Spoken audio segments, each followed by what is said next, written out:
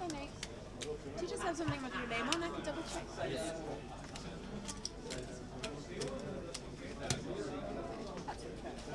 Really chop.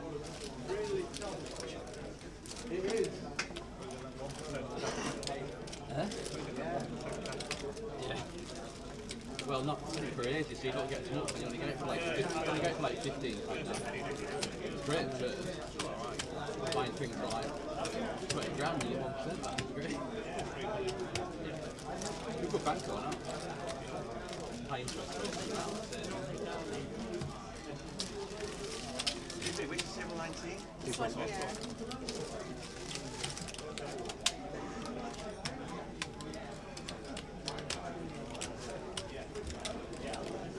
Is this you? Yeah. Do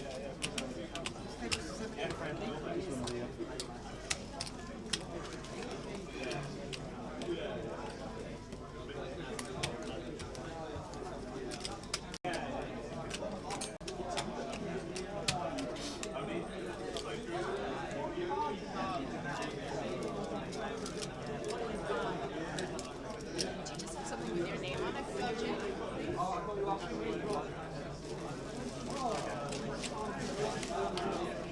check. I can't complain at that. I wanted it to be you. I'll take that one. Yeah, I'll take that one.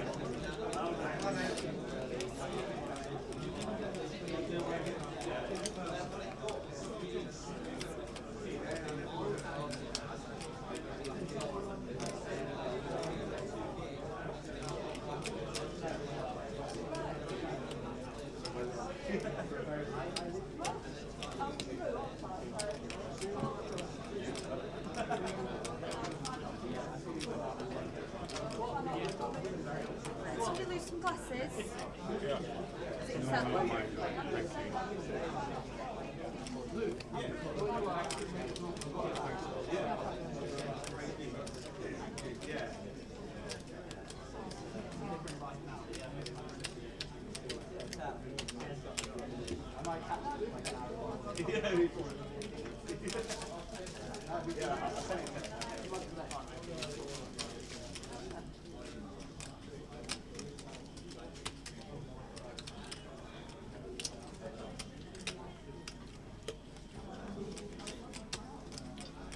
Morning.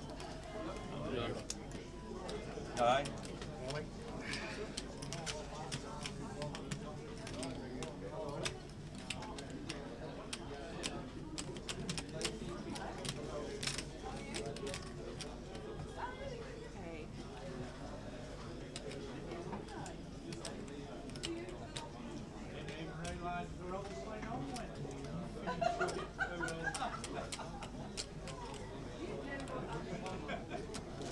Okay.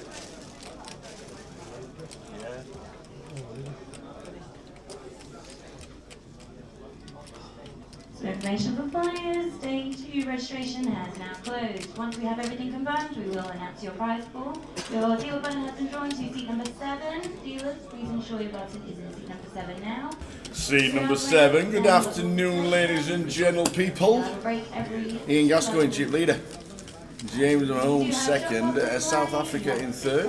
Keith Johnson in fourth. Callum Gordon. Tom Gill. The Jagger. Ding, ding, ding, ding, ding, ding, ding, ding, ding. George Zacharias. George Simon Zach. His dad is on the feature table to start the day. So they're the top 20 in chip counts. Good afternoon, everybody. Welcome to day 2. Hope everybody is good. How are you feeling, Jay, this morning? I feel fresh, feel good. Had a nice 11 hours sleep, so ready to go. Walked in? Didn't walk in. Got a cabin. Nice and fresh there. T-shirt weather today. No, not t-shirt weather. T-shirt weather, straight in. Welcome to day 2. Have a great day, ladies and gentlemen. Plenty of giveaways. Plenty to talk about. Towers Treble on the way. And day 2. Let's go. So here we go. We have...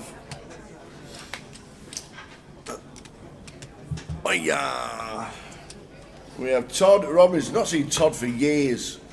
Todd travelled the world, played a lot of cash poker as Todd in scene number 1 from Blackpool. Went travelling for about 3 years. Plays cash everywhere. Went over to the Commerce in Los Angeles. Played in there. Likes his cash. He's a big cash player. Carl Hogg, the Hog King in scene number 2.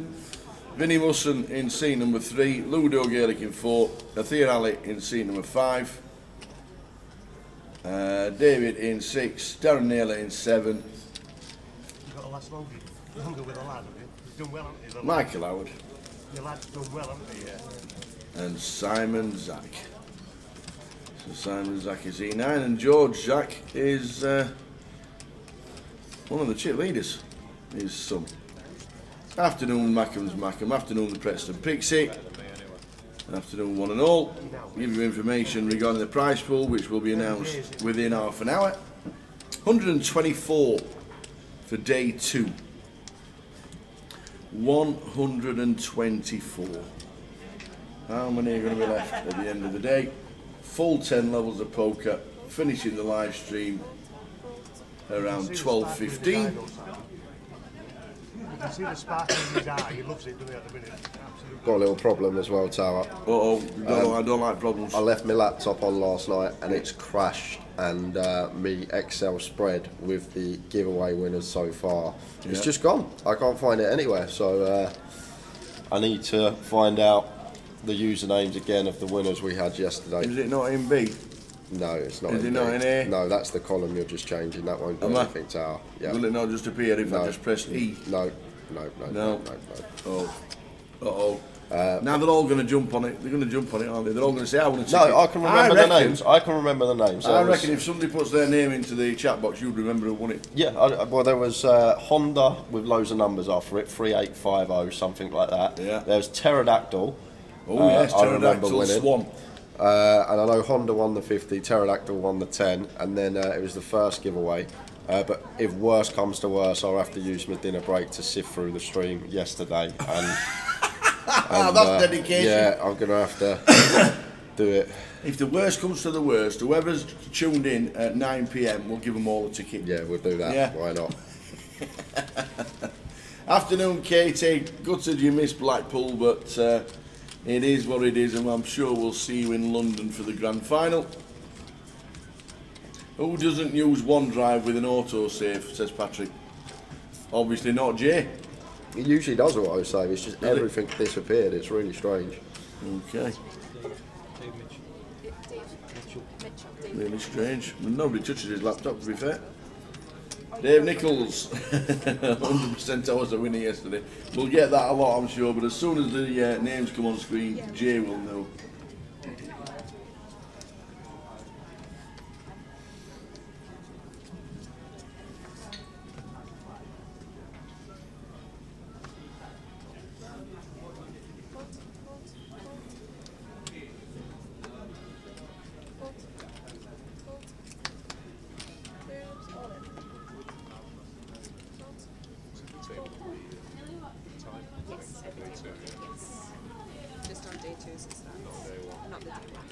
Why can't you hear a pterodactyl go to the bathroom? Ask Mackham's Mackham.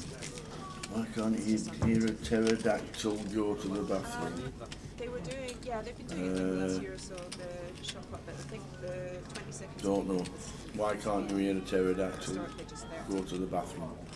It's nearly December, so I guess the Christmas cracker joke's coming out early. Not expecting much from this punchline, Tower. Because the P is silent. Here we go. Here we go. Love it. We have the weirdest language in the world.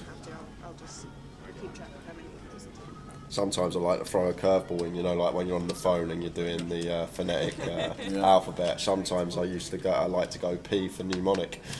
I like to throw a curveball in once in a while.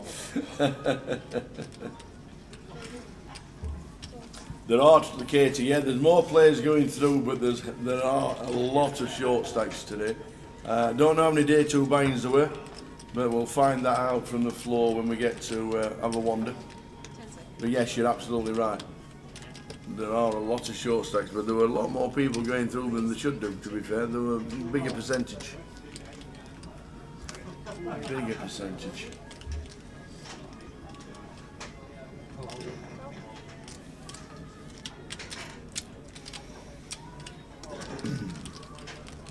$124. So that should make for an interesting first session.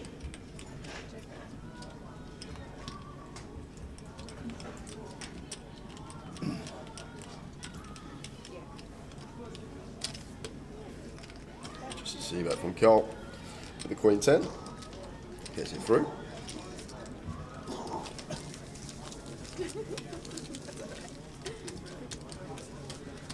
$347 players in total for Blackpool. Just 41 in the turbo. I thought that was quite small, but just 41. The Death Blow Materia. Hi guys, have a top weekend. A commentary. Do you need a TV license to watch this stream? Random question though, but probably the only live TV I watch. If you watch it through your TV, I'm not too sure, to be fair. I don't know either. If you're on YouTube or you're on Twitch, I would say not, but who knows these things. We'll try and get the TV license out of you, that's for sure. One of the most ridiculous things ever. CG for now, we have the most ridiculous language ever. And no. Whoever decided to have silent letters and make them work like, you have there, and there. Yeah. 3 different spellings. Why? What's the point? Zero and you've got no more left, then What's the point? Why? whatever decision you're facing can be a passive action taken. So if you're facing a bet, it will be deemed as a goal. If you're facing a check. If you have bear, B-E-A-R, Yeah. then you have tear, Yeah. T-E-A-R, and then you have Where? here, H-E-A-R. The H all of a sudden makes it there, ear. Why do we do that? Oh, we've gone off. Oh, we've gone off. The stream deck's off. Oh, we're still on though. You can still hear us. No, we're not. I think you can still hear us. All our pictures have just gone. And so they. Is that Michael Howard in seat 8? Yes, it is.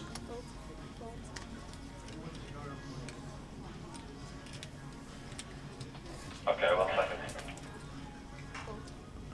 Yeah, can hear you. We just can't see us. Our stream deck's just gone off. But you can still hear us, which is good news. We'll not swear at you. Oh, Ah, there we're we back. are, we're back. The picture's back, the stream deck's not. But it will be soon. The stream deck's basically the one where we press all the buttons and show you what's happening around the country. Whenever we go.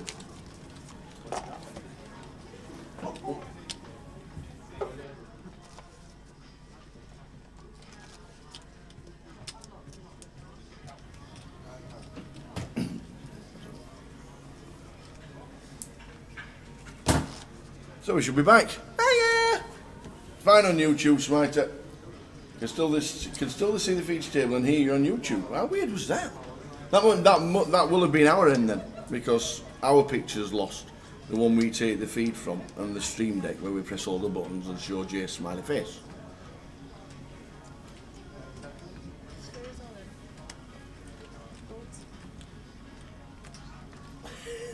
Dave Nichols, what's the trouble you want to lose with me this weekend? We're not losing this weekend.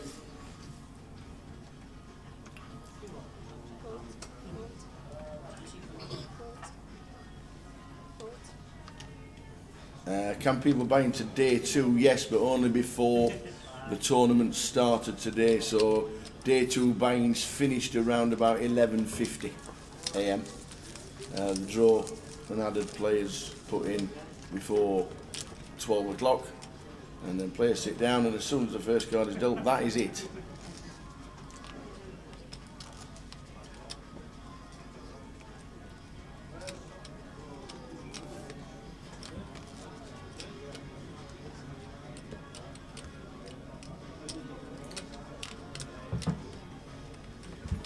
So 124. As Katie said, there were a lot of short stacks, as we saw and we knew about. A lot more than normal. So it could mean for a bit of carnage to start with.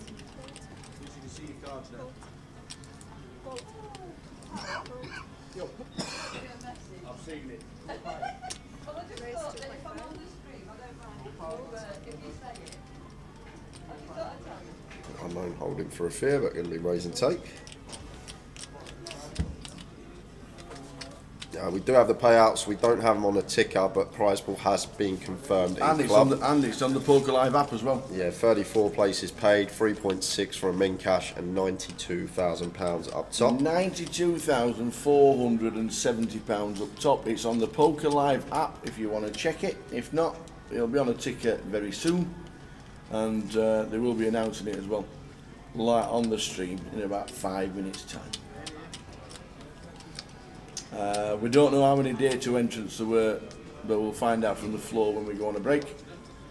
Morning VDW, how are you? Good morning. Did you get a good breakfast and a decent night's rest? I got the latter, that's for sure. I had a very good night's sleep. Had a coffee this morning, had some water. I'll probably get some food in a couple of hours. Yeah.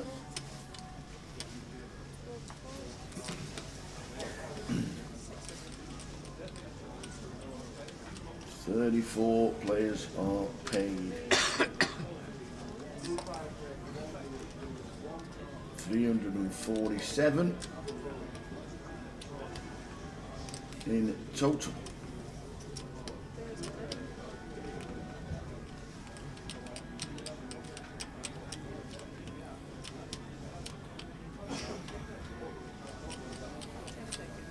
Two and three are always good to commentate on. Obviously we're just building stacks on day ones, but it's nice to get an insight of how they play. Yeah, I have some more giveaways today as well, and if you have just tuned in, I did mention at the start of the stream, had a bit of a crash with my laptop yesterday evening, so the 4 winners that we had from yesterday, if you are in the chat, make yourself known, because I will need to plug your alias back into the spreadsheet. Please can the owner of the car with the registration WG22. Oh, it's a new one. Don't mind it, it's a new one. Somebody's parked illegally in front of the fire exit. 22 plate. Pretty new car, that.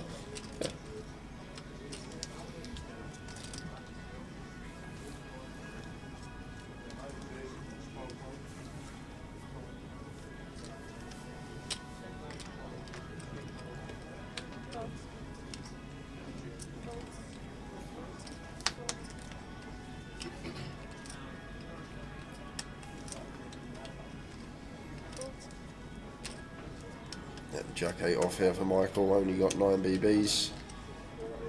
All in. Jack 3 suited for Todd here. Already with a big blind invested, still another 8 to call. I think we can let this one go tower. It's fairly close against this size stack, but I think we have better hands to call with. Michael will be happy with that pickup.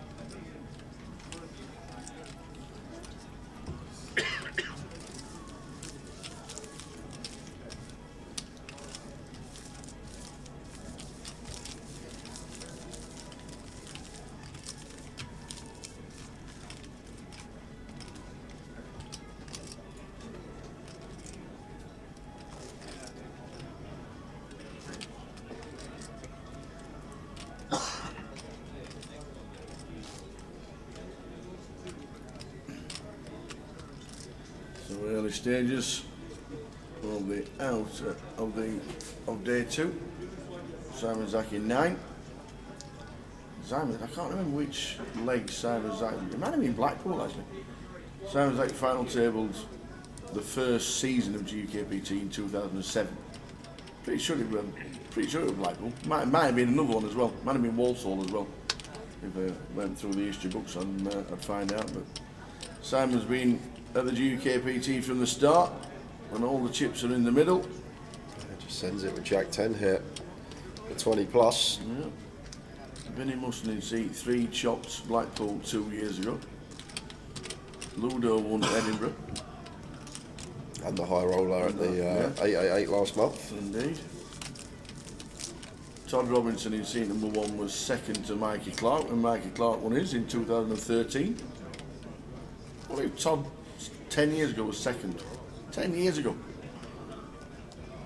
That means he's older than 28. Life's treating him well. There were no paper round in his house, I'll tell you. None.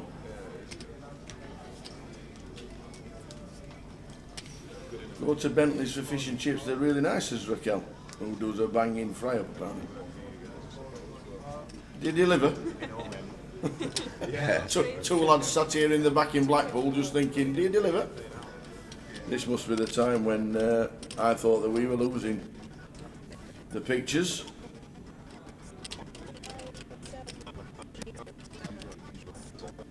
It's hard, it catches itself up, isn't it? Yeah, and Simon shoving the King 10 suited here for like 23 after an open in the call. And it's a Ludo open, so I think this is fairly nice here from Simon. It's not going to work because Ludo with the 10s should be calling. But nice little jam here from Simon regardless of that. Sit there and have a cup of tea. Simon's going to have 7s, 8s, 9s. I think maybe one that's going to shove slightly wider than others as well. But look at this, Ludo is going to let the 10s go. Gives him credit for a big hand, and he's going to get to see it. What he would have been up against.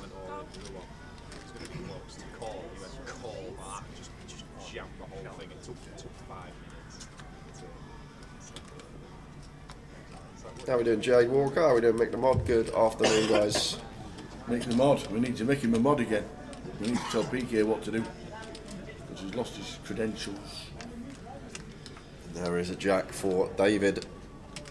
To get a double. It's fading kings. And does. Morning, Mel. Only 2 days left of having to drink to go. That's one way of putting it.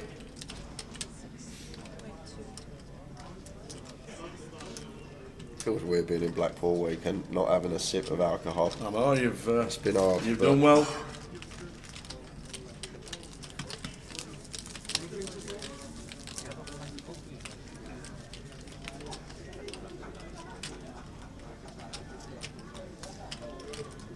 A pint of soda water with ice, please. Have a pint of lemonade. Ever the professional. Pint of soda water with ice, please. There you go.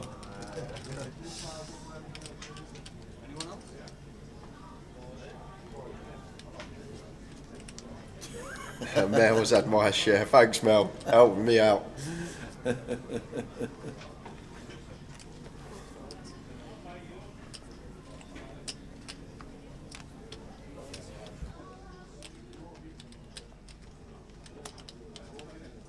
all in.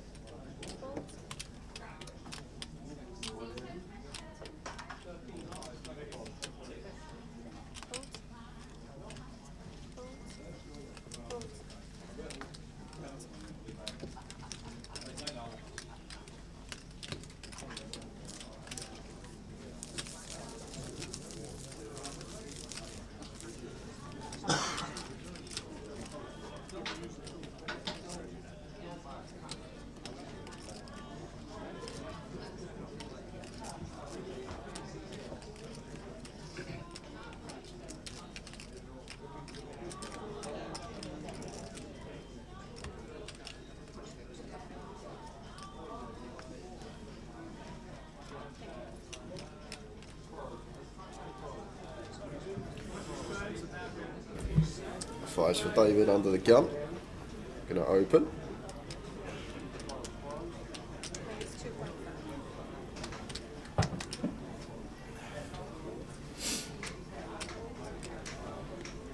Todd with the tight lay now. Lets the king queen go. Where David's gun open. Ludo's out the way over to Thea in the big blind. Does defend with the 9-6. Jack, Queen, Jack, 2 clubs. Not much going on here for a Thea.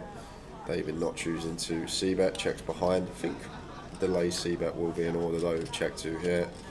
Just flushing out some overcards and counterfeit outs, and perfect example right there. Thea getting to realise equity on the river with a 9-6. Would have folded to a turn probe.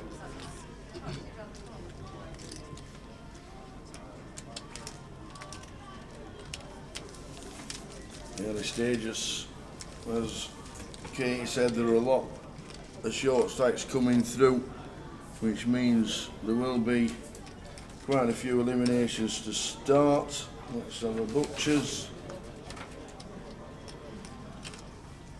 Yep, we've lost about 10.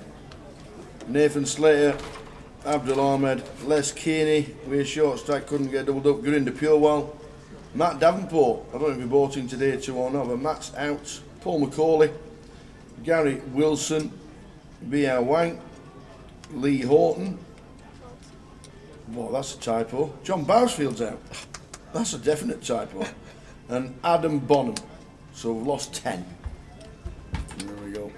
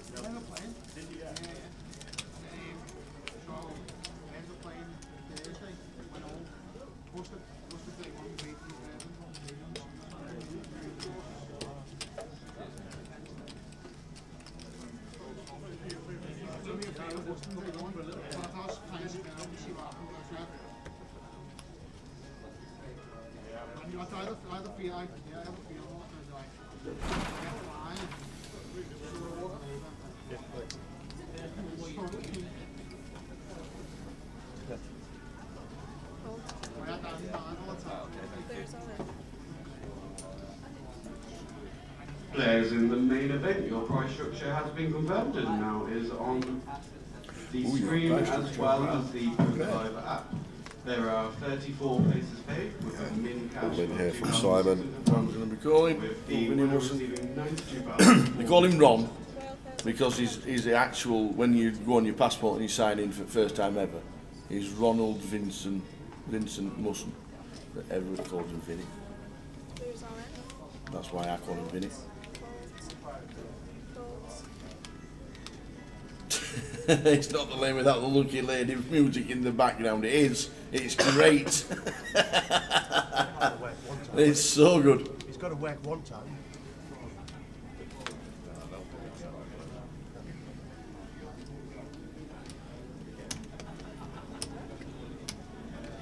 Oh, lovely little flop for Simon. Does flop double gut shot, but 10 not working for him now. So got kings, queens, and 8s.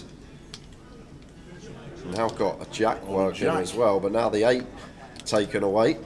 So any paint at all. Ta-da! Yes. There it is. Nut straight on the river, and it's a switch of stacks between Ron and Simon. Yeah. Sorry. I was like, Ta-da! There it is. 347 entries. We'll use that. But it's on the app. If you want to check out the Poker Live app, it is there. All there. Put all the payout structures on there. Now 34 players getting paid. They started today with 124. So level 6, level 7 of today, so level 17 of the tournament roundabout when we're getting the dosh.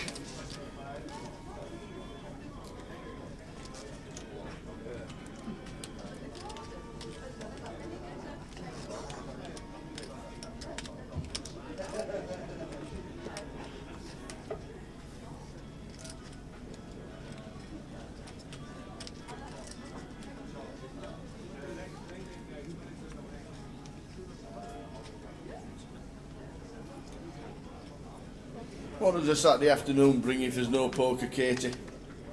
Are you walking around the course with the bag on your shoulder for your lad? King reserve at Todd making it 24.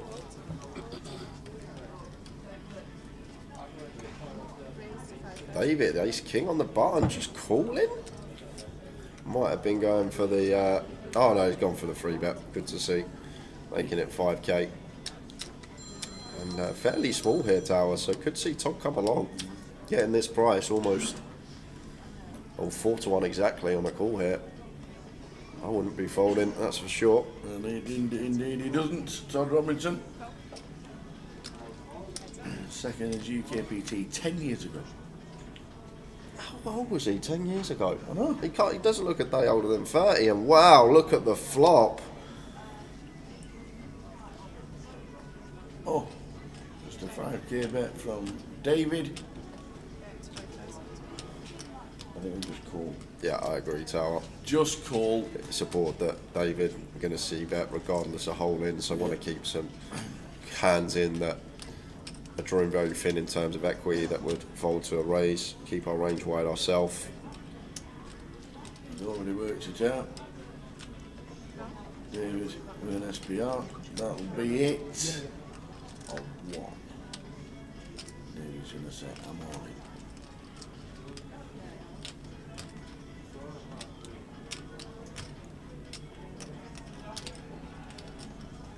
Oh, we check. Yeah. Check. Can get behind it. Yeah. 10 on the river. Wasn't the river been a 5 or a 6 to have been carnage. Do now go behind to aces as Todd, but still in front of that ace king that will be part of David's range as well. I don't expect David to have much 10x here, Tower. Free bet in the +1 open. Doesn't seem like the opponent that's going to have ace 10, that's going to have ace jack. I think he's just going to call this. So I think we're always happy to go on the value hunt here as Todd. Okay. And David's done very well not to go broke here, Tower. Has to call this off on the river, in my opinion, once we check back turn and get here. But has done very well not to get stacked and still going to be alive in this tournament and sees the bad news up against the king queen. Yeah. Didn't go broke. Turn card probably saved him.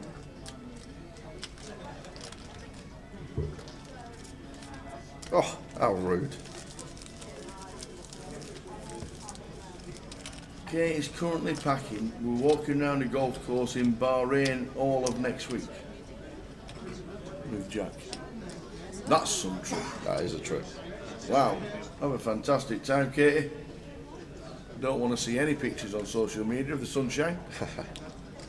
Well, in fact, somebody could just send me a picture of some sunshine, please, because we've not seen it for 3 months. Literally, I must admit, we're wrong. There was 1 day of sunshine last week and went wandering up and down the prom, which was very, very nice. The day before Jay turned up. Was the last time the sun was out in Blackpool. It was very nice, to be fair, but it doesn't happen very often, or hasn't happened very often this year.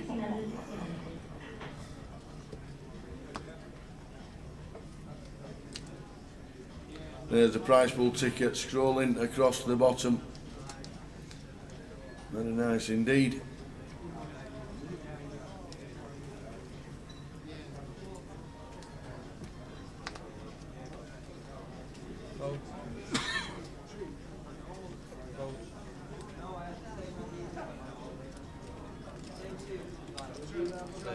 Ron's all in for his 13.3.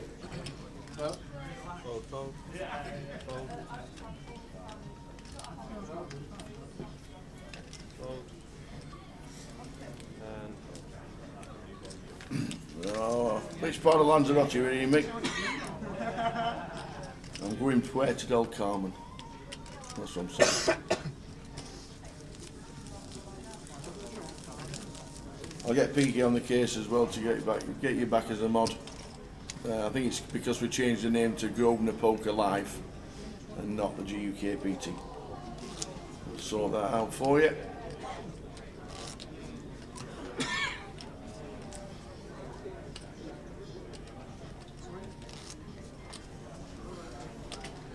was going to head down for the seniors, but the weather put you off. We're not playing outside. There are tables inside, you know, with the heating on. Oi, oi! Oh, he nailed it.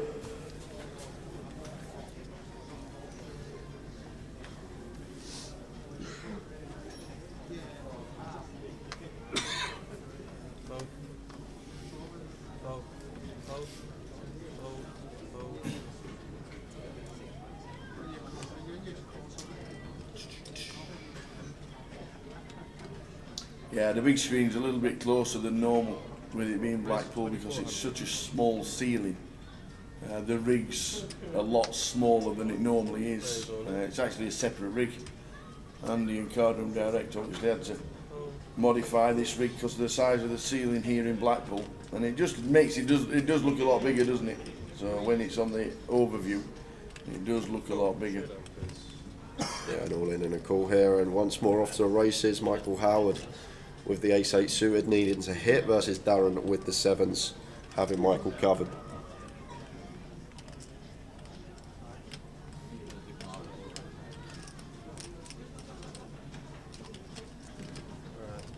Ready to go?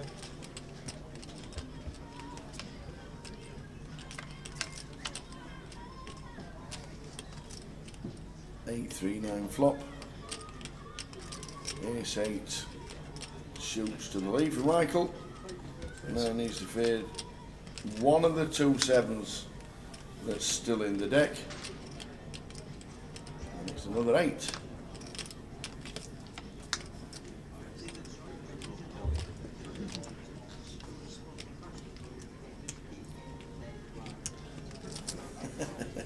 Chris Maiden says, afternoon Tower and Jay, just tuned in. If you haven't already done your Towers treble yet, can you not put Mansfield Town in?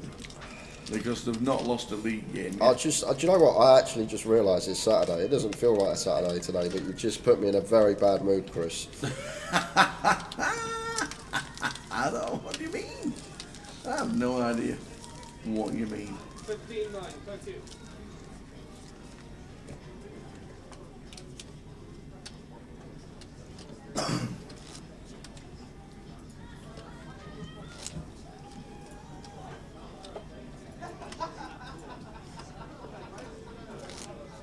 Has the 25-50 schedule been released for next year? We haven't got a full schedule of all events. We have a schedule of where we're going GUKPT. And all the MPL for the 888 as well. It is only money, John, but that money adds up over 6 years. It does add up. I reckon you're about level. Level. Ludo with the Kings. Makes it 25. It's 2,500. And Davey with the King 10 suited. Looks like wants to call off of his 11 big blinds.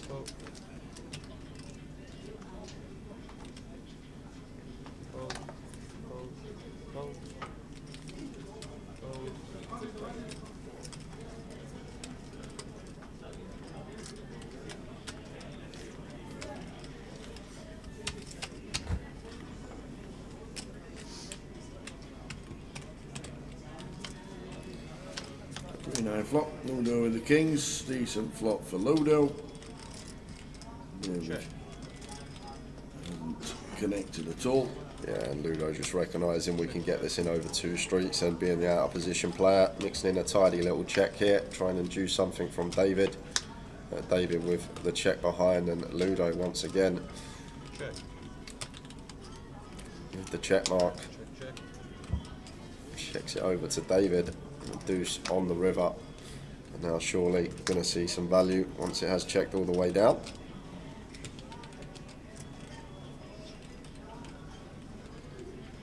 Just sets David in, who's not going to be able to call.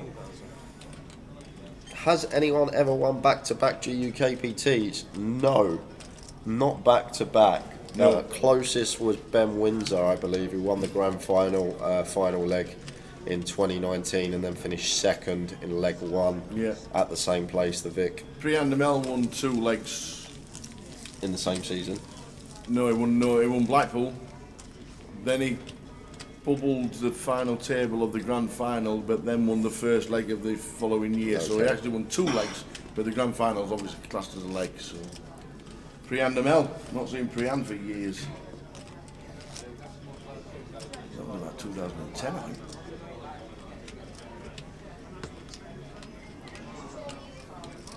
We've had a mini and a main champion in the same week, which takes some doing. We had a midi and a mini champion in the same week. Yep.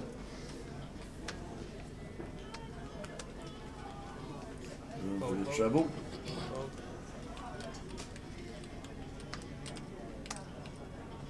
They say suit for Darren, expect to see open. Raise 2.4. Does makes it 24. Fold. Just going to be raise and take for him. I'm going to mention again, guys, I'll do it every hour or so, but need the giveaway winners from yesterday to make themselves known in the chat. Unfortunately, I had a bit of a laptop crash yesterday, and for some reason, nothing saved. So I've lost all the names. It's only 4 names. Good thing it didn't happen on the Sunday. Sunday evening would have been bad, very bad. At least it was yesterday. So if you are watching and you did win a token yesterday, I just need another alias.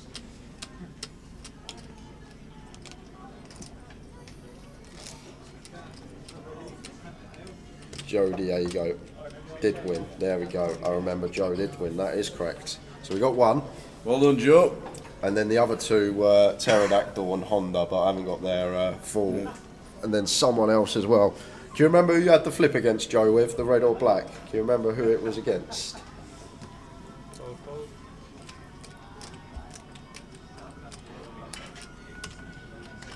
The Pterodactyl Swan, Tony Hyam. That was right. There we go. Thank you very much. We're missing 2 now. Just checking the stream. Thanks, VDW. Jay said he was going to do that at one of his breaks.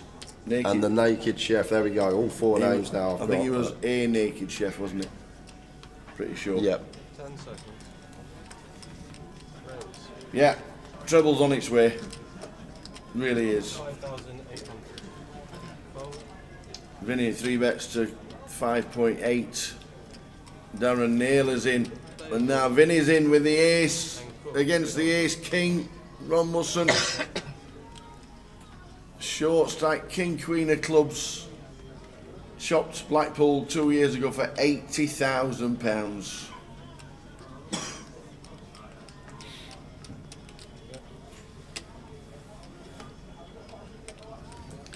Does he get there?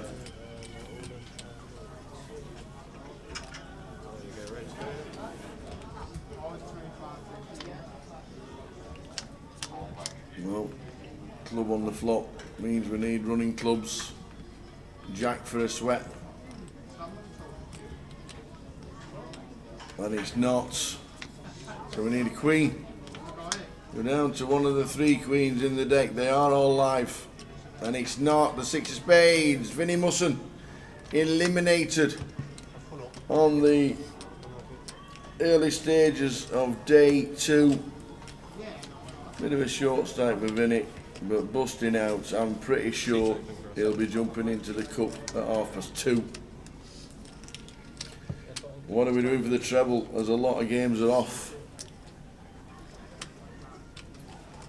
Right, so I've got you 3. Joe Diego, I'm pretty sure you were the €50. Pterodactyl Swan, €10. Naked Chef was €10. And then Honda with loads of numbers at the end, which was Chris Dash, is the other €50. So we'll have to wait for Chris to tune in today. But we're all good. Nice one. And we'll do another giveaway next session at some point. Yep. So Vinny Musson busts out. Since the last one, we lost Stephen Spencer as well. Chas Chatter, Neville Betty, Big C out. Anthony Kennedy has gone.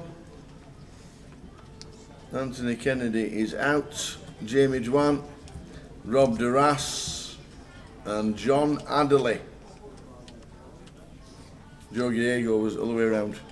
Oh, the other way around. Nice one, Joe. Thanks, Joe. Thank you very much indeed.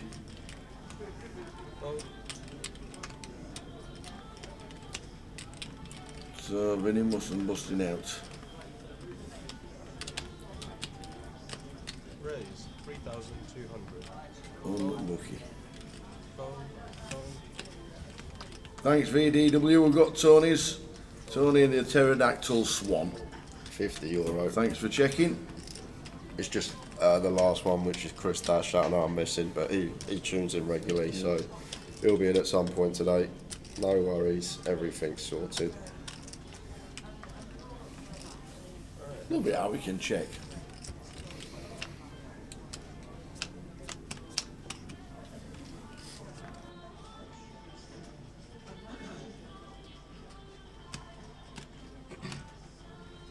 Check. Check. Nice flop set for Michael. But now David picks up the nut flush draw with the ace 8 of spades. Check. I think Michael needs to put in some kind of bet. Make it about 3.5. A bit smaller, I think. Bet 2,300. 2.3. David with a nut flush draw is going to be calling, which he does. Off to La Riviere.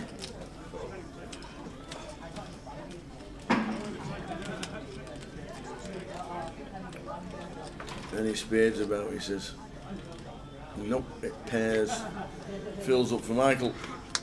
And David will put the anchors on, and that should be it. Check.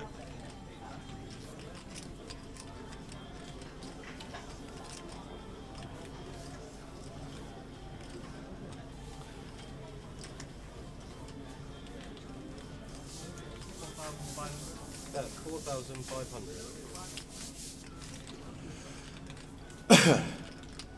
Yeah, eventually. Chucking away the ace. Thanks VDW. Tony gets the 50. Chris got the 10.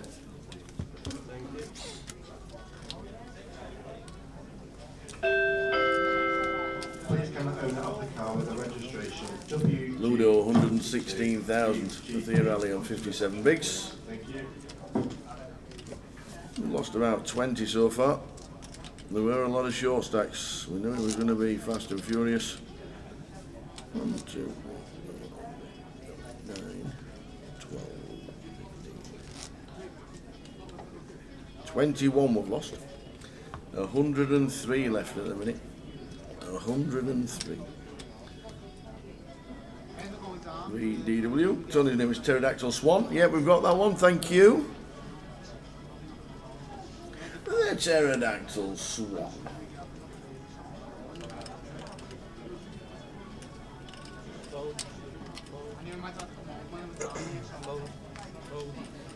I wonder if Gully Math's watching the live stream while watching the football. Because he's a big Bradford City fan, is Gully Math, and he's been in Blackpool all week. And Notts County were the early kick-off. And I said Notts County -1, -2 and -3 would have been the bet for me. And Gully Math's Bradford City, at this moment in time, are losing 3-0.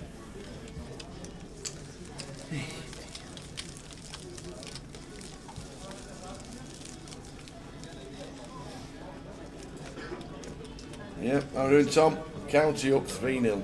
Gully Math was saying last night that they were going to get embarrassed on live TV.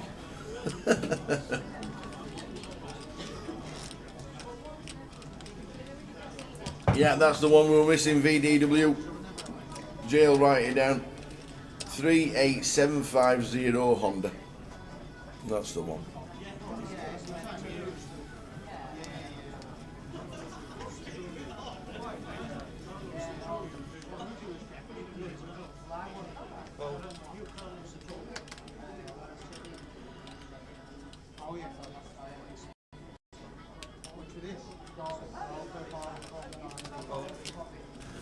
$4-0. Cheers, Kev. You could have done -3 at half time now. That would have been the price, wouldn't it?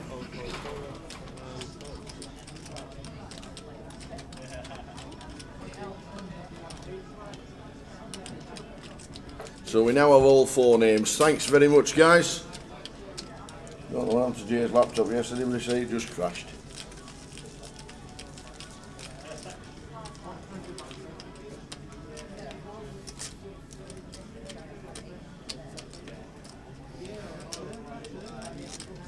Haven't got the times. Love it. Loving it, loving it, loving it.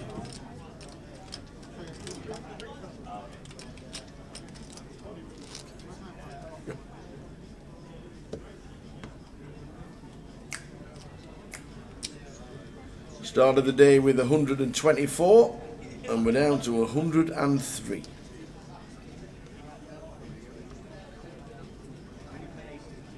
Last person out on our feature was Vinnie Musson.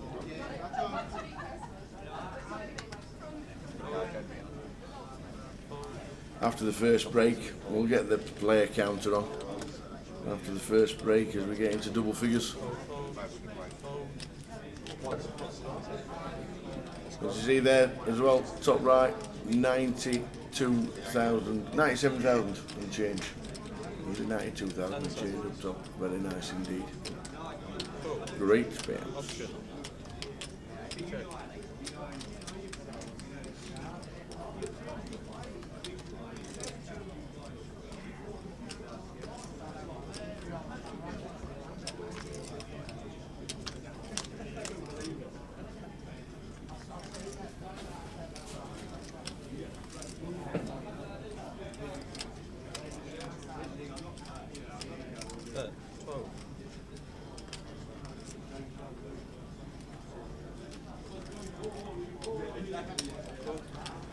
Yes, as I just finished watching the Wrexham documentary, very good, especially the second series with the Notts County rivalry.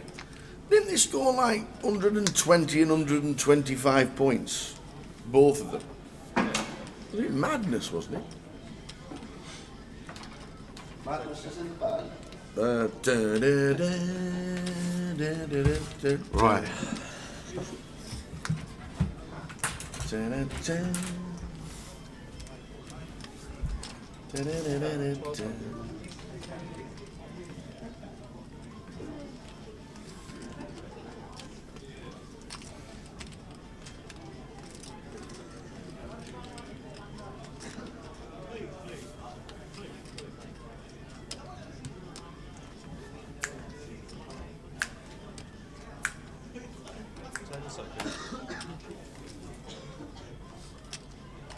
Cool. Right on, please.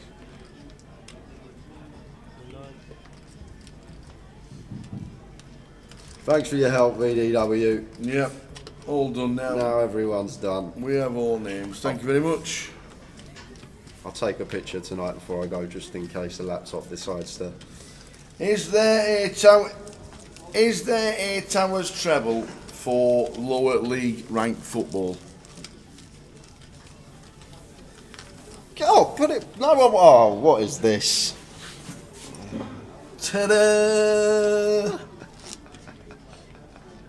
Who got you that? 14th of the 10th, 23. Blackpool, Doncaster, Swindon. It has been done. Hold on a second. What's this say? Follow me for the best betting tips. Philip Held. How good is that? Who got you that? Cole Lakeland got me that. Thank you very much.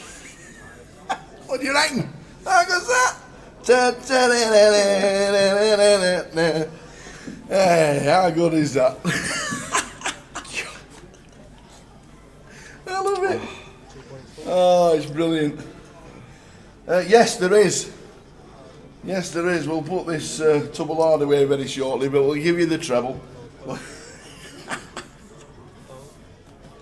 It came in.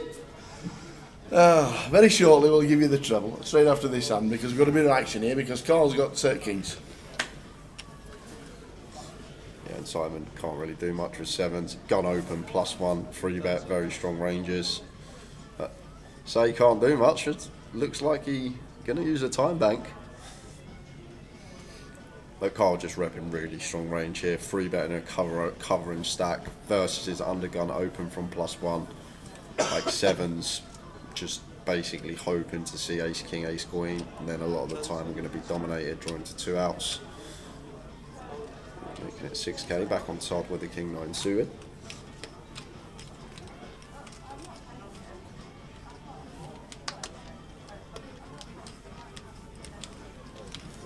What next to kiss me quicker? this ace. Oh, brilliant. He came in and he cashed in the mystery bounce. Look at that. How good is that? That's brilliant. So, we have another Tower's treble. It's one of those trebles where I think that I really should say, if it doesn't win, I should give you all your money back. But I'm not going to say that. But that's how confident I am. Love the confidence. I'm confident. So, Tower's treble for today is tough. Have you seen the fixtures today? I haven't. There are 2 games in League One. Yep. No games in the Championship. Yep. No games in the Premier League. And about 6 in League Two. So we've had to diverge. We've had to go into the unknown. So, Tower's treble today is, get this, Blackpool -1. Raise 2.5 now. Blackpool -1. I actually think they're going to win 4-0. Yep. Yeah? Blackpool -1. 6-4. Other betting sites are available. But it's Grosvenor Sports the one. Barrow in League Two are going to beat Crawley Town. Yep. You got a lot of knowledge on Barrow. Barrow are unbeaten since September at home. Crawley Town have lost 5 on the trot away. Can't lose. They cannot win away. Barrow are going to stuff them. And thirdly, into the unknown a little. In the National League, Bromley are going to be AFC filed. Triple B, BBB. So we're going for all the Bs. -1. We're going for Blackers -1, Blackpool -1. We're going for Barrow and we're going for Bromley. And we're going to bring home the bacon. And we're going to be bonkers at 4:45. Okay. And we're going to have... That's it. We're on it. So there's the treble. The T-shirt's on. Blackpool, Barrow, Burnley, Blackpool -1. Yep. 5,000. We are on.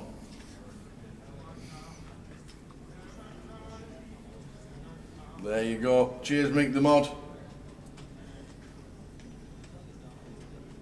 Do you have your powers, Mick the Mod? I need to tell PK if not. I don't think you do.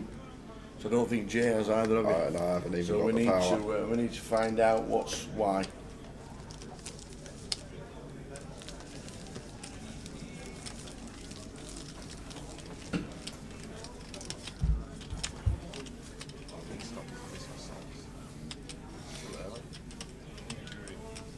So there we go. You're a big Christmas fan. A few more casualties from the field. Don't know my missus. Losing Gary Bush, She got the tree up already. Joe Phillips, Minji, Brandon Shields, Ewan Treverdy, Lewis Cow, bringing us up to now. When we return from break, we will get a ticker top right.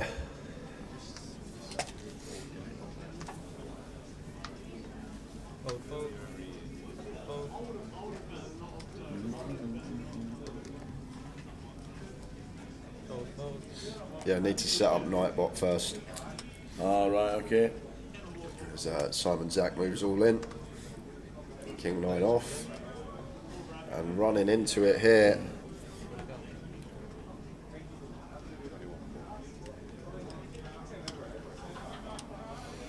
Todd's got the queens. Yep, 21.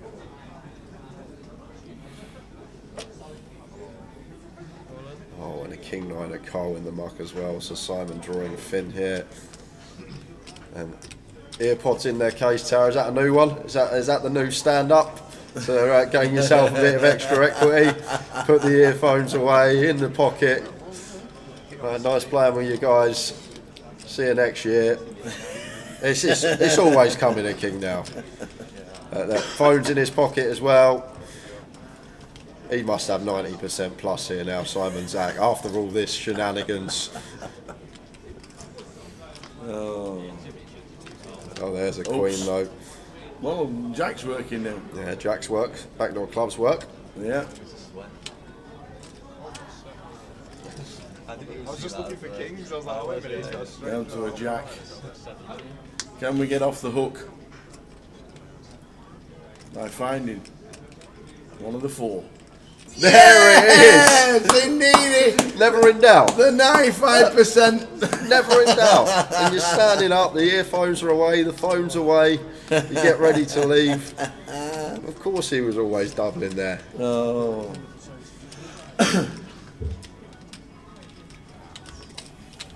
Hiya, Paul. Yeah, we said pre-hand Mel, won Blackpool, then Bolton, but he played the grand final in between. And I think he finished 10th or something like that.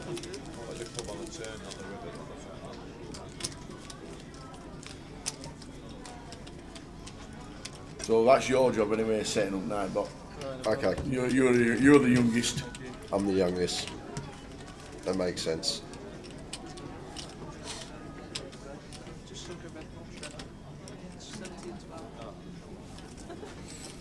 We've played an hour.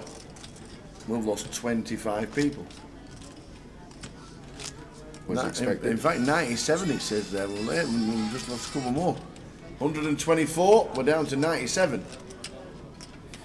Yeah, Rob Boone, the most recent casualty, just busting after Gary Bush. 97.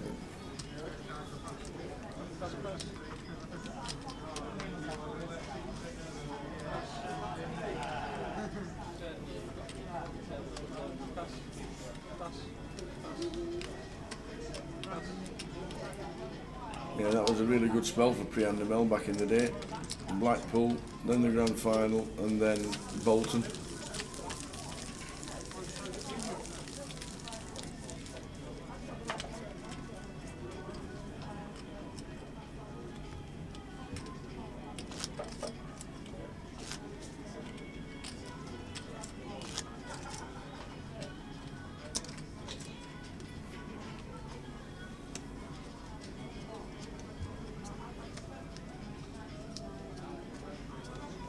Aces for David. What you want to see when you got sub 3 big blinds, he's all in. I'm just wishing he had more.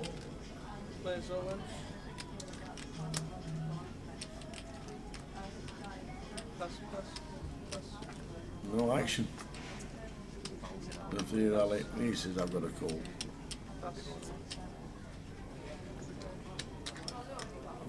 The big smile. I have aces. Yeah, definitely. I need a miracle like these.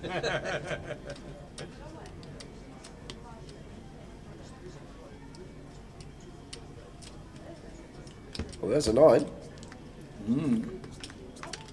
King or a 9 to fade. Oh, the boots. There's one miracle. They're all walking out the casino. Nice turn to see. Just fading the 5 outer, or 2 are in the muck, so it's a 3 outer. Does get the fade. Nice double up for David. Got some fold equity now, then 7 big blinds when he does move all in. 800, 1600, 1600. Blinds are up 8, 16, 16.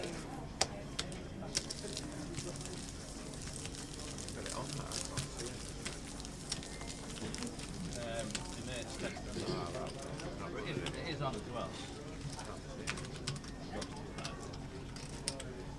Yeah, it's on YouTube. Blinds up there, yeah.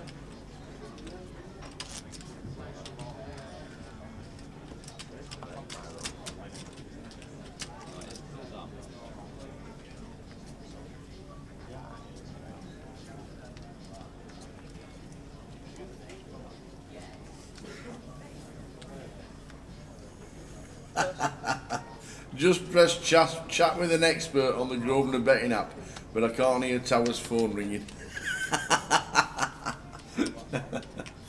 Thanks, Ian. Raise 36. On it today. I really feel like reimbursing everybody if you don't come in. I'm that confident.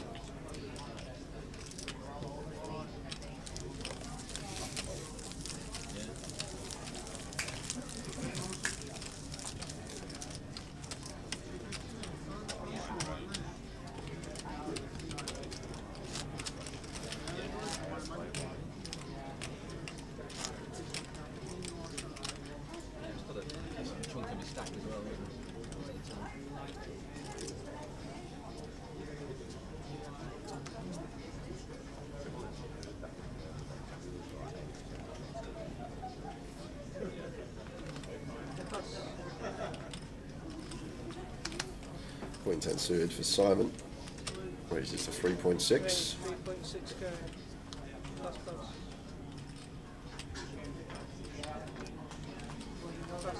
Ace 4 suited for David. Gonna wait for a better spot. Just lets that one go.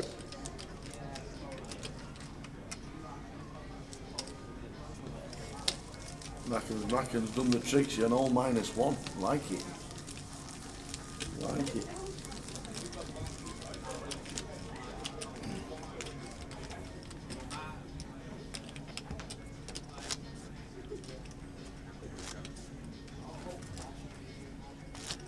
Into the second level of the day, 97 players. Player ticket will come across when we come out after the next session, when we into level session 2 of the day. Getting closer to the money. 34 players, so a long way off the money. Tao, have you visited every Grosvenor casino? No, there's a lot I've not visited. Mainly due to the poker. Never been to Great Yarmouth. Okay, pass. All in. Never been on the big wooden roller coaster there? No, never actually been to Great Yarmouth itself. Oh. So David all in with the 8-9 suited and Ludo out in front slightly with the A7. Well, I say slightly, look at the equities here. This should be almost a coin flip tower. There must be a catalogue of 9s and 8s in the muck. And there you go, only 2 remaining in the deck. Needs to find one of them. And David is out. We've got the running chop outs with the 3 now. Yep. 3 more extra outs. They're all live. Do we chop it up? Do we win?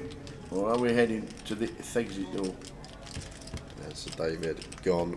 Ludo busts him, and we are going straight over to outer table action, guys. We've got an all-in and a call, and it's Elliot Catson at risk with the queens, and Josh Radley with the ace-9.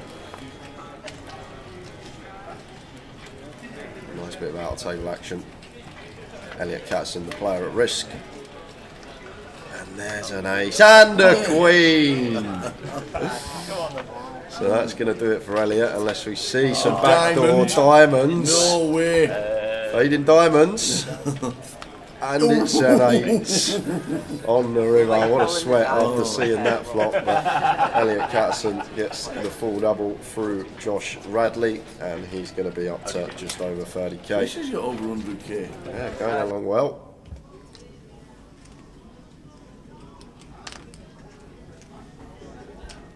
No, I've not been to Hull, I've not been to Leicester.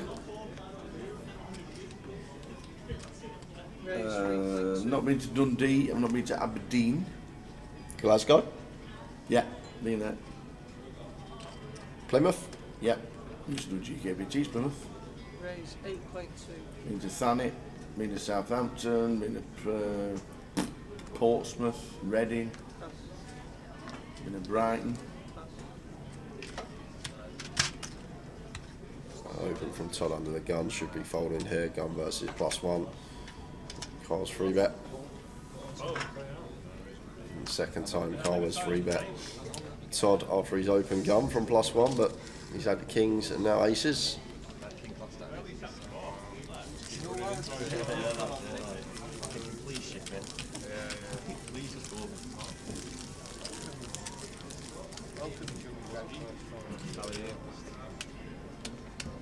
Yep.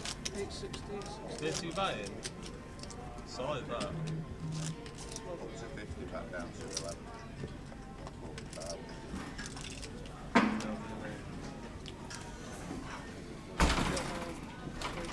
Cup of teas. Cup of tea, look at this, we didn't even ask. Proper cup, I did actually when I was coming back from me. You spoiled it. Me, I thought it was Raquel bringing the delivered full English. oh, that would have been. I thought when she said she does a banging full English, I thought it was on its way. Raise 3.2. Thanks, Lee. Still got plenty. Chilling for a bit.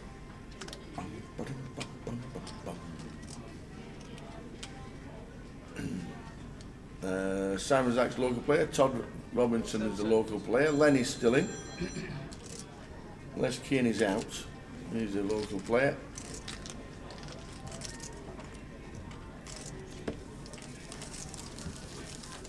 Mikey Clark lives in Blackpool. He has 70,000 at the start of the day. Josh Musson's still in. There will be quite a few local players still in. Generated a lot of seats in the last month. Yeah. Well, kind of early. I went to bed at like 3 or something. I couldn't be bothered to go to bed. Yeah, maybe my own what I wanted to do. It's 10 for Ludo. Expect to see him get involved. Been fairly quiet this session so far, but sometimes when you're not dealt hands, you can't really do much. And this is a hand can be getting in the mix with, making it 32.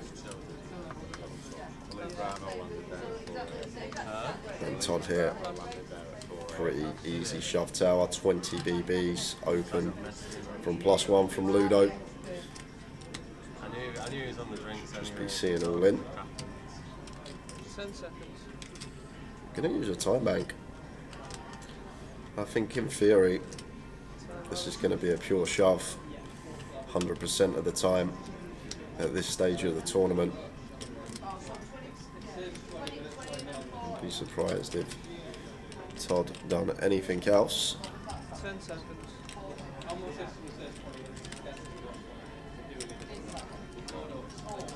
Oh, Jagger's at the table as well, just noticed. He just walked in.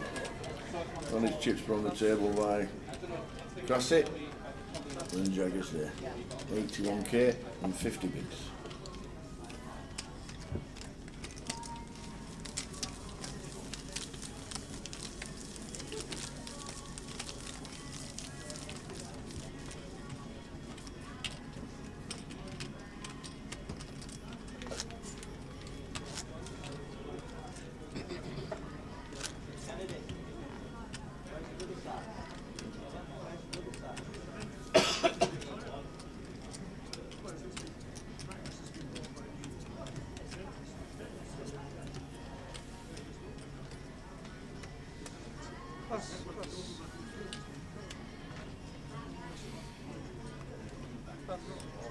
Average stack 74,000. Just under 50 bigs. 93 left. 34 get the money. Left hand side screen gives you all the information. £275,700 in the prize pool. The blinds are 860.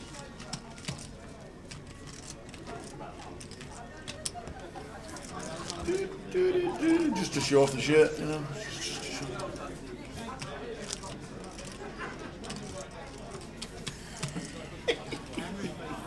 That's London starting. I still want the streaming schedule for that. I'm still need to see it. 22nd, we'll be setting up the table on Wednesday. That's not long. The grand final itself runs from the 23rd of November till the 3rd of December. Are you? You're not doing the EPT or the Prague trip or the Vegas or anything like that? Famlam time. Like it. Plenty going on in London. We finish on Sunday the 3rd. Be sleep time more than anything. We're doing 12 days of streaming. We're Sunday the 3rd. And then that will be it for Team Card Room Direct and the GUKPT and Grosvenor Poker Live for 2022. 2022? Well, last year. 10 seconds. The payouts. We'll play. Yeah, we do the player counter after the first session. The player counter will be after the first session when we are in double digits, which we already are now, but we will stick the player counter in on the top right of the screen. But this is 92. If you look to the left of the screen right now, the clock with 48 minutes and 10 seconds, top left, it says players and it says 92. On 11 tables, the average stack is 75,400. Starting stack is 20. And the rundown of how many players have played and the cash out as well. Scrolling across the bottom, if you want to look at it, the payouts. So that's what I'd delete first.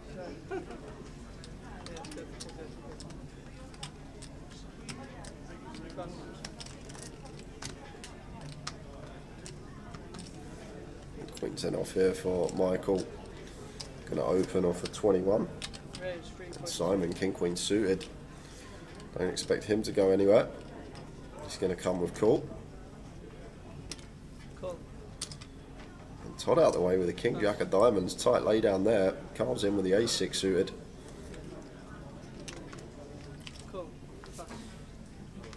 Fear unknown holding in the big, defending.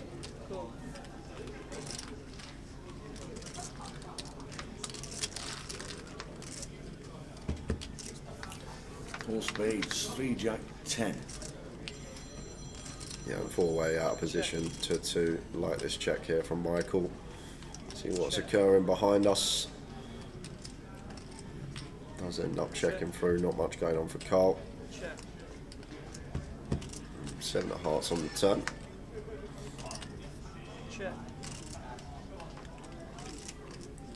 Looks like Simon going to take the initiative here with his up and down straight draw.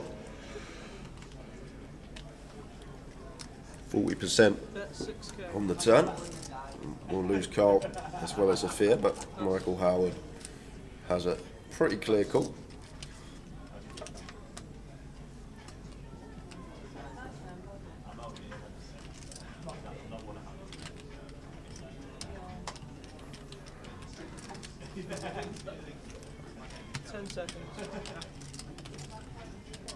There is the call, so river time. 6 hearts on the river. Now Simon. Yeah.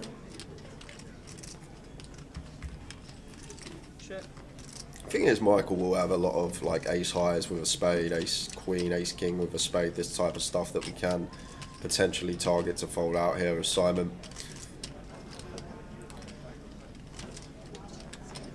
Half pot, well, what's that, 13k maybe? Maybe slightly bigger tower, closer to 2/3. I think that might be 18. It is. 3 yellows. It's a 2/3 pot here on the river, putting Michael Howard in a tough spot. Obviously value hands Simon could have here. Some check back Jack X on the flop, which would be viable for a way hand like King Jack, Ace Jack. All could make nice checks and then go for their 2 streets on the river. Pocket 7s make sense as well. Hand that checks back flop, turns a set and then goes bet bet. 8-9 suited going to be in there as well. So it does have a fair amount of value here still, even though turn flop has checked through. And then the bluffs, I guess, are going to be built around hands like he has, the King Queen, the Queen 9 suited, maybe some King Queen with a spade, this type of stuff. But very nice there from Simon. Gets Michael off the best of it. And picks up a nice pot up to 40 bigs. Simon, Zach in scene number 9. How do you activate the -1 handicap bet? It's in your, when you click on the match itself, click on Blackers against Shrewsbury, and it's just there. Just there? It really is, just there. You click it down, you go down, you click on Blackpool, and you scroll all the way down to the bottom, and it says handicap results.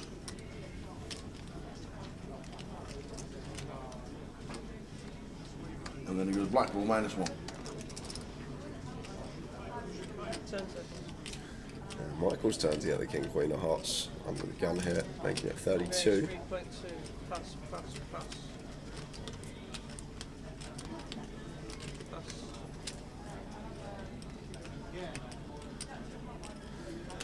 Feel with the Ace Jack pills from the small blind, and Darren 6-7 off here could come along, getting 6-1 on his money.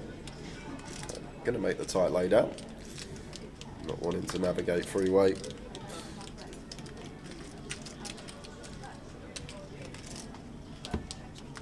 King 10-8 rainbow is the board. Check. Decent looking flop for Michael Howard here in position.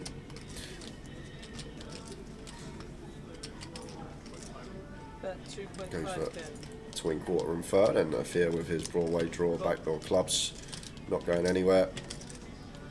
5 of hearts on the turn, gets a nice up for Michael Howard. Now with the flush draw to go with his top pair. This is an interesting one. We've got a really awkward stack size here. Obviously want to try and get this all in by the river, get called by some worse King X, perhaps some 10X non-believers, but what size do we go here on the turn? And it's just going to go for the shove over bet. 19.6. Like 150% shove here from Michael, and Fiat just out of that. Morning, Sam. Morning, Sam. Evening, afternoon. Yeah, which part of Australia? Are you in Sydney? Is that where you're headed? Melbourne? I'm guessing you're there now. Then it's evening. Early morning for you. Have a great time over in Australia.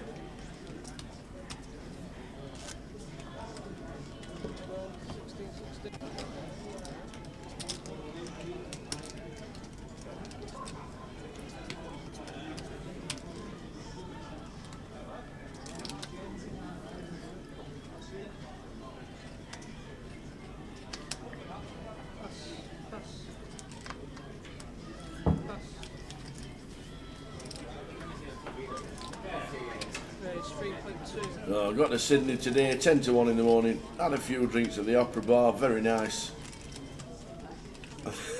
The jet lag set you up for the stream. 10 seconds. Cool. Pass.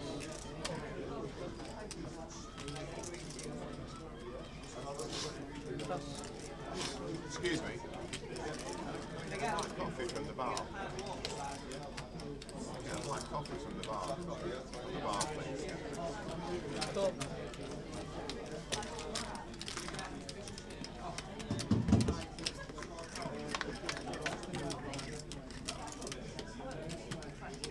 Check.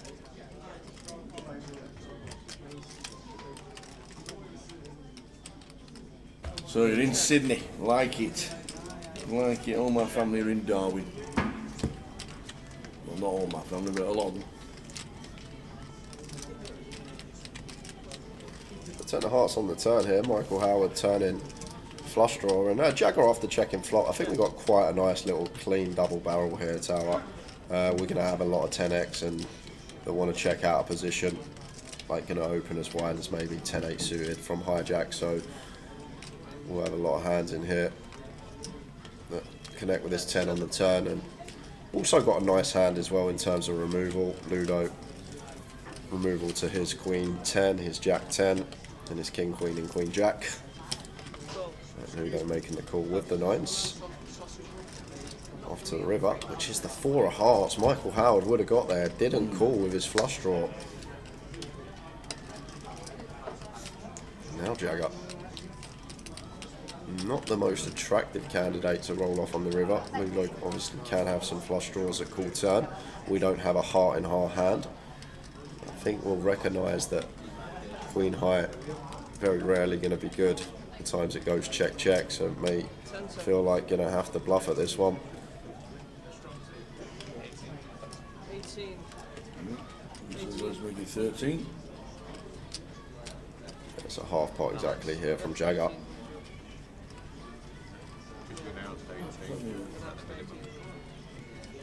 Oh, he said 18, and it was 1800 because he verbally announced. And then Ludo calls.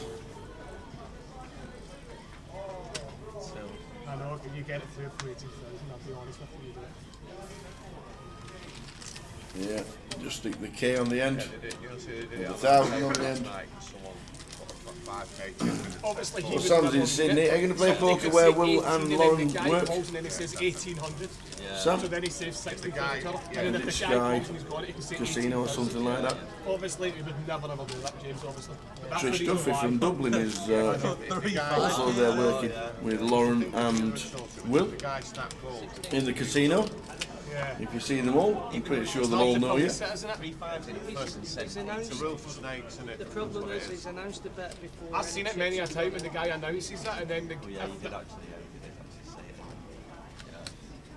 But I knew exactly you meant 18 If the pounds chips obviously went right away. in and they said 18, Like yeah, you've the called ball. it, no, I said that to him, I wouldn't have called that. At least you made extra 1,800. I saw the exact same thing happen to Big C in Leeds. And, Greg Hunt. Angry Elton. Here he is. That's his name online. Angry Elton.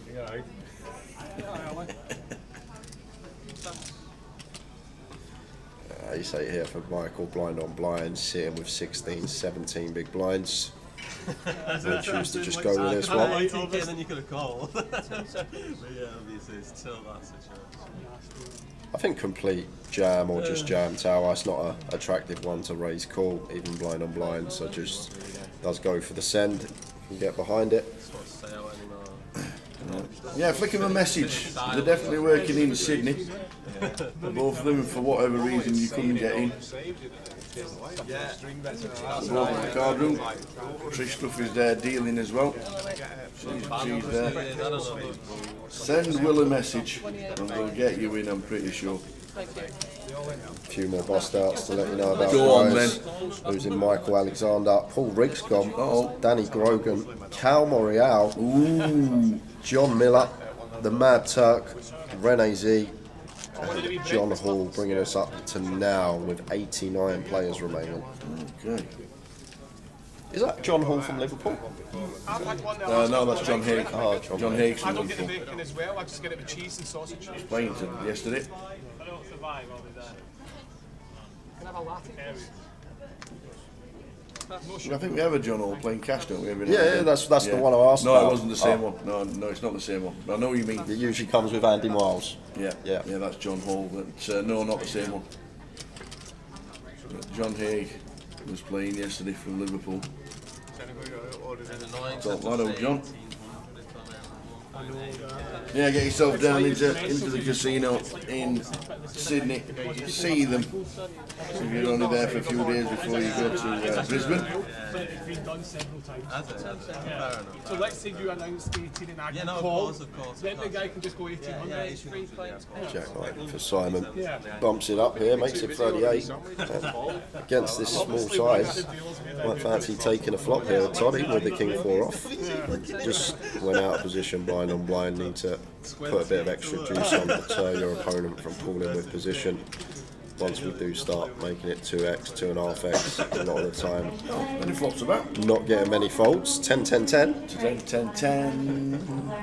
10 and 10, 10.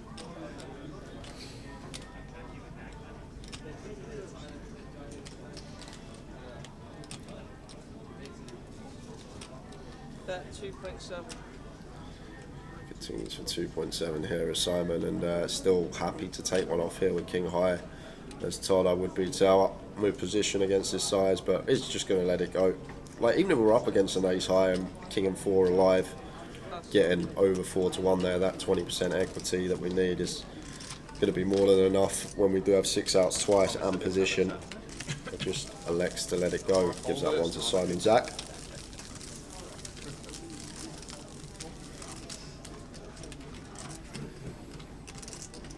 $88 players left. Player ticket will be with us after the break.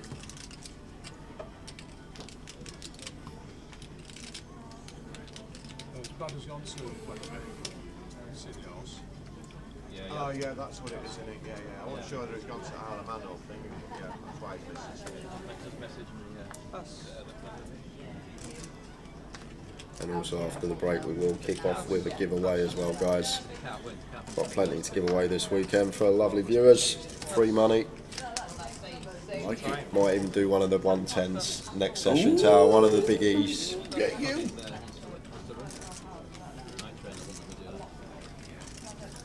Raise 3.8.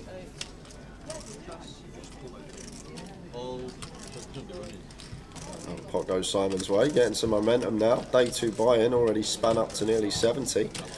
Good start for him. We ever had a father-son final table? Both on the FT? Don't know. We've got a father-son winner. Victor Lukin? Victor Lucan Jr.? No. That's not Chris Moorman because he hasn't won one. I know his old man has. Father son winner. Yeah. Ah, I know. Mikey Clark, Brian Clark. Correct. There we go, yeah. Correct. Both Blackpool players. Brian winning 2008 Blackpool.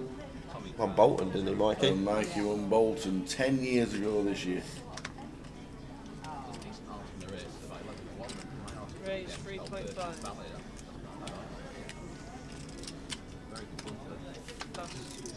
The ace-5 suited makes it 35. Could have one today as well. One this weekend as well. Simon and George. Yeah, that's why I mentioned it. Yeah, with George Simon. had a stack to start with. He had about 120k, did George?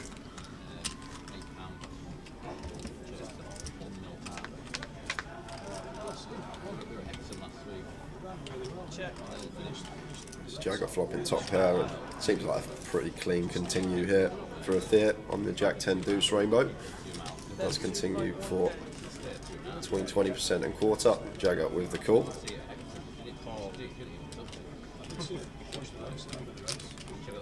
Gets a delicious looking turn card.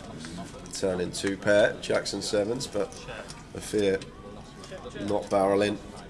I'm not going to love the river here, Jagger. Counterfeit on the 10.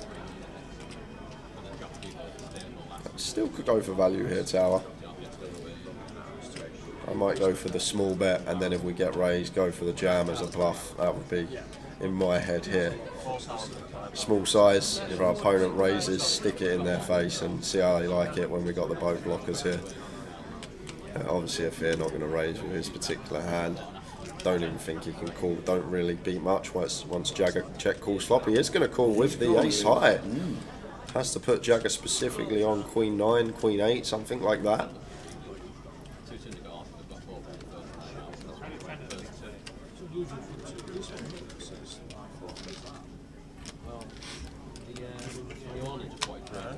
Very methodical. Very topical. Well, I didn't want him to... 30 minutes until the first break.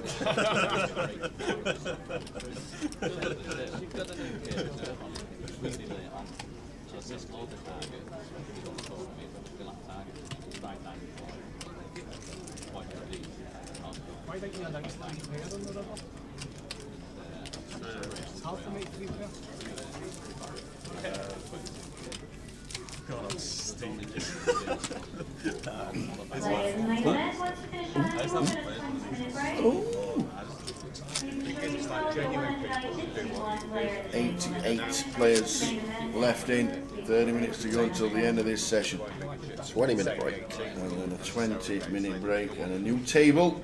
We'll have the player counter in the top right corner. It's like, you know, I'm used to playing, I only play cash really, so like I just say if I was... I've not seen Colin Gillen this week, is he playing? I haven't seen him this week. I've seen a lot of the Scottish lads. Yeah, loads. There's an invasion. No, Colin Gillen. It was an invasion. I always check. So most of them at the bar, to be fair. Let's have a little check for everyone. See if he's in.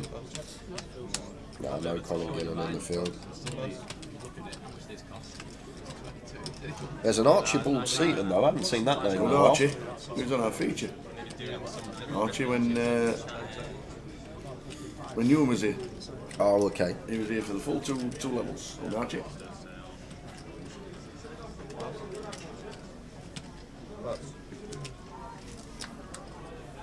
Just raise and take for a fit.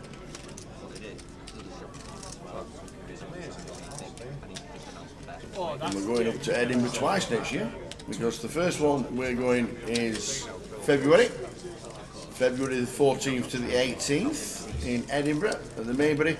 That's the 888 UKPL. That is going to be cold. I wonder what you're going to say. You're going to see me. I have no idea what I'll you're be gonna wobbling in with all the layers I got in. You know when someone's got all them layers He'll on have in the there, like. snood on and he'll have the eye slit and all that if you're walking in like that. I was thinking of taking the golf clubs. Good luck with that. Yeah, that's the 888, and then 2024 round about June before the break. 2nd till the 9th of June is We gonna will be Edinburgh. be taking the golf clubs then, Tower, definitely. There you I'll go. happily play golf in June. Awesome. Did we get a treble? We got a t-shirt. Yep. We have Big a drop t-shirt. t-shirt. Ta-da, ta-ta-ta. How good is that? Cheers, Carl. We do have a treble. Blackpool -1, Barrow and Bromley is the treble.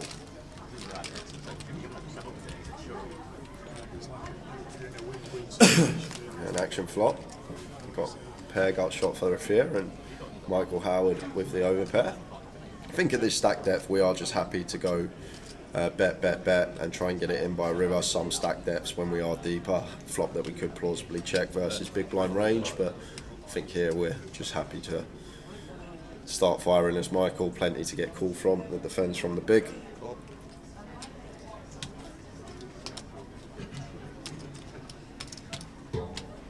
Oh, well. Fear loves to see that. It certainly does. Turns a 9 high straight, and a card that we will see check here now from Michael Howard almost always. Does quickly check. Oh, and a jack on the river. Wow. But not going to lose his whole stack here, Tower. Just going to have an easy call. We're not raising ever here. It's just an easy one chip as he does. And sees the bad news. He is up against the turn straight. Unfortunate for him. Set of jacks. No good. Back to starting stack. Yeah. Are you related to Malcolm the Rock Harwood? Malcolm. I am not. No. How is Malcolm doing? Not seen him for 10 years plus.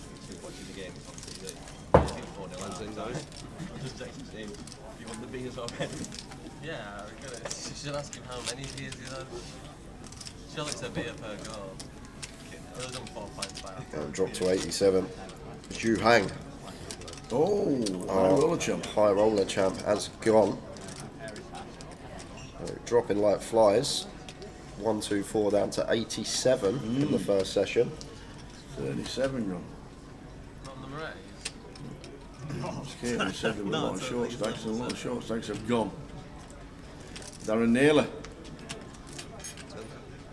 Opening to 3.2. Yeah, an easy shove here for Michael. 13 BBs. Even facing the gun open, not much we can do. And Jagger with the ace king. Starting the hand with 50 effective. Could just be ISOing himself here. Yeah, he's announced it. There we go. Now Darren gets the opportunity to fold with the ace jack suited, and another ace jack for Greg here. So Jack is going to be drawing thin here in what he will believe is a flip situation.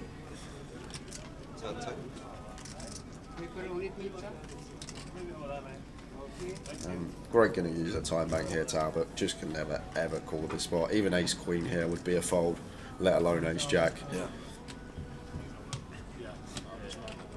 Just always dominated and sometimes chopped. The times that Michael has like queens and Jagger has ace king. There's going to be better spots, Greg. There's going to be better spots. Going to flick him at the dealer. Even like ace king here is a gross spot, Tower. Good to see he let it go, and Darren as well. Easy fold with the ace jack after this action has occurred. And off to the races, and Michael's going to like what he sees. We're flipping and not dominated. And 2 aces in the muck. I think you might win this one. I think a lot of my outs have been folded. Ian Roberts says that's another 20 quid I should have given Pudsey.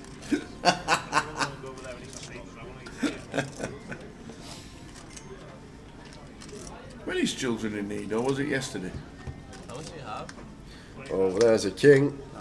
Oh man. So Michael Howard likely to bust here. Needs a 10 and there's only 1 live. Alright, okay, Yeah, so likely to lose Michael Howard. Just the one out. Case 10 needed. Don't be doing that. Wing space. So Michael Howard exiting the field. Oh look at Michael Howard departs.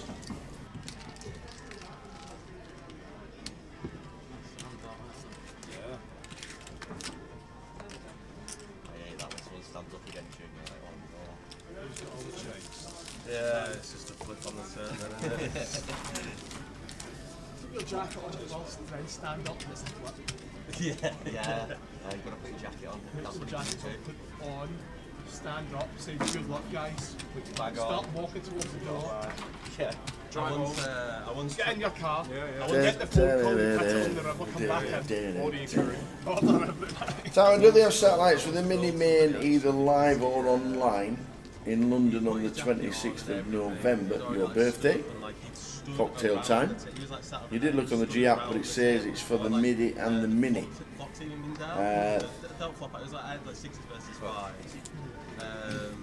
Yeah, the first satellite will be for both events, the MIDI and the mini.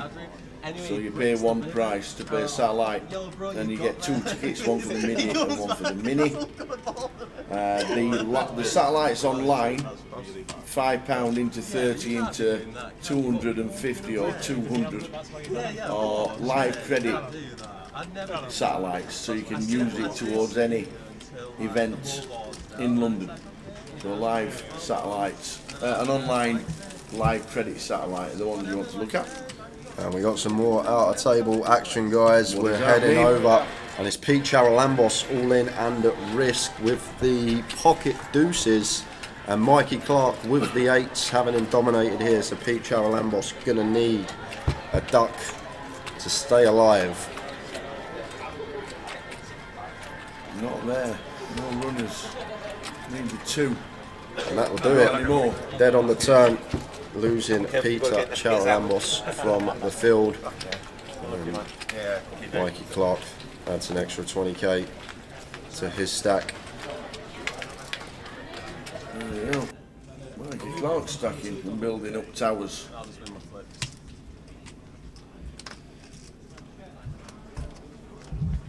87. We'll have the player clock at the start of the next level. The player counter will be coming with us at the start of the next session. 87. 34 get the money. I bet they're really jammed. I'm like, what's going on? The turn went check. You checked into him, didn't you? I checked and you checked that. And he checked that. Surprised it went down to.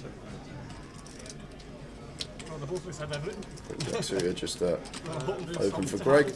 Good enough to take it down, and a few more casualties just before we lost Peter. Chris Wood out, Dan Laidlaw out, Elliot Catterson out, and Alex Gulabev's all exiting as well. Ouch. Yep, it says there, top left, 81 left. Wow. Just making it smooth. It's like into the, the sense of the back of the earth.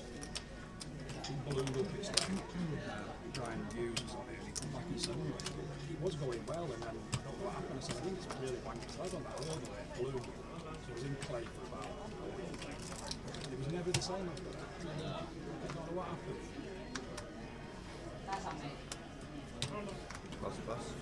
Jeff Crow says, looks like Chrissy just went out too. You're right, losing Chrissy Taylor, and to be honest with you, someone just before her, Juice Wing Wang, busting 20 seconds before on table 9. So influx of bust outs, 6 or 7 players in the space of 2 minutes.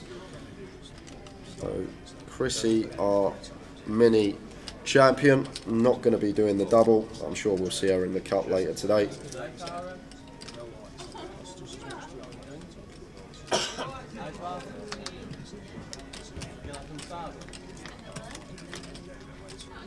That's 10-9. Deuce here, blind on blind. Could see a stab from either player here. I think both have got decent candidates to stab one and done with. Just bottom of range, can fold out better holdings. It does go check.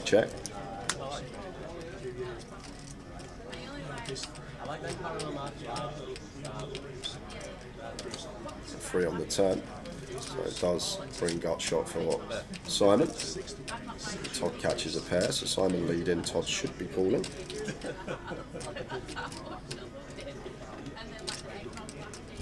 Five on the river would be fun if it was pick your own rivers. Oh, but it's the ace of diamonds, and I wouldn't mind seeing a barrel here from Simon. Guess difficult to have some ace-x, but we're sitting here with 6 high. We're never going to be able to win with a check. Never can be a bad thing to barrel with bottom of range once in a while. And shouldn't be too much ace-x that Todd has either. And even a 10 or a 9 probably going to pro flop. So Todd's hand does look a lot like a 3x or a deuce-x holding. But from Todd's perspective, a lot is bricked out here. All that like king, queen, queen, jack, jack 7, jack 8, 8 7, 8 6, 6 7, heart draws, 4 6, 5 6. There's a whole catalogue of missed draws on this board, so I wouldn't be surprised if Todd found the hero here with a 3. It would make sense. Maybe thinking that Simon not going to have too much ace-x himself, so not credibly representing a strong value hand, and it does actually work for Simon. Nicely done.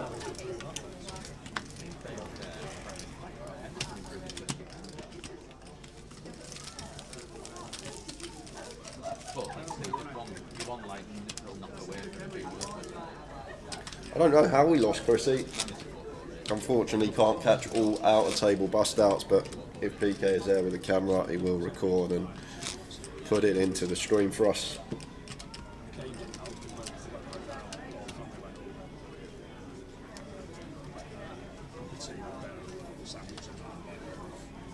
The treble is Blackpool -1, Barrow. Yes. Winners. Bromley. And Bromley. All the B's. A B for beautiful. A B for bound to win.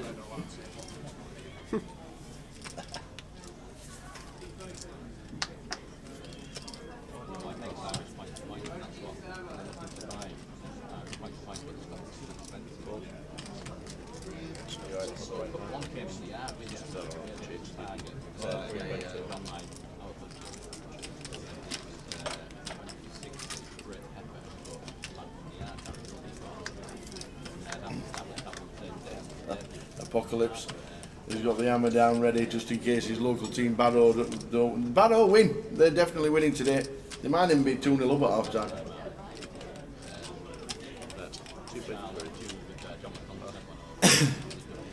In 2012ish, there was a playing a lot when they won the Blackpool PLO. There was a nice fella who was Player of the Year and an advertising exec. Spent a few nights out. Can't remember his name. Player of the Year, that's a long time ago. 2012 Player of the Year. Deadman? An advertising exec. Not Ryan Fronda, was it? The year of the food poisoning. What food poisoning? I definitely weren't the West Ham Spurs food poisoning, because that was all the way back in where 2000 and... When was that? 2007? What was that? The Spurs, last day of the season, we need to win to get Champions League football. Yeah. And we're staying in the hotel, and all the players come down with food poisoning. They reckon, they reckon the cook was a West Ham fan. Dodgy lasagna. And then we had like a second string team out last day of the season. Really? You can't remember that? No. Lasagna gate with Spurs. Lasagna gate. Yeah. Lasagna gate. About 15 years ago. Oh. No, I had no idea. Seen aces a few times already today, Greg, this time making it 33. 2012.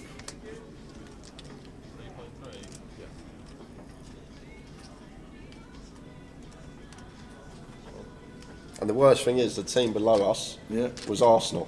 Oh, no. So we were 4th and 5th. Oh. And all we needed was 3 points, and didn't matter. And we ended up drawing, they ended up winning, and they pipped us to 4th when we'd never had Champions League football before. Wow.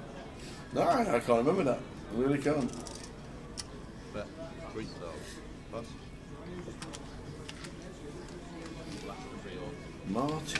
Martin Holmes? Oh yeah, that could be a shout, Martin Holmes. Martin Holmes lives in Florida now, does Martin? He's got a holiday home in Florida, he's got a holiday home in the Bahamas. Lives the dream. Martin Holmes from Thanet. He wouldn't to be Player of the Year though, would he? He does advertising space for Wembley. He got us a couple of free days out of the American football in years gone by, did Martin. Super nice guy.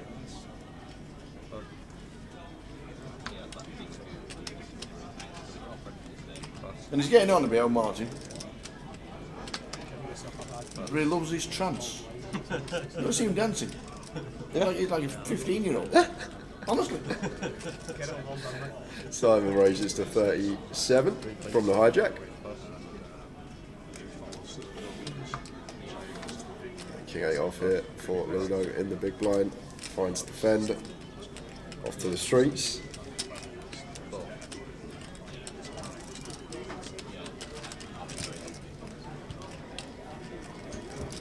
Ten, 5, 8. Ludo flops best. Check behind from Simon. 7 on the turn. Could start seeing some leads here now from Ludo. Simon will have a lot of ace high, king highs, hands that can just flush some equity out of the pot and still get value as well from some non-believing ace highs, even some potential 5x, turn 7x in these type of holdings. But Simon going to make a good discipline lay down. Ludo did have the best of it. Yeah, I only know Martin Holmes, who's into advertising space and advertising executive. Martin Holmes from Thanet. That's the only one I know. Oh, I know. 2012. Martin Zadinaya? Martin Jacobson. Martin Jacobson.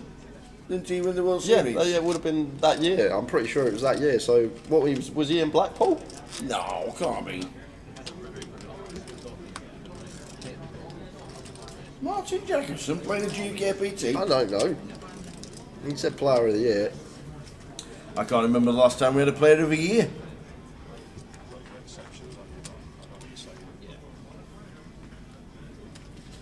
Yeah, well, I don't know what the Swede would have been doing in Blackpool, but I'm going to go and have a little look on the Hendon anyway. See if we can find out for you. 2012. I know what he'd have been doing in Blackpool. What would he have been doing in Freezing. Blackpool? Well, in 2013, he did play leg 1 and cashed it the year after in London. Okay. But no, nothing to see from Blackpool.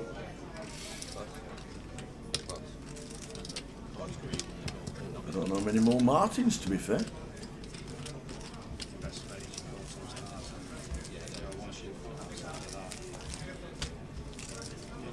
It wasn't in 2012 anyway, so it was 2014 he won. Oh, right. That's him. Which one? Which one? We mentioned 3. Holmes, Jacobson, Heathcote. Keown. Martin Zadinaya.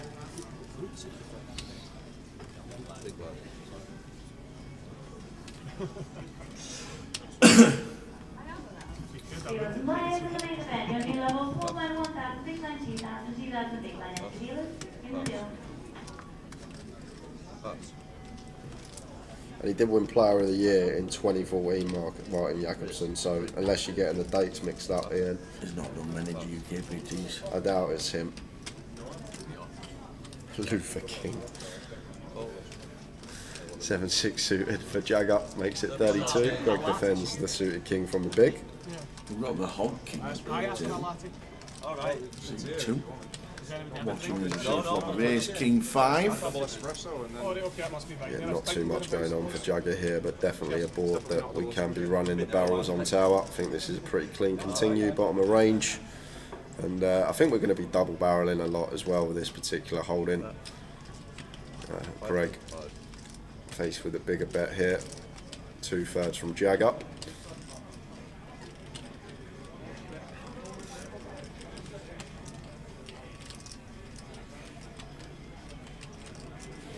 And the king just lets go for Greg. Not wanting to withstand the heat of potential barrels coming in on later streets, just lets that one go. We're down to 74, as it says on the screen on the left hand side. Player ticker will start at the beginning of next level. Yeah, and Wow Tower. The reason we're down to 74, we just lost a few big names in the last 5 minutes, losing James Williams, Ewan McNicholas, Yanis Liparis, Arian Kashani, Stu McNally, and Richard Dawson. That could have been the final table. It could have been. It could have been. 4-5. So leaves us with 74. That was actually Ah, Martin Holmes. The Northern Soul champs. I tell you what, he can so it dance. makes sense for you not to leave it on because you can't leave because you want to get a heart, so 4-5 off without a heart. You're like a wizard. Yeah. Good lad, old Martin. I don't want Hardly to plays in the UK now. Hardly in the UK. surrender the chips Sending a message every now and again. My first memory of Martin Holmes, 2015 GUKPT Reading. I remember standing outside the casino and he pulled up in this like gold car with Dan Tran convertible. I think it was Dan Tran, and they just both pulled up and I thought, oh, who's he? Who's he? Yeah. come play with the I need more information to construct something. It was middle of summer, I remember sun was out, they both had their sunglasses on, like the roof was down and they pulled into the car park and I was like, oh, these two must be special. Yeah, well, Danny Tran. Not seen Danny for ages. I know Martin now lives in Florida. As you would. Why wouldn't you? Yeah. The weather. Lovely Florida is. It's had some storms this year though. They have. Yeah. They have. I think everywhere has. Yeah, look at this from Darren, squeezing it up with the ace-10. Love this from him. Knows that Jagger's going to have a fairly wide opening range here, and all this dead money with the dead calls.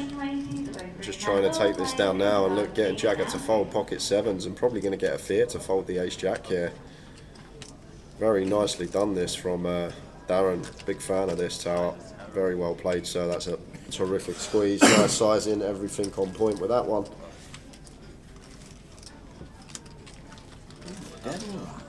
Devil rat. You're going to get this all day. I'm only going to guess if I'm sure. Back sometime. It has to be like random. Because he won the PLO in 2012. That's why. Last time he won a comp. That's why he realises what he was. Come on, Carl, says Nichols. 5 minutes to go, then 20-minute break. Lines in, guys.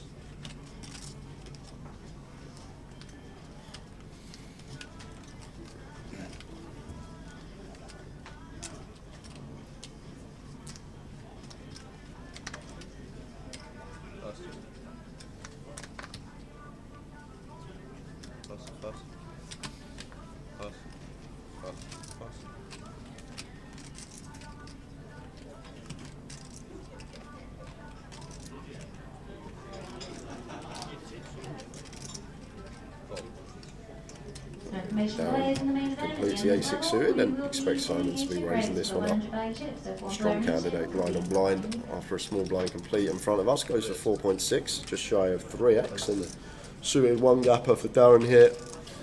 A situation where ranges are perceived to be wide. I'm not going to let this one go just yet.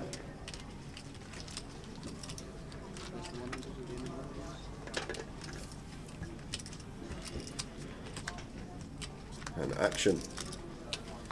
Back end of the session. We got flush draw, we got top pair. Chips are going to be going in the middle. Paired board here, don't need to go too big as Simon. There's a 37. 37 into 10.8, so finding third pot here. Down with the call with the A6 suited.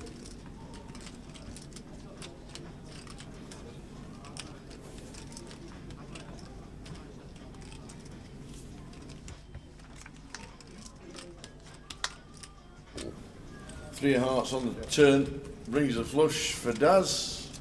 The Dazza. Dazzler. Yeah, and one that I think Simon can start checking here. He's going to go for the bet here, Tower, but obviously need to think about calling ranges on flop. Once Darren check calls, he's going to have Queen X, he's going to have 5X, he's going to have flush draws, maybe some ace highs in there. So when we fire on this turn, like, difficult to get continues from worse. I guess we get continues from the worst Queen X with a heart. But what could be the idea here from Simon is just to snap check back all rivers, assuming Darren's going to play and float. Just looking to check back all rivers that aren't a queen or a 5. Then it's an ace, ace of spades. Yeah, so always going to be check now. So add ideas on the turn assignment while we're betting, just to get the free showdown. It does lose to the 8 high flush. Last couple of minutes of the session, flown by. We're down to 74. Has it? I feel like it's gone really long this first session. Yeah. Oh, every time you're shouting names out every 2 minutes. There's more names. So Devil Rat is Devilfish, Yeah, and the player of the year is Martin Holmes. We've sorted that out. Tower's treble. Blackpool -1. Barrow and Bromley. All the bees. All the bees. All the bees. Not much to choose from today, I must admit. Nearly went Mansfield as well. -1, but I didn't. I do like Mansfield -1 as well, so that'd be a single bet.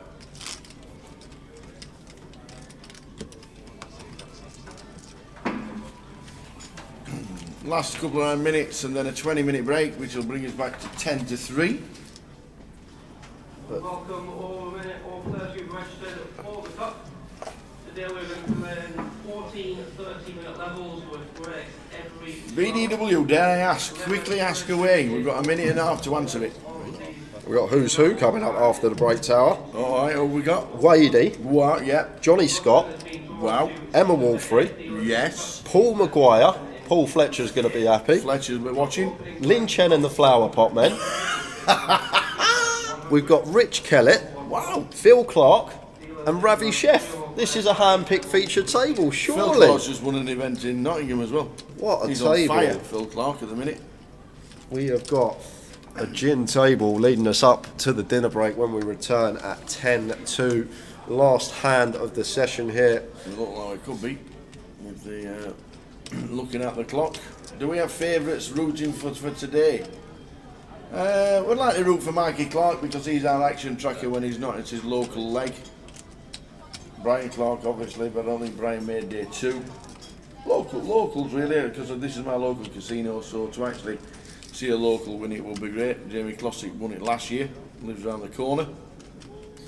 I haven't really got anyone I'm rooting for. A lot of players I always like to see do well, but no particular standout for me. Always good to see Ludo doing well. He's been my carpool buddy the last 2 days. Yeah, that was what you told us earlier. It was brilliant. This is definitely the last hand of the session, and so a 20-minute break is on its way. Time to get on Tower's treble because it's coming already this year. Saying that's not very good. It's November. Once it's November, it's coming once this year. Check. Simon's going to take the last one of the session. We're on a 20-minute break. See you guys at 10-2. Great table. See you then.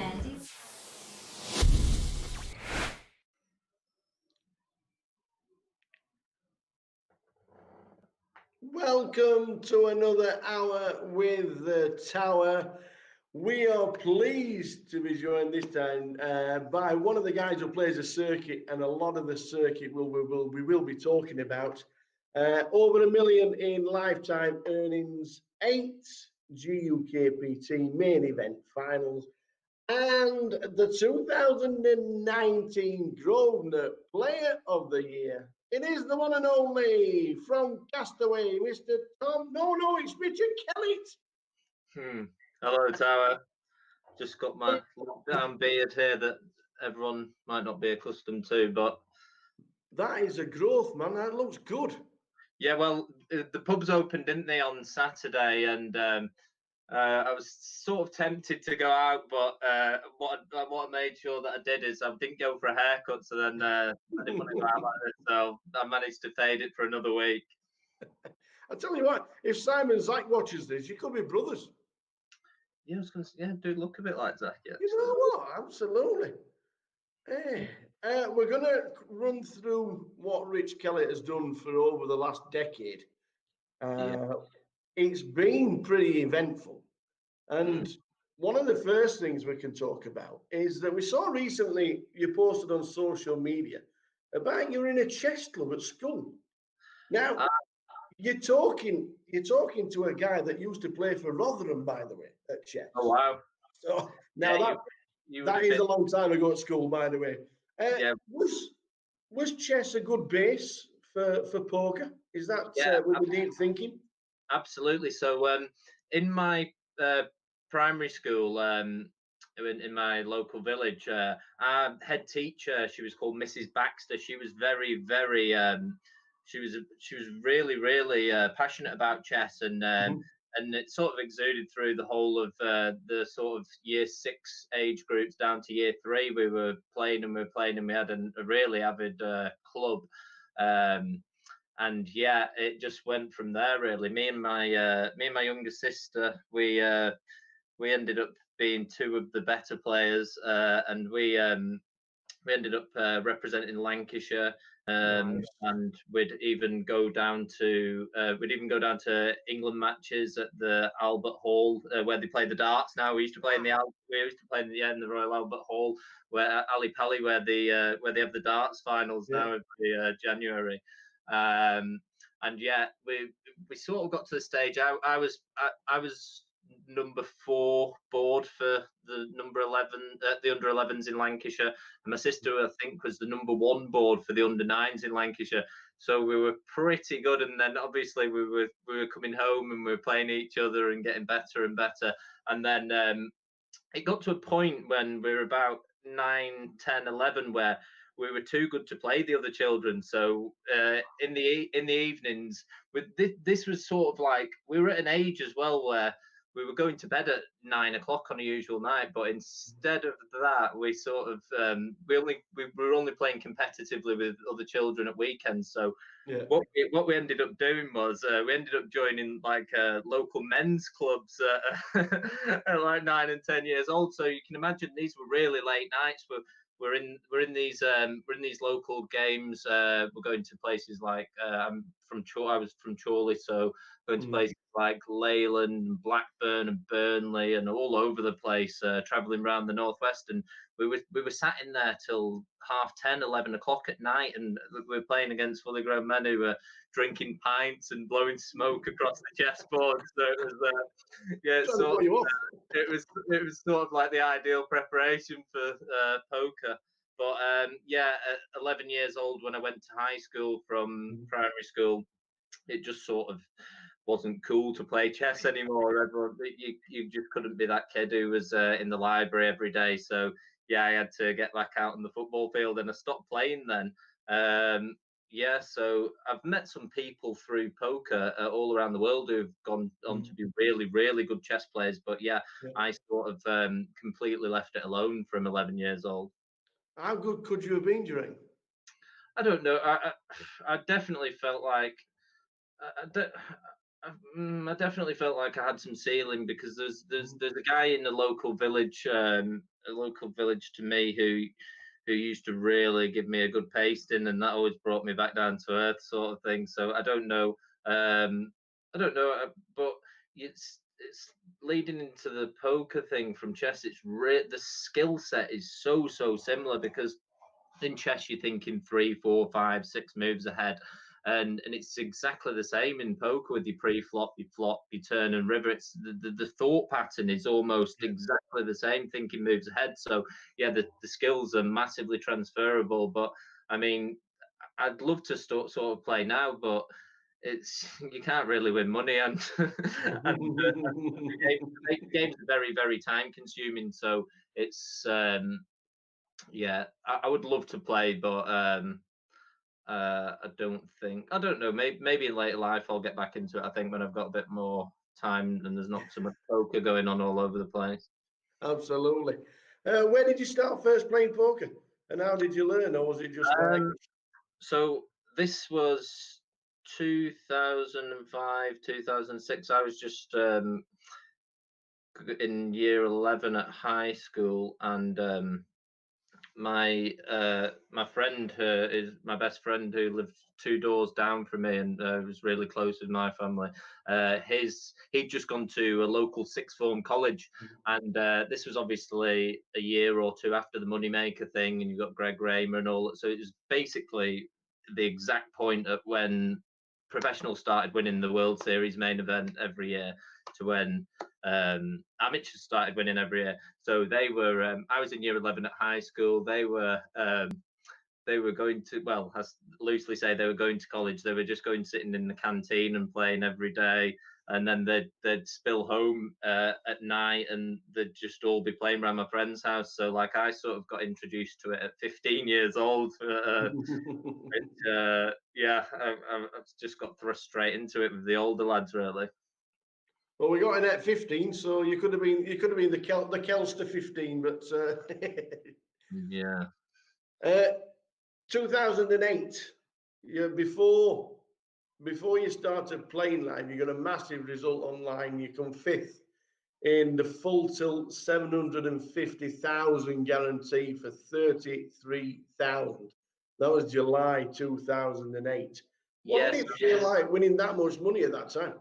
Wow, yeah, because I've just turned 18, and like it was pretty crazy because I did have a little foray into online poker before I was 18, but this was yeah, this account was my own account and everything, and yeah, I hadn't really even I'd played tournaments and I knew that I had sort of like a winning style in them at this point, but this night was crazy. I'd hardly even played any $215 buying tournaments before, and I bought into this one, and it was mad. I ended up getting a big stack, and it was the first time that I'd ever actually stayed up all night, sort of playing poker. So you had a break every 5 minutes past the hour. Well, actually, it wasn't even a synchronized break. This was pre-synchronized break, so it would have been whenever the tournament started, an hour play, then a 5-minute break. So yeah, this one I just remember going to the wash basin every hour to splash some water on my face, and I wasn't tired, but I wasn't tired because I was pumped full of adrenaline. But yeah. Just my little routine. I'd been probably the longest I'd ever played a tournament up until that point, or been in a tournament, was maybe 4 or 5 hours play, and this one was we're now 13 hours into this one, and I'm just going to the toilet, flicking some water on my face. Yeah, and it was really, really exciting. And I was thinking I was chip leader 2 tables left, and it was like $180,000 for the winner, I think, and that's just madness because I think I started the day with $400 in my poker account or something. So yeah, that was definitely what got me a massive taste for online tournaments, for sure. Did that go straight to a bankroll, or and let you play bigger tournaments? Sort of, but then I was very yeah, I was very, very naive in my early days. So I just used to I just thought I was the best player ever then, and then I would often go and play like high stakes cash games and things, and like experimented in that way. I managed to withdraw a chunk of it, but yeah, like I was very I sort of loved just to jump in at the deep end, and yeah, definitely had a different career path to most when it comes to that sort of stuff. Yeah. Well, after you'd had that nice score, you started to venture into the live poker. Your first Hendon mob was back in 2008. Can you remember what it was? So when I just turned 18, I used to go in the closest to casino to where I lived in Chorley at the time, which was Bolton Casino, and that was actually back in the day. That used to have some amazing cash games. They'd have like a 2-2 game every evening at the Grosvenor. That was actually where the first ever GUKPT was, wasn't it, Bolton? Yeah, that's right. Yeah, the first ever one. Yeah, and like the games in there used to be crazy. Like I couldn't even dream for games in there these days. But yeah, I used to have a little go into there. Me and my friend would go down, and we saw it advertised on the internet as like a £3 rebuy tournament. Anyway, so we went down. Just thinking, okay, well, we're going to go and play this tournament. It seems quite cheap. It's only £3. Anyway, we realised about 5 minutes into the tournament that £3 actually gets you 1 set of chips, and that lasts about 5 minutes because everybody's just going all in, every hand, rebuy. So yeah, we opted for the freeze out tournaments then, and I was having a little bit of success online at the time. So like I actually was playing a lot bigger online when I was 18 than I was in the live ones. And I did a little bit of research and I found out there was a place, Casino 36 in Stockport, which had some games. And they were they were £50 rebuy tournaments and £100 rebound tournaments, and they had a really big cash game there. So yeah, it was weird, but I went down there and I was trying to get in at the front door, and they were sort of saying, "Yeah, you've got to be 21 really for this one." Anyway, I ended up on some sort of technicality. They ended up letting me sign up at 18, so I was just forever known as the kid in there. I was like just by a mile, and I was playing every night with people like Ali Milou and everyone. So yeah, I've known those guys really, really well for over 10 years now, and that's sort of what my first exposure to the poker circuit. You went to Gala at Leo's. So Gala second for 1200. Right, yeah, I remember it. It was a gala at the Liverpool. That's right, yeah. It was like a Sunday evening, the last tournament of the Gala Poker Talk. Yeah, that's right. I remember it well. February 2009, you had another big score on Full Tilt. You must have liked Full Tilt at the time. The Sunday Brawl. It was by far third for 40,000. Yeah, the Sunday Brawl, I think that one was. That's right. Yeah, it was by far the best, in my opinion, and I think a lot of people would probably say the same. It's by far the best poker site ever. Just in terms, like, people just used to go on to rail the cash games. Like, you didn't need, a lot of people were just on there not even playing. You had all Phil Ivey and Tom Dwan sat, and Gus Hansen and Patrick Antonius sat with all the big money in the cash games, and it was just yeah, for me, like it was the greatest poker site ever, and I just really liked playing that on there. Yeah.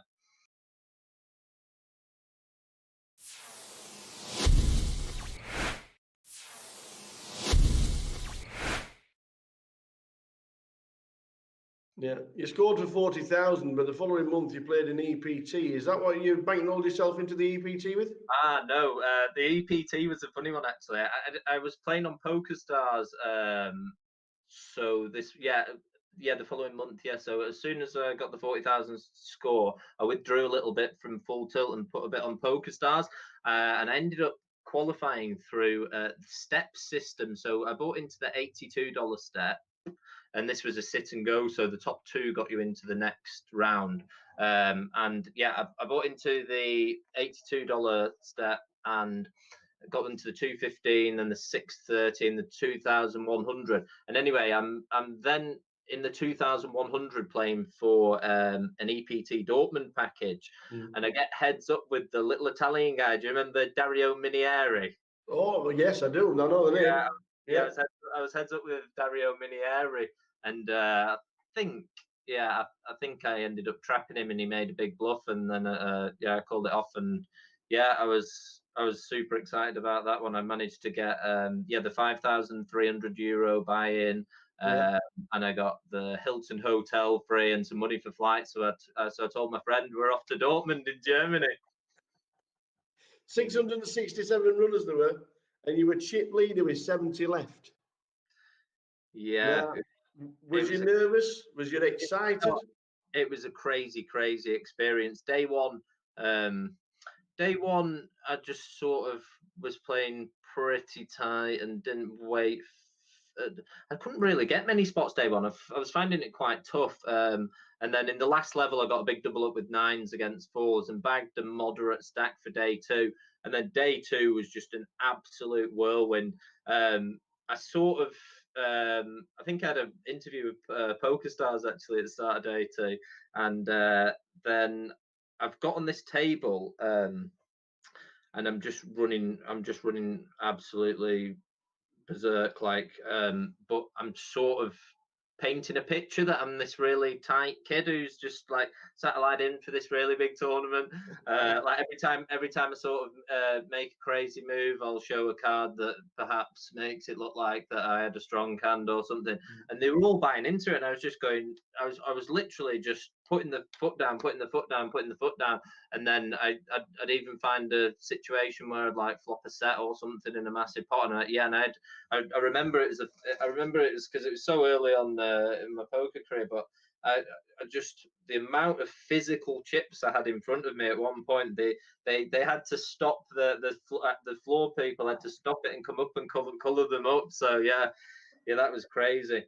Was it true you had aces 3 times in a row? I think I might have had them twice in a row. Instead, I had them 3 times in a row. Tell the bloggers anything. Yeah, I mean, I was really, really trying to exploit my image because I had a table that I could run over, and I wanted to sort of paint the picture that I was this young kid who'd qualified, who really wasn't really looking to put much pressure on, and then sort of do the opposite. Because when my style online at that time was just going absolutely ballistic and trying to run people over. So I felt that the best way to sort of be able to do that was to paint a picture that I was doing the opposite. 15th for 20,000. Yeah. Happy? So yeah, the TV cameras came in for day 3 or day 4. I think it was day 3 with 24 left. So that was really strange. I had to sort of like walk up to the camera at the start of the day and hold the card and flash it. And then there's a guy actually I know quite well now called, I think he's called Johan Storikers. He's a Swedish guy, and there's it was €1 million almost for first place, and there's 16 left. But I wouldn't say I was nervous. I was quite enjoying it really. And then I just found a pair of queens, and Johan found a pair of kings, and it was a bit. Maybe. It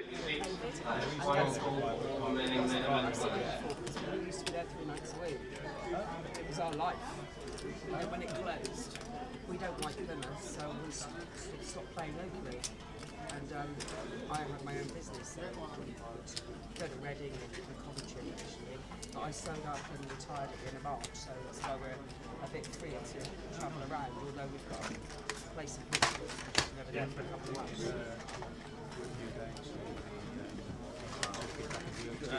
Good techers.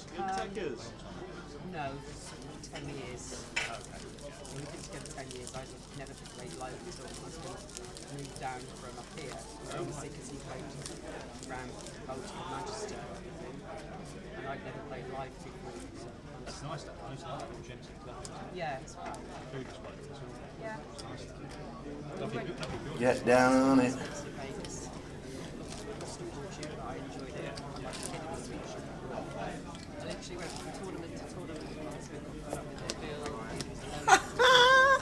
Towers treble, Blackpool -1, Barrow and Bromley. It's just coming in. I'm just on it. It's in. New session. New table, and what a table. New table. This table, man. Why? In the 1 seat is Wadey, 2 Johnny Scott, 3 Emma Wolfrey, 4 is Paul Maguire, 5 Lin Chen, 6 Rich Kellet. In the 8 seat is Phil Clark, and in the 9 seat is Ravi Chef and Stu Rutter coming to the table. Did you see the bounty that Phil Clark won in Nottingham?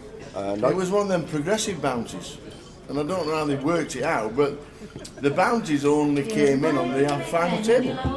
So every bounty was like £2 plus. That's nice. I don't know how it works out, but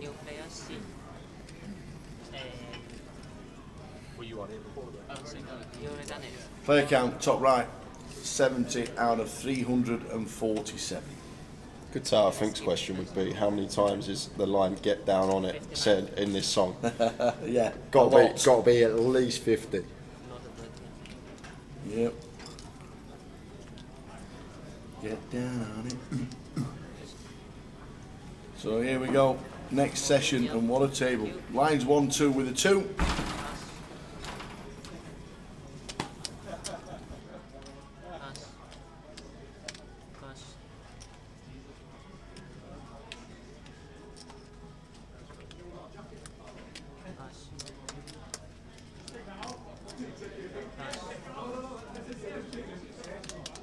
Come on, the pot washer. How are we doing, Fletch? Good afternoon. Hope you're good.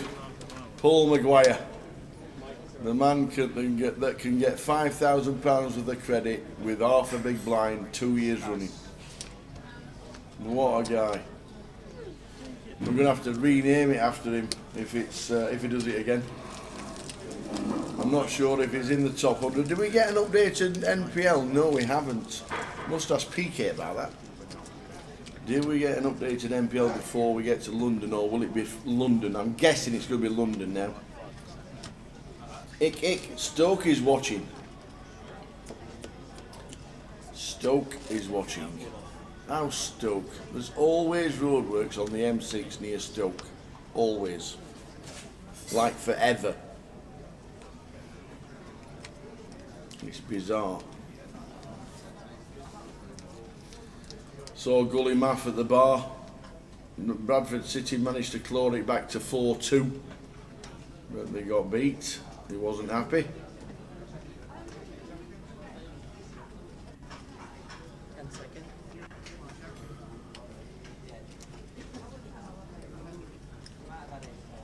Place on in. Pass.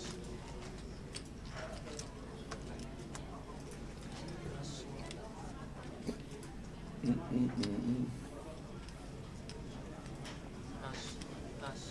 Pass. Pass. Pass. Pass. Pass.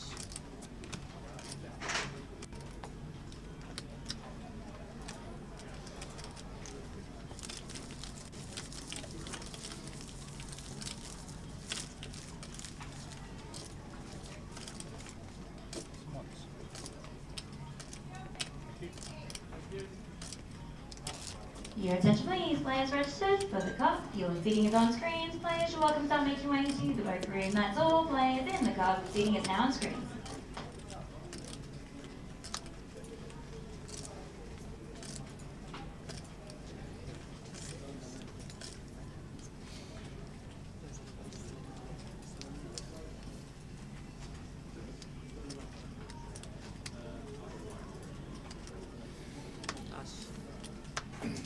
Go on, Lynn, fellow Torquay resident. Is that where he lives, Lynn Chen? Torquay? Emma lives in Exeter, or just outside. Used to play in the Torquay Casino. Did Emma and Neil. Raise to 4. Pass. Archie's nut flush against Ravi yesterday was magic. It was. Archie's. Ravi's folding the Queens was magic as well. And I actually asked him at the end of the night, I said, what was the thinking behind the Queens? And he said it was the min raise that was like just a click to 2.6. He says it just smelt like it was a massive, massive hand. And it turned out to be true.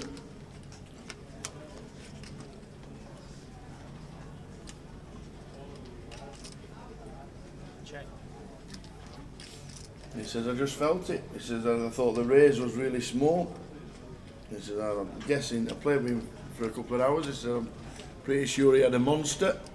And it turned out to be exactly that.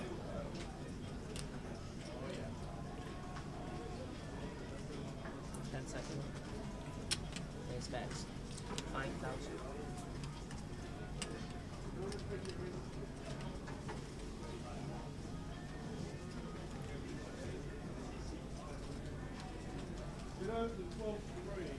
Pass.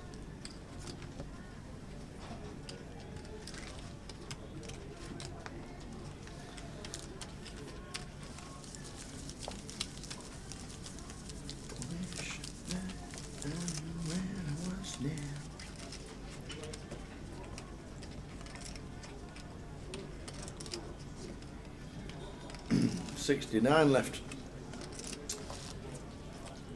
Oliver Braddock, first person out, and the last person out of the last session was Mikey Clark. Mikey Clark, I think he built himself up to 90,000, so I don't know if it was one hand or two big hands or what it was, but we will try and find out. Mikey Clark busted, former GUKPT champ.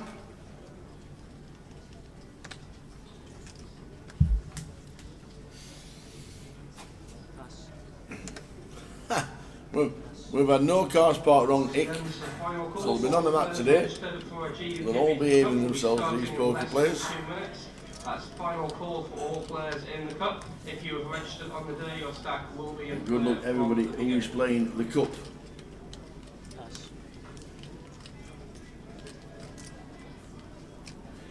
I think you'd end up with nearly 100 runners the cup. Might even be more. Great side event, £500 side event.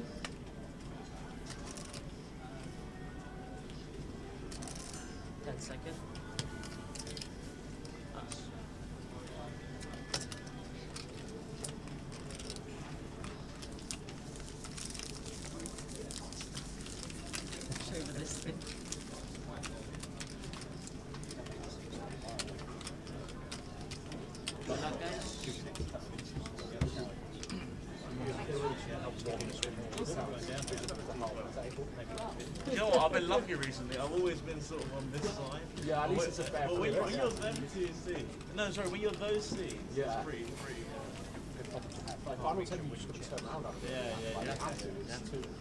Stuart making a deep run, trying to get into the top 80 for the playoffs in London in January. That's when we start streaming again from Card Room Direct. Next year after the grand final. 2 events left, 2 days in Blackpool, and then 12 days of streaming for the grand final. 30-minute levels with breaks every 2 hours. An absolute awesome end to 2023, which has been a hugely successful 23 for Card Room Direct and the streaming team and GUKPT and 888, Goliath, the UK Open, all super events. Aye, Richie Burnett is all ready and sat in the Trafford Centre car park watching the live stream while all the women are in the Trafford Centre shopping. How long do you expect to be there, Richie? What's the average time to wander around Trafford Centre? Is it not a full day job? If I was thinking I was going to the Trafford Centre to go shopping, it'd probably be a day excursion, wouldn't it?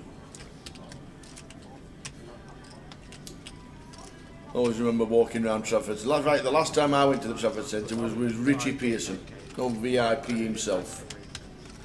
And you literally walked in the shoe shop, I'll have them, and I like them, and I'll have them. He's like Michael Jackson. I want one of them, give me some of them. He was in and out. I need shoes, I want some of them. Loved it. But you think something like the Trafford Centre and Meadow Hall in Sheffield and other big shopping outlets, it'd be like a full day's trip, wouldn't it? Anyway, we're here till midnight, to be fair, Richie.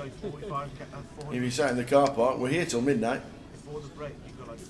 And we've got 2 hours of poker all the way through until just before 5 PM, so we're sorted now. Half an hour later. So stick with us while you sat in the car, watching Towers Treble come in, hopefully. Good luck everybody. If you had a little punt, only a little punt, that's all you need. Towers Treble. Bit of fun while watching the live stream. 68 players left. 68 players left.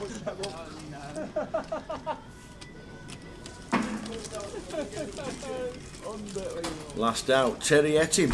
I didn't see Terry today. I didn't see Terry this week. Terry Ettim. Oi oi. What we got? He is back after his little salad that was taken off the burger. You are correct. To be fair, I'll leave the lettuce in. I do leave the lettuce in. Yeah, lettuce is good. Richie's driving back to Scunny in a few hours, then you're watching from home.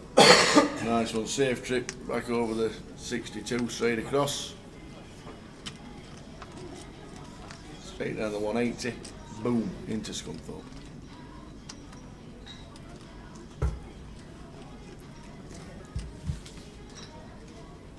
Ravi's in 8-9 suited, 10 BBs.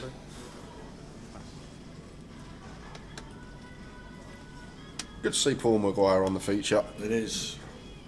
It is, as Robbie's in with his 20k. And it's good. Trying to build 12 Bs now for Robbie. Still short stack on the table. Emma's got heaps. She has. Chip leader. 165k. Teddy ate him last out from Liverpool. Not seen Teddy. I've not seen him either. Always smiles and says hello.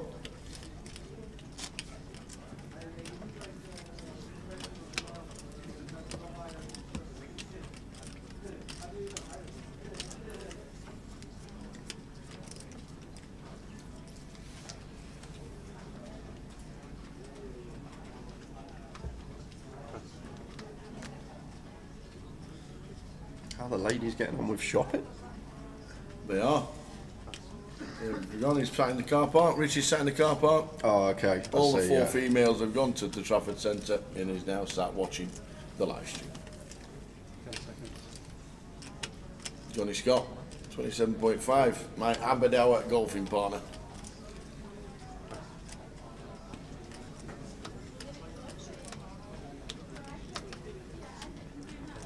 Stu Rose had a good year on the circuit. Yeah, he's trying to get into the top 80 to get into the live satellite in January. We'll have an updated NPL next week. Surely he must be in the top 80, right? I think he's just outside. He's like 92nd or something. He might have cashed. I'm not too sure, but he could well be. Oh, he's close, which is why he's chasing.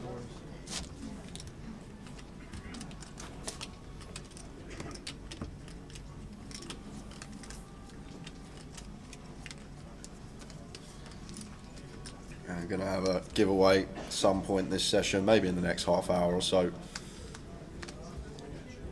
Got a few tokens to give away.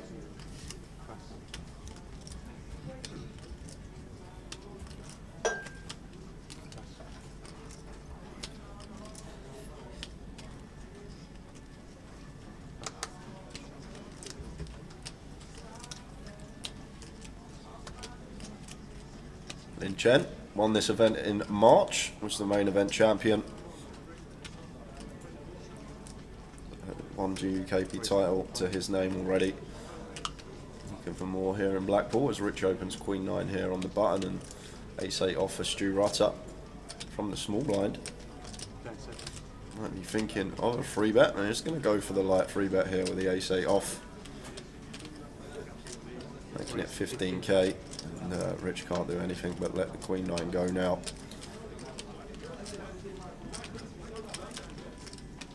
Let's pick up from Stu.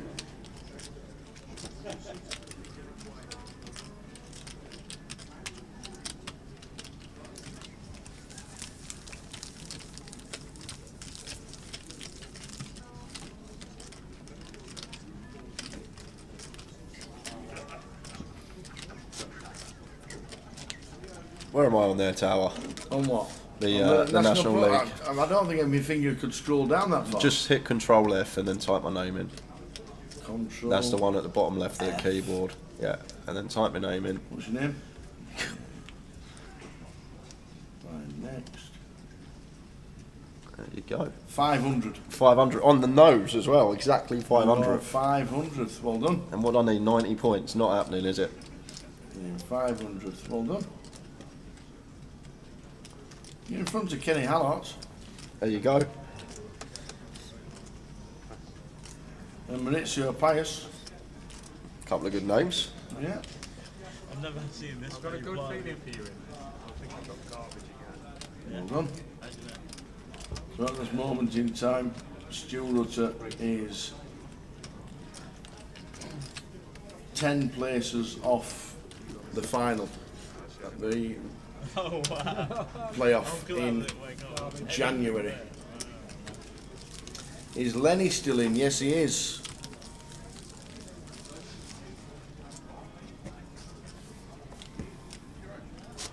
I'm pretty sure I mentioned Lenny's name just before the break. Richard Lenulski. Oh. Yeah, he busted just before the break. He busted just after Mike. Oh, right, okay. He busted just before the break, Yamo. Apologies.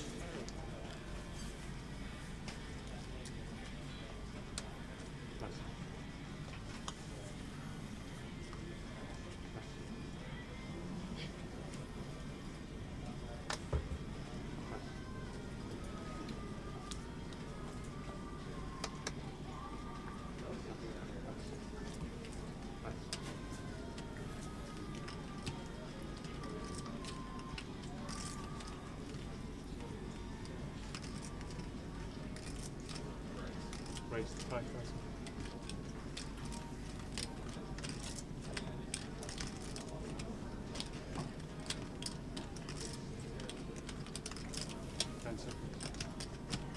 He's too suited for Ravi. He's all in for his last 21k. Over the button open from Phil. Phil now getting 2 to 1 here. I might have to flick this one in.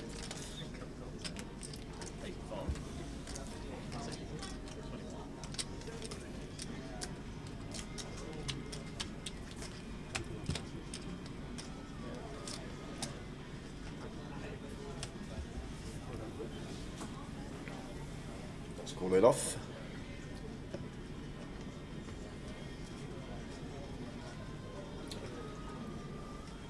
He's Robbie Bull still in? Yes. Yes, he is. And Tom Gill. Tom Gill had about 140k when I walked past. We've hit the Queen. The ace-2 for Ravi is now behind. Oh. It's going to need an ace. We are. We need to speed up as well. The suspense. Yeah. So, down to an ace. This should sort itself out in a couple of seconds, guys. Had a few issues with connectivity. It's a bug somewhere in the system that's been identified. There we go. Right on cue. Back to normal. But we are going to lose Ravi Chef from the field. Phil Clark up to 97k. And just before Ravi, losing Maz Bako, Kev Allen and Benjamin Sweetman. Should be fine now. Sorted.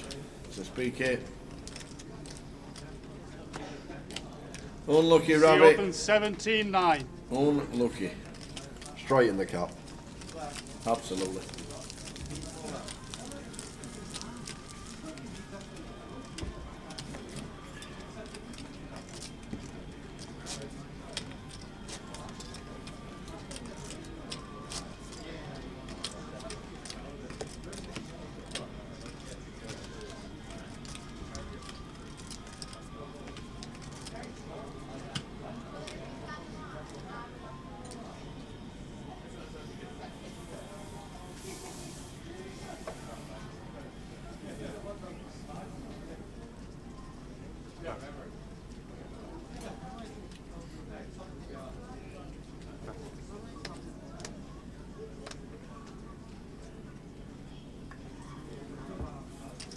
A7 suited for Lynn. Raises to 4k.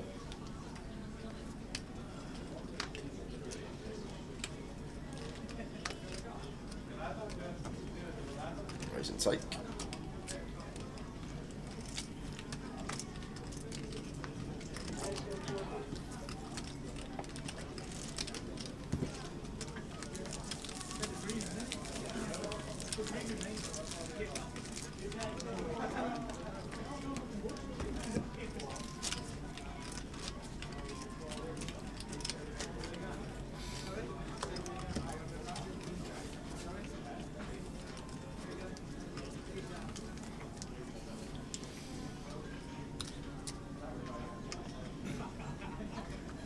Jen with a lot of chips, 170k.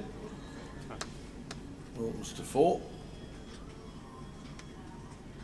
Raise to 4.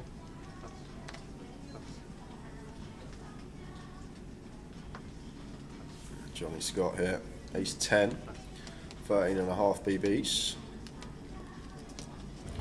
Is an early position open, but against Lynn with chips could potentially still take this spot. 10 seconds. He's going to play cool instead. And that's going to bring Emma in with a nice price from the big blind with the 8-5.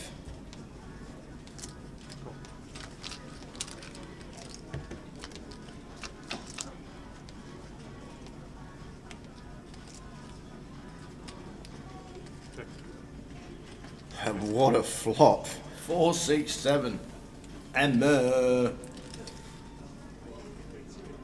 So it flops the stones here, and I'd love to just see a flat here from Emma Tower. Like, if Lin Chen has an overpair, like, we don't want to set alarm bells off and like an overpair drawing to running boat, and the times he's got just a random 2 overcards he's drawing dead to a chop. So we want to keep a lot of that in the pot here.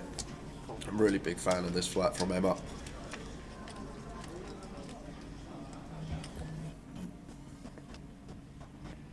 So we're on the leg again. We are indeed.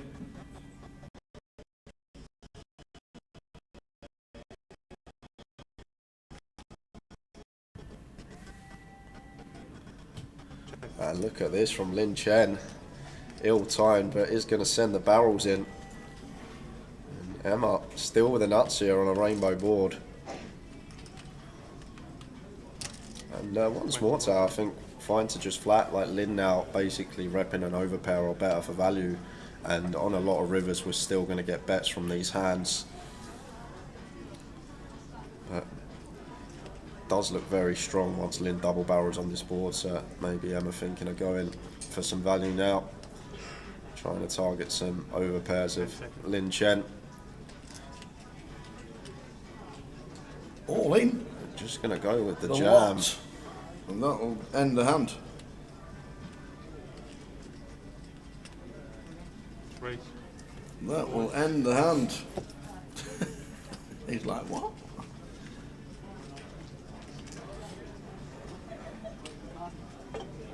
Nice one, Emma.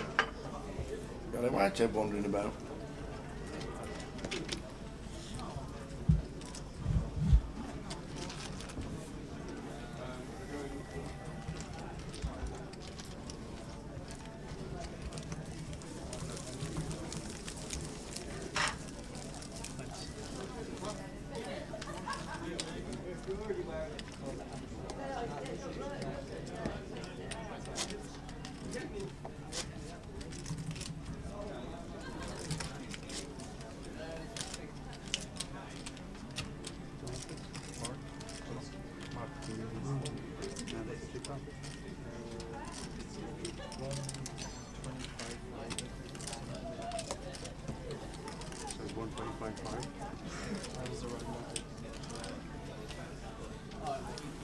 I'm going to get involved again. King Queen this time from under the gun.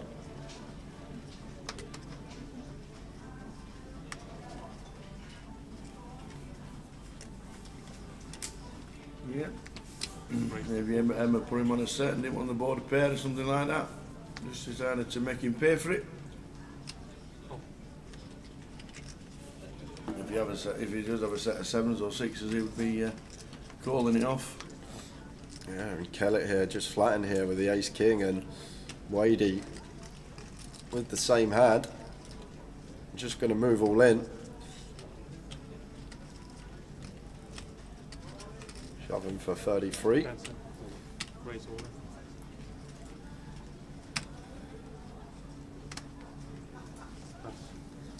Quick fold from Lin Chen and Kellet. Expect just to see call here with the Ace King. Wadey might do this with some Ace Queen. And never going to be doing it with aces or kings, so there we go. All suits live. Off we go. Wadey looking for red flops, Rich Let's looking for chop black. it up. Let's chop it up right now. Well, it's free roll going the way of Wadey. Heart on the turn for some sweats. Uh-oh. Uh-oh. Uh-oh. Not this way. River. Oh, never easy. Never ever is it easy. There'll be a big smile on Wadey's chin. Like, oh, nearly got you.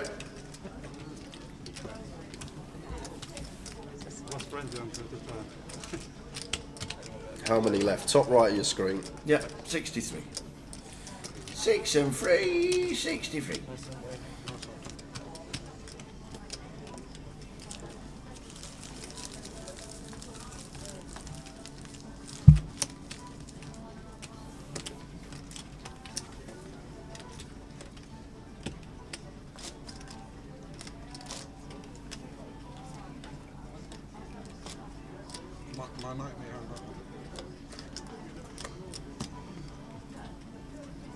That's the put a big 3 there.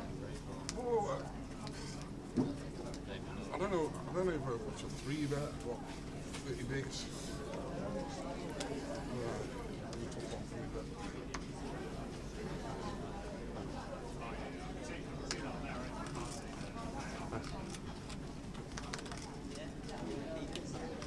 So suited for Emma.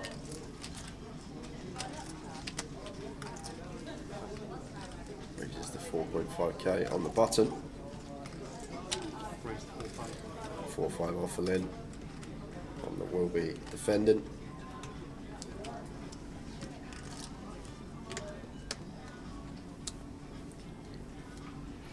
King Jack 6 rainbow. Not much going on here for Lynn, but King high board, rainbow as the aggressor. C-bet from Emma, gonna work. Goes for the 2/3 pot sizing. Big bet used and big bet works. 8,000. There's the chat looking, Jay. The chat? Yeah. His husband there as well, then. His husband there as well. Oh, Blackpool 1 up. It just come through. Mine's a bit delayed. Blackpool the winning. Afternoon, Taz. Good to see you this week. Thanks for bringing the teas and the coffees.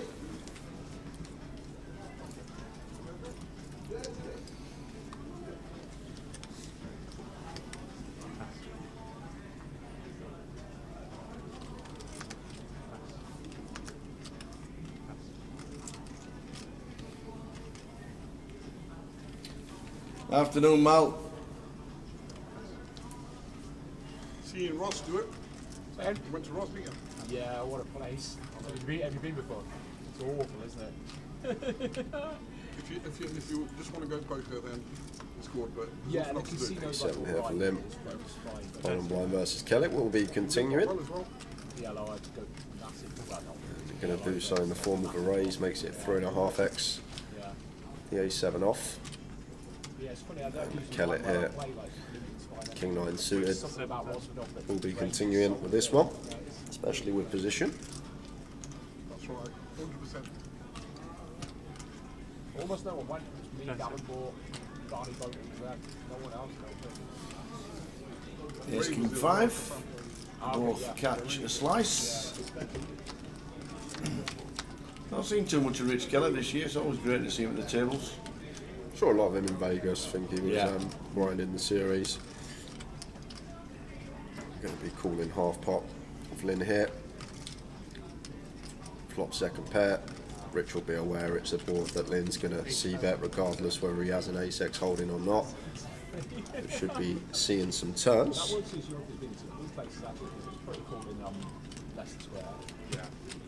No sticky toffee pudding today for me, VDW, but trips on the turn here for Kellet. And Lynn should be checking now tower. Like, we're not getting another street from a 5, I don't think, and Rich will have a fair amount of King X in his range here. Like, much better spot to check call than to bet as Lynn. Now Rich, after turning trips, just want to get value from our hand. Lynn as the aggressor will have plenty of ace-x holdings, so that's what we're targeting. It goes for 16.5, so half pot here on the turn. 16.5. Gonna have to call once here as Lin Chen. It's uncomfortable, but against someone that's capable of floating and barreling like a Jack 10, a Queen 10 here, maybe even a 3-4, 4 deuce suited that would pill pre. Wow, just folds. Wow, what a fold from Lin Chen. What a fold. Very nice indeed. Thought we'd always be seeing the call tower and then decision would occur on the river, but Lin Chen with a fantastic laydown there. Blind on blind when ranges are as wide as they can be. And as we say that, we're heading straight over to an outer table because Yunus Barakat is all in with the pocket 4s and Callum Gordon has called with the jacks here, so Eunice, the player at risk, gonna need to hit a 2-outer. I roll a final tablist. Can he continue his good run here in Blackpool? 8-3-2, not good. 5 or an ace for a sweat, but it doesn't. It pairs the 3 and a jack for overkill. Eunice Barakat busting out. I roll at final table, but it's busting out before the money here in Blackpool's main events of the GUKPT. And Callum Gordon over 300,000 chips Oi, now. oi, Callum. What a spot. Back to the table with Kellet. Jack's in the small blind.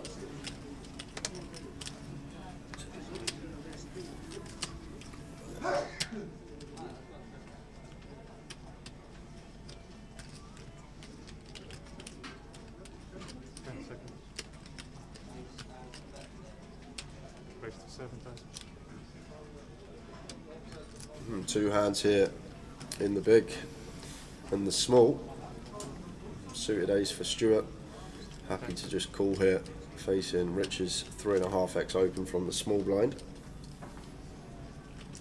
8-5-9 flop, 2 clubs. And not too much going on here for Stuart. However, may get a free card. One that Kellet could definitely play some checks on here if he wanted to out of position, but just going to come out firing. And end of hand. Bet 12,000.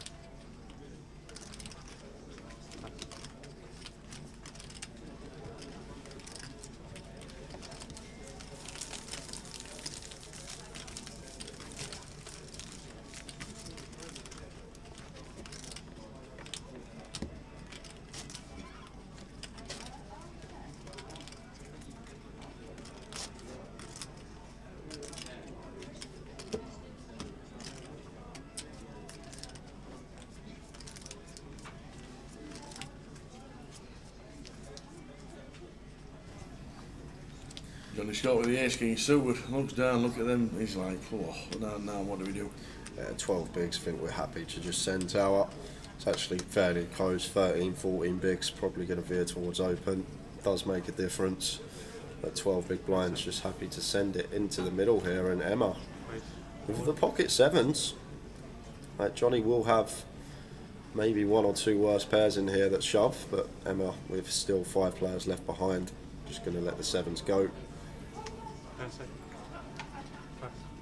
And over to Phil, and this one should be getting through for Johnny Scott. Yep, green 3 out of the way. And once more off we go again. Tower to an outer table. It's Fraser Bellamy all in this time with the ace king versus Gary Whitehead, who has pocket queens. Ouch. So the classic flip Here we go between Fraser and Gary. How many times do we see it? Similar stacks, but Fraser slightly covered to the flop. Oh. What a win the card that was. King of hearts. Some no runners for Gary Whitehead. 2 outs twice. Fraser needing to hold. Goes once. Any queens, says Gary. Any queens. And a 10 on the river. Oh, what many chips will it leave Gary with? He's got some greens, about 3. Oh, he's got a yellow in there. I know he hasn't. 4,000, 5,000 chips for Gary Whitehead. Gonna need a spin, and Fraser Bellamy with a much needed double up there. Kevin Horton with 180k there. So I'm busting out on the feature yesterday, jumped back into the turbo and got a stack.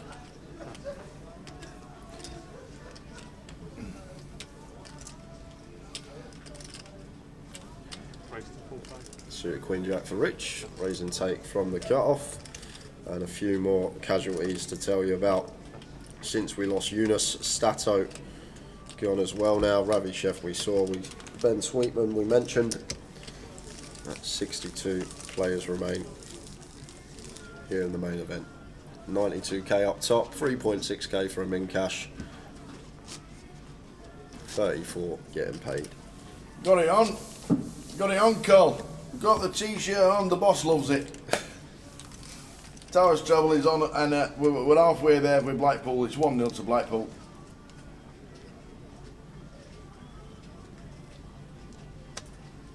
You asked and you received, Paul Fletcher. We got Paul Maguire on the feature There you go, table for you. Fletch. Hope it's on every TV in the White Lane as we speak.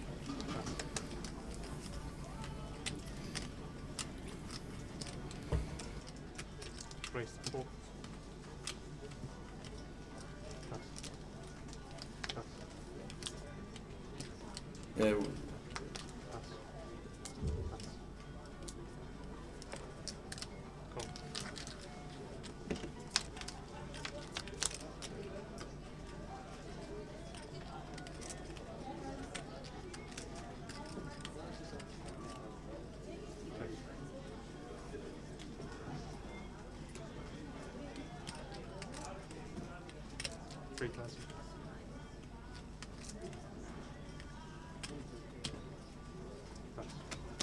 Anybody want in?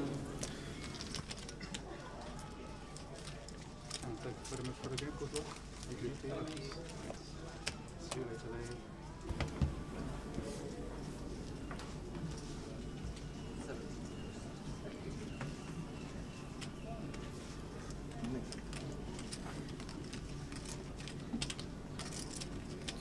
Whose question is it, Tower? We done 3 yesterday. Did we? Oh yeah. Well, we asked the chat, didn't we, for the third one? Yeah. I can't even remember. I did the first one. You did the second one, and then we had the chat, and I did the third one. So it's a Jay thinks, is what you're saying. Is what you're trying to. Help me decide what soup to us as VDW. Options are carrot and coriander. Broccoli and Stilton. Carrot and coriander is a nice soup. I think it's a very... Sorry, broccoli and Stilton. One of my favourites. Mulligatawny. Mulliga what?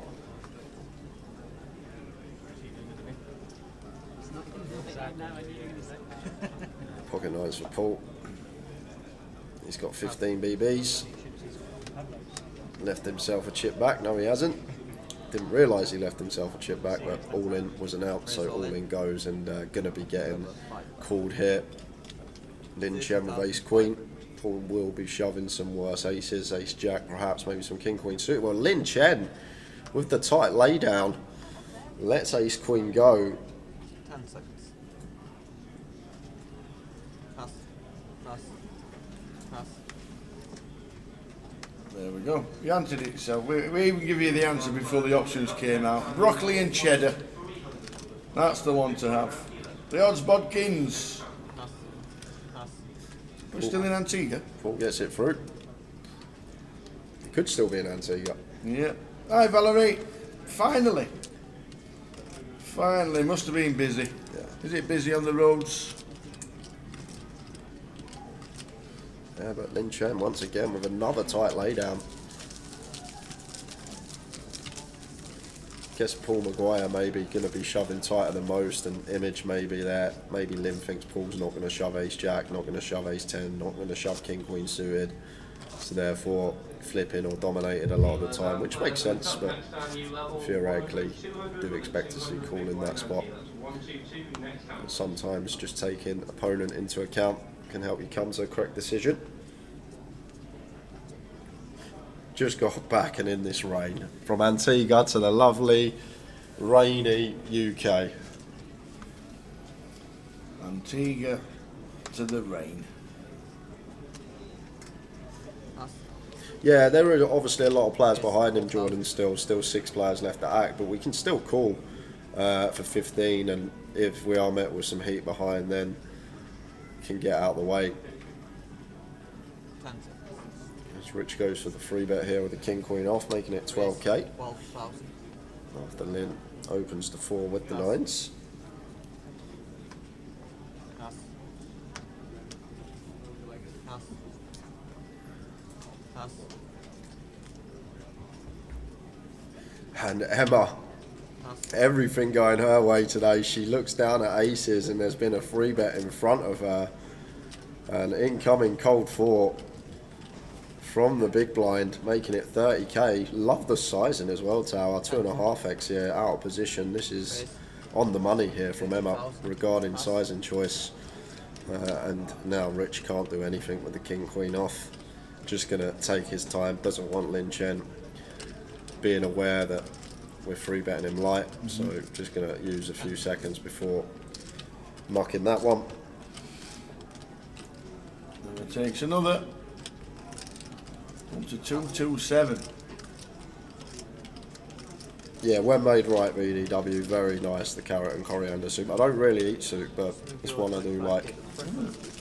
Don't like tomato soup. You know? Nah. You never been to Greg's and had a tomato soup? Nah. Oh, man. It's the only thing I buy in Greg's. But Stilton and broccoli is my favourite. I never really liked soup that much, but probably because I remember going to my nan's, God bless her, and granddad, when I was little, and she used to throw everything in my granddad's soup, and I remember tasting it and being, what on earth is that? And I think that's what put me off of soup for a while. But literally everything, anything in the cupboards were getting thrown in my granddad's soup. I love it. Do you know what he asked for? Go on. 2-0 Blackpool? Oi oi! Oi oi! What's... Oi oi! What did you ask for? A Blackpool goal.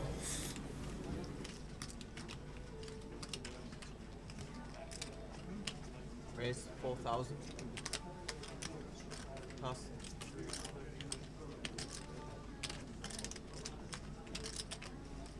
Oi oi! Oh, 2-0.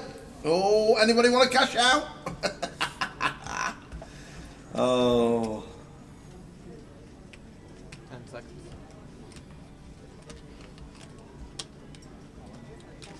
Raise all in. Pass.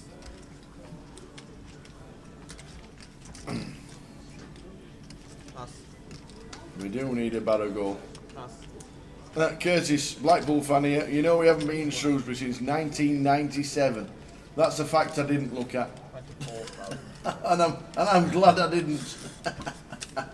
So Carl versus Button here, bit of a setup, both these hands. Indeed. Got to be going in. Johnny Scott, the player at risk, going to need to hit.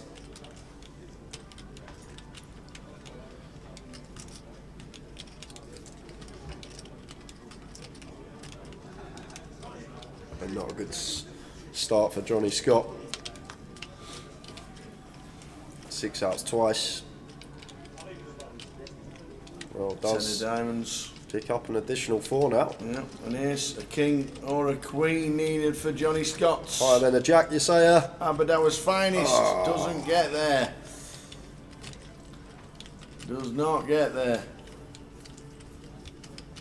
Unlucky Johnny. Very unlucky. Always good to see him, but not in that way, busting out on the feature table before the money. 60 players left. And giveaway going to be coming up end of this level, so 15 minutes time. Give Tower 15 minutes to think of a question, and then I've got a £110 token to give away today, guys. £110 closer seat for Monday.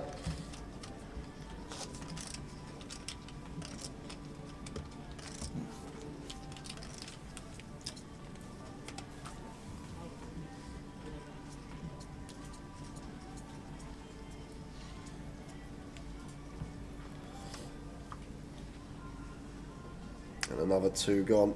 Johnny Scott, one of them we just saw, and Gary Whitehead couldn't manage to spin that short stack up after losing the all-in that we went across to on the outer table. 34 get the money, so 26 spaces off it, plenty of time. Probably be level 16 or 17. Usually level 16 is when we get the money. When we get there. Some people have been coming up to me and saying that we'll get to a final table tower today. I don't think that will be the case. I don't think we'll get there. I must admit, I don't think we'll get there.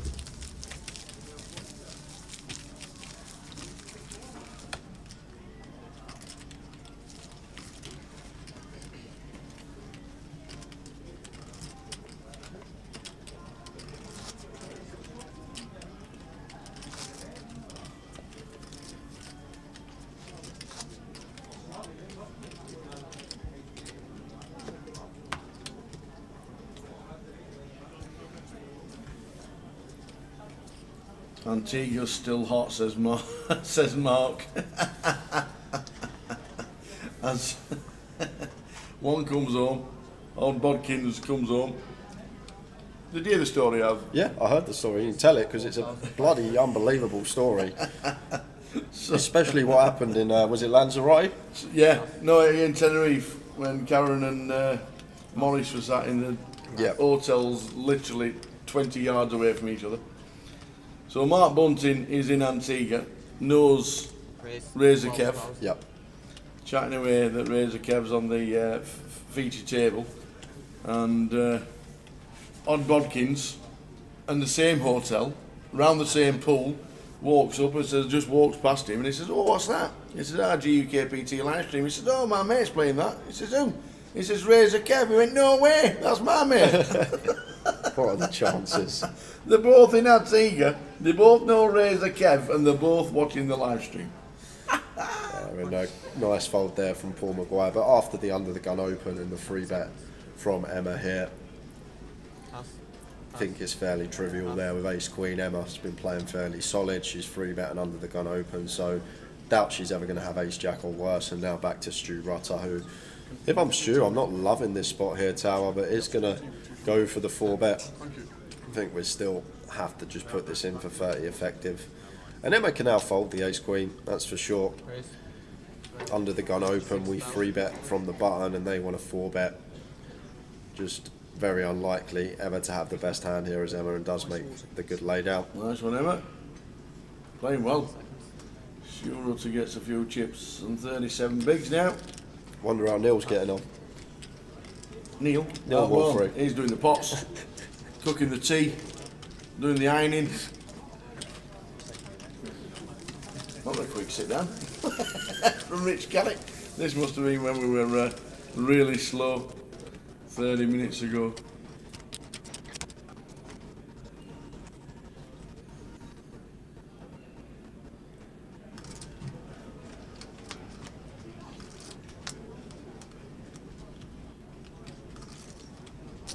Raise 4,000.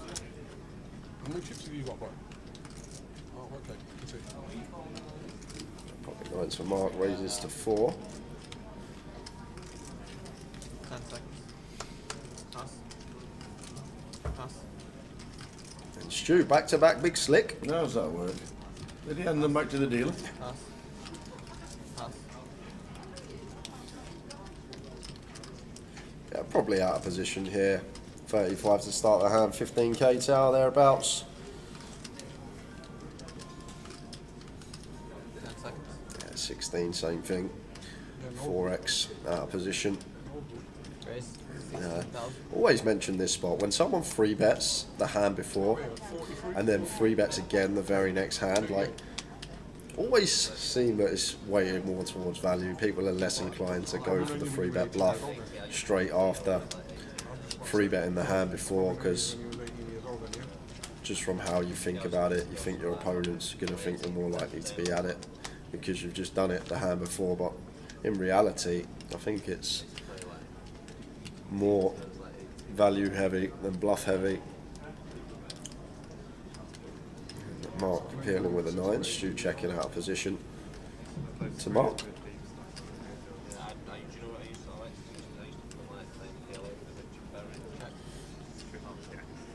Check. So it's Queenish spades. Very nice card to see here for Mark. But Stu will still have some jacks and 10s here, Tower, for sure. But I think if Stu does check over to us, which I expect to see a lot of the time, Mark's got a nice little probe on the turn with the 9s here. Don't need to go too large. Be like 12k third pot. Gonna check back. Another nice card for Mark. How many queens in the deck? Wouldn't be surprised now to see Stu betting. There's no real merit, Tower. Don't get called by anything worse. So Stu's just got a nice hand to check and show down, whereas Mark has to value bet now. Right, if Stu did check jacks or 10s twice, they're going to go for value on the river. Yeah. So Stu's hand looks like what it is, ace king. So choose the size to target Ace King specifically. There we go. In the tank, he says. Goes for 18, it's a half pot. 18,000.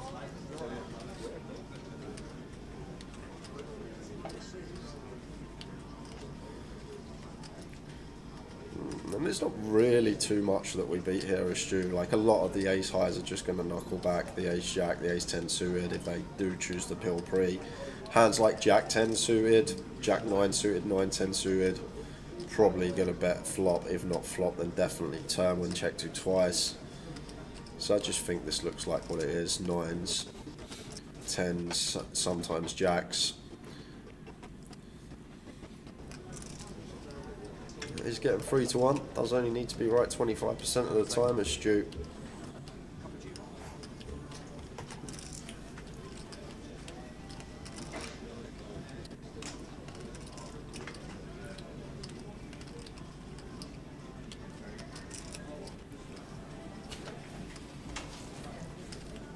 Will he work it out? I'm just sticking.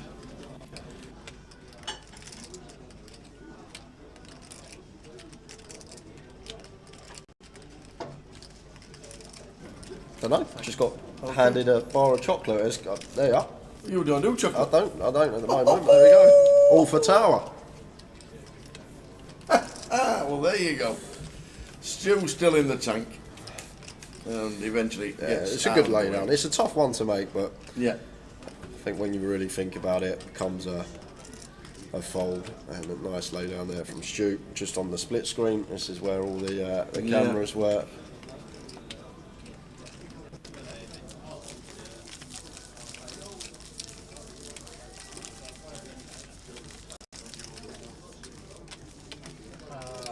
Yes, I did, didn't I? Yeah, thanks. So, right.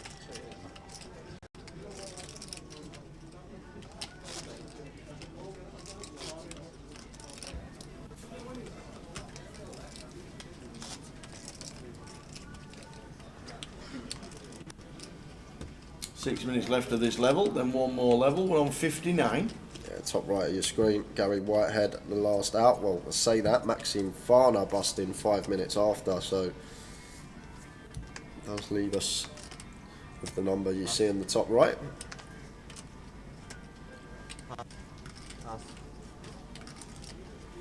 Jack 10 for Lynn is going to open. Makes it 4.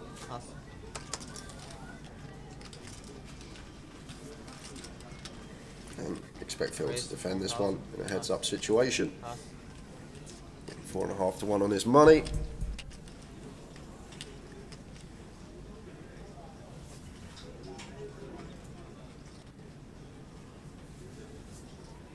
And 8-6-4 rainbow here. So Phil finds the 3 outer versus Lynn.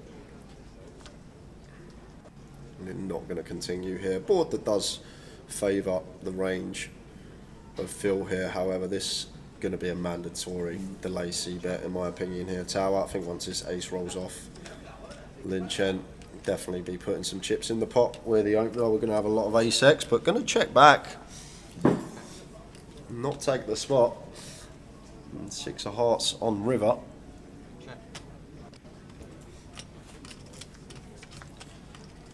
Phil checks and Lynn just going to give up and show the Jack 10. Yep, turns over the Jack 10. Phil's got the 8. Phil winning a big bounty comp in Nottingham last week. On form.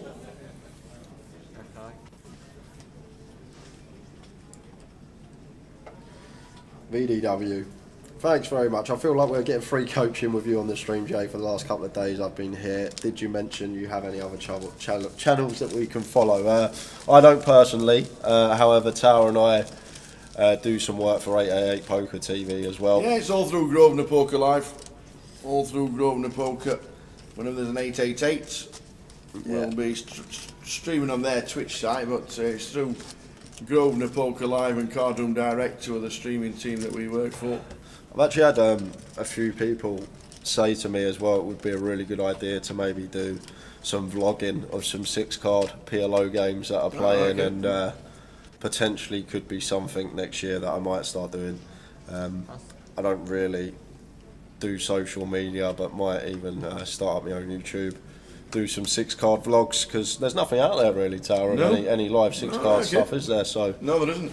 We did the first live stream of 6-card earlier this year. Raise 4,000.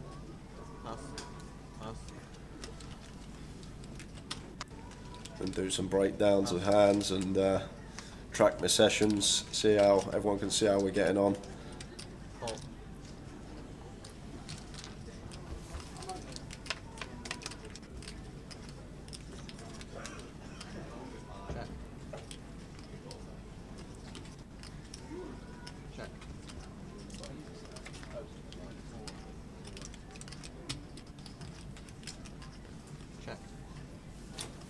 And giveaway coming up in around 5 minutes. You still not got a question? I gave you a warning a good 20 minutes ago. We were engrossed in Blackpool, winning. Tower's Trebles getting close again. Got to start thinking of things. That's Mark stabbing River. 30%, trying to make it look like he's got a 6 or a 4 perhaps, trying to get called by ace high, but Lynn with ace high of his own.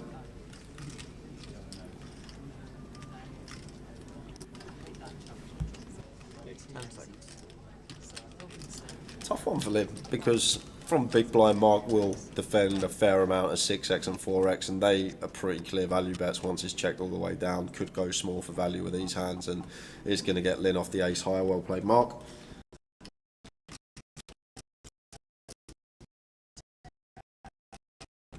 Hopefully the lagging will stop. Apologies for that.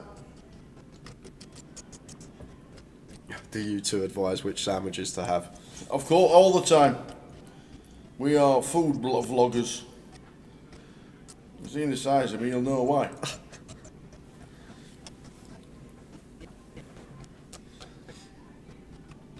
Coronation chicken and lettuce on brown.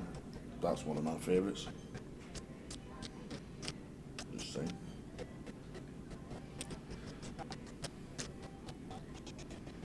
I don't really have a go-to sandwich. I like a chicken Caesar wrap. Chicken Caesar wrap's nice. Yeah, guys are on the case, guys, regarding the lag. It will sort out in the next minute. Yep. Doesn't take too long to get it all rectified. That is true.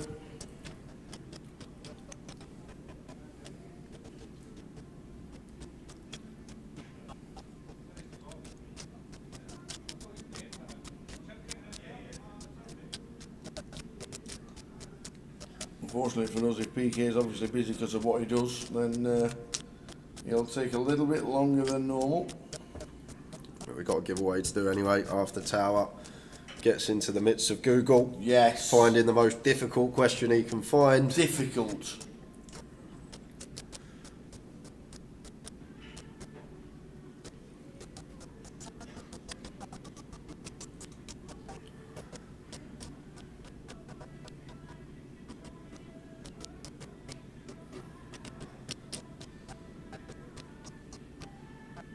Looks like we've got a complete freeze here. I know it is moving very slowly on like 0.01 speed. Yep, PK must be busy in the room. Tower's going to run out to find him. I'm going to fix it. And I'll tell you what, while he runs out to find him, I will run you through next year. 2024.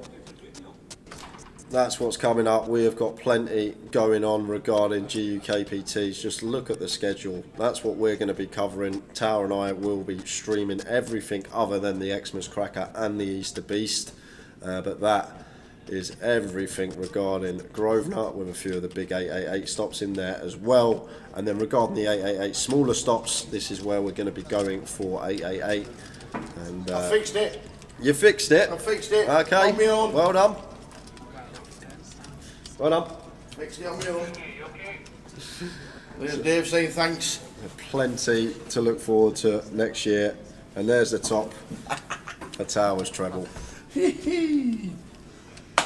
When are we having a GUKPT Walsall? Unfortunately not. Certainly not next year.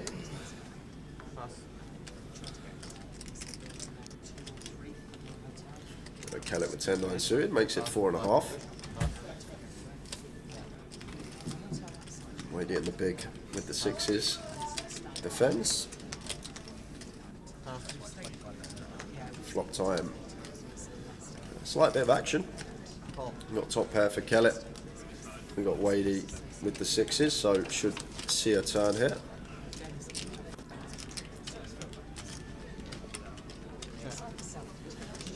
It does go check that call.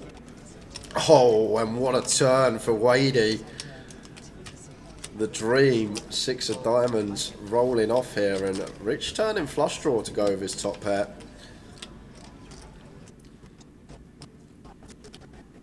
An interesting one here, Tab, versus big blind specifically, whether to bet or whether to check, and I think check's going to be the way to proceed here, just because of Wadey's calling range on flop. 10-5-5 rainbow, he's going to have 10x, he's going to have 5x, he's going to have some pocket pairs. That is basically it.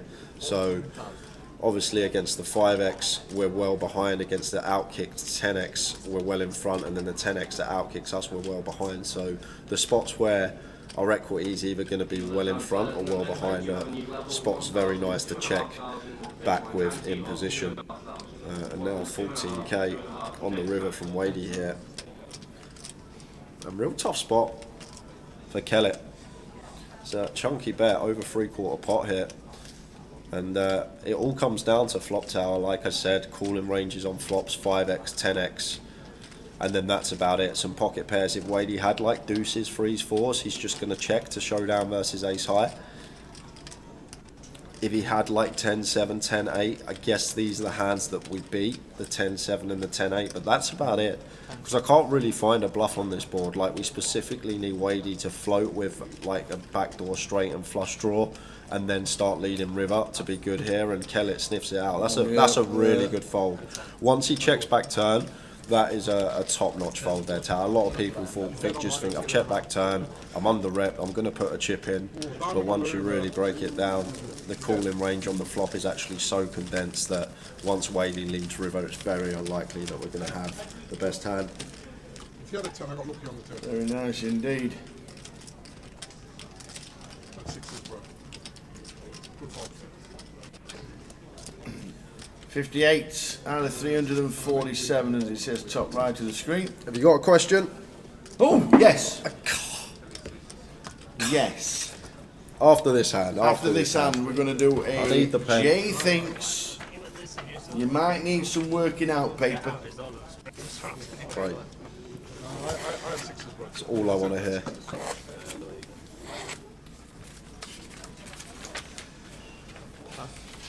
One guess per person. Don't multi-guess. He has the axe. I do have the axe. He hasn't done it for a couple of months. He's itching. Don't guess until he's written it down. And this is for a 110 as well, Tower. One prize, 110 closer seat, £110 token will be going into someone's Grover account. Better get the question in there.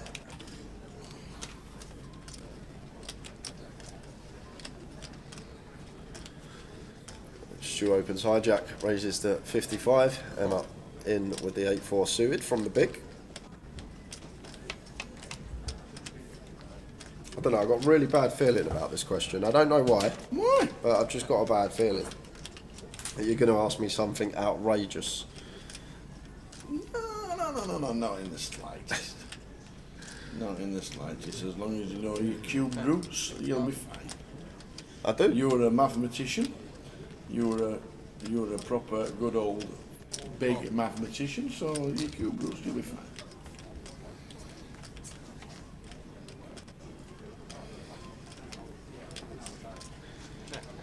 So, check back call, Stu firing with his bottom pair, and Emma calling with gut shot backdoor flush draw here.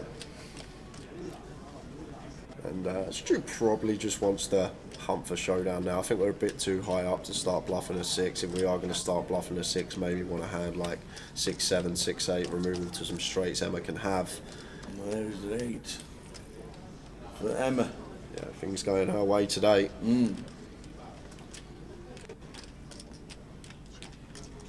She announces check, and I think she's just going to flick him over to say, well, a 6, and I got lucky on the river, says Emma. So, yes, it's giveaway time. It is. I've got £110 closer seat for one of you lucky people watching today. Quick rundown of the rules. Tower's going to ask me a question. I will write it down on this piece of paper. Closest to my answer will be the winner. One guess per account. We do check. If you multiple guess, you will be barred from all future giveaways and will not be able to win a thing. I've got a list. I've got the blacklist.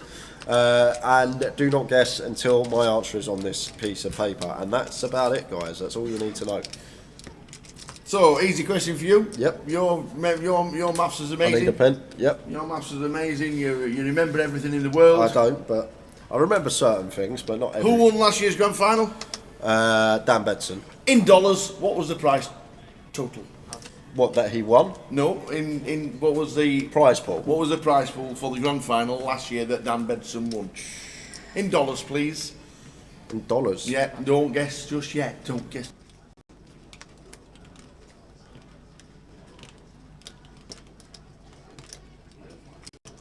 Chris, 5,500.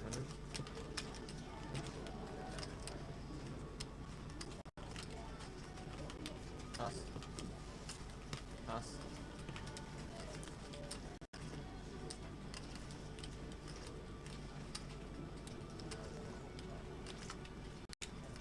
So, we have an answer that Jay has written down. The question, how big, how Dan Bedson won the grand final last year, but how big in dollars was the prize pool in total for the grand final event? And it's Jay thinks.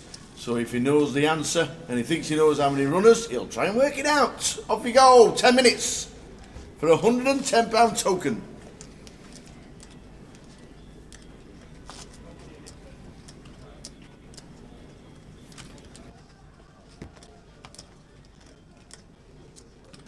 So there we go. Get your guesses in, ladies and gentlemen. Jay is checking it. He's going to make sure he screenshots everything today so we don't lose any of the tokens. How big was last year's grand final prize pool in dollars? He remembered the winner. He got it spot on again. But how big? I can tell you second. I can tell you third. That was a fun final table we had last year. Ali Malou, Gary Miller. Yeah. Ali Malou was class. So how big was the grand final prize pool last year in dollars? Thanks, Roy, for repeating the question. How's the golf going, Roy? Our two teams seem to be flying.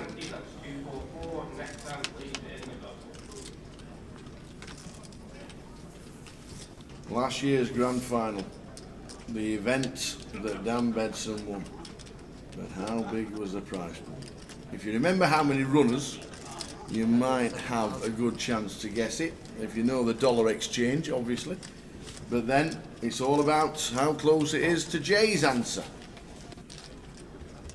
Rich Kellet with the queens on an ace-jack flop, 10 on the turn. Emma's got the king 10. She's got the hits the 10, but Rich has the queens.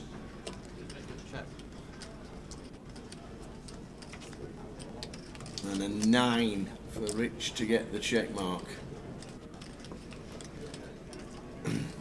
Dan Bedson won the grand final last year, but how much was in the prize pool in dollars? How big was the prize pool?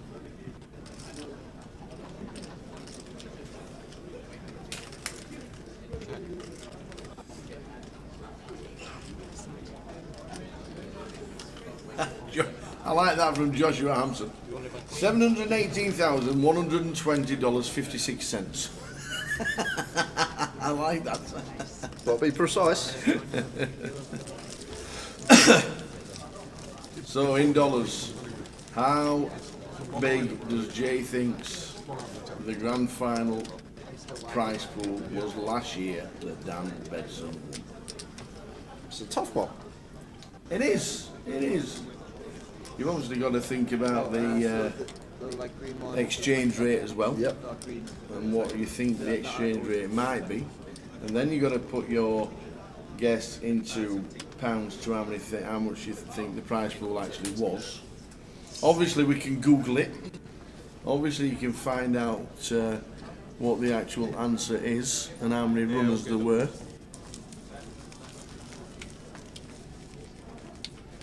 Good guesses coming in. We've got about 5 minutes before we give you the correct answer. Dealers and players in the cup. Next time you level 100, 300 with 300 big white ranky. That's 133 next time. It's the grand final in 2 weeks' time.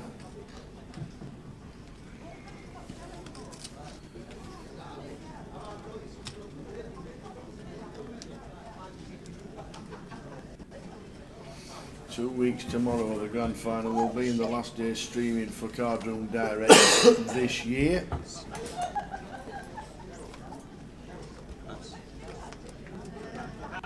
But in dollars, how big was last year's grand final prize pool? The one won by Dan Betts.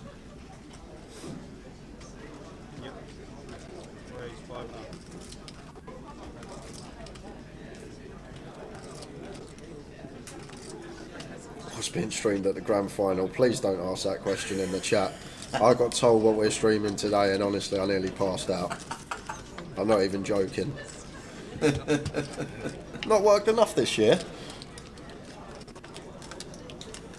I think all we were thinking is from the 3rd of December, you've got the rest of the year off. That's what we were thinking. Yeah.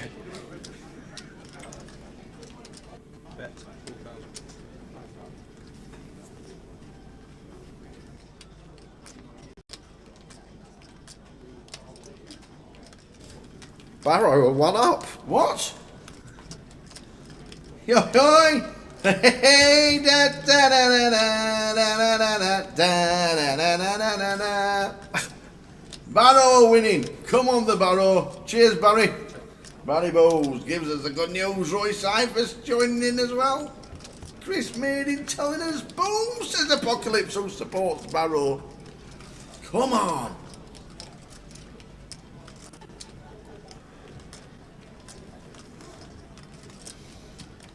Imagine the scenes.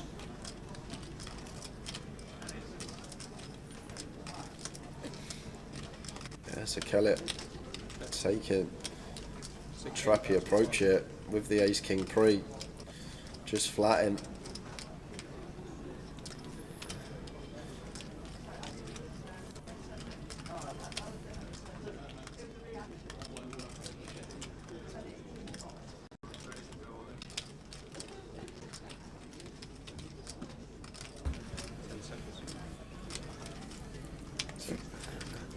Ace King again for Rich. Getting some hands is Rich Kelly. Queens against Emma. Ace King. He's had Ace King before. Very nice fold from Wadey. Checks back turn but doesn't pay off the river lead, but seeing some very nice folds this session. Indeedy. So the question was, Dan Bedson won the grand final last year, but how big was the prize pool in dollars? The actual answer was $713,000. Or $713,987 or something like that. You're looking at the wrong one. Is that a clue? 2 minutes. $713,987. Does that give you a clue? You know, my first instinct was... Have you waited for Jay's reaction to see how far away he is? Johnny Scott, just heading off. Enjoyed your wee trip up and down. Why did I pack a case? See you all in Feb. Look forward to seeing you in Feb. I'll check the weather forecast, Johnny. Whether I bring the clubs up or not. I'll be checking the weather forecast before we head up to Edinburgh in February. You never know. We might get lucky. But safe trip back, Johnny. Good to see you as always, and we'll see you soon. You're not playing golf February in Scotland. You go to tee off, you go to hit your ball, and the tide would have iced to the tee. You'd hit the ball, and you'd see it flying in the air with the tee still stuck to it. In the green. Yeah, it would still be that cold. Sticks in the green. So, did Jay give you any clues? How big was the prize pool in dollars last year when Dan Bedson won the main event of the grand final. He actually won it. It was a good final table. Ali Miller was third. Stu here, effectively moving all in. Like we're not free betting here to fold this one, so just puts in half his stack, gets it through.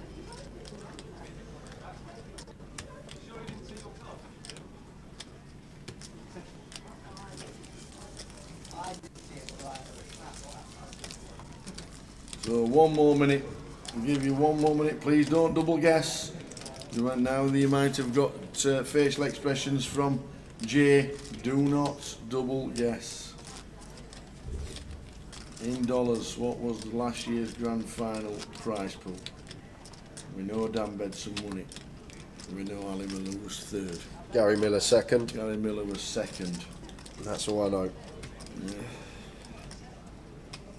Neil Wolfe is trying to be the best guesser in the house. Seems as though he can't be the best poker player in the house.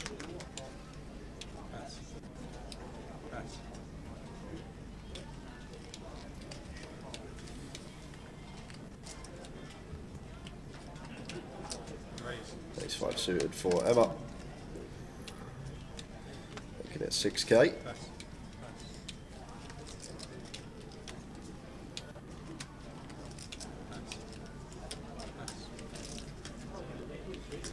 And Queen 9 of diamonds for Phil. One should be defending here from the big.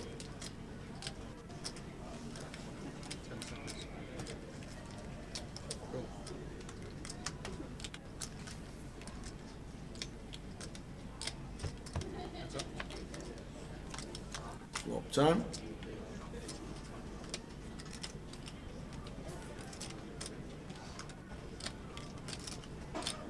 Check. Queen 7 9. Phil takes the lead.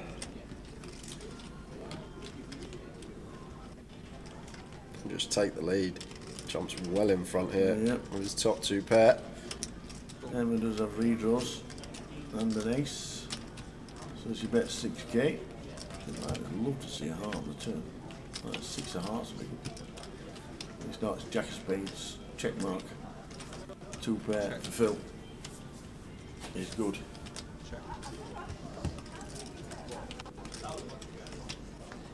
I always trust Jay with these that he will get close to the real answer. Real answer normally lets me down, but don't hold your breath on this one either.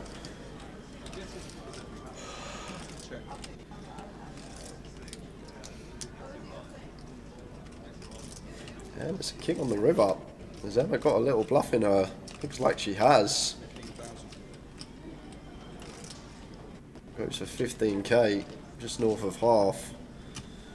And could definitely value bet some better 2 pairs. Some king queen, some king 9, some king jack, all going to be viable. And obviously can still have a straight opening from +2, maybe some ace 10, jack 10 suited, queen 10 suited. King 10 suited, not going to be a hand because that's just going to barrel turn. It looks like Phil is going to make the call. And shake of the head from Emma lets Phil know that he's good. Phil going to take it with the 2 pair. So then, young man, we have got 10 seconds left. Make them all get ready to shut the comp. I'll get ready as Get well. ready to shut the comp just in case. We've got 10 seconds to have your final guess. If you've had a guess, don't have another guess. He's got the axe ready. But what was in the prize pool in dollars last year of the grand final when Dan Bedson won the event? Gary Miller was second, Ali Malou was third. You have 5 seconds. You've got 4, you've got 3, you have got 2, you've got 1. Comp is closed, ladies and gentlemen. The competition is closed. The last guess was Thomas Lowther, and Tony Smith just got in on 879. So, young man, pretty polarising answer, obviously, and you always know how many players there are. You always know how much the prize pool is, and if you get the conversion rate, you must be within 5,000. Well, first thing's a good start, Tower. Yeah. Is buying. Yeah. Getting the buy-in right. First of all, I thought it was 2.5k last year for some reason, because the year Andy Mock won it, I believe it was 2.5k that year. Okay. For the COVID, so I thought 2.5k buy-in. I thought there was around 350, 400 runners, which would get you 900 odd K, and then 1.2 exchange rate. Came up with $1,150,000. So there we go. Everybody who thought they were going to get close, this time. How am I meant to remember when we do all these events how many runners was in the event? I couldn't even remember the buy-in. The winner, yeah, maybe. Second place, maybe. You go to runners, you go to buy-in. You remember more than me. You remember more than me. But anyway, that doesn't matter because somebody will have got it and somebody will have been close. Who was closest? Someone got it on the nose. Someone guessed 1.15 million, and they're obviously in my head. And that goes to Demish on YouTube. So, Demish, make yourself known. That is worth an £110 ticket if you got it spot on. Going to be a £110 token going your way on Monday for the closer. All I need from yourself is a alias that you play under on Grosvenor Poker, and we will get that into your account on Monday. Well done to Demish. Well done, Demish. Sorry, guys, everyone that put around 700-800k. You have a lot more faith in me than I do. But there's always later on in the day because we've still got plenty to give away today regarding tokens. We will give away. Well done, Demish. Fantastic. Well done. Bang on the nose. Right on the snotter. Well done indeed. Who said in the chat Towers Treble's not going well? Who said that? Yeah, someone keeps putting the Barnet results in. Maybe they thought Treble you said not Barnet. looking good, Tower, says Chris. We've got 2 winning and we've got a 0-0. It'd be funny if he's put Barnet in the wrong B, who are losing 1-0. Because he put the Barnet result in the chat. Barnet 1-0 down. Blackpool, Barrow and Bromley. Imagine doing that. Imagine doing that and it coming in and the other one doesn't. I couldn't even tell you who were Barney playing. No, I couldn't even tell you who Bromley are playing, to be fair. I do know Bromley are playing Failed. AFC Failed. That's who Bromley are playing. Oh, that team? Yes. Didn't expect Jay to miss the numbers of runners and buy-in so badly. Well, there you go. Well, we now need a screen name for Demish on YouTube. You better be quick. 10 minutes to give us your alias on Grosvenor Poker, or we can't credit you the ticket on Monday when the rest get credited at the same time.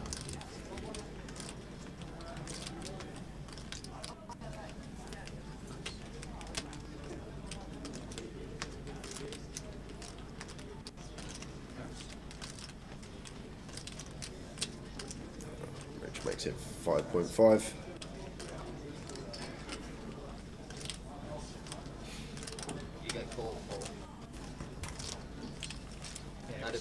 And straight over for some more outer table action. Tower. Not this time. Alex is still in. Kevin Frame, 3-bet shops, 35k. And called from Harry Kidd, Kevin with the Kings up against the King Jack. Ooh. And he's basically flopped him dead to running Jacks. Yeah. And lovely flop to see when you got the Kings versus the King Jack. And Kevin doubles through Harry. Doubles.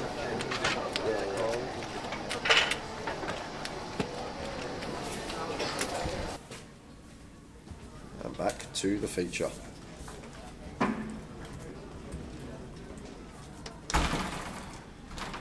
Lin Chen, ace 10 suited, opens.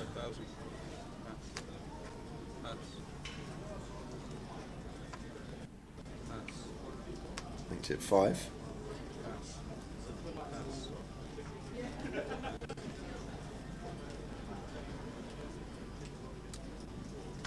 Expect to see raise and take. Paul Maguire hasn't had much this session. Ace Queen he had to fold it pre. Other than that, been pretty dead in terms of distribution. Waiting for his spot. We know the man can grind a short stack.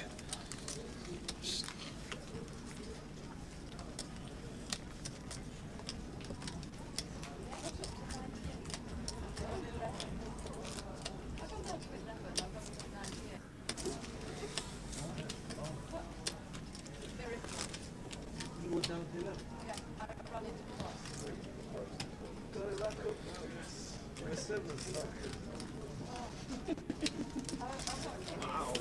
In a row. That's mad, actually. That's so in a row. Do it every time. I'm going to put mine on if I embarrass. I actually appreciate it. If it's someone you really don't like, yeah, you would have caught me whenever I mention it, she's trying to remember. Yeah, spot on, yes. Hard to get it. Spot on when the answer's in the millions. Paul Maguire finds an ace blind on blind, so happy to shove here for just sub 8 and going to get this one through. We'll be happy with that. At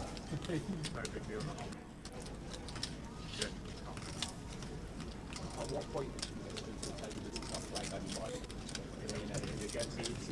yeah, exactly. Even if it's got 10 big. Should have learned a lesson out of that second time, really.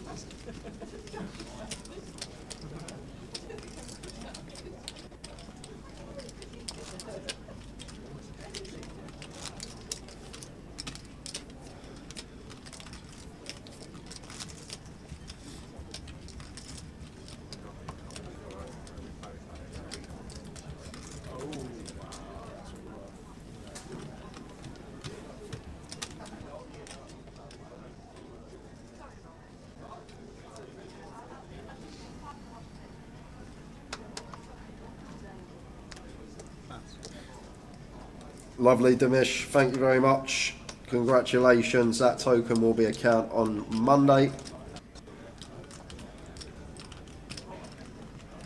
Raise 5.5.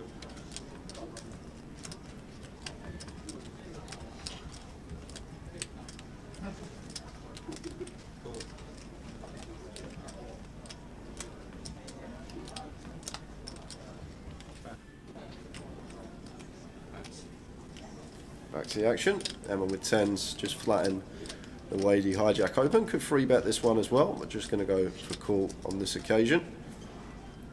And Kellet with the ace-9 from the big. Oh, looks like going to go for squeeze here.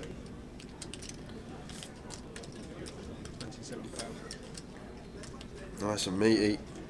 5x after an open and a call. It's definitely going to get through Wadey, but shouldn't be getting through Emma.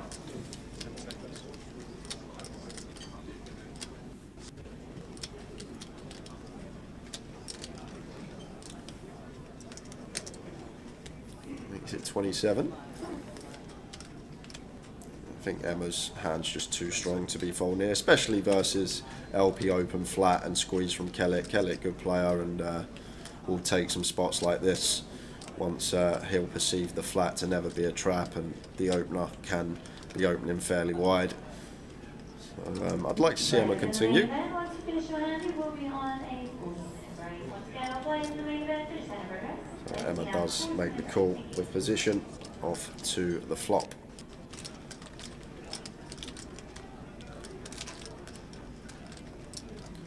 Jerry Fall says, is Emma known to you guys? Yes, we know Emma quite well. Neil Wolfrey, who plays the tour, this is other half, usually come and play Goliath. Few stops we see them at. But Emma flying the flag for the household today. Unfortunately, it does get bluffed off of that one by Rich Kellet, and this is just everything catching up from earlier.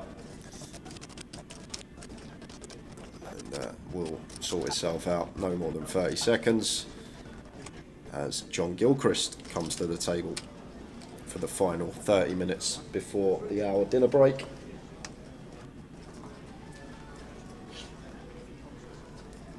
A few more bust outs to let you guys know about.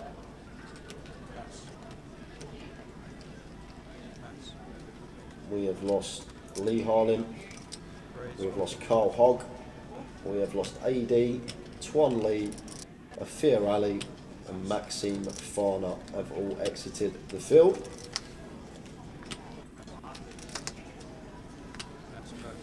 As John Gilchrist just sits down, finds ace-10 suited, raises to 5.5 into the big blind of Phil Clark with a hand that we expect to see defend.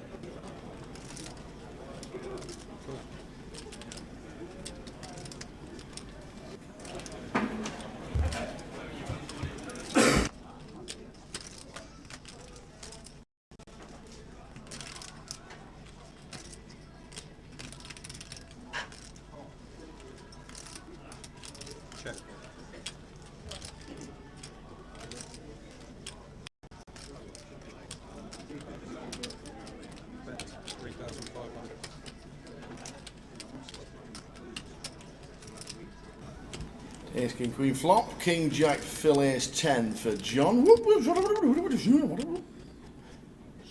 down.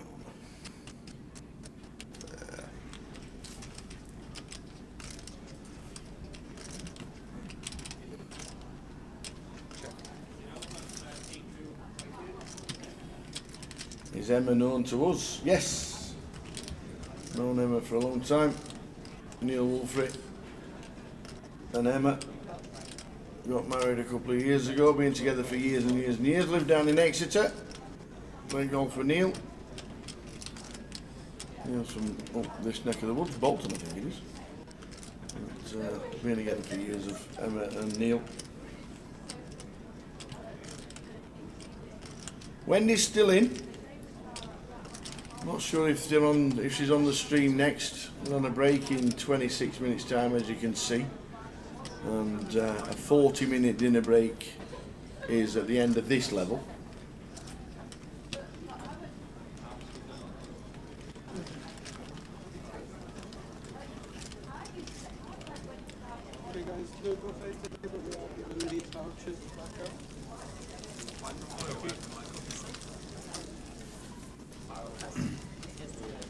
There's a full voucher being given out. Blackpool having full vouchers this leg rather than a buffet.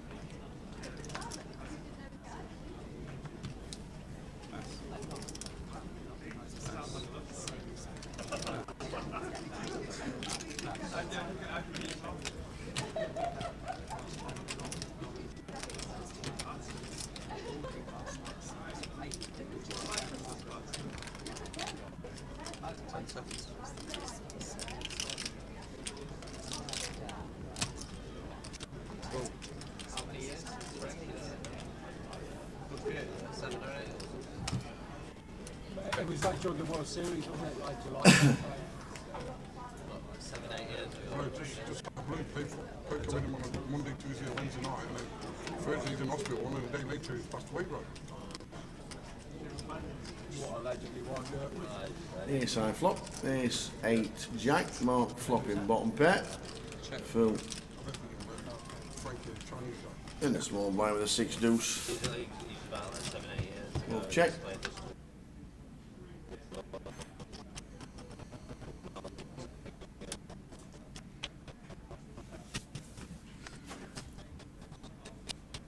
Oh, we've gone a bit laggy again for some reason. It's been a little bit of a pain this last.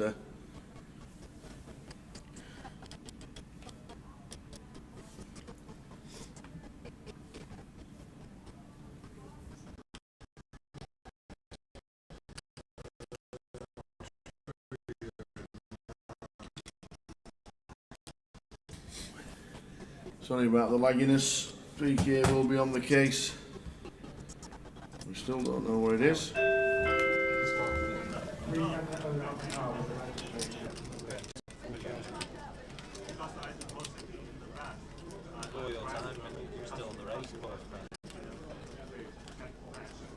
a long time, Richard.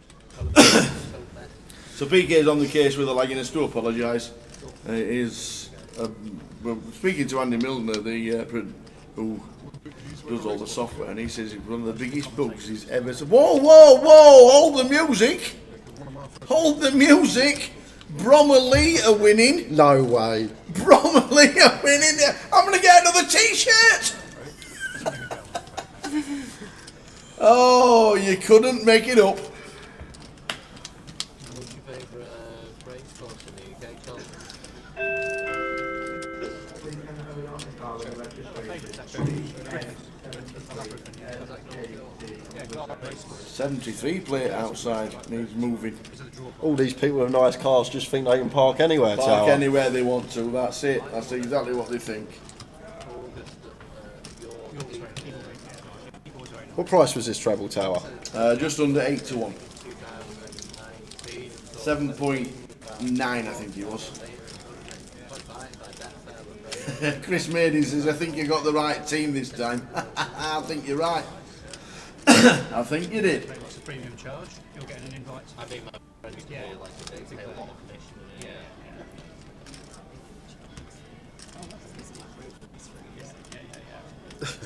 The bing bong in the casino would have been good saying 1-0 to Bromley. Imagine Tower's that. treble is currently up.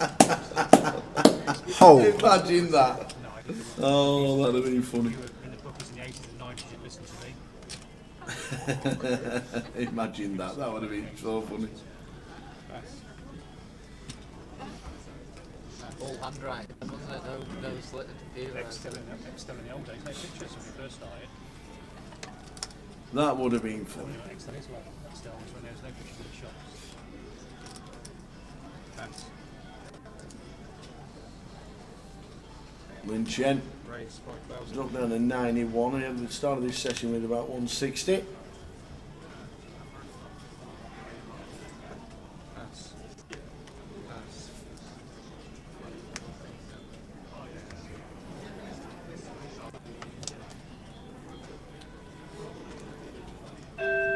Here we go.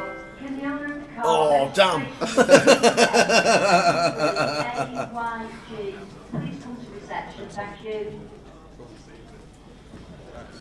Players in the cup. Once you finish your hand, you will be on a 15-minute break. Once again, cup players, please finish your hand break. That's now a 15-minute break. So three-way action. Lynn opening Jack 10 suited. Phil peels the 9-8 of clubs from button, and Wadey's in the big blind with the 7-5. And we got a couple of clubs on board. Potential big pot if a club does roll off turn or river. Wadey does have a gut shot as well with the 7-5 to the nuts. And Lynn here flopping the flush draw. Looks like just happy to continue. Could be getting called by Phil, and then Wadey probably going to fold. I think heads up more inclined to call. I think over calling. Although price does get better. There's some dirty outs the times it comes 4 of clubs. There's a call from Phil. So yeah, getting 4 to 1 here is Wadey. So he is actually going to come along. Only needs 20% equity, which he actually has on the nose if you look at the top left.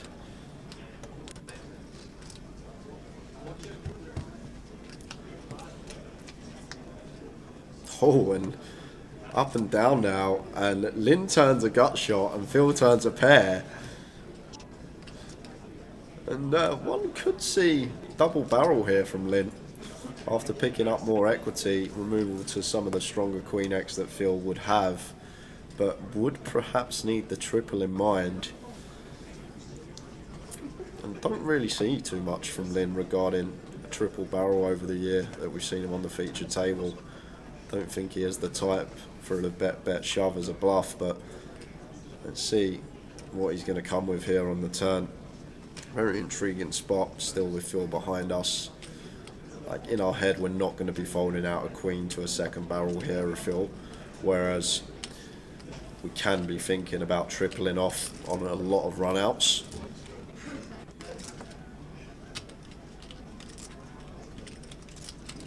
Not going to be working versus Phil. Phil's now caught a pair to go with his flush draw.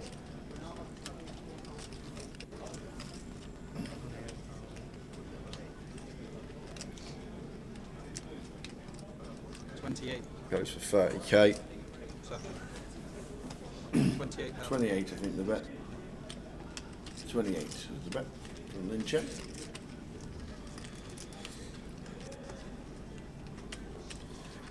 Yeah, and Phil Clark just going to have to call here with position tower. Getting too good a price. 2.5 to 1 on a call. Like equity wise here, don't need too much. between 25 and about 30% equity is what we need.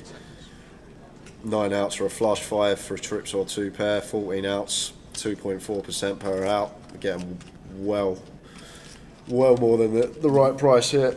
And then we do get to dictate the action on the river with position. So I'd like to see call here from Phil. Yes, we can have the worst hand. We can be up against aces, kings, ace, queen, king, queen. But in terms of equity, the outs that we should have to make the best hand, we're getting a good enough price to call. And then we've also got position on river, so get to dictate the action the time that we do make our hand on rivers. Wow, gonna fold the pair and flush draw.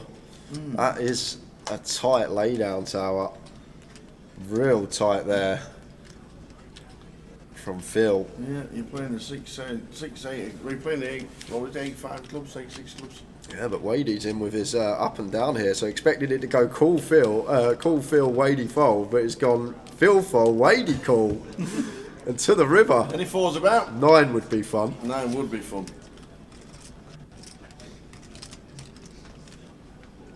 Check. It's a sound, the flush draw as well gets there. It's a Phil. Phil Walker. Wow. Phil Clark. Turns out to be an unbelievable fold now. Amazing. Absolutely unbelievable fold. 10 seconds. 9-8 folding. If you're going to fold on that turn, you're absolutely spot on. So all in from Lynn, and Wadey can't do anything but fold. And once more, Tower, we are off for some out-of-table Board is action. happening. And it's Tim Chung versus Chris Johnson, all in pre. Chris has turned a straight draw, but king on the river gives Tim Chung a set. Had the best hand anyway, so ace queen, less than kings there for Chris Johnson. Unlucky Chris as he heads out. He will exit the field. Tom Gill there with 200k. Very nice. Nice little pick up for Tim, winning the WPT package this week. Indeed it. Well done indeed. 16 minutes left of this session, and Towers Trebles winning at this moment in time. Oh, the sweat's on. The sweat is on. Oh, Jay's getting out of it. He'll be in profit. What's for John River? John River, you call? Yeah. That's what he's done. If I hit, I'll jam you call as well. Don't worry what I There we go. 15 minutes and counting until the end of the session, and then a 40-minute dinner break. If I hit, I'll check. And jam it out. I'll smack it off. It's close. Should have folded. Big call back. In 28 to win you buy 100k. Basically. That river's despised.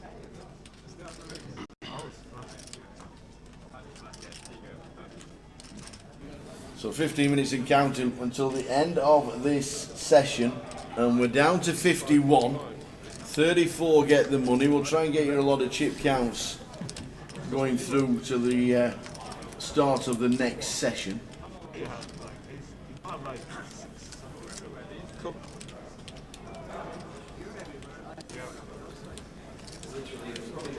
So in 15 minutes time, we'll get a full chip count. Stu going to open here with the ace 4. So you got both.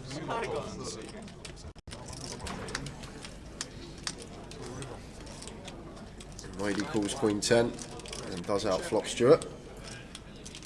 Wadey, my flopper is crazy. Is Lenny still in? No, Lenny's out.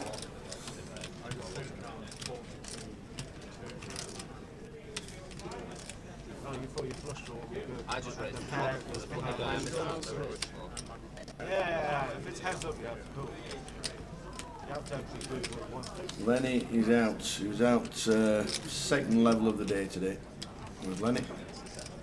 I'm not sure if he's jumped in the cup, but he got himself a seat by the satellites here in Blackpool. Turn pairs the king. Good card for Wadey.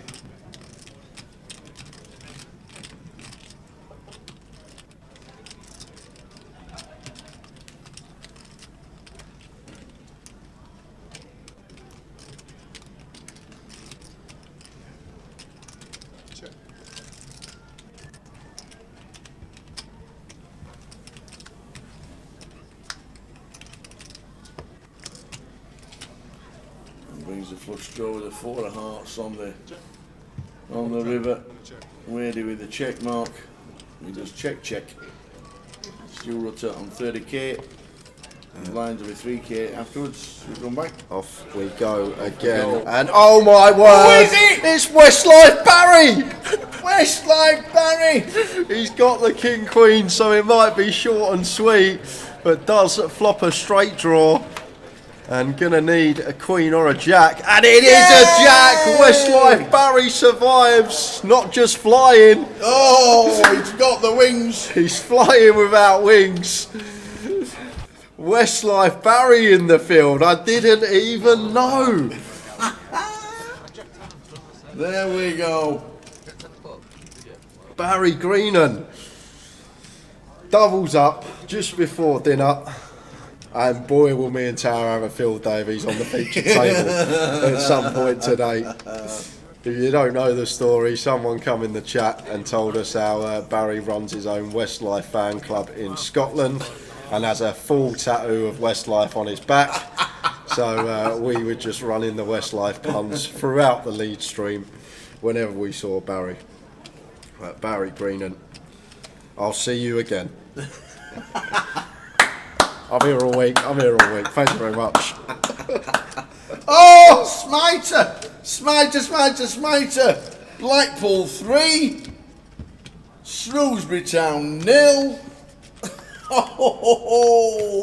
Oh. Here we go.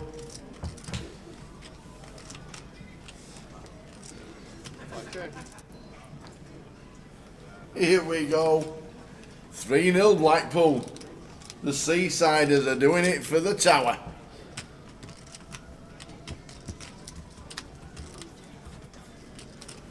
Fancy hitting that Jack on the river.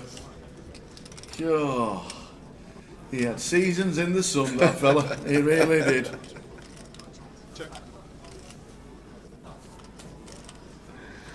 Set for Emma. Defends the 4s from the big blind.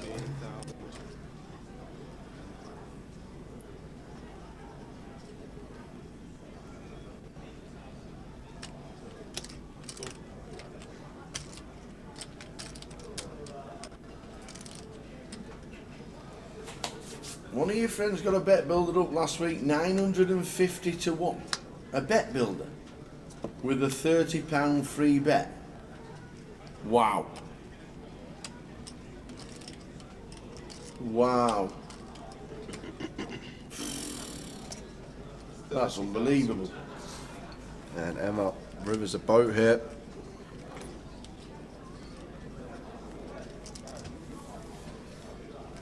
The board's slightly wrong, guys, for some reason. Not got the whole board showing bottom right, but it is 4, 5 ace, 7 of clubs, 5 of hearts river. Either way, Kellet does get away from it. That was a weird one. 49 left. Who's been eliminated in the last 5 minutes? Young man, 49 players left. 34 get the money. 10 minutes to go until the end of this session. Yeah, so 4 have gone. Carlos Atroni, Chris Johnson we saw, Keith Johnson and Todd Robinson, leaving us with 49 players. Oh, Todd's out.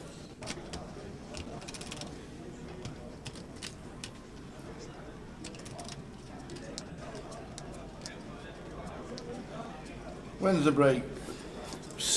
9 minutes, which takes us to 5-2. So back at 5:33.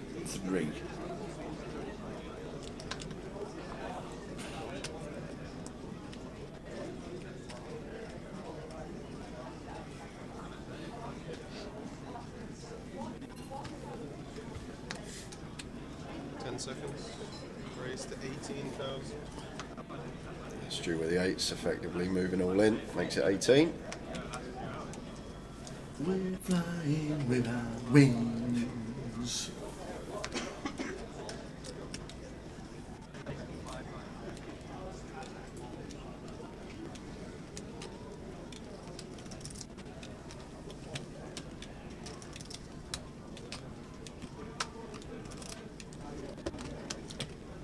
Not so sure we should be listening to Mariah Carey on the 18th of November.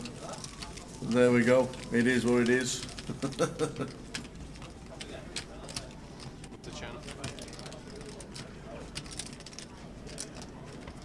Go on then, Tao. What's your favourite Westlife song? Well, one of my favourite songs of all time was Terry Jack's "Seasons in the Sun." #1 back in 1974. Was always on the golden hour with Simon Bates back in the day when I was driving the old Mother's Bride bread van. I think that'd have to be it. I don't really know many others. Please, final call, players in the cup. You have 1 minute remaining on the break, players. Please take your seats. And dealers, you may start to prepare your bets now.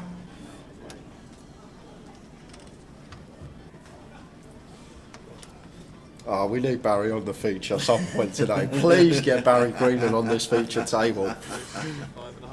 5.5. Oh, Barry on the feature. A bit of Uptown Girls. See, that's Billy Joel's one of Billy Joel's best songs as well. Well, not one of his best ones, but it was one of Billy Joel's songs. They didn't originally sing "You Raise Me Up" either, did they? No, they weren't the they original. they were. I don't know if they started writing for themselves or whatever it was, but they were a good band. They got a lot of followers.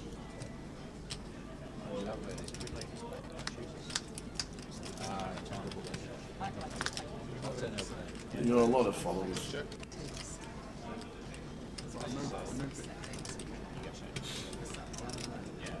Uptown girl, she be living in an uptown world.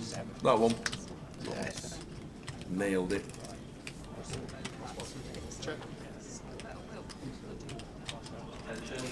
Smite is on the Facebook stream. Yeah. Watching away. Smite is on Facebook. We have all 3 chat boxes collated together so we can keep an eye on everybody chatting away.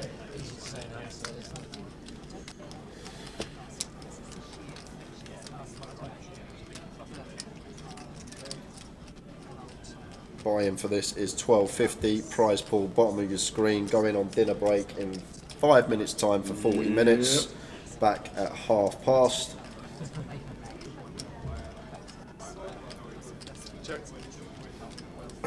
VDW says, "Hi Smiter."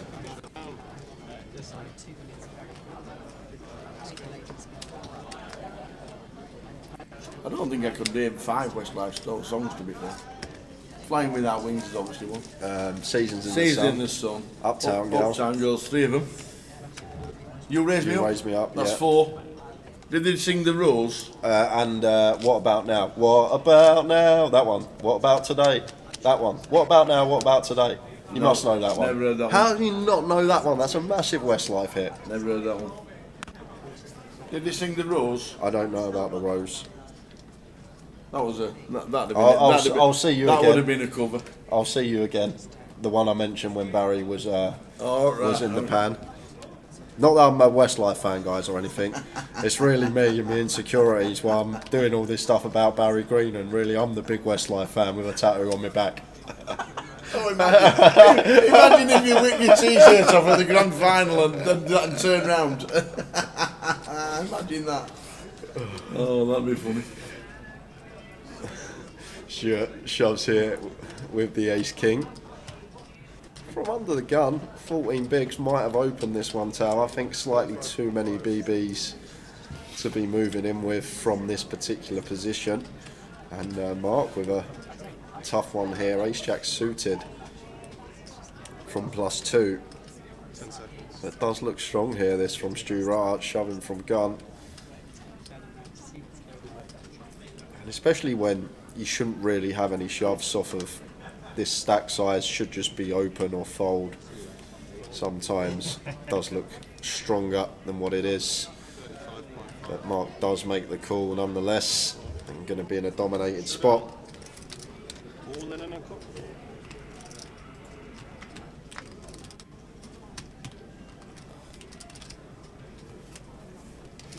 So we're heading towards the break, and we won't know if Towers trebles up or not until after the break by the looks of this. Anybody on the 4-0 for Blackpool at 25s? No way. Anybody? Was anybody on Blackpool at 4-0 at 25s? As Tower said, I think they'll win 4-0 today. Anybody? Please tell me somebody got on for a couple of quid. Please. Good start for Stu. Some chop outs on the turn, but just fading jacks at the moment. And doors the king. Make the mods on it. Make the mods on at 4-0. Oi, oi. Good lad, make the mod. VDW, it's not just the fact of the matter we never shove for that amount of big blinds, it comes down to position. So the earlier position you are, the less big blinds you want to be able to shove. Like you can start having opens from under the gun off of 12, 13 big blinds. Whereas when you get to cut off or button, you can just play open shove, and all this comes down to is the players that we have to get through at the table. So you start shoving for more big blinds, the further around the table you go, and like the position that you will shove for the most big blinds is small blind versus big blind, because you've obviously only got one player to get through. Whereas under the gun, like you shouldn't really see any shoves for anything more than 13 BBs, just open or fold, and that all comes down to the players that we need to get through at the table. Oh, Towers treble again, ladies and gentlemen. Is it coming in? We've got about 5 minutes to hold on.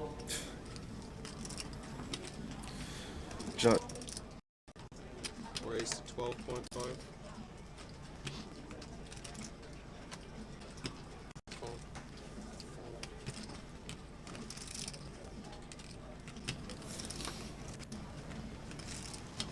I think this time last year we were all getting ready for the World Cup. How crazy is that? Oh yes. Yeah, you forget it was in December, don't you? Wow, aye. Well, that's true.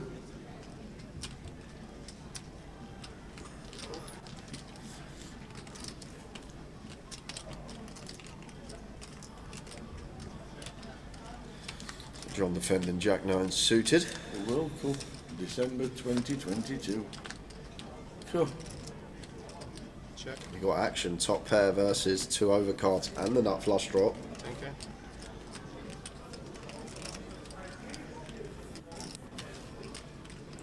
And that continues for third, and John not going to be going anywhere here with his top pair. Makes the call.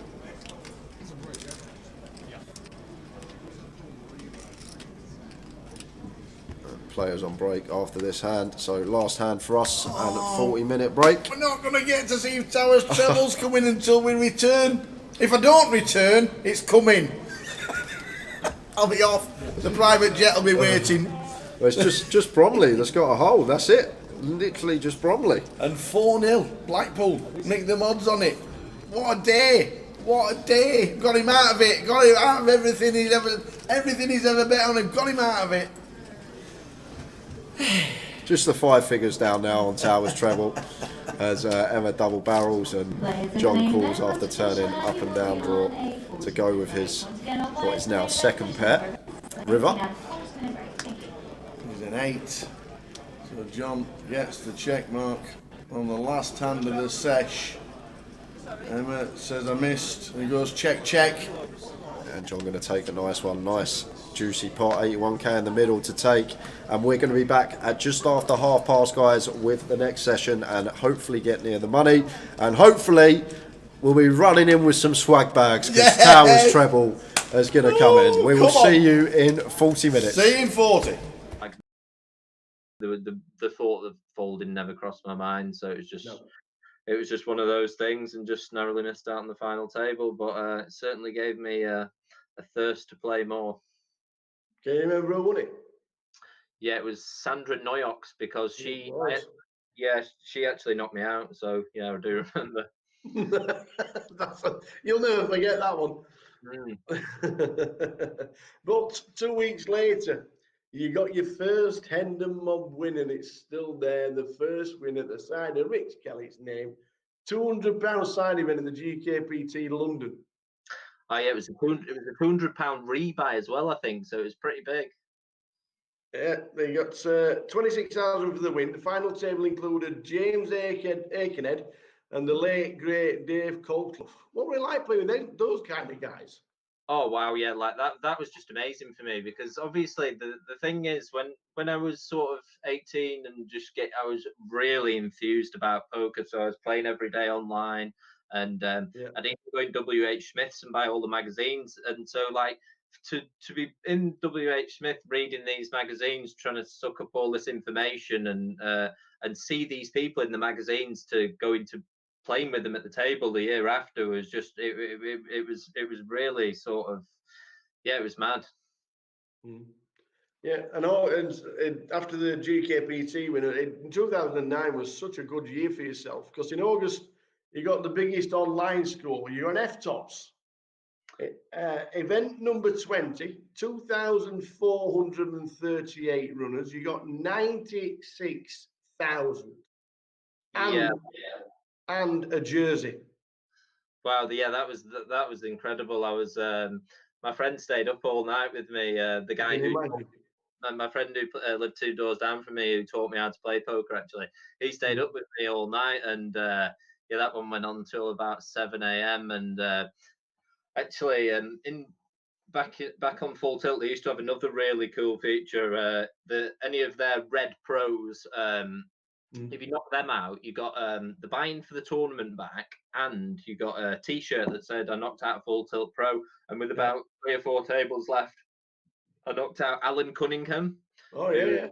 Really, really famous American pro at the time. So I knocked him out. I got the $215 back for my tournament entry, and yeah, the Full Tilt T-shirts. I used to have quite a big collection of them, as you can imagine. I imagine Mormons probably with garages somewhere filled with them. You got a jersey for winning the F-tops as well. Can you remember what you did with it? I think I ended up selling it for about $300 or something. Somebody's walking around and they've not played F-tops at all, but they've got the jersey. Yeah, it was like a big, like I was a very, very, I was very, very slight build back then. It was a big American gold football thing. Yeah, it didn't look good on me.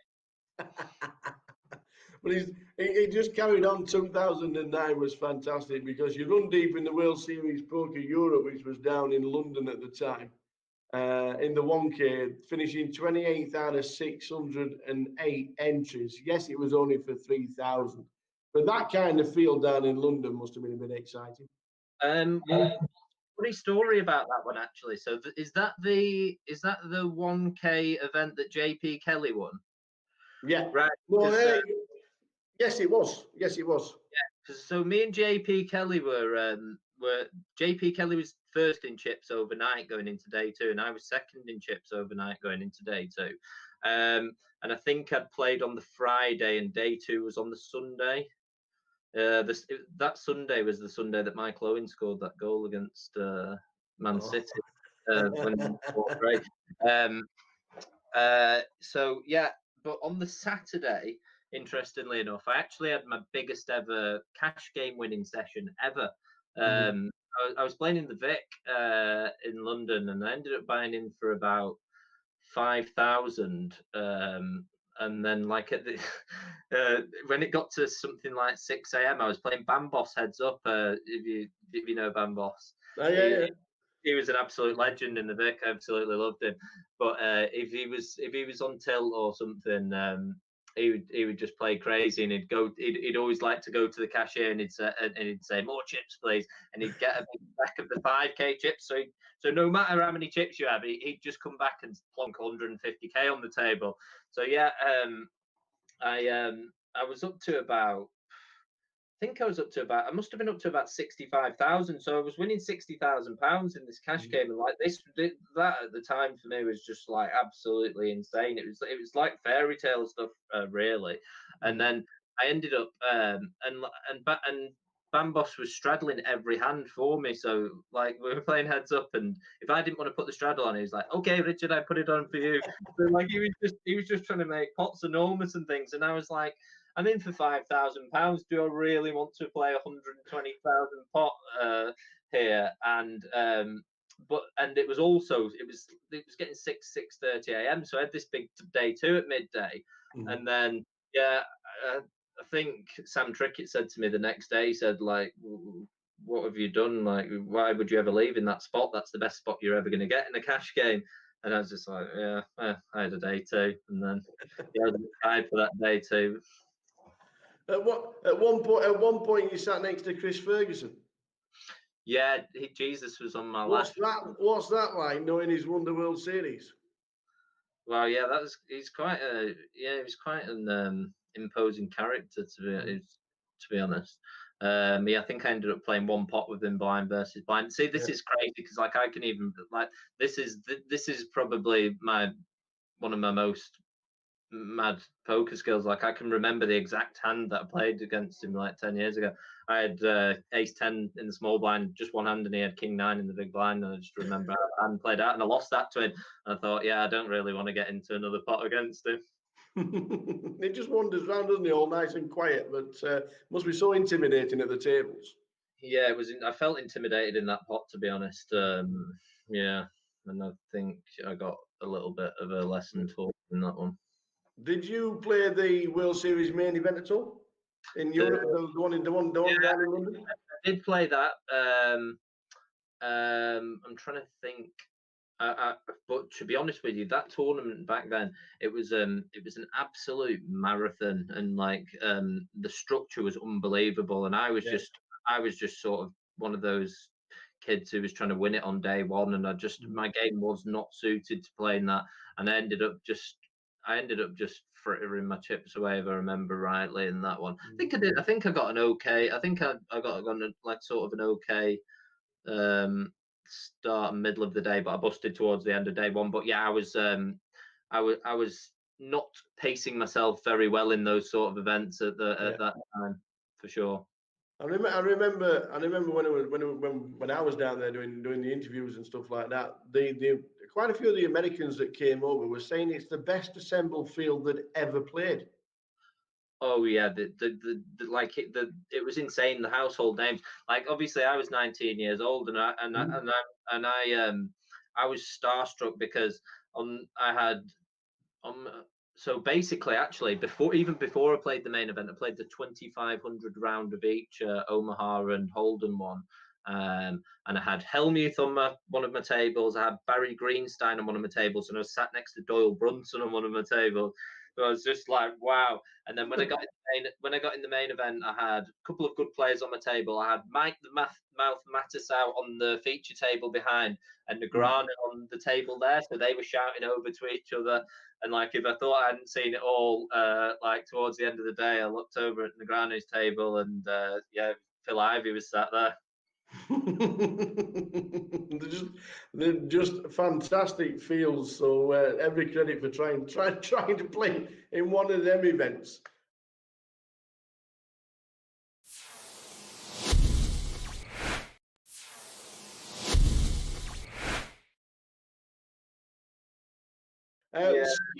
We're just skipping forward to November 2013. You made your first GUKPT main event final table, and you finished 6th in the grand final for just short of 26,000. Yeah. It was a long tournament. It was the one that Kev Allen went on to win for 150k. Yeah. Do you know much about it? So yeah, we just played in Blackpool the week or two before, and my friend Mike, who I used to travel around with, Mike Thomas Ziggy, he'd got a result. He'd come second in the £300 side event, so he'd won a seat, because back in those days in 2013, if you won a side event anywhere in the country preceding the grand final, you would automatically get a seat into the main event. So Mike had won that, and I'd done well on the cash games in Blackpool, so we thought, right, we'll go to the grand final for the first time, I think. And we went down there, and on I think it was the Wednesday, Mike ended up winning the £250 six max.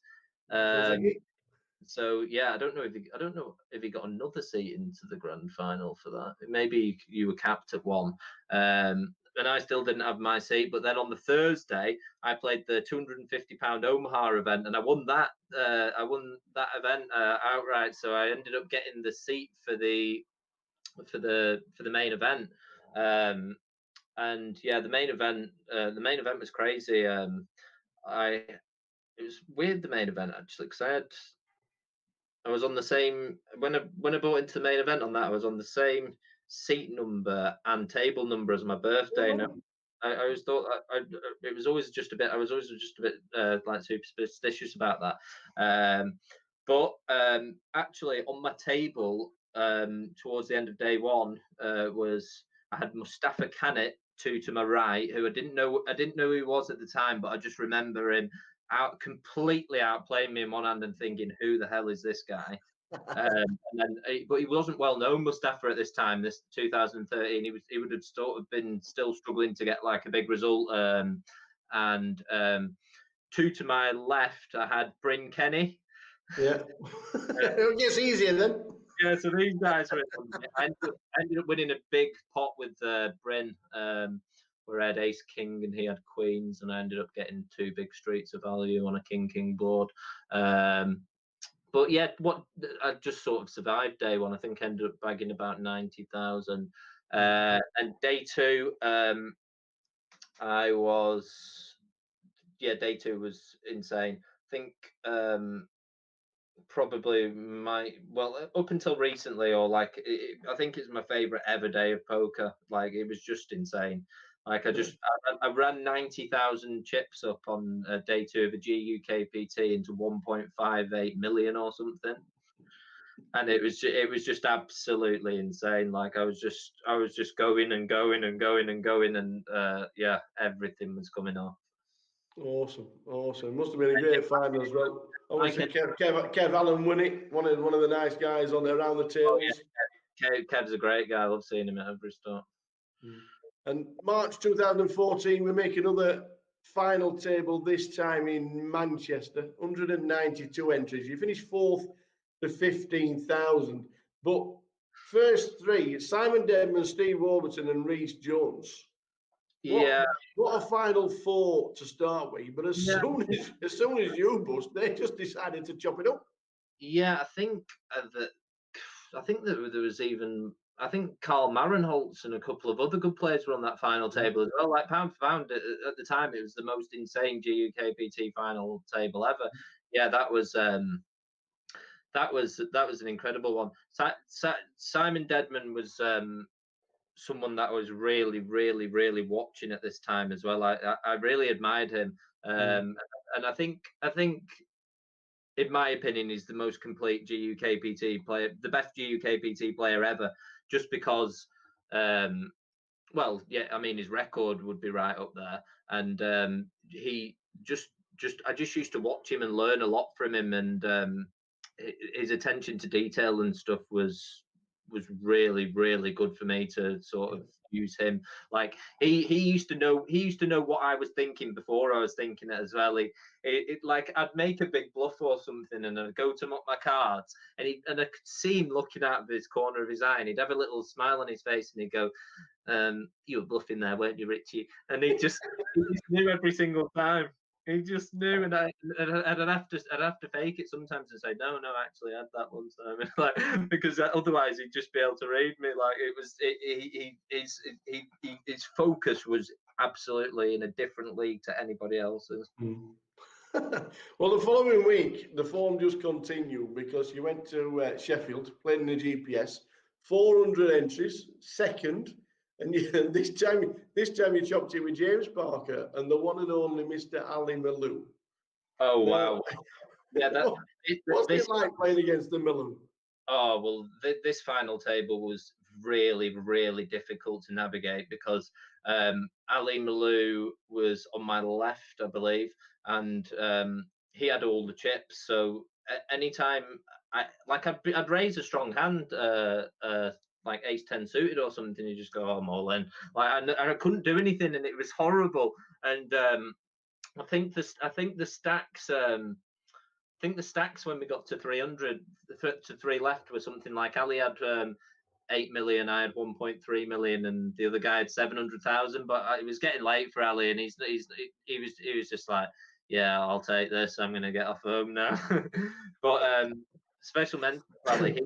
He back in the day in the GUKPTs when I used to first following them around, like no matter where the festival was, he always used to win an event, and it would always be like he'd take first and the rest of the final table would chop. It was remarkable. The only person I've ever heard who took more than first place prize money and the rest chopped it apparently. Yeah, it doesn't surprise me. He used to have everybody strangled. In 2014, it just continues for you. In May, you booked your best score so far in the UKIPT High Roller. It was a 3,000 entry, and you chopped it with Dave Shallow for 68,000. Did you play for the trophy, or did you just chop it then? No, well, the final table, yeah, me and Dave ended up with all the chips heads up. And I'd never played with Dave before. I think I'd played with him a little bit online. But yeah, he had slightly more chips. And I just said, yeah, let's chop it, and you can take the trophy because you had slightly more chips, and we ended up getting an even chop. So it was a pretty good deal for me on him, I guess. Yeah, we've been a 3K entry. There were only 101 runners. Was it yet again one of these events was just a tough field? Yeah, I mean, yeah, there was less sort of recreational players in there, but I think the sort because I'm sort of used to battling with strong players online. Or at that time, especially like 2013, 2014, I was sort of my game was sort of online poker at sort of high stakes MTT. So my game was designed to play against that sort of player. Like I used to struggle a lot against recreationals, exploiting those. But like at that point in time, though, that sort of suited me, the high roller circuit. So especially live. So in DTD, particularly in the high rollers over the years, I've actually got a really, really good record. So yeah, but yeah, the pound for pound, there was some great poker players in the field. Yeah, September 2015, the closest you'd been so far to taking down a GUKPT main event when you finished third in Luton to the eventual winner, Mr. Will Davis. Yeah, that frustrating. Yeah, very. Well, I say very. I came back from day one with not many chips, and then yeah, day two. Day two. Oh, it was the one where we finished day two where we weren't in the money, wasn't it? And I was overnight chip leader going into the bubble at the start of day three. So yeah, I was a little bit. I ended up going into the final table with the most chips, or one of the most chips, but I played a little bit cagey, to be honest. I was a bit disappointed in myself. I was being a little bit cautious, but yeah, I mean, third place is still pretty good. Following the next GUKPT main event, November 2016, we went on to Blackpool, where you chopped it with. Now this was I think this was a chop where everybody watching the table thought, you know what, this could either go on for one hand or 17 hours. You chopped it with Midi and Tom Hall. Wow, yeah, that was a pretty tough spot to be in three-handed in the GUKPT. It was a great final. Can you remember much about it? Yeah, I think it was a really, really good final, actually. I think there's plenty of action and there's a good mix of characters. Yeah, I think Midi put me in a couple of horrible spots where I had to find the trigger against him early on as well. And then yeah, I'm just trying to think. Yeah, it was tough though, three-handed, and we sort of came to a conclusion that we didn't really want to flip for thousands and thousands of pounds. And Tom was off to play another tournament. He had a flight the next day, and we sort of deduced that Midi's advantage of having the extra chips, we'd just give him the trophy. So yeah, I think we were all pretty happy with that one. Yeah, I remember Jeff Kimber being fourth. It wasn't a bad final to be on, I tell you. No, yeah, it was remarkably the year after. All four of us who finished in the final four made day three as well.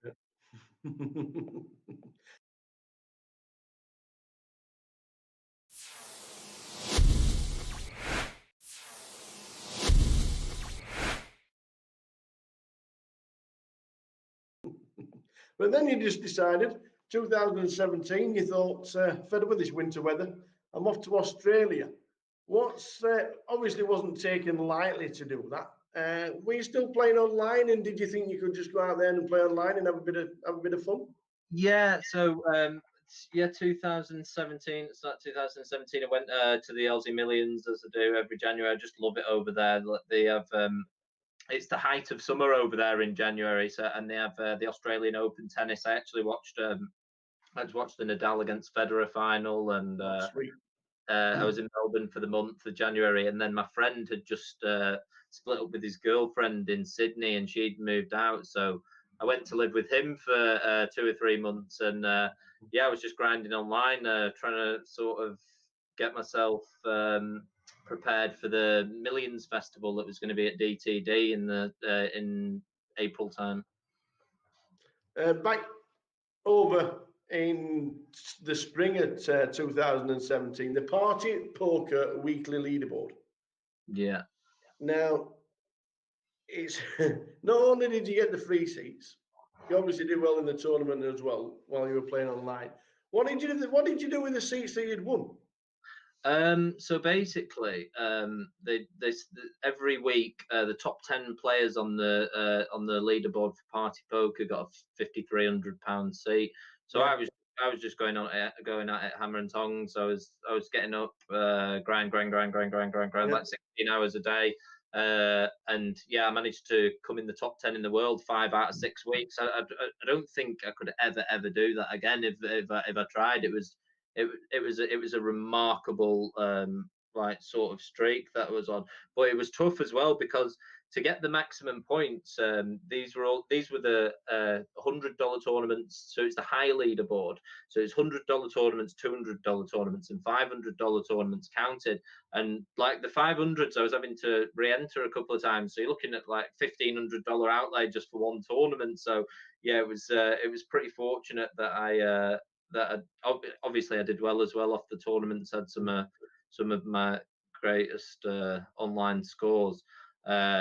But yeah, they let me play the first one, the first £5,300 seat, and then they just gave me £20,000 in credit for the other ones. So yeah, it was an amazing haul, and that's what really I think that was the first time that I really sort of got into the whole leaderboard thing.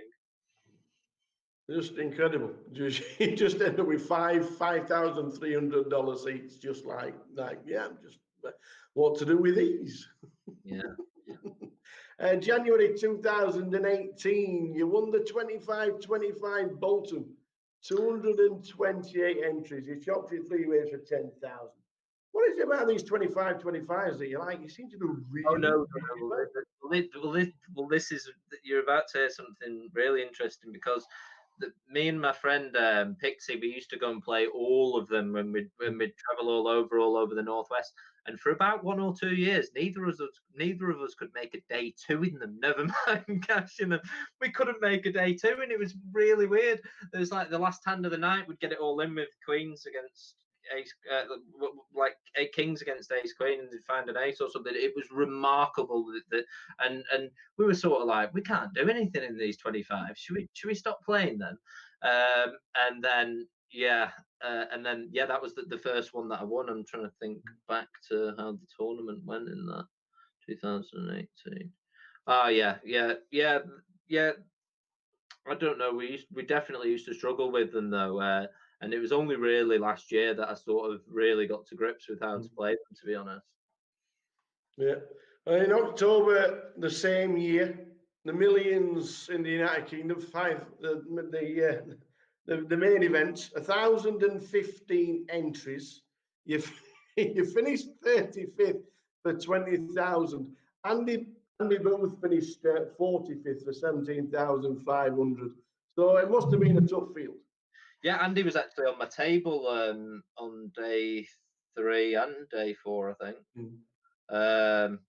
Yeah, that's I mean, that's just that's really what I play poker for, to be honest. Like to be deep in those tournaments, day 3, day 4, where you can win £1 million. That's where the excitement comes from, and that's definitely where where the excitement comes from. These 5K events with 1,000 runners, they've got to be feels like an EPT, haven't they? Yeah, but exactly the same. If not, they're really tough. Like the Millions tour in the last year or two has just got stupid tough. I'm not really, I don't really have much desire to play them because I remember every time that I look at the sort of chip counts for them, like of the top 40 players, I know 35 of them, and it means that you're in for a tough time. Yeah. 35th, 20,000. But it's what can you remember the exit? Was it annoying? I just ended up losing a flip. I lost a pretty big pot with Ace Queen against Sam Grafton's Ace King, and then I just ended up losing a big coin flip against some Swedish guy after that, and that was it, unfortunately. Yeah. Well, back in the winter, you went back to Australia for the summer and played some live poker out there, cashing 6 times for just over 28,000. What's the poker like in Australia? What's the recreational stuff like? Oh, it's brilliant. I really like it there. I think we're a little bit more advanced than them poker wise. And yeah, the Aussie Millions in particular is just an amazing, like you'll not hear a bad word about that festival from anyone who goes there. It's everyone's favourite stop. Obviously, being the height of summer and stuff when it's cold and wet in England is appealing as well. Well, not only Australia, but 2019 in the January, you went to South Korea, and they've took you to the heart because you've got a nickname out there. What was it? Mr. Champion. You had 2 firsts and 2 thirds in 3 days. Yeah, it was that was just absolutely insane. I got there. So basically, what the deal was, I was living in Australia for 6 months that winter, from October time until March. So if you've got a tourist visa, you have to leave after 3 months, but you can just leave and come back in. So I was thinking, oh, I'm gonna have to leave. What should I do? I could go to Tokyo in Japan for a few days, or I could go to Bali for a few days. I thought, well, I'll have a look on the Hendon Mob actually, see if there's any tournaments. So I went on the Hendon Mob, and it's the Japanese High Roller Series in South Korea. So yeah, about 30 minutes later, my flights were booked, and I was off. And yeah, I got there for the first night, and I was planning to play the Super High Roller, and it didn't actually start. So I jumped in a bounty tournament, and this bounty tournament was bizarre. I think it was about a 1,300 buy-in, where only 300 went to the prize pool, and 1,000 was the bounty. So it's just absolutely, it was completely unheard of. I'd never seen anything like this on all the websites that I'd played on online. But yeah, it was absolutely crazy. So like there was a hand early on where like someone who I only had slightly covered moved all in, and I did the maths, and like I just had to go with it with pocket 3s. He ended up having pocket 8s, so I hit a 3, and then I just had all the chips then, and just bounty, and I ended up winning that tournament. I think it was like 12,000 or something, including the bounties. And by this time, the Super High Roller had started. So there was 1 level left of the day though, so I jumped in the Super High Roller to play the last level of the day, and then we bagged up, and then come back the next day for day 2 of the Super High Roller. Ended up coming 3rd in that one. That was good for about 25,000 or 20,000 or something. And then the next event that I played was another bounty tournament, and I ended up winning that. And then all the staff were going crazy at this point. They were like, "Mr. Champion, Mr. Champion." And then yeah, the next day after that, I played another event and came 3rd in that. So it was just a remarkable heater. It was a good few days over there, and yeah, I really liked it over there. Actually, I went to the Incheon. Was the local city, and it was a bit like going into the future. It's a cool place to visit. Australia, South Korea, and then straight back to the UK with a bang. Finally in the GUKPT in Manchester and finishing 2nd to Ben Maraged's You chopped the tournament for 70,000. I think that was an exactly straight chop, wasn't it? Yeah, I think what we did was, yeah, we just did an ICM chop for the money. It was pretty much the same, and then we just did an all-in flip for the trophy, and yeah, so I basically had a 50-50 chance of being a GUKPT champion for the first time after all those close things, and I think I had ace-4 and he had 6-5, and it just came brick, brick, brick 6 on the turn, so it still evades me. Well, the trophy cabinet will eventually get full, I'm sure. Don't flip for the next one. When you get heads up, just take a little bit of time trying to win that trophy. Yeah. But in July, the World Series, the 1500 PLO, your chip leader. When we go to Vegas, you're 60 left, but unfortunately, you finished 52nd. We were reading the updates, and it sounded like you were just bashing everybody up, especially Daniel Negreanu. Yeah, Negreanu. It was a really funny one, that, because I'd say PLO tournament's my strongest game, and yeah, like I ended up making a couple of plays against Negreanu, and he was like, wow, and yeah, I had Connor Drynan on my right as well. He's a really really good player, and yeah, I ended up making this fold with ace king king jack in a hand, in a spot where you're not really meant to fold, and Negreanu turns over the aces, and he was like, wow, and he had his vlog out and everything, and yeah, that was maybe the best single day of live poker I've ever played, actually. And then the day two, I was, as you say, I was chip leader with 60 left, and in a really really commanding position, but I just got in two ridiculous hands and I mean, that's tournament poker, right? Absolutely, yeah. I don't expect it to be frittered away. That is for sure.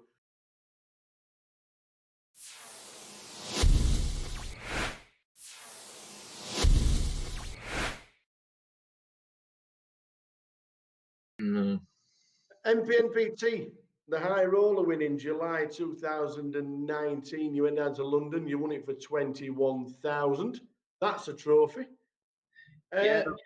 The MPNPTs, obviously, there's a lot more online players playing the live tournaments. Did that suit you? I mean, it's interesting because London and high rollers usually is not good. Like high rollers in London are really bad sometimes, but this one was great. I think with it being 1K buy-in rather than a 2K buy-in, I think that helps as well. And it was at Aspers rather than being at Central London and stuff. There's loads of different factors, and some people might not have been back from Vegas yet. I'd actually just got back. I'd flown to London and I was playing it.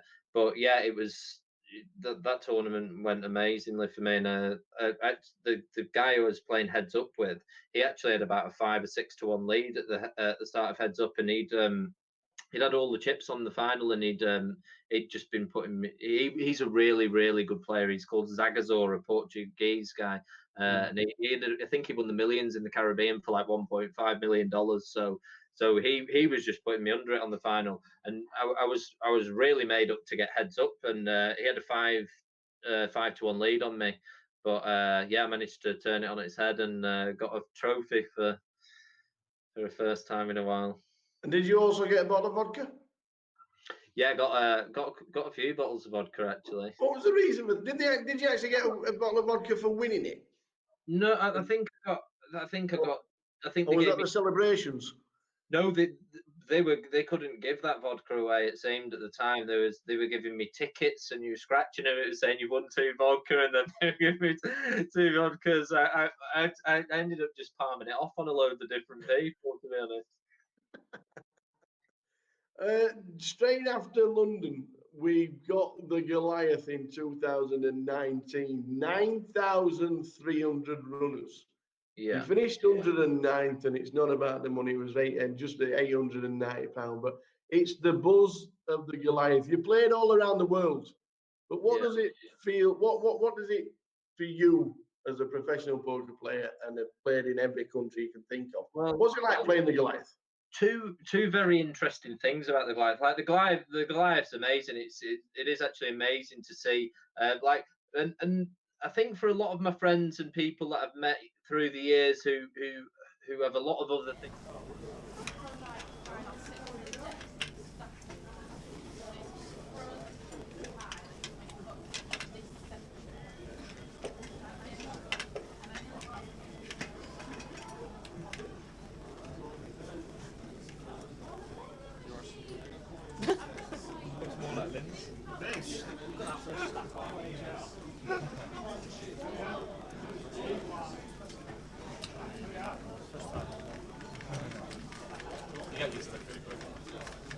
At least lights feel brighter than normal. 50k. 50, yeah.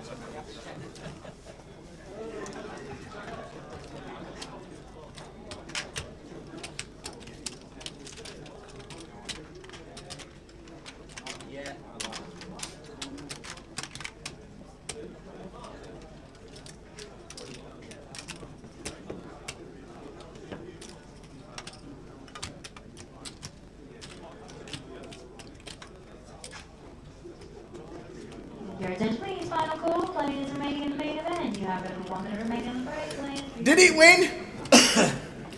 Did it? Did it win?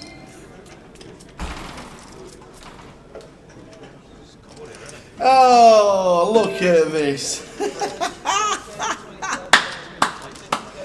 Oh, you know that Britney Spears song? Oops, I did it again. Hey, thanks for the t-shirt, Mr. Carl Lakeland, but I need a new one. We need a new t-shirt. I've only one he wants. Come on! Come on! What's that, 2 out of 2 at GUKPT? There we go. Oh, Britney Spears. Oops, I did again. If you were on it, well done. A little bit of fun while the live stream is on. It's cold out there. Yeah, it's cold. Turn cold. If you were on it and you had a couple of shillings on it while the live stream is on, it's a bit of fun, but when it comes in, it's... and it came in. The 4-0 as well. We got the 4-0, we got the -1 at half time, we got the -1, we got the lot in today. Everything's coming. Brilliant, well done. It was a good laugh, and he actually came in. Bromley 1-0, Barrow 1-0, and Blackpool 4-0. If you were on it, that's what we're playing for. Yeah, £92,470, 64,880 for second, and 34 get the money. And as you can see, top right, it says 49 left. Let's do it again. Yeah, and usually this session do go close to that money bubble. We'll see. Wendy's on the table. Oi, oi. So Wendy Watson, MBE in 1, Josh Radley in 2, Tom Gill in 3, Wilco in the 4 seat, Tim Chung in 5, Longmau in 6, Robbie Ball in 8, and Ryan Houghton is in the 9 seat. That's the table we got for 2 hours. Another giveaway at some point this session for you guys, more free money. All the bees does it again. All the bees. Yep. Ace 4 off for Josh. Going to open here, fairly wide from +1. Get close to the money, maybe has that in mind. And Longmau with the King Queen, instant punishment here. Free bet to 18, should be end of hand.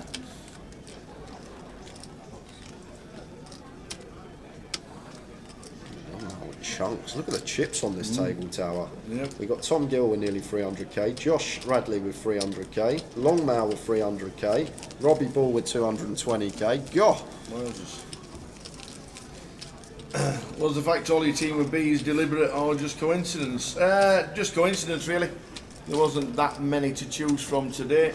I don't know how they'd gone on with a full football fixture list, but we did well with a shortened one. Obviously, the international break's still going on. Do England play again, or is that it?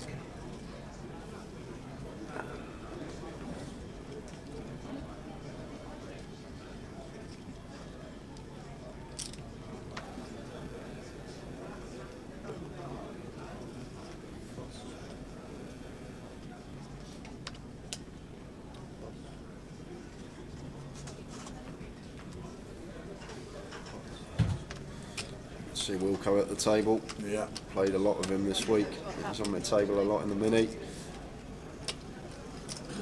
Kept going till he obviously knew, but everyone at the table he goes, I'm sure that's the guy off the telly. Are you off the telly, mate? He was on the right wind up this week, Wilco was. He was in one of them moods. As Ryan moves in with the King Queen for 13 BBs over a Robbie ball button open. Love this from him. Gets it through. The gaming fitness guru. I am from Blackpool. We're in Blackpool. We are in Blackpool. Might nip down to the casino on the front and wave on the camera. We'll be 5 minutes. England play again on Monday. Okay. Don't we play Monday? No idea. Absolutely no idea. Probably Luxembourg or San Marino or Gibraltar. Yeah, absolutely no idea. Towers treble 1, Peter Walsh. Yes, it did. Oh, chip counts 475 for Callum, who we saw in the hand. Harry Kidd, Tom Gill, 4th in chips on our feature. Where's Simon? Simon Zach's 170. That's some. And George Zach is 150. Wow. So we're on for a final table of a father-son, which hasn't been done before. We had a little check earlier. We've had a father-son winners. Yeah. But couldn't find any FT that had father-son double on it. So Paul Maguire 20k. There's no surprise. Will McMurray 25. There's no surprise. Ian Gascoigne. We had a great day yesterday. He's dropped down to 40,000. One that has increased his stack is Kevin Houghton. I think he's got low 170. Well, he's got more than that now as I'm wandering past. Kev Houghton. Ludo 175. Westlife Barry still in. Yes. Barry Greenan. Let's go Barry Greenan. Want him on the feature table at some point.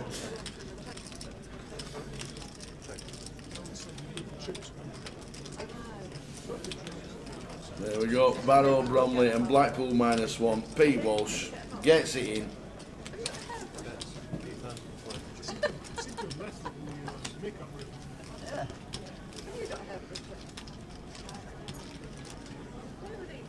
$15 off the money. To be honest, what it says on the back of your shirt, if you want to show everyone at home, what it actually says is actually true. Follow me for the best betting tips. There you go. There you go. 2 in 2 for GUKPTs. Ta-da! How are we doing, John Dodd? Just got stacked playing some 200, 500 in Kathmandu. Now time to tune into you guys at my home casino to learn how to play better for tomorrow. That was in Indian rupees, the 200, 500. So, what was that, 1, 2, Durang? Less.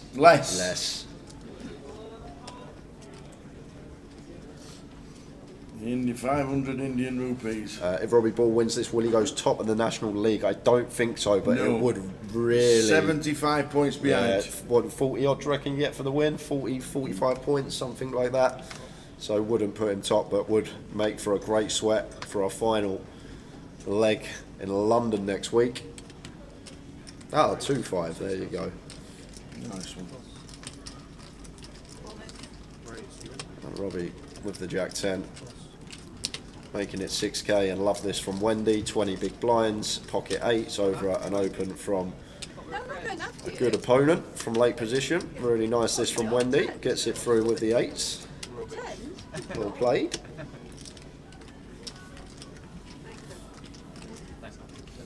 So I just started level 15, 48. Ladies and gentlemen, Towers down. Travellers come in again. That's Towers Travellers come in again.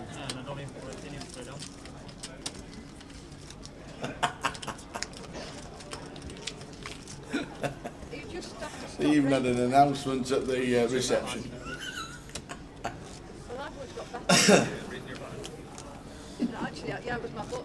Bing bong. Towers treble has coming again. That was brilliant, that was. Oh dear.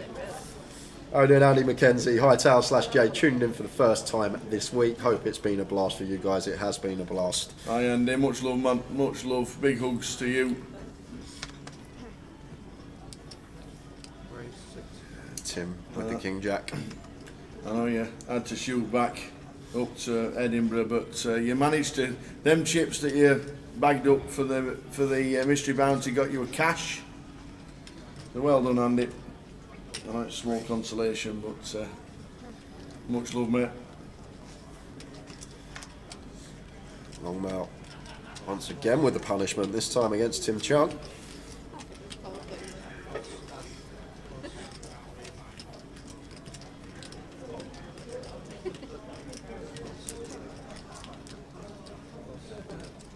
Longmouth going to get that one through.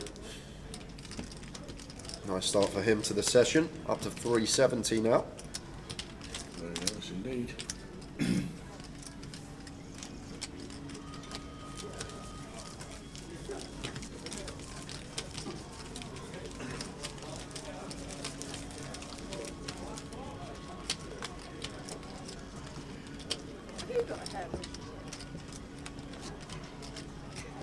This is there, look at that. I think it gets cold. I really needed to brush my hair and I ran out of time. PK, have you got a hairbrush? Have you got a hairbrush on you? She never brushes her hair. Down to 48 hour first out this session. Will McMurray exits the field. Oh no, he only had 20,000, didn't he? Or 25,000. Paul Maguire was short, so like 20. Yeah, but 20 for Paul's like 50 big blinds for someone else. Certainly is.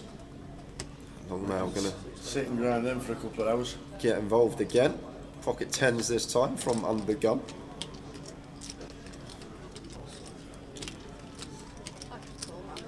Wendy's in with the call from middle position. She has pocket 8s.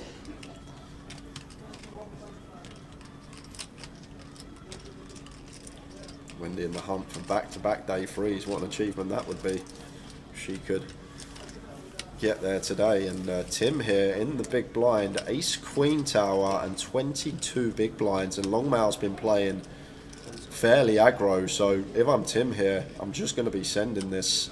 Don't think Wendy's ever going to have any traps here, so I think all in is the only way to proceed, and Tim Chung does go with the shove here, and Longmouth going to ask for a count, 22 bigs. And I think 10s is going to be too strong to fold because Tim's aware that Longmouth been super active and doesn't necessarily need to have a hand as strong as ace queen. He'll have some 9s here, he'll have some pocket 8s perhaps. A lot of hands we're flipping with. Tim's the type that might take the spot with like a ace 5 suited, which we do dominate. I think 9s is where it becomes a tougher decision. I just think 10s is going to be too good to fold versus this particular opponent. Against some opponents, well, he is going to let it go. He is going to let it go, and Wendy with the 8s, I think we'll be doing the same. Maybe player dependent with the 10s there, but against Tim Chung specifically with our stack as Longmouth might have been making the call there. And Tim gets it through. That's a lovely pickup, uncontested. Making 2 better hands fold. Good result. Sorry? Good result.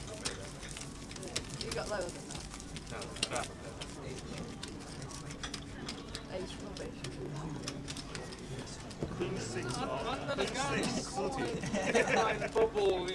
Yeah, no. I should have just called you. I nearly did. She's right, pocket 8s. You'll see in half an hour. This is a good fold from your wide burst and that. She won what? You had ace rubbish. Is that what she said?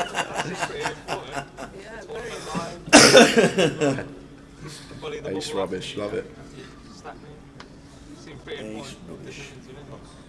So good evening. Welcome to the evening session of the GUKPT Blackpool Day 1B. And in the main event, we're down to 48-34 getting the money. I reckon it's going to be level 17 and half. When we get in the money, that's what I think. And I think now we'll get down to 17. I reckon we'll get there at this session. I reckon we'll get a bubble this session, and I think there'll be 15 left at the end of the day. Or a water would be fine.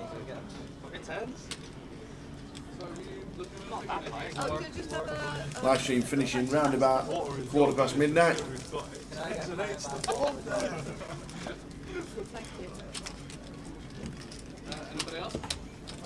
What was the price of Tower's treble? 8-1. 7.8. So if you had £1 on it, like Tower did, you make £8. Get in. Boosh. Wouldn't even get you half a pint in Vegas right now, Tower. That wouldn't. That is true. Wouldn't even get you half.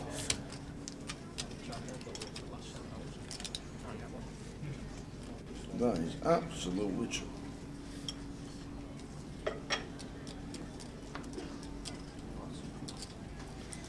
Towers 2 times 4 timer on the 4Bs. Blackpool won 4-0. Would have scooped over £500.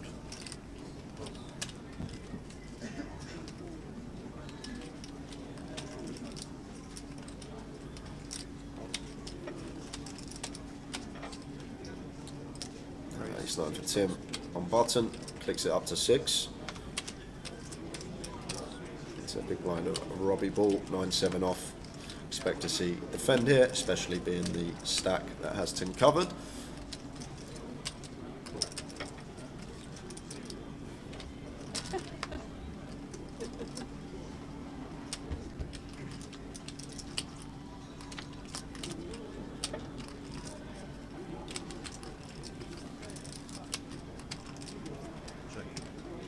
Jack 7-5, the flop. And I think Tim here got nice potential continue with the ace-9, with the ace of hearts and the 9 in there, but it's just going to check back. Maybe on hunt for showdown already. 3 of diamonds turn, so Robbie stays in front with his second pair.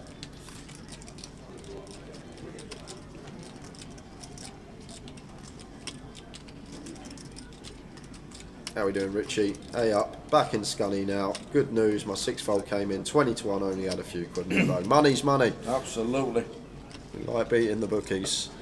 So once Tim checks flop now, expect to see check and just try and showdown here versus big blind with the ace-9 high. Does find it on the river here with the ace of clubs. Now Robbie certainly has to check. Tim being the opener will have a heavy amount of ace-x. And as well as that, like the ace-x are hands that are going to start checking versus big blind just trying to get to showdown and win with ace high. Like if Tim had a queen 10, a queen 9 suited, something like that, we expect these hands to continue a lot more often than the ace highs. Tim goes for 9k, half pot thereabouts. And now Robbie thinking about whether to hero with his 7, but I think a key component is the check on the flop here, Tower. I think Tim's a lot more inclined to continue like queen highs and king highs, whereas he's going to check back more ace highs, which makes sense. So Robbie letting the third pair go, and it's a nice lay down from him. Ian Needleman, just come back on. Thanks, Tower, so much. £25 on the treble. You're the man. Hope you got on, Jay. Get some of your losses back on the previous Tower's trebles. So on a reach vein of form, it's happening. There you go. There we go. I'm nearly 4 figures down on the treble now, lifetime. I'm just on the lip of 5 figures, so we're getting there. Maybe by 2084, we'll be out the hole here. Meet the mods go. It's 4-0 winnings. Just waiting to get payouts on the treble. Good stuff. Glad people were on it. Live stream Towers treble. Come on to Wendy. How are we doing, Karen? Hope you're well.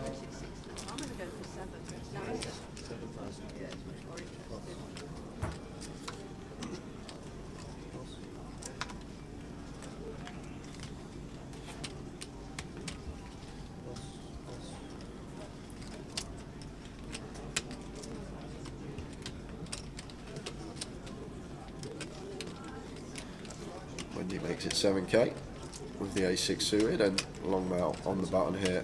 Queen 8 of hearts, going to give Wendy credit for a strong hand after she's opened under the gun here. Right with the queen 7 off.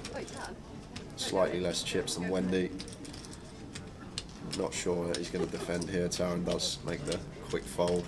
Always say much better to defend like a 7-8, a 9-7, something that has less connectivity with the range that Wendy's opening. Can be dominated there with a queen in our hand. Right, Jay, any sponsored pros left? I don't think so. Did Jamie play this one? Yeah. I haven't seen Jamie Nixon in a few days. Yeah, I think I'm pretty sure Jamie played. Andy Hills didn't play the main event. They played the sides. Ludo's still in though. Ludo is in. As I know you always ask about him, man of straw. Yep. Katie's not made the trip up to Blackpool. Trig bust out. Young Nicholas. Is Ewan still in or did he bust out? I haven't seen his name on the bust out list. So. Alright, cool. He might have span it up. Shall we have a look? You're day 2 buying.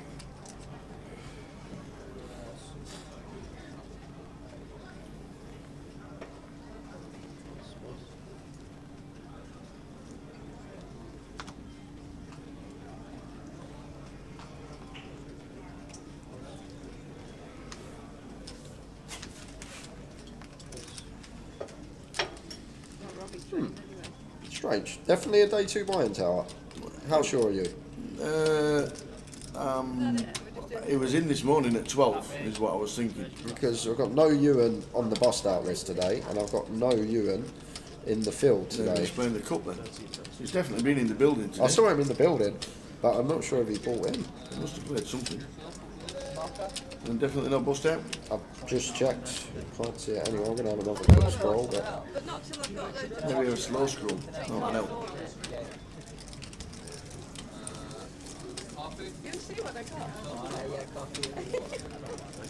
Tom Hall did not play this. Oh, yeah, Ewan McNicholas did bust at 10 to 2. Ah, slow scroll worked. Yeah, he had 24 and a half. He was tweaking on the stream, wasn't he? Got through with he get through on today 2 buying. He got through with 2 big blinds over starting stack. Johnny Scott says he busted. He was on your table to start the day. Johnny's now back home. Jonathan Brown on Facebook. Well done on Towers Treble. Thank you very much. Yeah, he called. You raised. Did he pass? Yeah.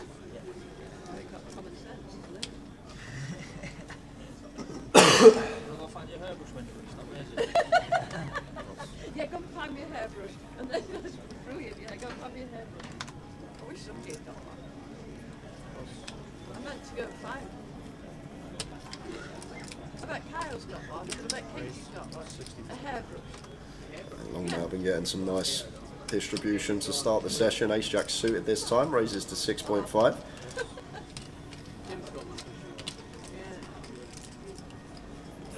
What's that, 6.5? Just going to be a raise and take for him. Johnny Scott's halfway home. Had to stop for the Mackies. Lovely. And a cappuccino.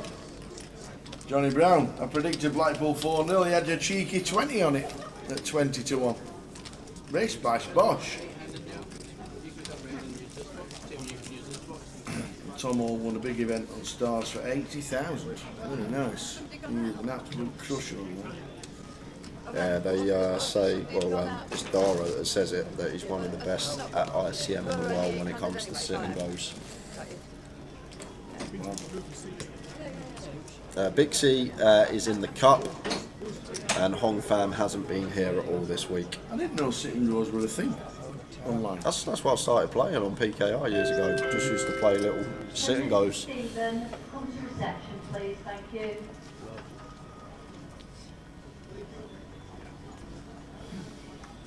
And guess what? It's raining. There's a surprise. It's been like that for months in Blackpool, unfortunately.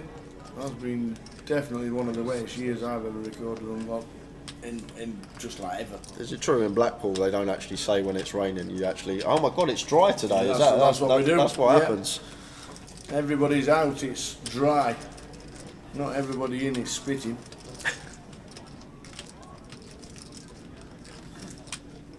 A6 suited for Tim. Wendy does have a King 10 on the button, but facing gun bolt EP open. I think we want to just get out of the way here. Can be dominated, but does want to see what's going to come on the flop. Does have position on the opener. Josh with a 6 deuce of spades. Yes, let's go. Haven't seen much of this today. Just peels the 6 deuce from the small blind. Love to see it. It's nice when you get someone who come to the table, mixes it up, not playing in the standard manner. Nice one, Josh. I'm pretty sure Josh is local. 9-10 jack flop. And it should be check here from Tim once Wendy calls on the button. Not much going on for us here with the A6 of clubs. Don't need to just see bet 100% of the time. Does check it over to Wendy, who has a nice little check back candidate herself with a middle pair and a straight draw. It looks like just going to take the initiative and fire, and this should be working. Wendy Watson going to get a pot go her way. Well played, Wendy. I love it as well. Hi, my name is Slim Donkey.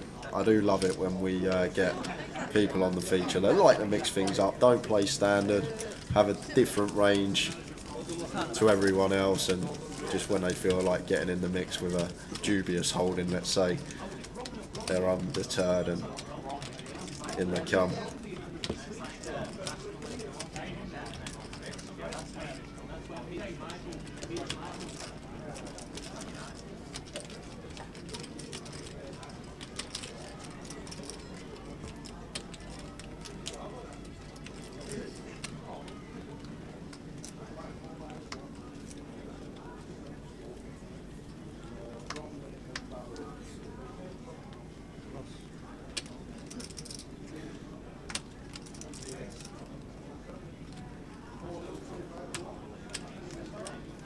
Mikey Clark is not still in. Lost him a few hours back. No, I still don't know what happened.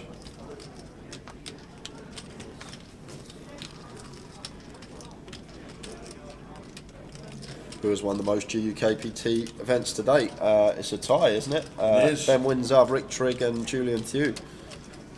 Got 3.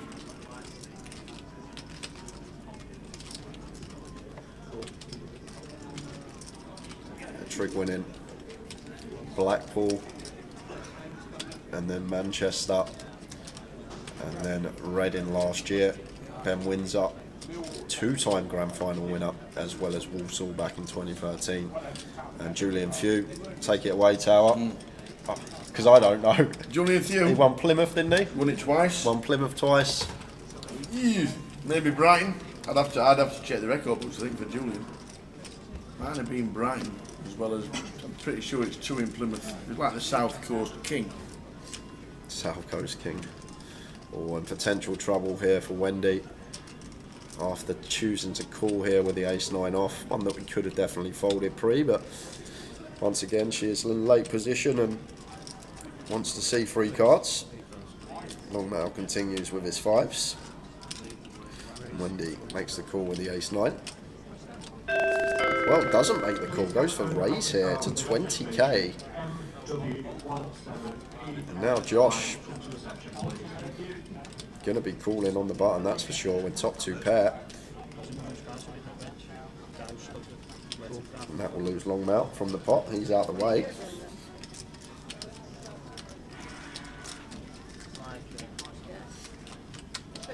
It was the #1 bookie basher in the UK that just walked past the live stream. He's also sat next to me.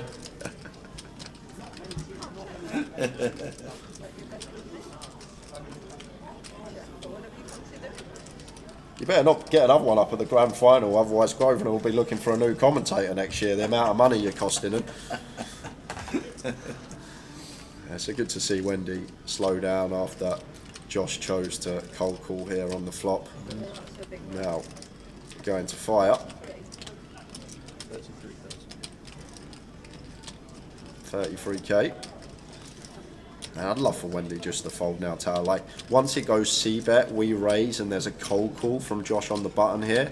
Like, he's not even going to cold call ace-10. Like, his cold calling range is going to be ace-3 suited, it's going to be ace-jack, and it's going to be a set of 3, sometimes jacks that didn't elect a 3-bet. Like, he's not going to cold call any draw. There's no king-queen, there's no queen-10, there's no king-10. So in the cold calling range, it becomes so condensed that he can actually only have a few hands here, Tower. And those hands are going to be ace-jack, pocket 3s, ace-3 suited, and then jacks at some frequency that hasn't elected to squeeze pre-flop. Other than that, he's just not got any other hand here. Maybe ace-queen, but even that we're behind 2 as Wendy. So let's see if she can sniff this one out, hoping that she does get away from it and finds the laydown.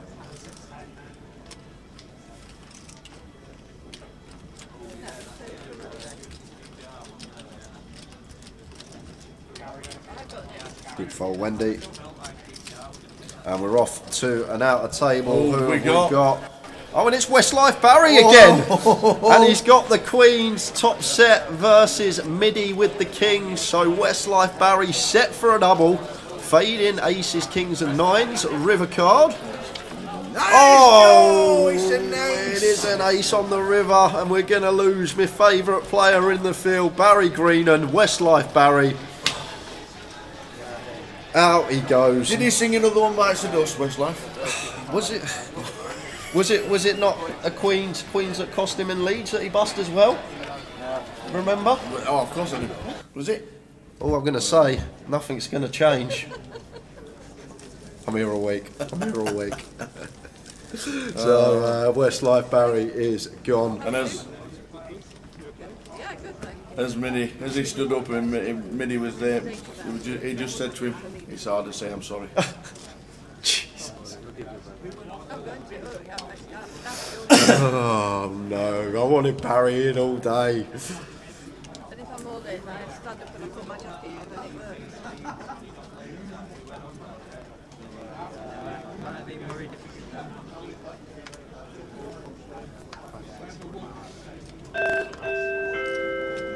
Can Mr. A. Stephen please come to reception? Can the owner of the car with the registration number MW17EFY please come to reception? Thank you.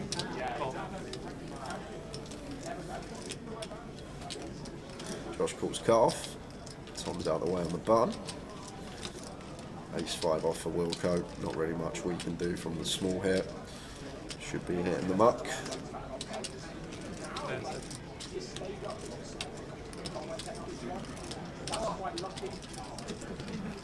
There's plenty of cars need moving, that is for sure.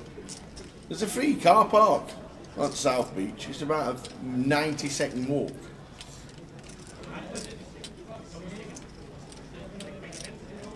Well, saying that, Wilco is just going to take the spot. 13 spots off the money. Shoving for 15 BBs with the ace blocker in there, and it's going to work. So Wilco, very well timed shove here, going to pick up a nice pot with just the ace 5 off here. Well played, Wilco. Well played, Wilco, indeed.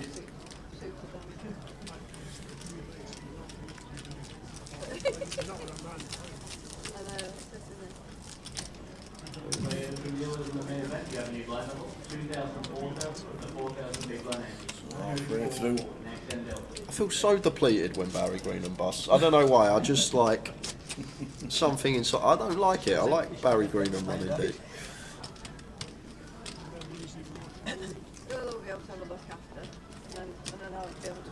Is the free parking for casino customers tomorrow? Yes, there is. If you can't get in the front car park and you can't get onto the side car park, you come to reception and you get a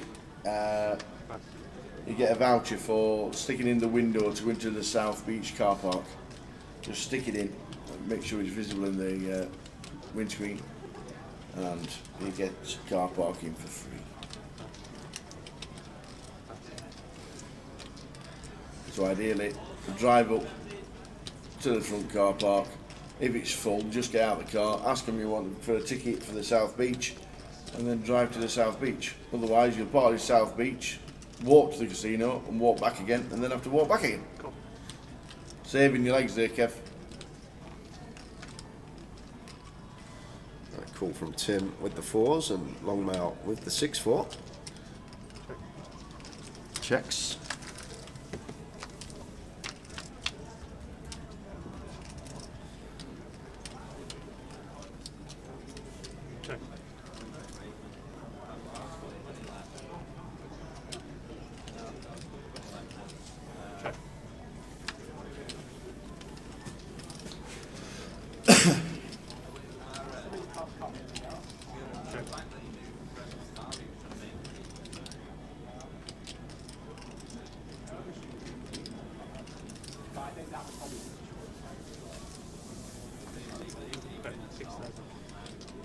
Check, flop.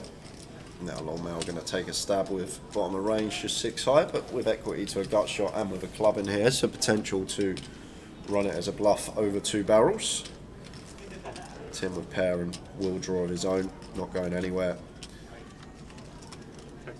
Longmail gets there on the end with the 6 of clubs and does go check, check. So going to take that one and straight over to an outer table again. Here we go. So all in and a call. Simon Zak with the 3s against the 8s of Jagger. Nearly 50, 60k maybe, 20 bigs. No help there for Simon Zak. And we're not going to get a father and son on the FT. Simon Zak. And doesn't. Simon Zak busts out. He says, nice hand, everybody. Good effort, Simon. Always good to see him playing. Such a gentleman at the table. And Jagger scoops in the chips. There we go. Scooped them in.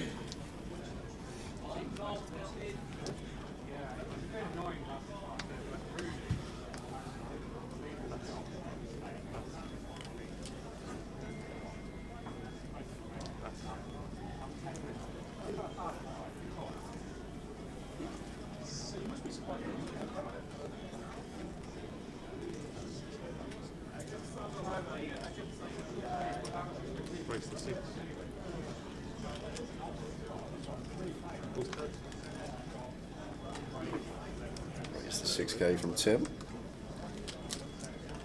And Robbie definitely going to be defending this one. 4-5 suited.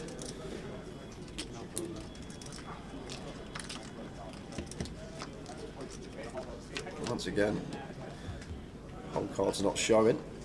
It's time for Tim. Going to sweat with Robbie on the Jack 10-4, 2 a suit board. We have caught bottom pair. Tim going to continue for 7k, 7 into 16, so bet 40%. And it's a difficult one for Robbie here. Do have bottom pair, but not really interested in any turn cards other than a 4 or a 5, and we can't withstand the heat of a second barrel, so can get behind that fold, just letting it go.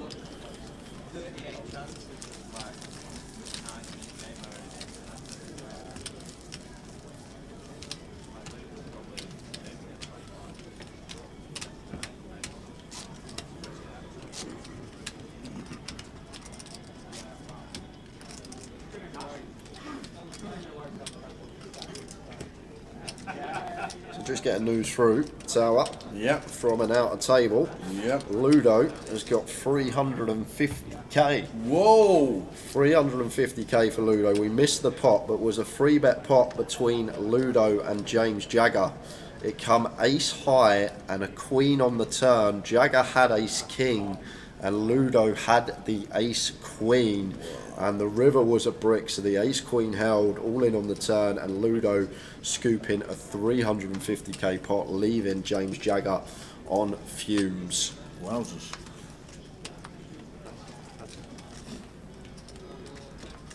Wow. I know there's a few interested in Ludo in the chat. Running well. 350k. 46 left, 12 off the money. It's going to be level 17 with the money. That's my guess. Said that when we started this session. Thought it slowed down quite a lot last session.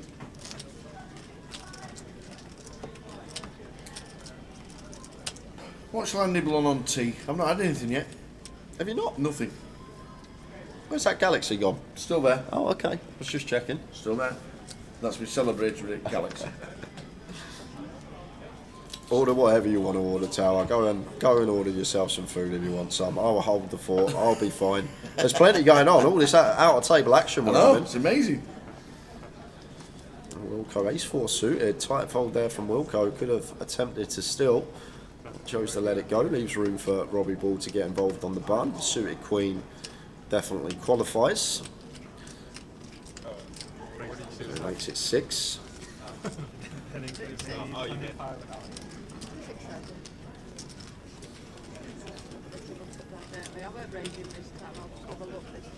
Wendy, loose defending the big here with the Jack-6 off, getting closer and closer to this money. 8, 9, 3, 2 spades. I'll check. Checks. Robbie's got 1, 7, 6. Looking for a deep run from Robbie Bull. Good to see. One of the most consistent players this year.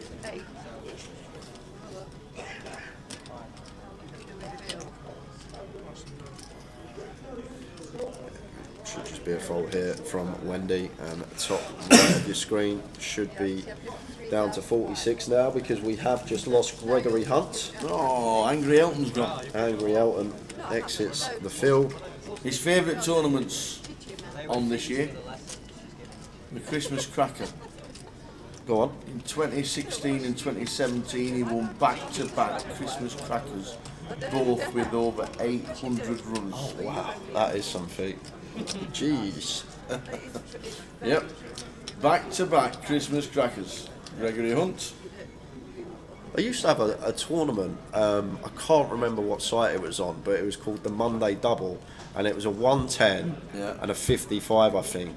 And if you cashed in both, you got like a $100 bonus. If you final table both, you got like $1,000 bonus. And if you won both, it was like a 100k bonus or something. I can't remember what site used to do it, but it used to be called the Monday Double, 2 tournaments. And if you cashed in both, or final table both, or won both, they gave you a little juicer. Years ago that was. Nice. Apocalypse. Speaking of back-to-back, Towers treble won again. It's crazy. What is happening in the world right now for Towers treble to come in? It's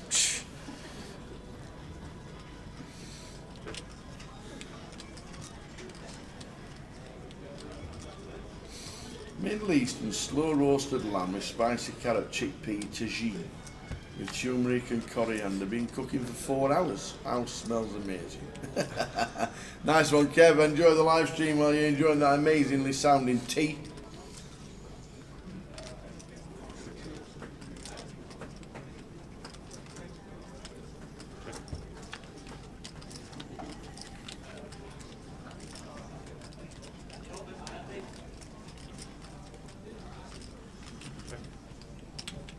Yeah, it just goes check, check. Robbie's going to win this with the 7s and straight over for some out-of-table action. Here we go again.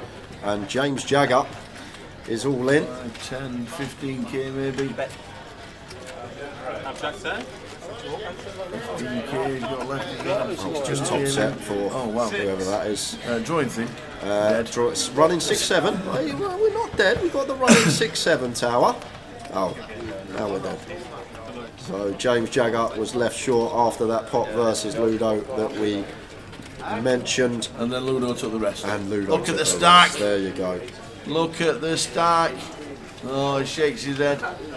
Ludo gracious at the tables as ever. Get it quietly. That is Ludo.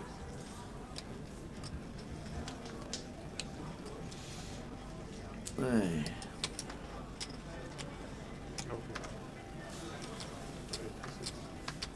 It's the end of the world as we know it. REM. Bit of REM. Rapid eye movement. Alright. Well done you. Get you. That must have been in a quiz. No. It must have been in one of your mum's quizzes. No, just know it. My brother used to, my older brother used to love REM when I was like 11, 12 and he was like 18, 19. I always remember Bad Day being played. You know that one? It's been a bad day. Please don't take a picture. That one. Probably, if it's sung to me or played it. Might stick it on YouTube surely.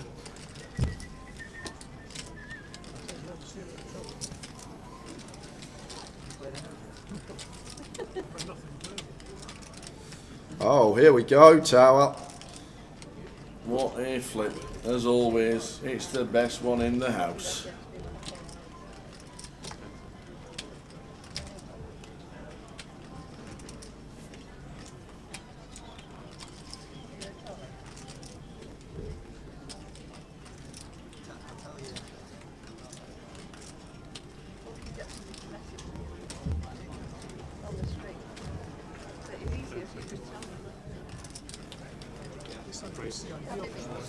There's the all in from Tim.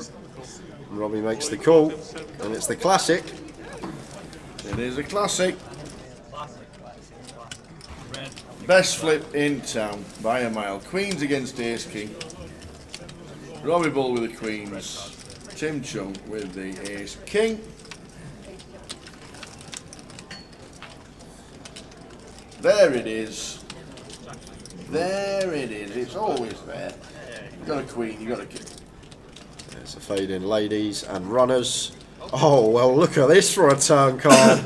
As sweaty as it comes. So queens, jacks and diamonds all working now for Robbie Bull. And it's an ace on the river. Just the nuts for Tim. And gets a nice big double, approaching the money up to just shy of 200k. Always seems to run bad at the wrong time, as Robbie. You run with 9 too hard, and you beat me the first card I looked out at 9 hard. Queens against Ace King, we see it so many times on the feature. It was on the screen. It was too, that's not, I got a pair with a knife, it was too far. That's right. And I shoved it on him, and he got an ace, and he folded it. It was an ace there, but he folded it. I think you're going for a middle pin, actually. It was a middle pin, yeah. But plus, I've got Nothing else. Middle pin. No, and a heart. I've got 2 hearts, and there's 2 hearts on the board. Never 9-2, it was 9-6. Oh, it was 9-6, yeah, you're right, yeah. Yeah, it was 9-6, you're right. Indelibly printed, is it?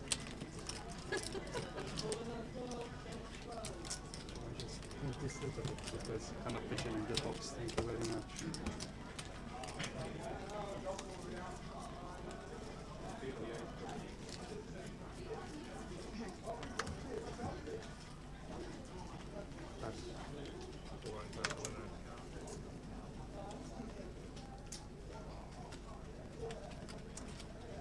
Dealers and players in the club, you have a new level 400, 800 with an 800 bit flight 90, that's 488. Next hand, please, in the cup.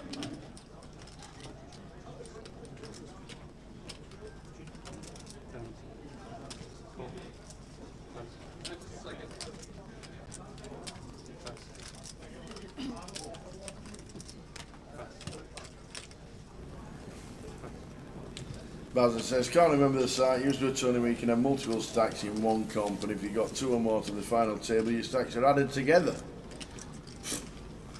What kind of comp is that?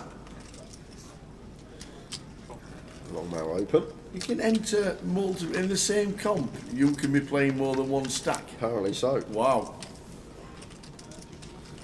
Bizarre.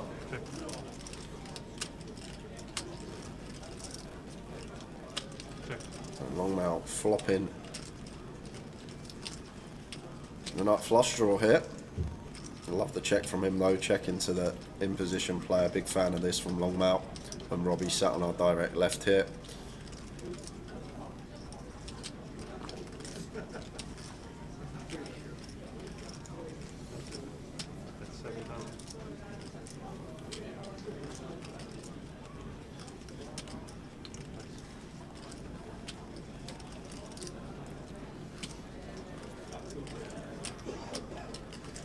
Fighters for 7k.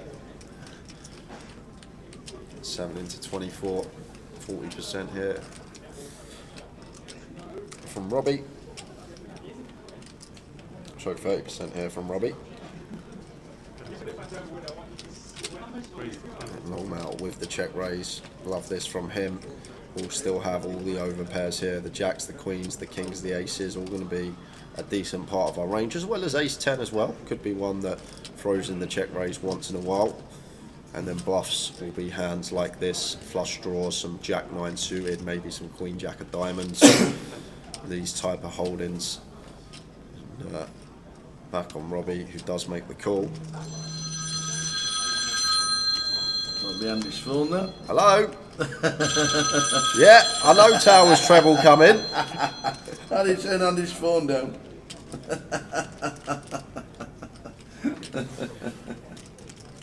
Comes in, can I have some charge, Tower? Yeah, leaves it on full.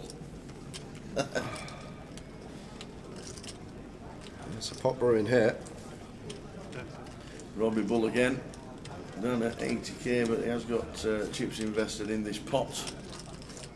And Longmount slowing down here on the turn.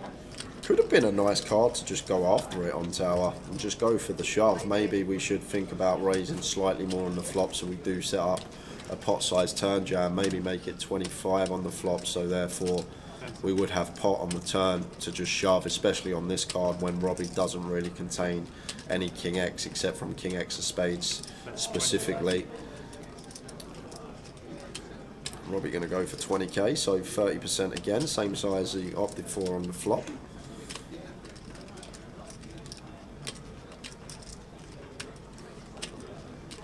With the nut flush draw here, as Longmount getting this price, can't see him folding.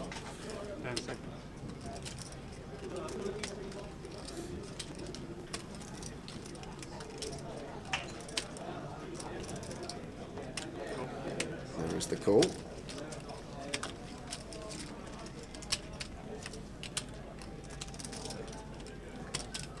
The backdoor flush gets one. The diamonds and not the spades for Longmount.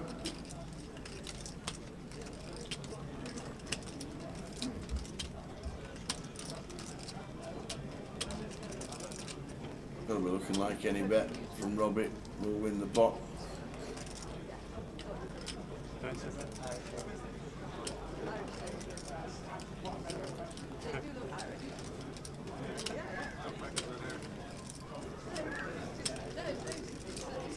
Probably can still have 10s here, he can have 8s, tower, King 10 suited, all that will want to go for value.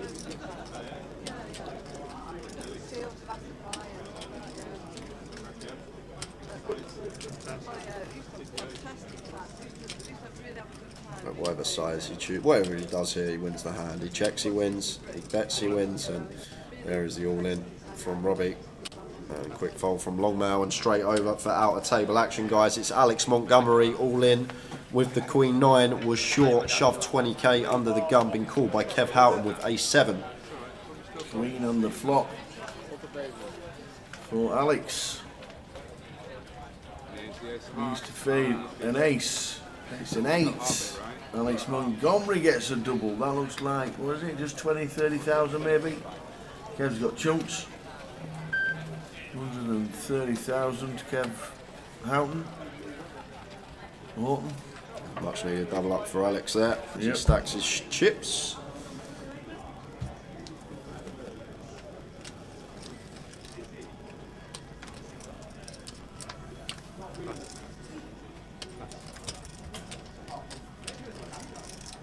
Just gonna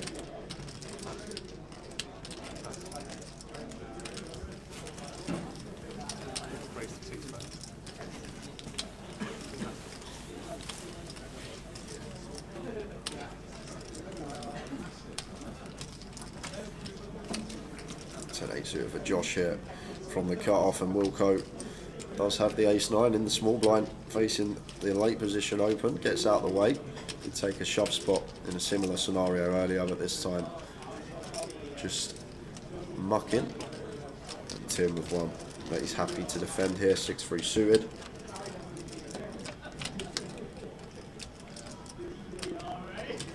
Action flop, look at this, we've got gut shot, 2 overcards, flush draw versus top pair up and down.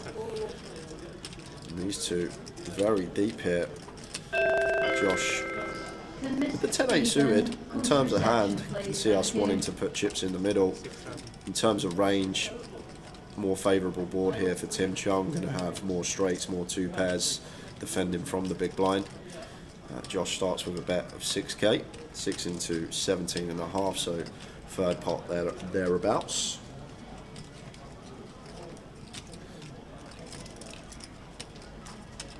Tim obviously not going anywhere, top pair up and down. Starts with check call. And what a turn card. The deuce of spades, the best in the deck for Josh. Not only making a flush, but Tim turns the straight here.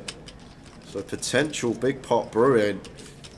Now as Josh, we're just going to want to get as many chips in the pot as possible here. 10.5k, third pot again here on the turn. And as Tim, not going to be loving life. Obviously we have to call and continue, but Josh will have 7-8 suited that opens from cut-off. He will have, obviously, a lot of suited connectors and ace-x of spades. And it's a card that, when we're sat in the big blind, we expect Josh to be checking this card at a very high frequency. Once this deuce comes off and Tim has plausibly more flushes and a lot more 3x, we expect Josh to check. So once he fires, it does look very strong. Like even a hand like ace-king, king-queen with a spade, they're all probably just going to check and take their equity because of the board that we are faced with. And it looks like Tim going to get his lead on here with the 6 high straight. And I'm assuming betting to fold once we go this size, 37 into 50k, so 70% pot. And it looks like Josh is just going to call off, and Tim says straight and Josh says no good, I've got a flush. And pot could have been a lot bigger there. Either way, huge pot going Josh's way. Unfortunate for Tim. Sick turn card, coldest in the deck, and off we go again, guys. We've got an all-in and a call. Matthew Rowe shoving the button with a 10-6 suited for a short stack. Gets called by the king-queen. No help there. Going to need a 10 or a 6 from somewhere, and that deads it on the turn. So we're losing Matthew Rowe from the tournament. Well played, sir. Good luck, guys. Good luck. Plenty of out-of-table action going on at the moment, guys. Another one gone. And it's Zachary Liversedge stacking them chips. Matthew was short.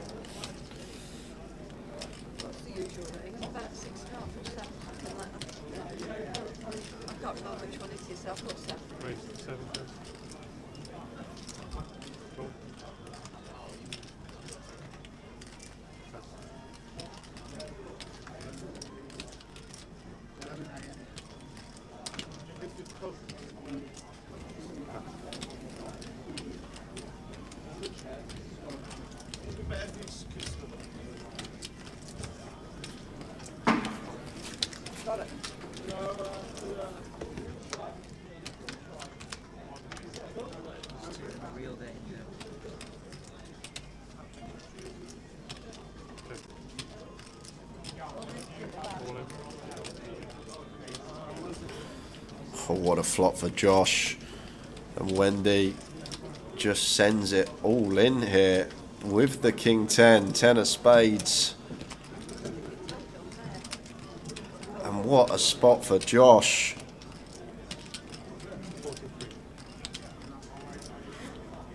Flop the flush and we've got an all in front of us.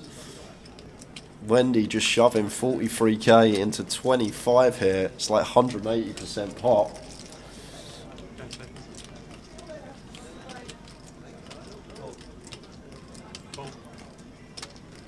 And Josh says call.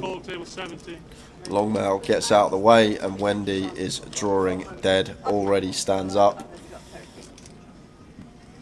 Yeah, she's got the, yeah, you're right. She's got the running 8-9 of spades, but I'm guessing that is a dead card, so not going to be possible. But running 8-4 of spades for a chop, running 4-3 of spades for a chop.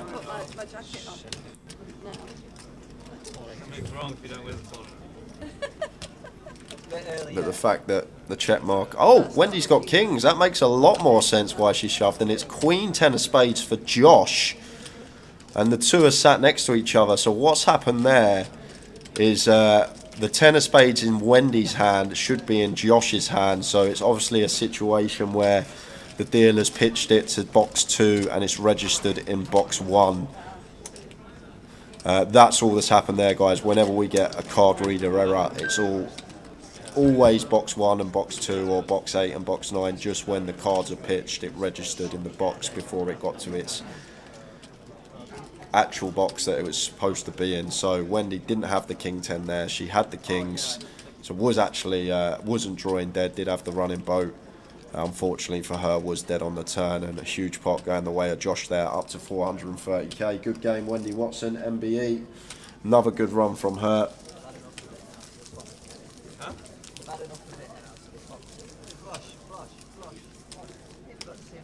Jay, what would you have done in Josh's spot on the river when you're facing the bet there? Would you have re-raised or just called? It's a close one, because Tim can obviously have better flushes, and it comes down to the question whether we think we're getting called by worse. If we raise that spot, do we really think Tim's going to call a straight?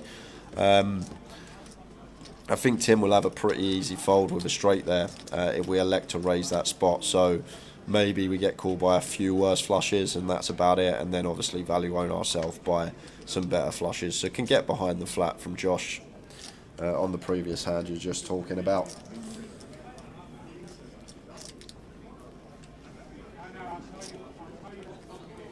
Blind's going off in 2 minutes. Queen 10 of diamonds for Ryan here. And under the gun, 13 bigs. Not going to take it. And only 8 spots off the money now. Top right of your screen, if you want to see the players that are left in. 42 remain. There's Tom Gill, been very quiet this session. Hasn't had the best of hands dealt to him, but opens here with the 8-9 suited.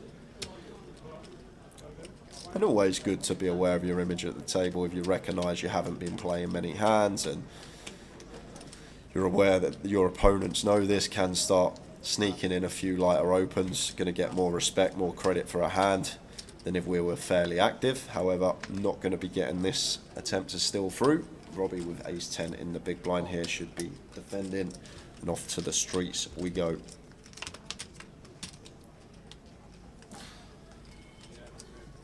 And we've got a slight bit of action. Queen Jack 8 rainbow here. We've got bottom pair gut shot for Tom, overcard double gut shot for Robbie. And 2 of diamonds on the turn. Please come to reception, thank you. I think this is one we can just hunt for showdown with as Tom Gill. We've got third pair, we've got the straight draw to go with it, and does choose to check back turn. 2 of clubs on the river, not changing a thing, and Robbie's ace-10 still good enough to show down. We beat some suited ace-highs, well, chop with suited ace-highs now, and Tom Gill just happy to show down with his 2 pair and going to take a small one.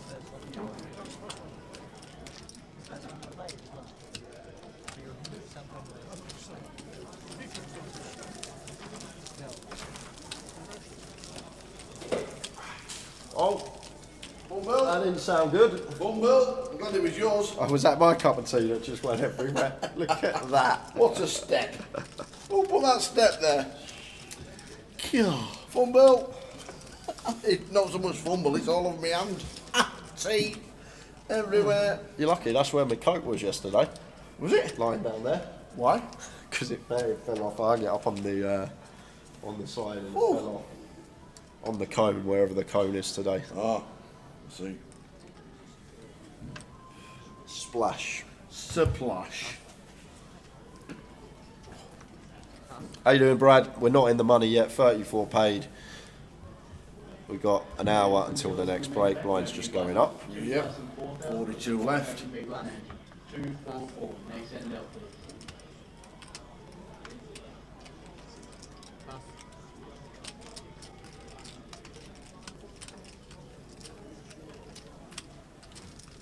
Southend United, top of the league. Who'd have thought it? Top of what league? Some joke league, I've no idea. Not a league, Is surely. it? They're not in the football league, are they, Southend? No. No. There you go. No, so it must be the Isthmian 4th division or something like that, where Southend play 2 or 3 teams a week and that's it. 8,400 crowd in the non-league. Wow. The Seagulls count?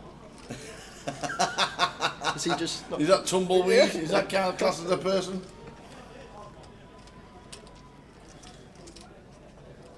Again, action flop. Blind on blind. Ryan with top pair up and down, and Robbie with bottom pair up and down, and both players with a club in their hand as well, and 9 of clubs on the turn. So free roll for Ryan here.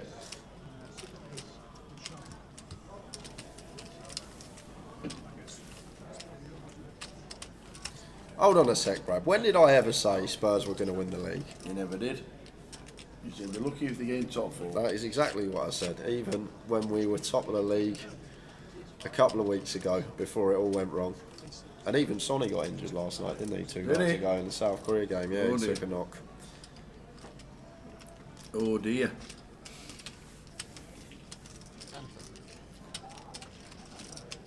Heard Ozzy Ardiles is up front in our next game. That's a bet from Ryan, call from Robbie, and Jack on the river. So just going to chop this up. Yeah. Check, all in, call, chop. Next hand. That's exactly what's just happened. I know the flush is there, but you still got a call.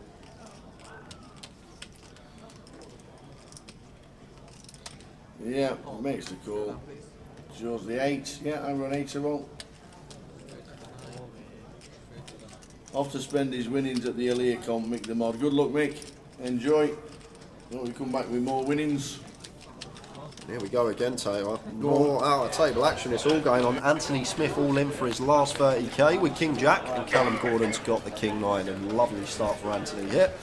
Just fading 9s. Oh, fading a 9, what we said. Grim. Ouch. Where has that come from? 10 off the money. Anthony Smith out the door, busting just short.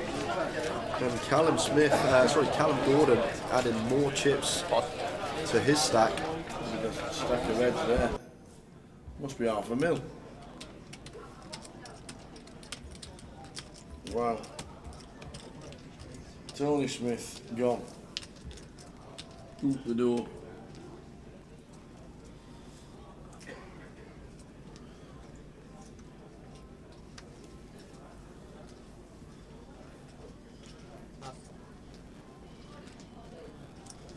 Wilco now with the 9s. Is Wilco's time come here? 13 bigs. Could see this man just moving in here, Tower. Yeah, don't mind that at all. I'm going to open. I actually prefer this. I thought Wilco would be the type to just shove, but...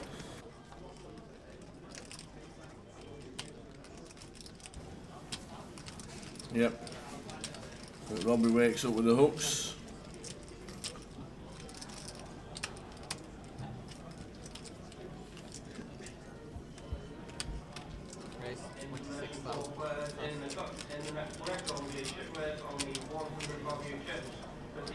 Oh, and Josh has got 10s in the big blind, but this action occurring in front of us, Tower, I think can just get away from this. We still got Wilco behind, left to act. The times that we call and Wilco shoves, Robbie then has action still available to him, and then we'd have to fold anyway. I think we just can wait for a better spot. We don't really need to wait for a spot with our stackers, Josh. We've got heaps, but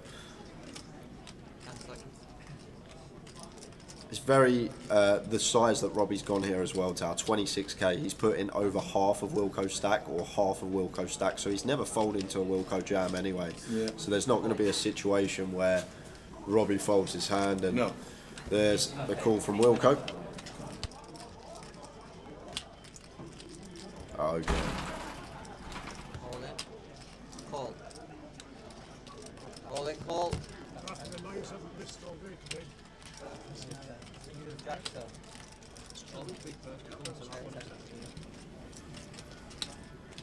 So here we go, off to the racers. Well, not so much the racers, but Wilco needs a 9. Robbie has him crushed. At the minute, Jack's over 9s. 8 clubs turn, no good. Wilco needs a 9. And it's not, it's the 8th. So a good fold with the 10s. Wilco busts just before the money. We're down to 41 by the looks of that. I think that makes it 40, Tower. What I've got in front of me was just fed through. Adam Wilkinson, 638. Yeah. 41st, apparently. That's what I've got. 41st. So that should mean that we're down to 40, but that should be updated shortly. And I think you can see if your eye is a very good side of the screen. It does say 40 on the telly. On the way home, lads, says Carl Lakeland. Good score in the mystery bounty and the cash, up over 10k for the week. Always good to finish off watching the I stream. hope you get Carl a drink for that t-shirt. Obviously Yes. brought some good luck today. Cheers, Carl. There's the t-shirt. 10 out of 10. Whoa, out of focus. What's the right size, isn't it? I Cheers, love, I Carl. love the fact with the green screen as well, because they don't go down as green ticks. They're like little flashing ticks. Thanks, Carl. All the best. Thank you very much. T-shirt work wonders. Towers treble in again. Bouncy is not still in. How are we doing, Mark Richmond? Oh, a long time ago. I know. I'm as surprised as you are. He's usually sitting there with 10 BBs at this point of the tournament. But me and Tower just as shocked as you.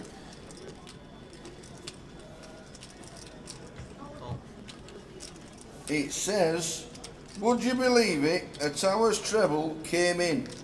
Blackpool, Donny and Swindon, tick, tick, tick, on the 14th of the 10th, 23, and Carl Lakeland made it for me. We wore it today, and Towers treble came in again. How many big blinds does Josh have? 104 at the moment, 418k at big blind, 4k. Heaps and heaps at this stage of the tournament. And, Tom with a little cheeky check back for deception here, and it's going to work, inducing this bluff here on the turn from Josh. And here he comes. Callum Gordon comes to the table. He's had a great day.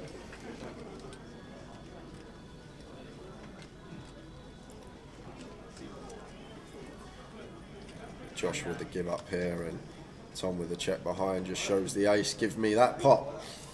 Really? 51 minutes, so just into level number 16. 40 left. Still thinking it's level 17 for the money. That's my guess.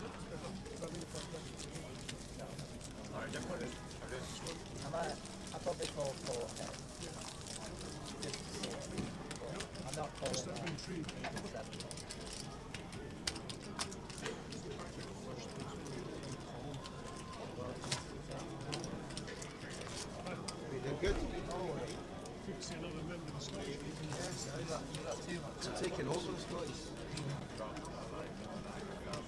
Tim Chung's cold. Coats on.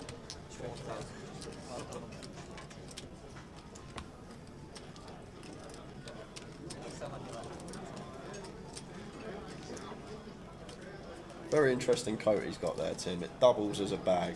Not a bag that you can put stuff in, but he can wear it like on his shoulders, so you don't have to carry it around with him, and it just hangs off his back. Really? Not sure what make it is or what it's called, but it's like a coat / bag double. Wow. It looks ever so thick and warm. It does look warm. Raise 9,000.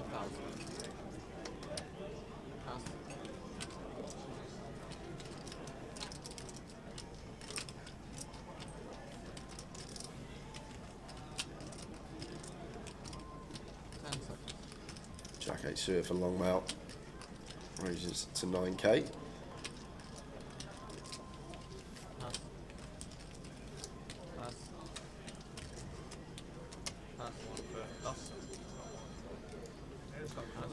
You want to do a giveaway in 15 minutes? Yeah. We'll do a giveaway Why in 15 not? minutes for everyone. It's my question. Uh-oh. We're in a jovial mood. We're in a winning mood. We are in a winning mood. I'm not going to ask you how many Towers trebles have ever come in, because everyone would get it right.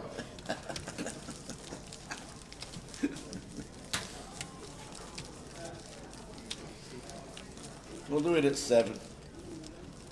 We've only been here since 12 PM, Dan Johnson. You're not live, you're 6 hours late. We've only been on air since midday. What are you watching, Dan? Are you watching yesterday's chat? I don't know. You're not live, 6 hours late. We've been on since 12:30. Hiya, Charlie. Charlie Reid, how's things? How are you doing, Charlie?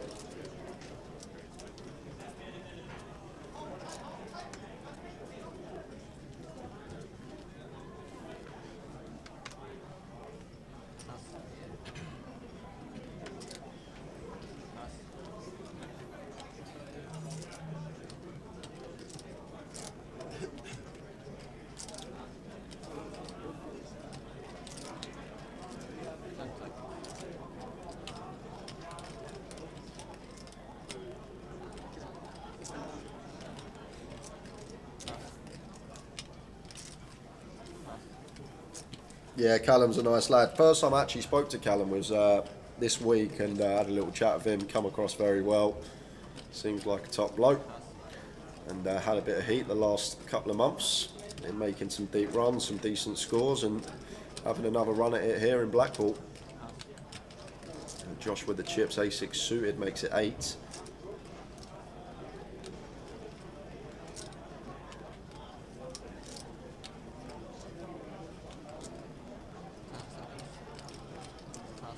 Just going to be raise and take for Josh. I'll tell you one thing I'm surprised that we haven't seen yet, Tower. Tanking.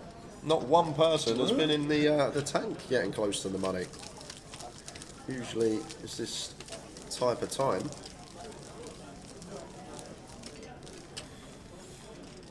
Jane Tower, can you say hello to your daughter Lily? She sat with me while she educated her on all things poker. What we want to know, Lily, is what did you buy from the shop? How are we doing, Lily? Good evening to you. Good evening, Lily.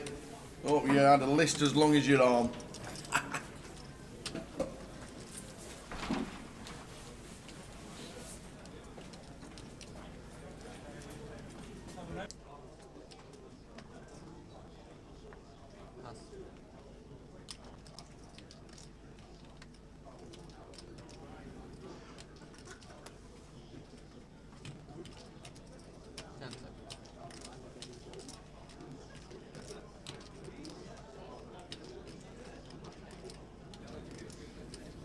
I agree, VDW. We do need more ladies in the game.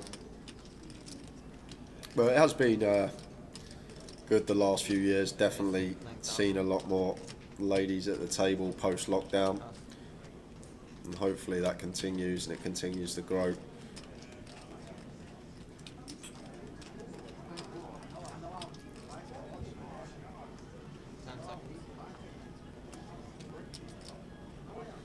Josh with the aces raises to 9k.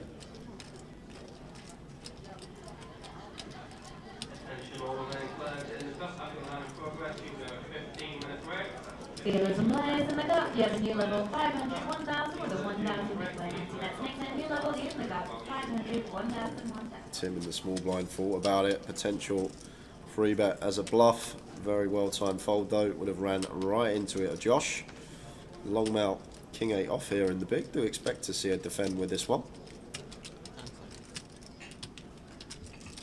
I think slightly too high up. The king high lows are ones we can free bet from the big blind, but I think like king 4, king 5 off are the tidier candidates to go for the free bet bluff with. But understand where long mouth's coming from here.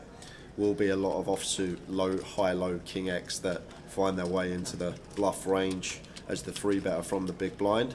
And obviously we need some bluffs. We can't just free bet our value, otherwise then becomes very easy for opponents to play against us. And love this from Josh.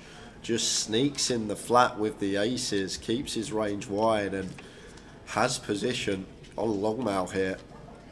Oh my! King, Queen 8, longmouth. Free bet bluffs the king 8 from the big blind and flops top and bottom, and Josh has got aces. And these two are stacked.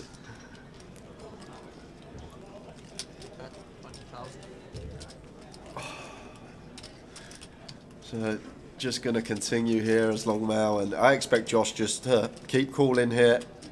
Keep some bluffs in, keep his range wide. We've got the ace of clubs for some insurance as well. So there is the call.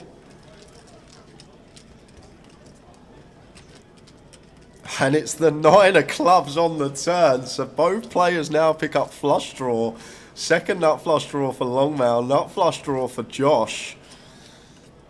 Jack 10 does get there. Jack 10 suited, definitely going to be in the range of Josh. We'll peel that to a free bet with position. But here is longmouth, such a strong hand, top and bottom in a free bet coup and the second nut flush draw to go with it, but does check it over to Josh here. And if I'm Josh, I'm going to feel confident that my aces are the best hand here. Once longmouth checks it over, we do have the ace of clubs in here as well, but pot is brewing, 160k in the middle, and Josh firing. See what size he comes with. Goes for 45k, so 45 into 106 from Josh here, so 40% on the turn. And longmouth, once he does choose to check turn, should just be playing check call now. no need to raise this spot here. Keep some bluffs into Josh as well, and he can still plausibly have some flushes. River card is an 8. So Longmail River's a boat, and we now go ahead of King Queen as Josh, and with the ace of clubs I'm just always going to be value betting, but he does go for the check back. He shows the aces, and Longmail with the King 8 gonna take a nice juicy pot there, but nice check on the river from Josh. A lot of players may choose to value bet that spot, especially once they counterfeit the King Queen. Definitely could have been bigger either way. Longmail now back with the chip lead at the table, up to 404k.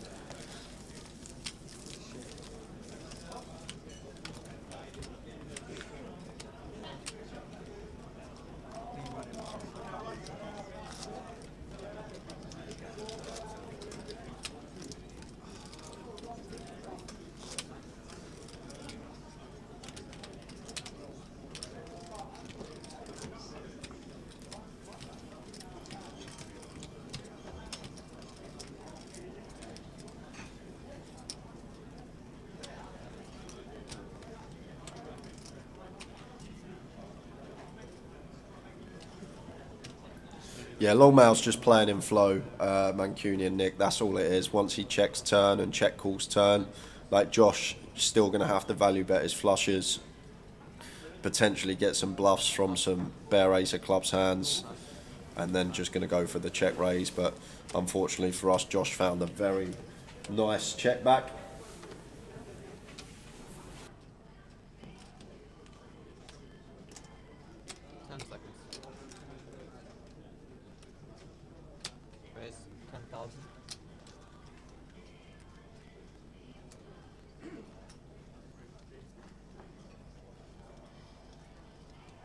So Tom with the ace 5 raises to 10.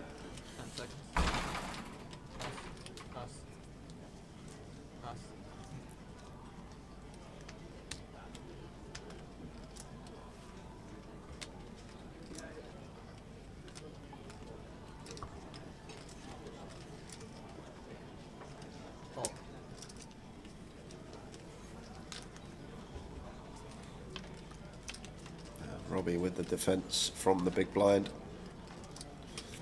It's Jack 10 deuce.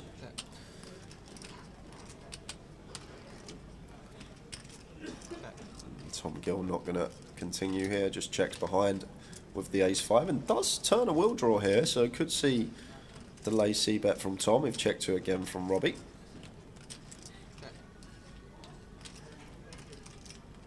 And he's reaching for chips, so after picking up a smidge of equity in terms of the will draw, does go for the delayed C bet. And a quick fold from Robbie gets the job done.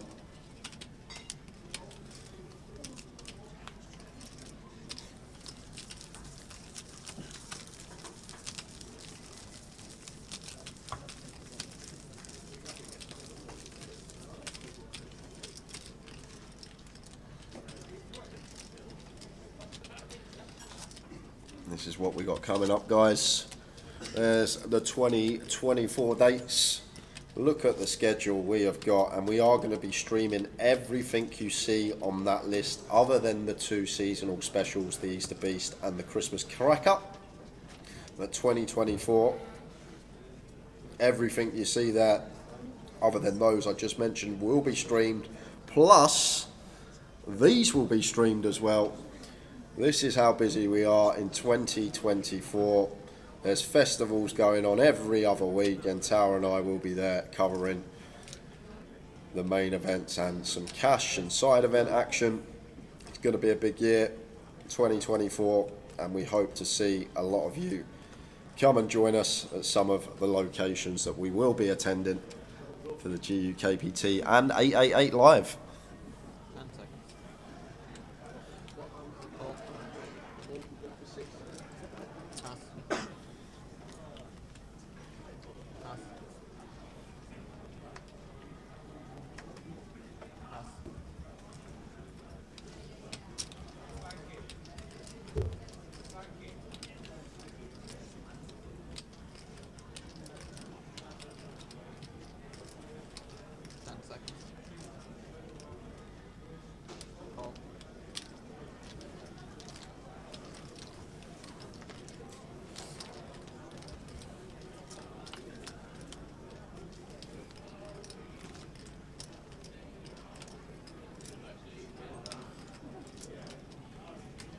Nice flop for Josh here after opening the pocket nines.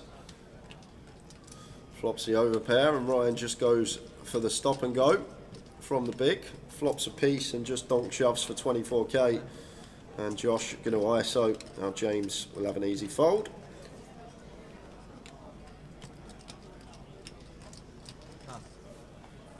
All in call. So it could be losing another one. 40 remain and Ryan Houghton here at risk. Going to need a jack or a 7.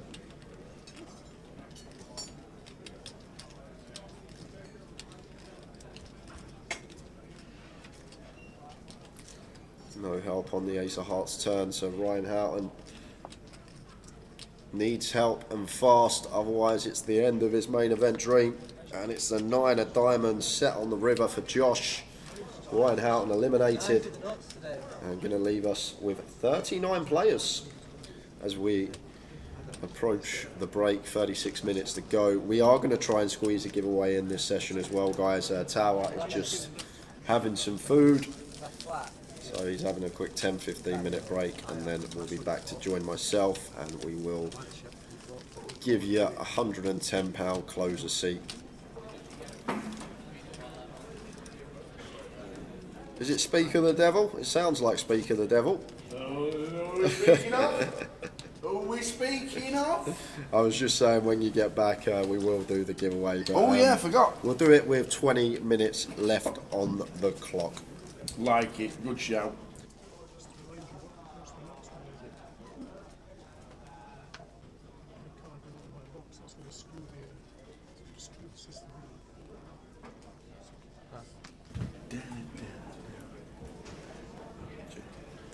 What else are we streaming this week apart from this one? Nothing more. Main event only. Just the main event, and that is it this week, today and tomorrow. There will be a book as well. There will be a book for the day 3 players. Tower back in the house. Did you enjoy? Yes, I had a little bit of chilli and rice. I must admit, I had a bit of chilli and rice. Because there's no buffet here anymore. Blackpool decided to give the players a £10 voucher off the food. So obviously as staff we don't get that, but order when we're a bit peckish, and it were very busy at the dinner break, so I couldn't get the ordering in time. So I just had a bit of chilli and rice. Nice little kick to it as well. Chilli has to have a kick. He does. Jay is a champion himself. He really is. He really is.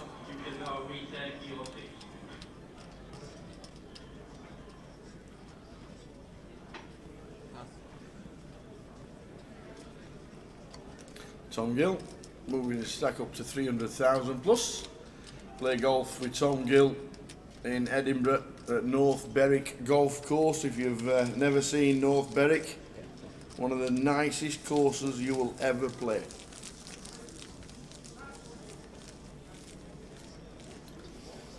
What's the buying price for the seniors at these events? £150. 150. Yeah, it's alright.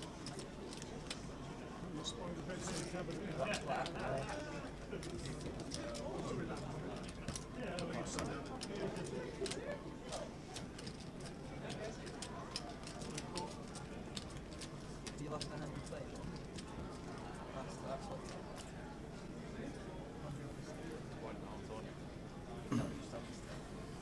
Must have had a champagne or a Guinness to sell her. No drinking on duty, that is for sure. None of that. Raise 9,000.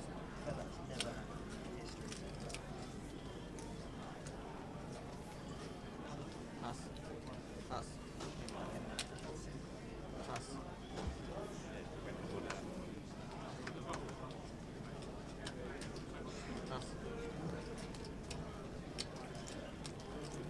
39 left.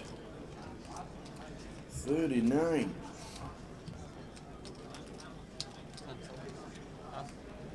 Ryan Houghton busting out. Adam Wilkinson we saw on our table.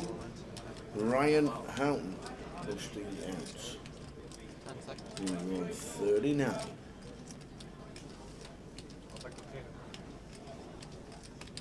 Raise 25. 5 off the money. Age for the seniors is 50 and above. In the GUKPT Cup, you have just over 1 minute remaining on your quest. Please take your seats. Dealers in the cup, please start to prepare your decks now.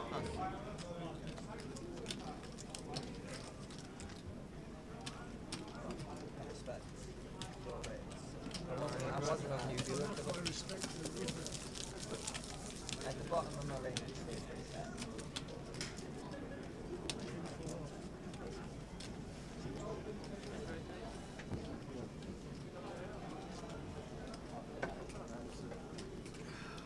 I thought if you've got a small pair, well, it's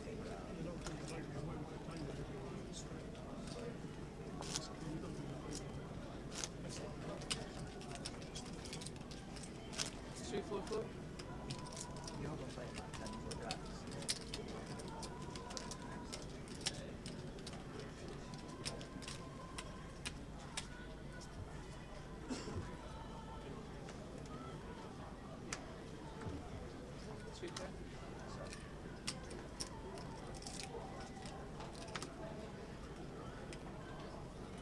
Attention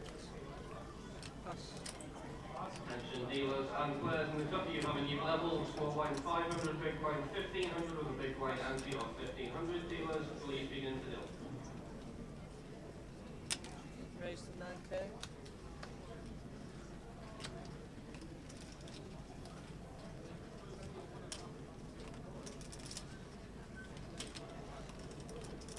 Seconds. 9 for Robbie. 9k to call after a raise from Longmire with ace 10 off. So Robbie just calls.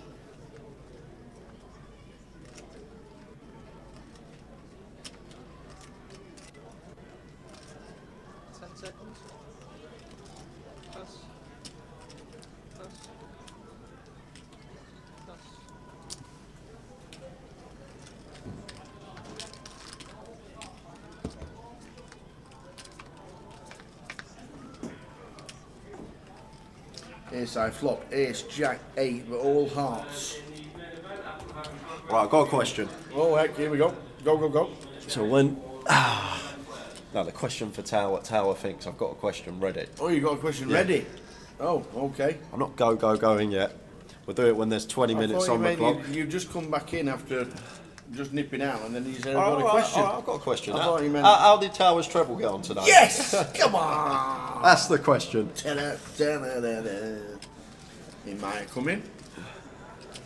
Any arse about?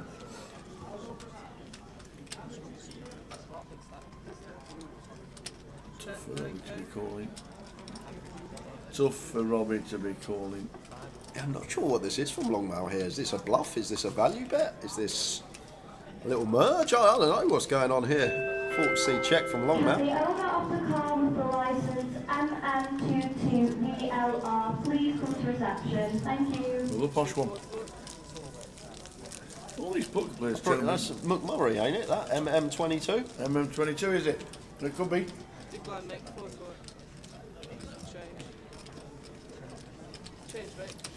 Oh, Max Alley missed the Towers treble today for once. Yes, well done. Saved yourself a fiver. So 38 left. If we lose 3 between now and the break tower, we will not be going on break. We will not.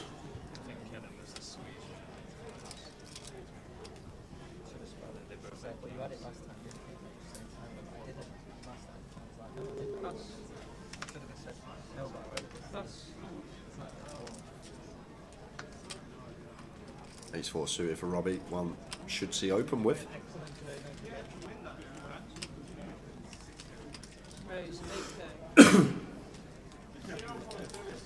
And if you have been watching today, guys, and you are enjoying the stream and the coverage, make sure you subscribe or follow Twitch and YouTube. Grosvenor Poker Live on Twitch and on YouTube /GUKPT. Would appreciate it if you did hit the subscribe or follow button. Is it still GUKPT on Twitch, or is it Grosvenor Poker Live? Grosvenor Poker Live on Twitch, GUKPT on YouTube. Is it still? I believe so. Oh no, it is. It's Grosvenor Poker now on YouTube. Just Grosvenor Poker. Oh, it should be Grosvenor Poker Live, is what I thought it was. Thought that was a new branding. Yeah. Because obviously we're going to be doing a lot of 888 stuff, plus anybody else that wants to come along. So Callum making it 20k here with the ace king. I might have put a bit more juice on this tower. Seems like a fairly small free bet here. 2.5x against Robbie's particular stack size. So Robbie is going to come along with the ace 4 of clubs, getting an attractive price. Hijack versus cutoff. Yes, Queen 8 for action. Yeah, potential trouble for Robbie here, but we'll be aware that this is still Callum's board. Although we flop top pair, Callum's still going to have all the sets. The ace king, the ace queen, and Callum mixing in a little sneaky check back here. And a king on the turn. Improves the top 2 pair. And still expect to see check here from Robbie Tower. This is still Callum's board. Should just be proceeding with the check out of position once more. Check.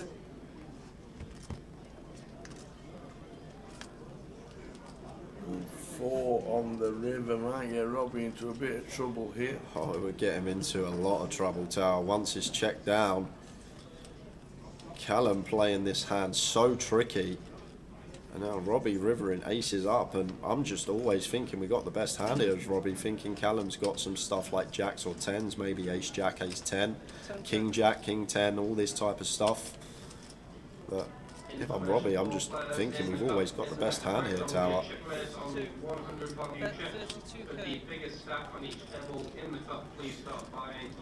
Goes for 32k. And Callum just calls? Robbie shows the ace 4 and Callum shows the ace king. Does just call. Interesting.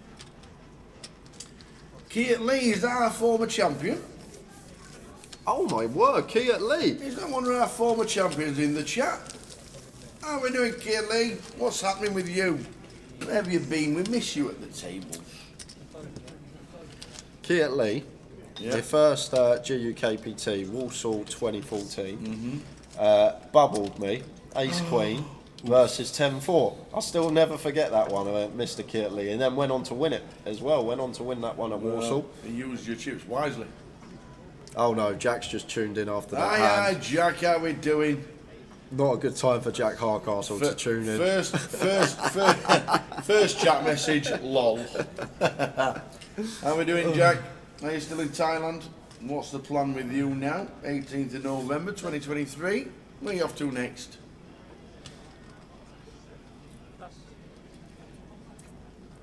Top right hand corner says 37. 37. And that is because we've lost Kevin Horton on the outer table. Kev had 200k at one bit. Obviously lost a few pots, but Kevin Horton's out.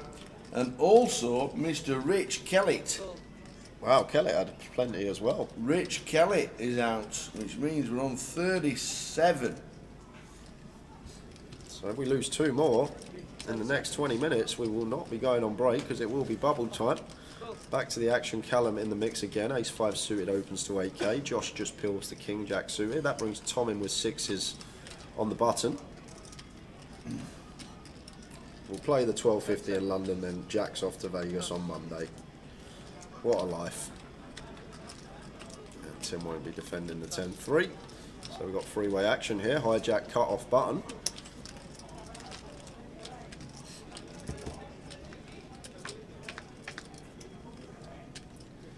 10-7 deuce rainbow here, and expect Callum to play check. Should be playing check here. I think just with range when we go freeway, out of position to cut off and button opening from hijack. I just think we're probably meant to check 100% of range here, and does do with the ace 5 suited. And Josh going to take a stab with the 2 overcards and some plausible backdoors here. After the original open up has elected to check. Tom not going anywhere with his 6s as he counts out some chips. There are some chips on there.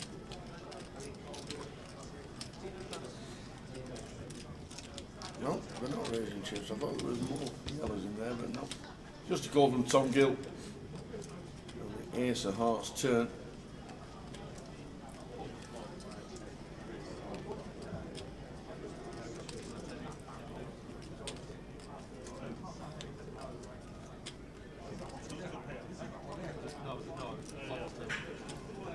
Josh will see number 2. Bets again. 25. There's a Dean and a fold from Tom. Yeah, nicely well done, played, on Josh. Yeah, well played, Josh. Yes, the better hand to fold. Nice one.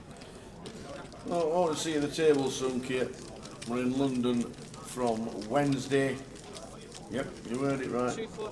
We are in London from Wednesday. So after this hand, guys, we're going to go to another giveaway. I'm going to save the 110 for a bit later in the day. So I'm going to give away, we've got another €50 token to give away. So I'm going to give away a €50 and a €10 first and second respectively in the giveaway. We'll save the 110 for tomorrow.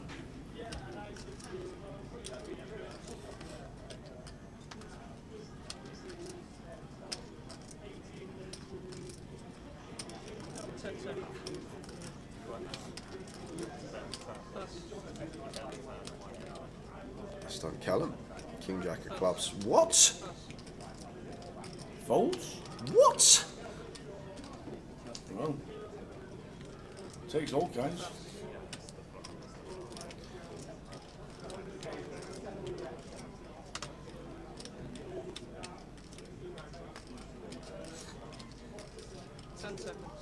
Even you're opening the King Jack of clubs tower. I am.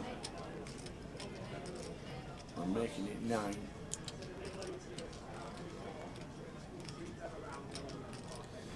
Jack 5 off for Tim. Blind on blind versus Longmount. 10 seconds.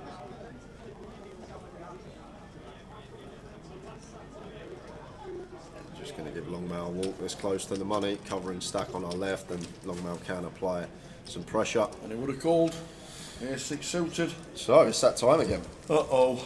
Giveaway time. Tower thinks this time I'm going to ask Tower a question. Quick rundown of the rules. I'm going to ask Tower a question. He's going to write down this piece of paper. Closest to his answer will be the winner, and second will also get themselves a token. 1 guess per account. Multiple guesses will be disqualified and blacklisted for all future giveaways. Means and it. do not guess until Tower's guess is on the piece of paper. We've got an hour. Right, Tower. Nice easy one. I've been bringing in the festive lattes every day and giving you one. All I'd like to know is how many Starbucks stores are there worldwide? Get away! How many Starbucks stores are there worldwide? How many are there in the UK? Well, that's not the question. 20 seconds. It would help. I'll give you 20 seconds to think of your answer. How many Starbucks shops are there? Worldwide. Wow. Wow. How many in the UK do we reckon? No guesses done. No guesses yet in the chat, no guys. help. No help. Right.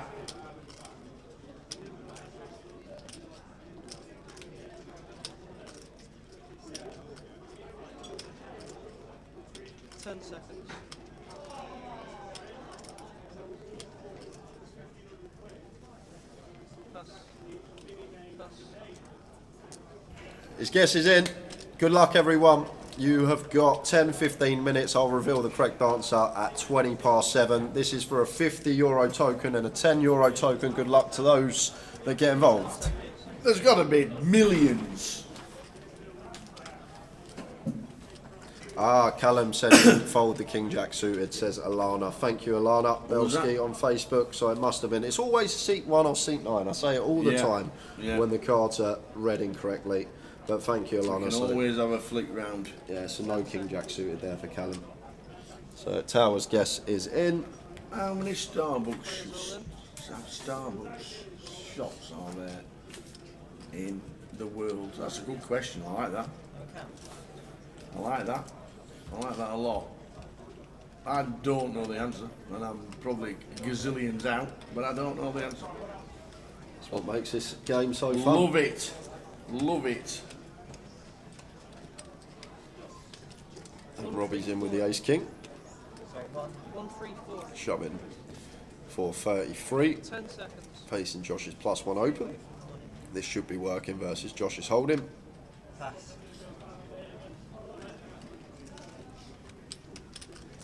Go on, show your ace nine. Good luck, everybody, if you're having a guess.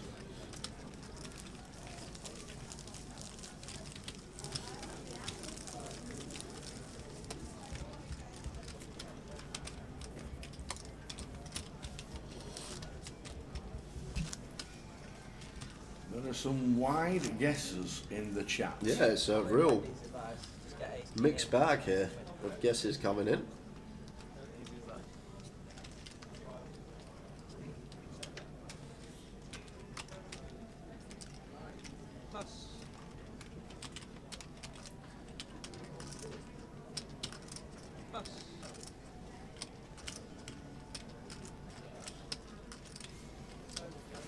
Keep his eye on the table while we're obviously trying to find a winner of the latest Tower Thinks. How many Starbucks shops worldwide does Tower think there are? 10 seconds. So for a €50 and a €10, 2 prizes up for grabs in this one. Excuse me.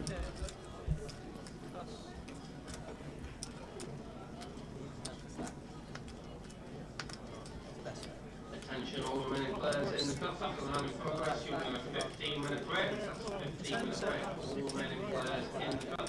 Dealers during the break, please rest off the 100 value chips. 8. 1, 2, 3, 4, 5. Paul Trotter's put 2, 3, 4, 5, 6, 7, 8. They're all know how you think, Tower. Ilana's put 6, 5, 4, 3, 2, 1.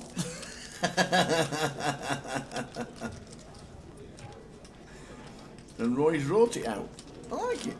Roy always writes it out. Yeah. Always writes it.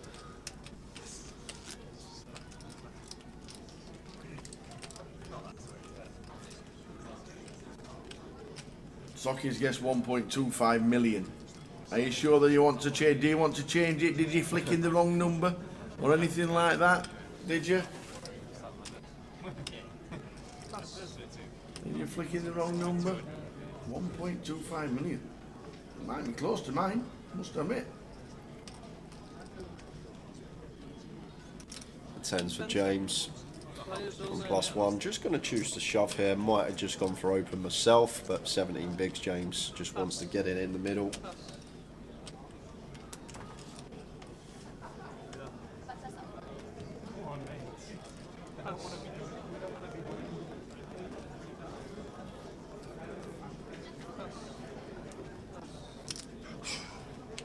Got it through, baby. Oxygen, oxygen, oxygen.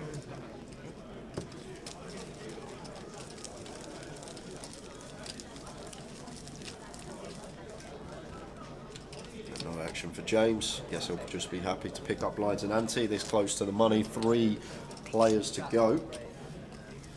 And just 14 minutes on the clock. Nick Boyer, 1, 2, 3, 4, 5, 6, 7.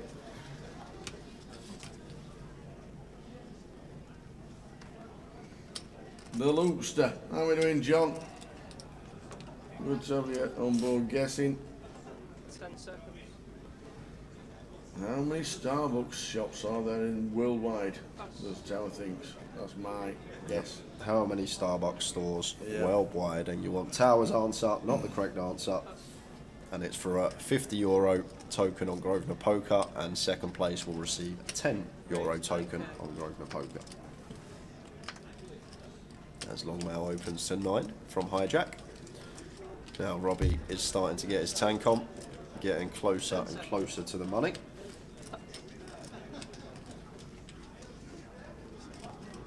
How many runners will there be for the Midi Grand Final? I'm not sure. We'll have to see when we get there. It's hard to give a figure or even an approximate because you never know with poker. There's so much going on these days. You don't know who's going to go where and what runners it's going to attract.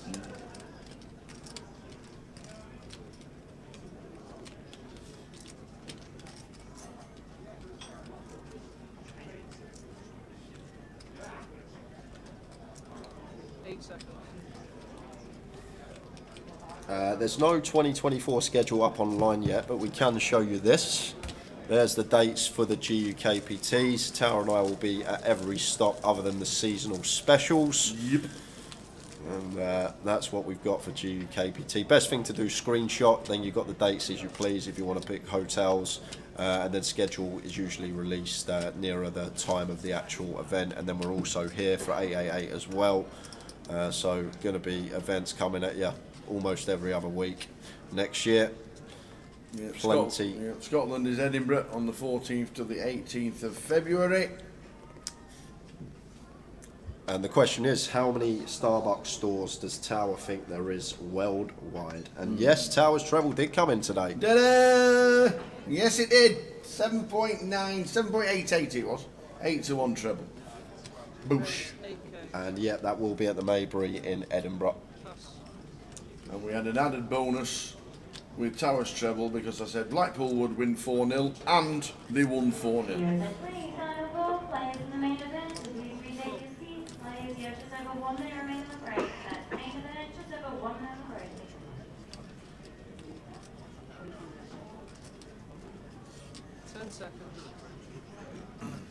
Robbie with King 10 raises to 8. Josh calls on the button. Tom out of the way in the small. And James Jack 5 suited. Suited Jack. May fancy a little defend. Getting 6.5 to 1 on a call. 10 seconds. And after this hand, guys, I'm going to reveal the correct answer. And then 5 minutes time, I will reveal The right answer. The correct answer. I think it's going to be really high. Really thinking about it while you ask the question. It's going to work out. They've got to be in hundreds of countries. They have to.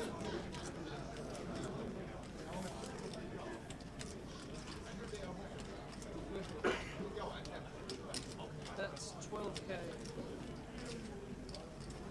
Pass.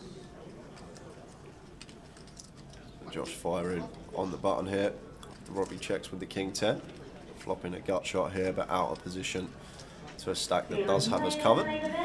So just going to fold to this 40% sizing. So, Starbucks, yes, believe it or not, have 35,711 stores worldwide. 35,711 stores worldwide. I'm only going to say 3 things. Is that all?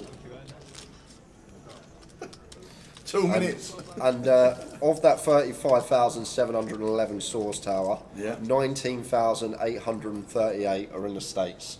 Well, yeah, that's what I was thinking. I was thinking United States and United Kingdom would be the 2 prominent stores. That's what we're thinking. That's exactly what I'd be thinking. 2 minutes to get you guessing the question. Here's how many Starbucks does Tower thinks there are worldwide? What was Tower's treble? Blackpool -1, Barrow and Bromley. Yes, Ant. We were all on it. And we had Blackpool as 4-0. And the score was 4-0.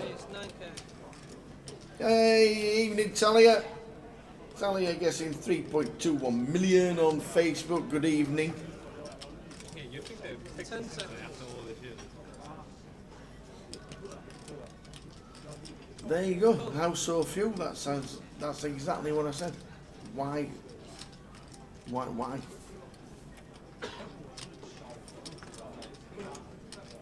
10 seconds. Cool. There's 8 near Gibraltarian's house.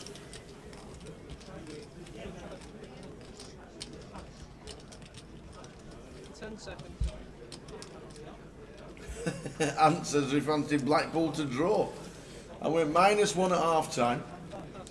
I had a little side one. I had Blackpool -1 at half time at 9-2. Doubled with Mansfield -1 at half time. Mansfield were winning 1-0 and had a penalty in the 31st minute and missed it, which would have got the 25-1 double bonus up. So everyone, we're going to give you till the end of this hand, then I'm going to close the giveaway as break is approaching, and we need to announce the winners. There's Mick the Mod in there, ready to close the comp and bring down the hatchet. 12k. Dealers in the main event, move forward the deal.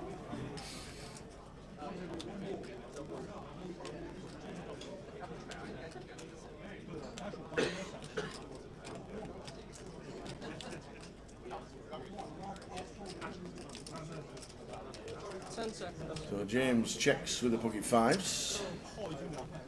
Ha! Rumples like that, 888, 888. I like it. 30 seconds. 30 seconds, and that is it. So, we are going to reveal. Oh, I thought that was it. I thought he folded. There's me saying he's going to pay. He's going to check fold this one. As soon as this hand's over, we've got to run it because we're going on break in 7-8 minutes time. So, we're going to close the comp as soon as this finishes. Yep. That's 18k. And Josh going for another barrel here, 18k. Tom still with 2 pair, nut kick up. Now flush has completed. Looks like Tom not going anywhere. Going to call once more. River card. Gets there. Tom Gill. Boom for Tom. Loves to see that river. Fills up.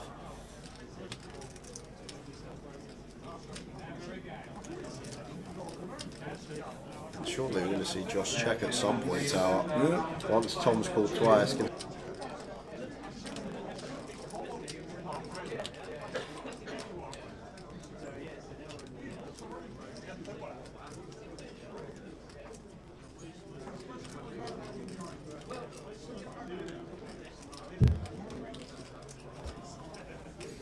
What size do we go here as Tom? Yeah. What do we think? 3 reds, Josh. 75k. And I guess the bluffs here, there will be some, the King Queen, the Queen 10 with a heart, King 10 with a heart. I think they're going to be tidy bluffs here on potential this run out. Doesn't look like Josh is ever going to have a deuce or a 9, like 9x is going to check flop. If not check flop, then start checking on the turn. So Josh just never going to have a 9 in this spot. Never going to have a deuce, overpair or Jack X is what it looks like here. And Josh is going to show the Jack to Tom. And it makes a good lay down. Good lay down. So guys, 10 seconds and it's over. 10, 9, 8, 7, 6, 5, 4, 3, 2, 1. Competition closed. Straight in just like that. So the comp is closed. So, how many Starbucks did I think there are worldwide? A lot is what I thought. I thought predominantly it'd be American. I thought there'd be something like 40,000 shops in America and then nearly double that for the rest of the world. That's exactly what I thought. So I went for, which weren't, well it is miles away, but it weren't as bad as what some guesses were. I went for 75,500. That's exactly what I went for, and that's what I went for regarding 40,000 for America and the rest of the world around about the same. Yeah, and we had 2 people guess 75,000. They were Roy Jackman and Dom Dom. Dom Dom on Facebook.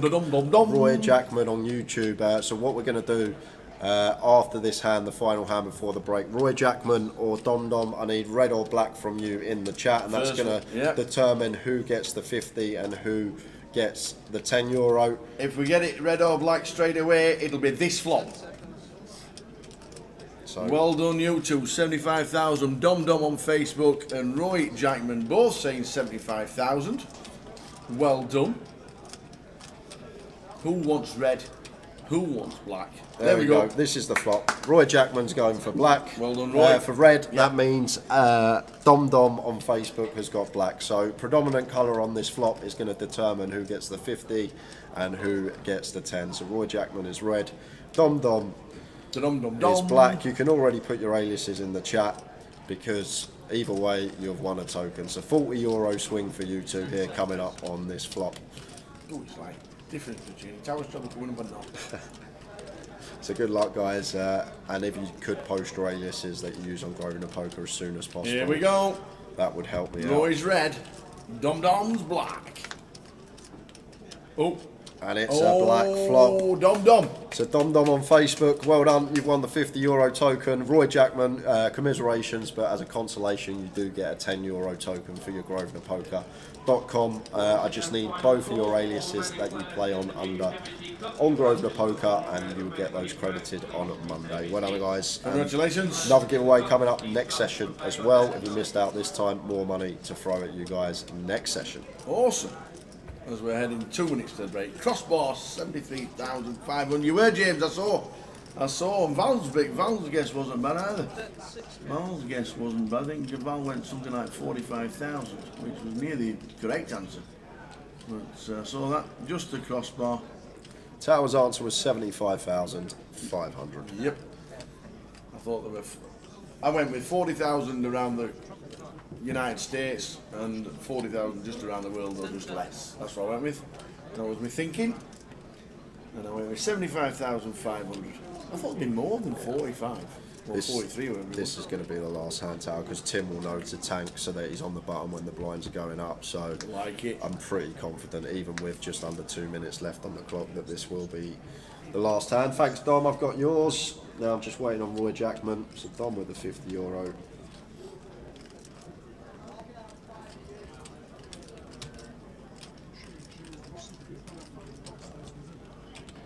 Dealers and players in the cup, you have a new level, small line 500, big line 1500, and big line ante 1500 dealers. Please begin to do 2,000 big line ante. That's 1, 2, 2, next hand in the cup. So Tim uses the 30 seconds before checking. And sometimes, guys, it's fine to just use the clock to your advantage like this, just being aware when blinds are going up, aware what position you're going to be when the blinds are up. If you can get in the small blind or the button when blinds go up, it's going to be beneficial. Faced with this 12k bet here from Longmount, just expect Tim. Oh, he's getting a nice price. It's getting 3 to 1. Difficult to continue another street out of position here. May just take his break. 10 seconds. We are into that break now. Tim Chung deliberating. 105k. I think he folds. Indeed he does. We will see you in 20 minutes. When I come back, Roy Jackman, I'd like your alias in the chat, please. If you want your €10 token, I need your Grosvenor Poker alias. So just put it in the chat. I will see it when we get back from break. See you in 20, guys. See you in 20. With work and stuff, and that they will always make time for the Goliath, and they're really passionate about it. So if they've got a bit of a hectic schedule, but and they play slightly lower stakes and they can't afford all these hotels for the biggest one. Goliath is one that is in everybody's calendar, and the excitement that it brings and the buzz of the place is brilliant. But it's interesting that in all of the time that all of the years and years that I've been playing poker, at the Goliath last year, I noticed that people were starting to get a little bit scared of me. Like it was weird because I was obviously number one in the National League at the time, and people were probably aware of that. But it was really weird because in times gone by, people would always be very sort of want to fight with me in like blind on blind situations. But just every time I was in the big blind, it was like walk. And the first time I ever noticed that in like 10 years of playing poker, that in the Goliath last year, it was crazy how it was just really weird how people just started not wanting to get in confrontations with me. And then yeah, as you say, out of 10,000 runners, when there was about 80 left or something, I'd been sort of keeping track of him through the week, but David Hay, I got moved to his table anyway. Like a lot of people would have been like, "Yeah, David, how you doing, mate?" But when I sat down, he was like, "Oh, hello, Richard. I've heard a lot about you." that was really funny. I think yeah, he turned around to me and he went, "Hello, Richard. I've heard to keep an eye on you. I've heard you're really." I think that it when we just got back, he'd just been on a break, and Katie Swift and Jeff and Joe, his coaches, had worded him up, sort of thing. What do you think about his performance? He finished 40th out of the 9,300. Obviously, the TV crew were there as well. I mean, it really, really was a fairy tale. It's remarkable. And it's like if you were to replay that scenario like over and over again, you're talking like you could do that for the next 100 years and he would not go that deep. It was sort of one of those freak lucky. Like I absolutely loved it. The deeper and deeper that he went, and when he was chip leader or something with that 100 left, it's just absolutely. It was like the stars were aligning, wasn't it? I mean, and that was just for me. So for you guys who'd bought into it for a bit longer and things like that, you must have been really, really excited the deeper he went. Yeah, absolutely. I think the final 5 hands of the just before hitting the final day was as good as what anybody could have expected. Oh yeah, it was incredible. Like when he just started winning those big hands and stuff, and he just gathered the momentum. And I played a couple of hands against him, and yeah, it was tough. I raised under the gun in one and with ace 10 and he re-raised and it was just like I just didn't know what to do. I felt like he was very, very difficult to play against, to be honest. So maybe September after the Goliath, September 2019, your third final table of the year was GUKPT Leeds. You chopped it 6 ways where you took home 20,000. What was the deal? What was the deal like done? Yeah, you didn't want to continue playing for nothing. Everyone put the money back in the pot and sit and go for the title. It was a real odd one, actually. Yeah, Mike, one of the other players left, who had the big chip lead. Me and him were good friends, and we'd both made the mini main final earlier in the week, actually. Yeah. And then, yeah, when we got 6-handed, it all sort of got really, really cagey, and Mike had a slight chip lead, but no one really else. And the next place out was perhaps must have been about 8,000 or something, and then the first place would have been like 40,000 or something. So it was really, really cagey, and I didn't have the best seat position. I wasn't feeling too great about the situation, to be honest. And yeah, we just it ended up getting brought out. Let's discuss a deal, basically, where everybody takes their ICM number now, and then everyone chucks, I think, £1,200 each. Oh no, £200 each. No, it was only £200 each back in, and you play for £1,200 and the trophy. So yeah, I think everyone was pretty happy with the deal. It was one of those situations where next out was pretty bad, considering how even everyone was to being first. Yeah, Brett Angel eventually going on to win it. It was. So this was maybe I maybe got even closer this time. I was playing heads up. I was playing heads up cards for the title this time, not just a flip. It was in my own destiny. And then yeah, second place again. We move on to another third, but this time one of the favourite places to play. GUKPT Blackpool, 365 entries. You finished third, as we've just said. Another 40,000 in the coffers. Did this one seem more winnable? Yeah, for sure. I remember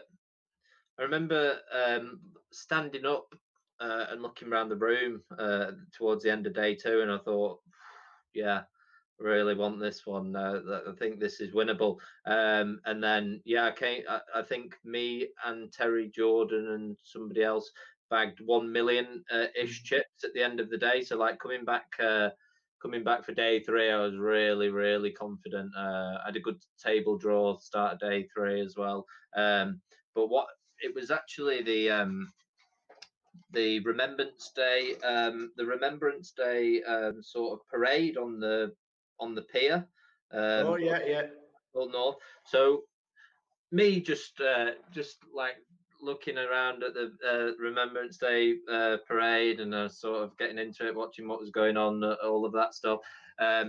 But then it's interesting. It's like when you're in Vegas, you look down the strip and you think, oh well, it's just down there, isn't it? So I'm looking down at the casino from towards. So I'm further up than Central Pier and North Bay. I'm in between the two.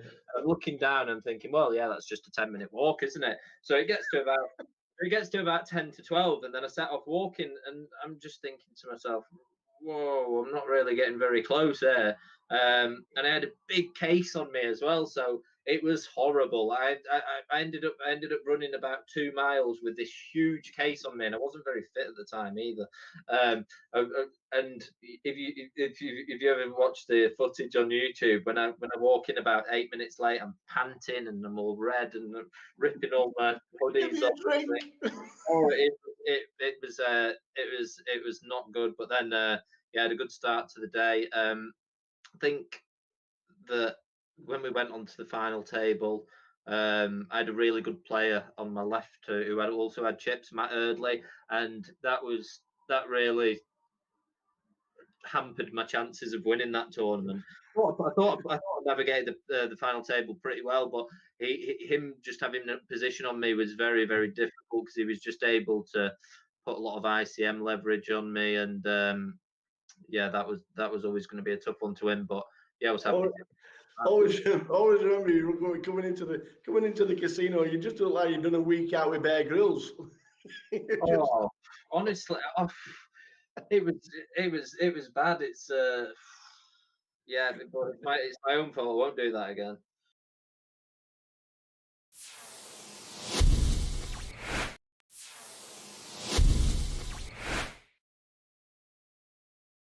But 2019, as we've just seen, it was an amazing year. A record 4 GUKPT main event final tables. 6 25-25 series final tables back to back. Yeah, three deep stack finals, 5 GUKPT PLO caches from the 5 that you played. Rich, there's no wonder you ended up as Grosvenor 2019 Player of the Year. No, it was from the get go. It just snowballed.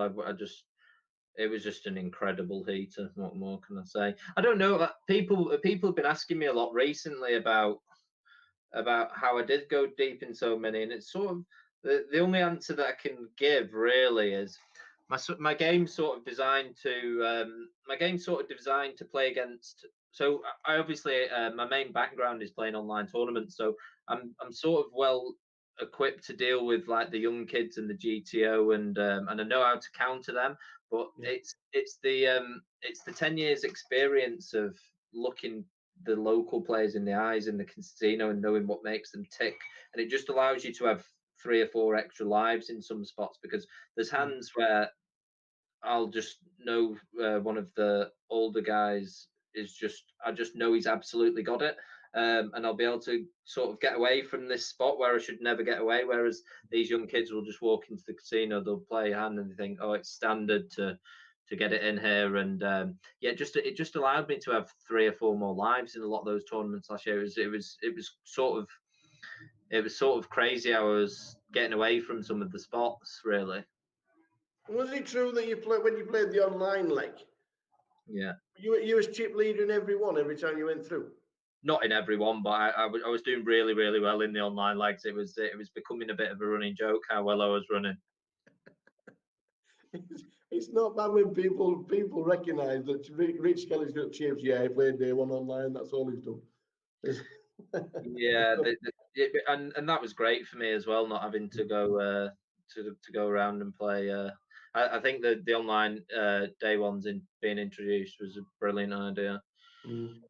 Well, we carried it on straight to 2020. You went. Was you back in Australia for the winter? I wasn't actually back in. I usually go every winter, and I live with my friend over there, and we play for a cricket club over there, and I've got lots of friends over there at the cricket club. So I usually go over there for a few months, but this time I ended up losing my passport.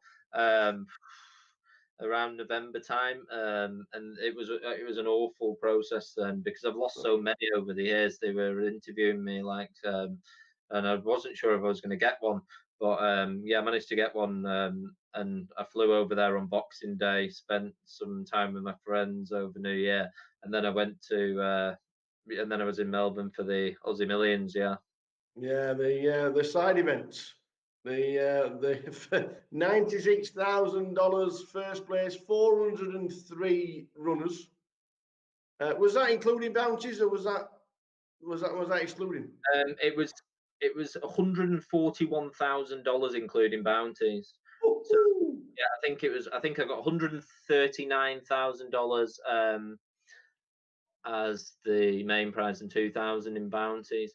Yeah, and I was heads up against like an Aussie poker legend called the Crocodile Man. Yeah. And yeah, he had everybody.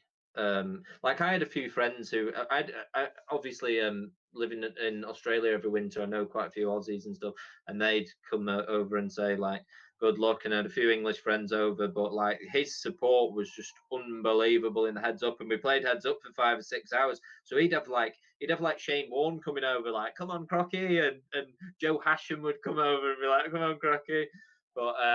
Yeah, I managed. He started the heads up with about 3-1 chip lead, and I managed to again grind it back and won my first. Well, I'd say probably my most significant poker win and my Aussie Millions ring. Yeah. And then 2020 stopped, and we went in lockdown, and we grew a beard, and you know, how strange has it been for you?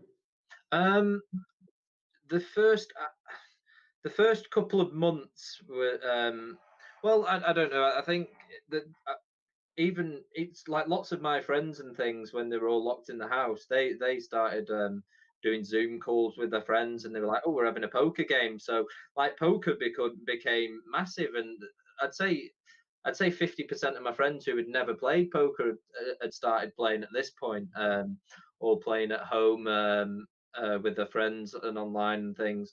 For the first 2 months, I was absolutely loving it. I was playing all the time. The games were brilliant. I was like, "Yeah, lockdown," and like people were getting really negative about it, but I was kind of embracing it.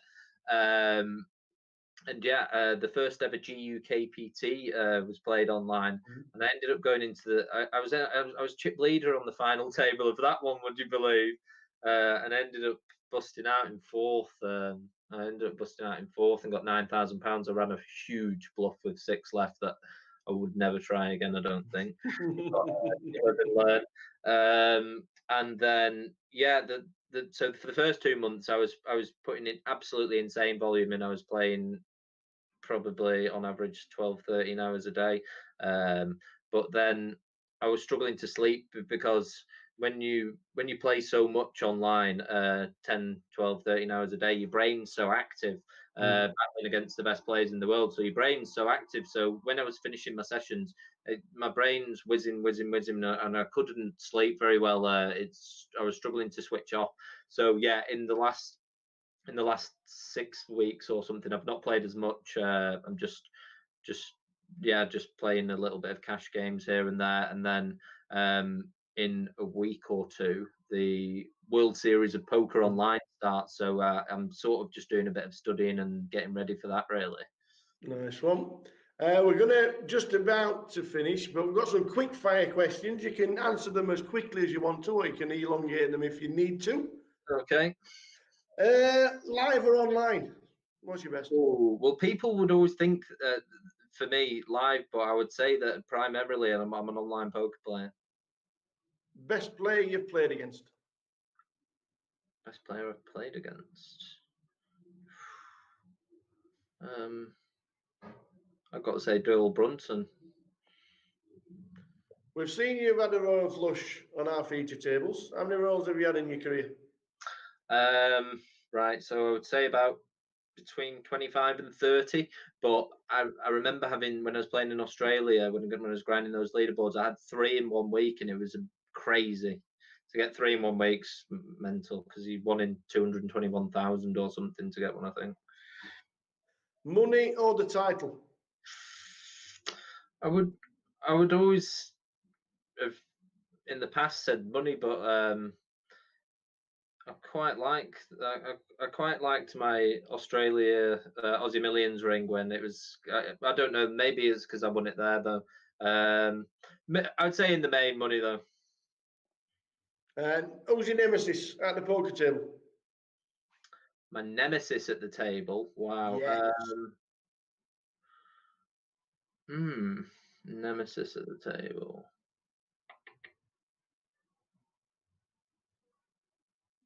There can't be one. You've been so good.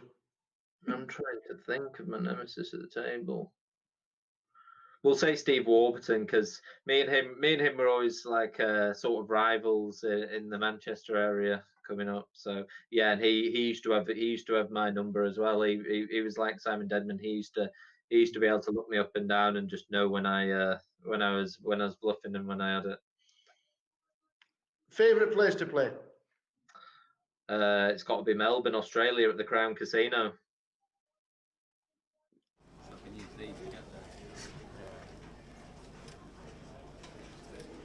Your attention please, final for all players in the main event, so please retake your seats. Players, you have just over 1 minute remaining on the break. That's main event, just over 1 minute on the break.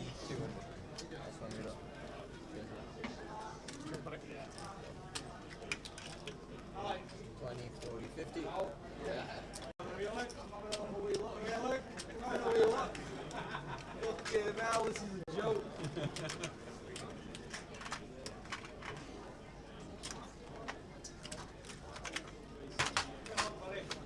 Back to your base camp. We need it.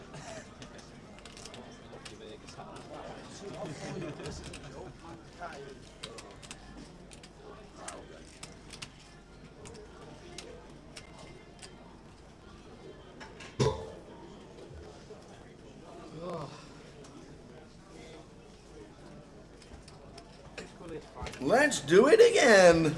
36. 3 and 6. 36. Because Paul Maguire was eliminated in 37th.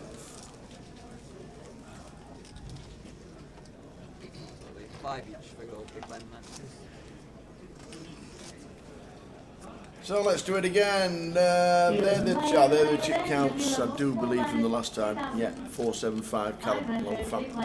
Larry Kidd. Try and get an updated chip count. I think only that's 40, 60. What's that? 49, yeah, 49. We're down to 36. So we lost 13 in that session. 13, very steady. Very steady session indeed. Only 13 eliminated in a full 2 hours of poker. We are back with more. I don't know where. Jay must be having a coffee. We don't mind.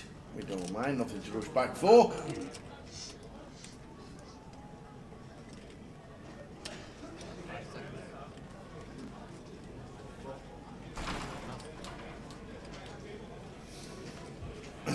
So we're on 36.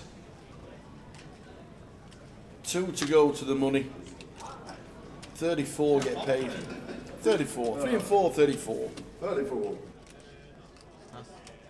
3 and 4, 34. We is back. Is this the first hand or this is, we've been playing at least a minute. At least a minute. 34 get the money. 36 are left. Paul Maguire busting out just before the money. And I see Roy has dropped this alias for me. Thank you, Roy. Nice one, Roy. Roy boy. 0-1. I'm hitting save every time I drop a new name in tower. Good shout. Alex Montgomery all in.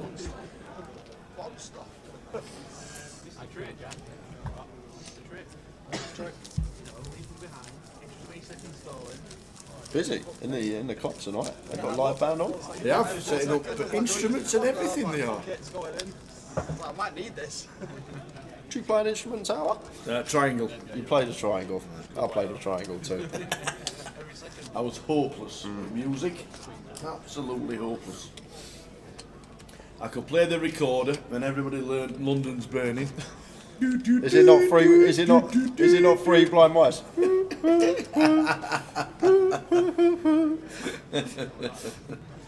Yeah, no, it's terrible. I always really, really wanted to learn how to play the banjo, but my fingers just wouldn't work. It was terrible. My favourite instrument to listen to is the banjo. Absolutely love it. Oh, please pause the deal. That was quick. That was quick. Please pause the deal.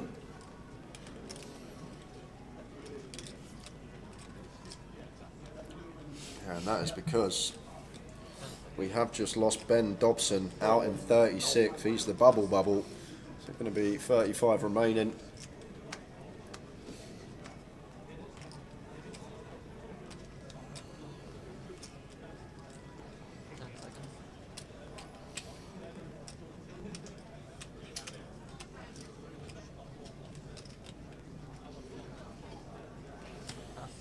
Montgomery second in the mini earlier this week. King 10 for George. Picks it up to 10k. Oh, Midi's on the table as well, I see.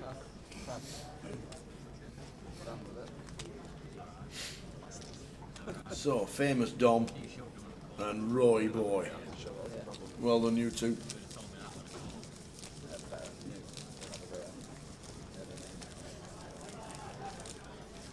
4 more hours to go.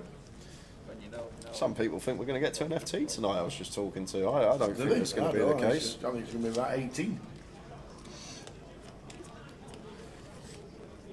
Players in the main event, there are now 35 players remaining with 34. If we do get to an FT tonight, that would mean average stack 8 divided by 7 million. Yeah, it's not going to happen. We're not going to get to an FT with average stack of like 7580 BBs. We'd have to cause some carnage. Would have to ensue these last 4 hours. Things could happen at the poker table. Not impossible.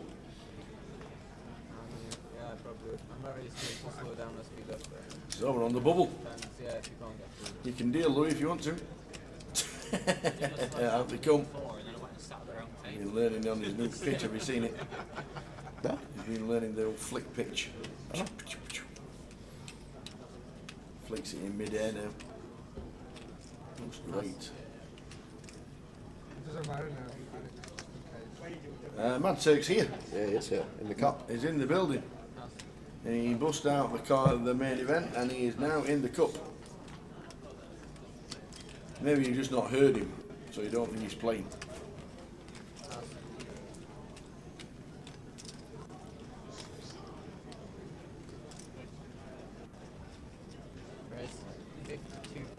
Queen deuce for Midi. Just going to put the pressure on the bubble. Darren just going to get out of the way. Can shove any two there as Midi tower.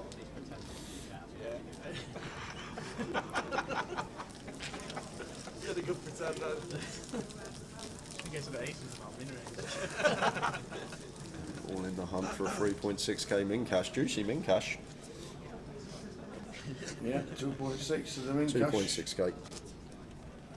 Just over double your buying.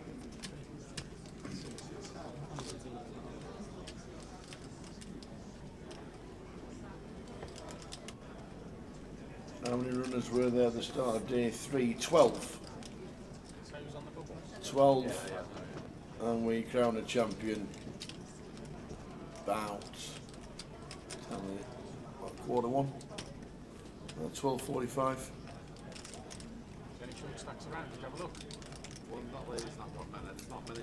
To start day 2 today, we had 124 start today. And down to 35. And 34 of them are going to leave with money in their pocket. There is going to be one unlucky player sat there. There is.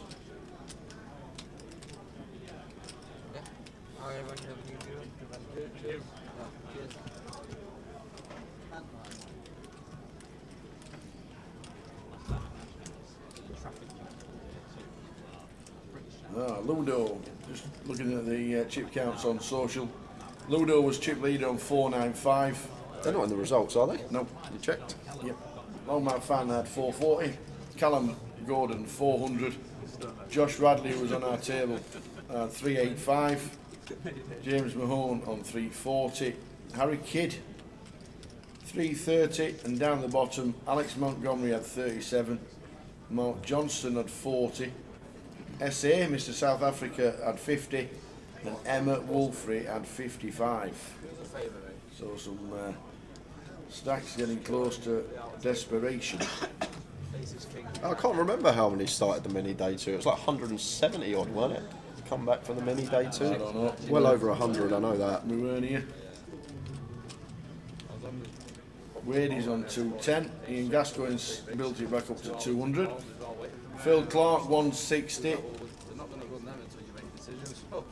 Mitch Johnson put another fine performance on 265.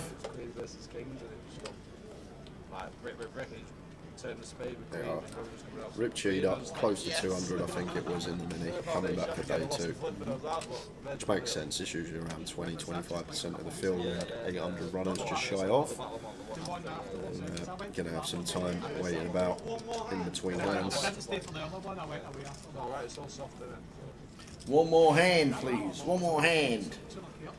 I thought my mate booked it for us because we went the previous year, so I thought that's the one that he booked this year, but he's not. He booked the one and then I didn't end up going. What was up top in that one you were playing, the main event? What was it? Attention dealers and What was it?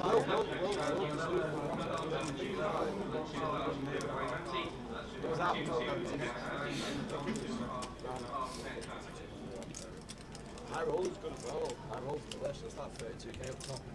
Small field. Plus that. For the money. What was the value for that main event? So it's the same as a Lamola then? It's worth it, man. Yeah. So fast. The first time I went to the Battle of Lamola, the first prize was like 280k or something. That's insane. I was like, I'll be coming back here. Yeah. Amazing. You must have good cards. A 500? Yeah, mate.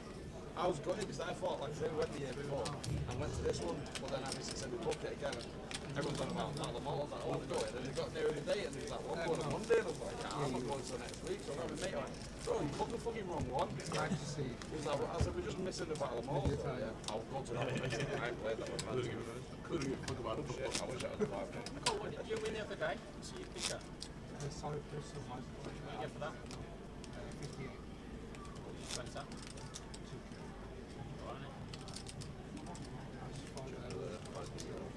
So it was.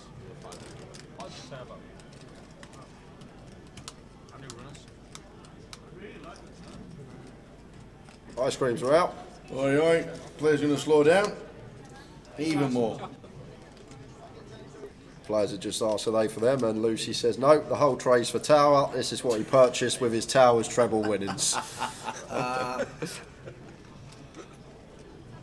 There we go, there's Towers tray just going past.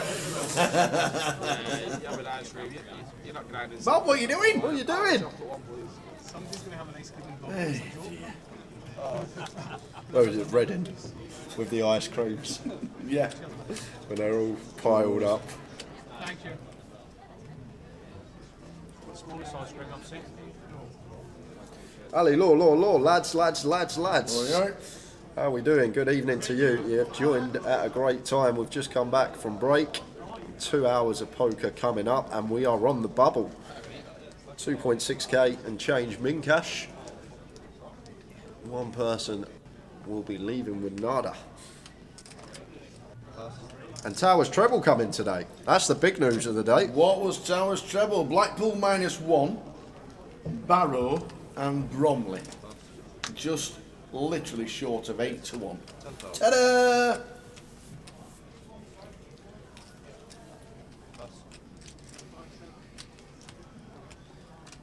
Ace 8 for midi. Raises to 10. Alex next short stack in the big, just having to get out of the way. Mini picks up, blinds an ante. All the bees. Correct. And Zaki tells us 196 for mini day 2. Cheers, Dave. Over you, man.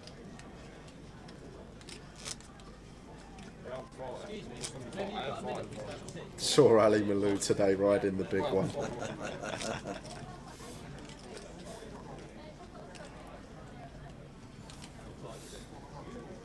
I don't know if he was joking or not, but I got a taxi in with Ludo today. Yeah. And yesterday. And yesterday, somehow he walked out of the casino as I was leaving, and he got in my cab. When I said, "Do you want to jump in with me?" He said, "Yeah," because we're going back to the same place this morning. I get out of the lift. I'm just about to leave. My cab's outside. Ludo suddenly appears. He's like, "All right." I'm like, "You all right? You want to jump in again?"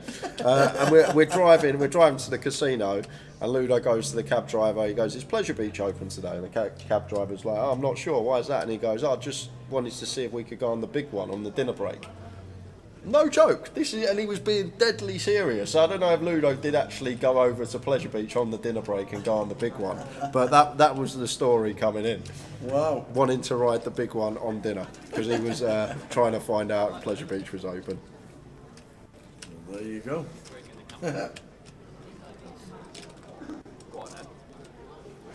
Go on then. Go on then, get up there, sausage.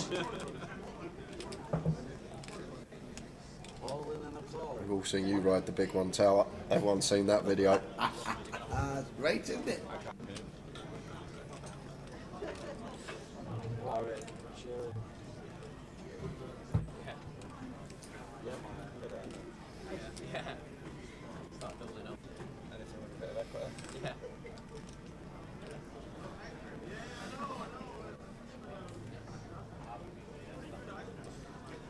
Wonder which part of it's not a vaping casino does Midi not understand. I've been told as long as you go away from the table, it's okay. That's what I got told the other day. No. When I was I got told it was not in the card room at all. That's what I got told.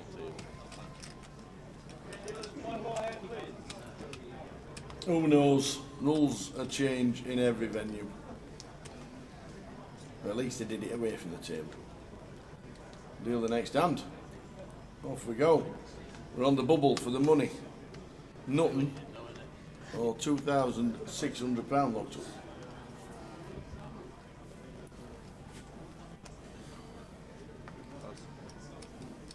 Riz, 10,000. Pass.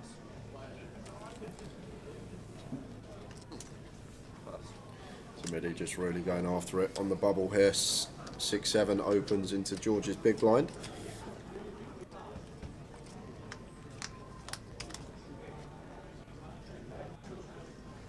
Here's 7 flop, here's 7 king. Oh, look at this. George. Gonna donk into Midi here. Imagine raise here, Tower, and then barrel down the streets because we block A7 and we block King 7 suited. Yeah, love it from Midi. I really like this. Just recognising straight away here, we have a 7 in our hand. George never has ace king, we do. Never has aces or kings, we do. We block pocket 7s, only one combo remaining of that. We block king 7 and a7, like some of the stronger hands that George can have. So we've just got a very tidy candidate here to raise flop, barrel turn, and potentially send it all in on the river. And this is very nice from Midi, just recognising that. And George is going to call, but do expect to see a lot of heat down the streets here, Tower. Really understand what's going on here with Midi. With this 7 in his hand, I think is actually very nice what he's doing here. So 3 of hearts on the turn. Let's see if the double barrel does come in, because I think it has to once we raise flop. Well, he does check. Does check it back. Queen on river. Queen in clubs, river. George checks.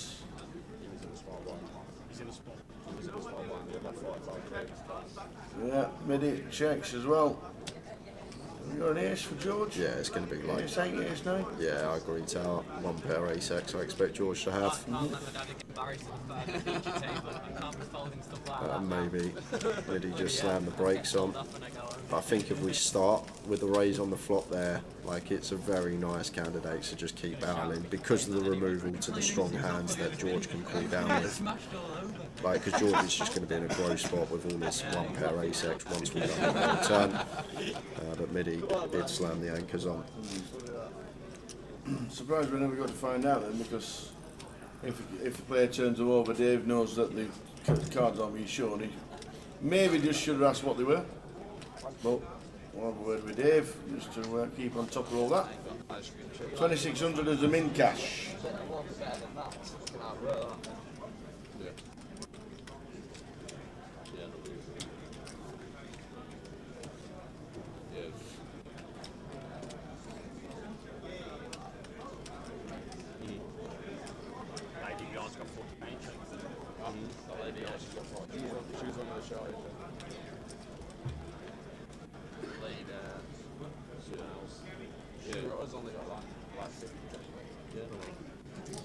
And any all-in and calls, we will head over to outer tables, guys. Team are on the floor with the cameras ready. I say the team PK's on the floor with the camera ready. One more hand, please. One more hand.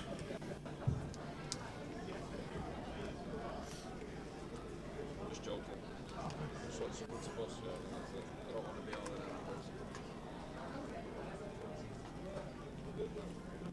that. It is 10,000. 10-8 of diamonds for Kev under the gun. Chooses to open here.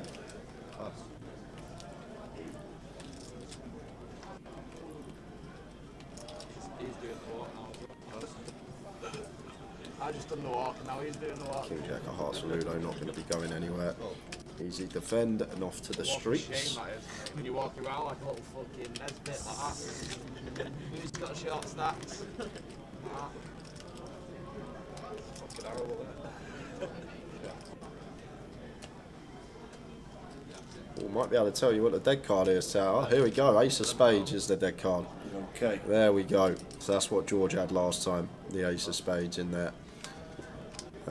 Because it didn't go straight to the flop cam. Yeah. So when a card doesn't read, it's the Ace of Spades, we need to get a new deck on. Yep, Stu Writer's still in. Yep. Nursing a short stack on the bubble, but still there.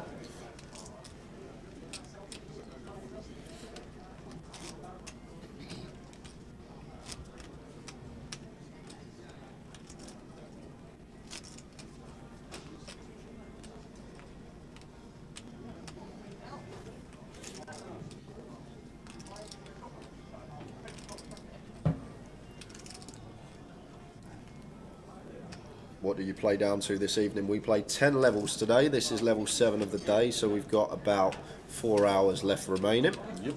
About 12:15 finish for us this evening. Or when we hit the FT, but I think that's going to be unlikely. If we did happen to hit the FT, would mean that 760k is going to be the average stack, therefore average coming back tomorrow would be 75 bigs, which would be unheard of. So unless there's a situation where someone gets all the chips, I really can't see us getting to the final table today. Said 15 at the start of the day, still keeping with my figure. Like it.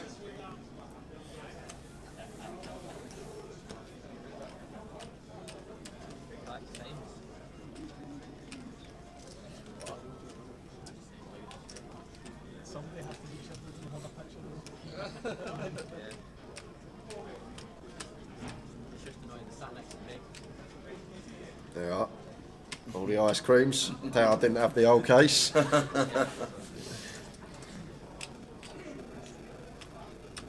Should we do a spot prize next hand? A €10 spot prize for someone that's been watching the stream all day? If you want. We might as well. Because If we've you want got to. some time to fill. So after the next hand's dealt, when we've got this pause waiting for Even I don't get them right. The hands to finish. I'm going to ask you a question about something that occurred today. And if you've been watching all day, you will have a better chance of getting to the correct answer.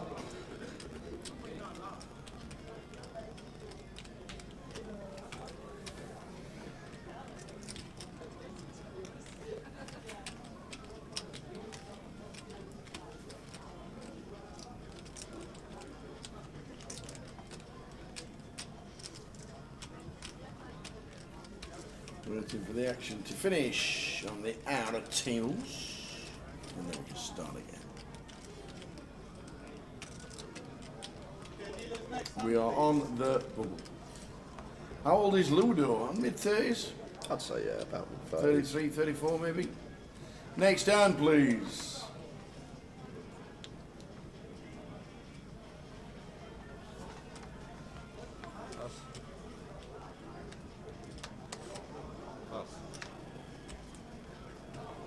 Will there be a book for tomorrow? Yes.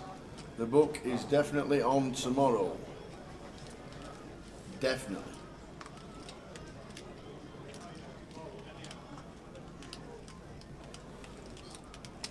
Riz. 17,500.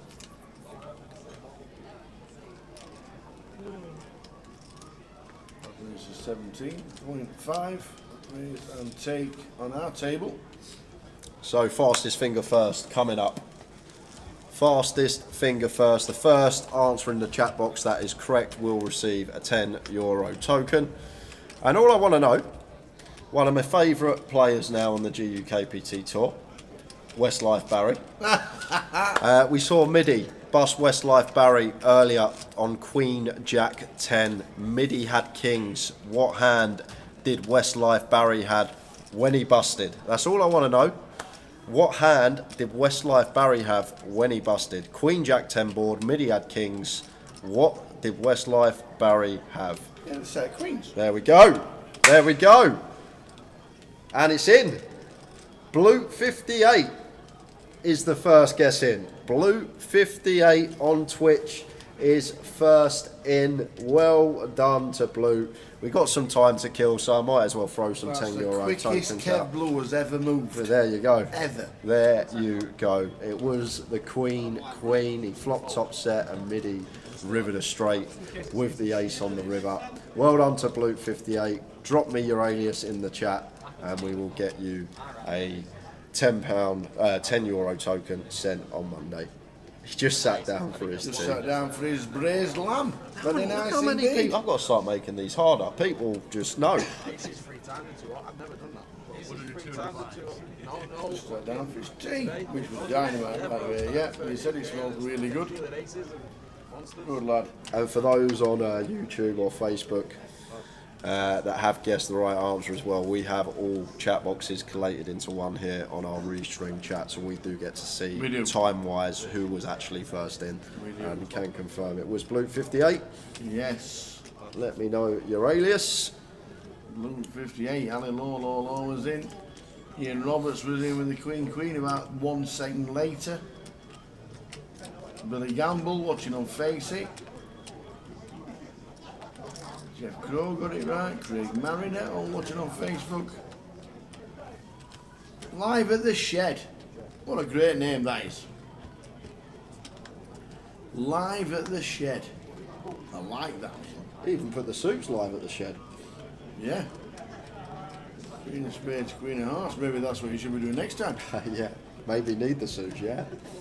Make it harder.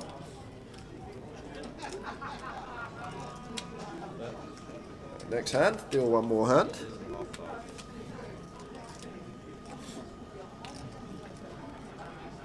Mini. Just calling the open from Ludo with the ace queen. Check, check, flop, and Ludo barrel in turn after picking up Broadway draw. And an ace on the river. So Midi rivers the nuts and Ludo with the give up, and it's a well-timed give up because Midi was sitting there with the goods.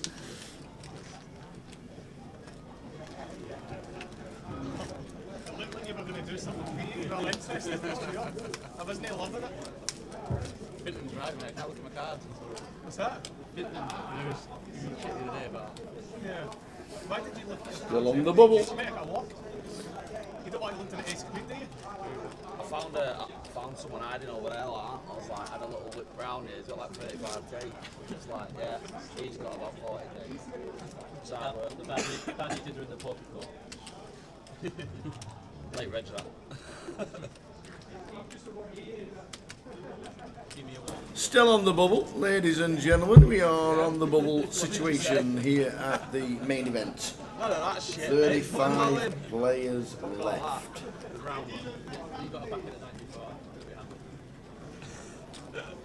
And that sometimes also determines whether we get down to one table or two tables or three tables. The time the bubble takes. Don't put me all in on the bubble. What am I even looking for? What are you asking me? Now come the cards yet again. It happens. Sometimes we don't have a bubble. Sometimes it's one hand. Sometimes it's 51 hands. Just the way it goes.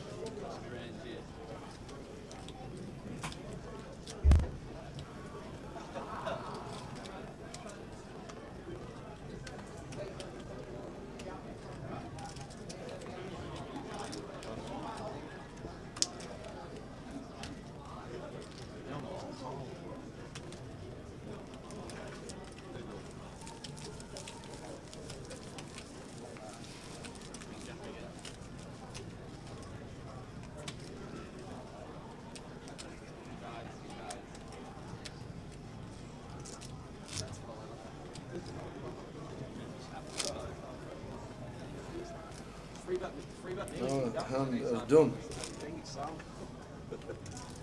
You had a nice hand to do it, I guess.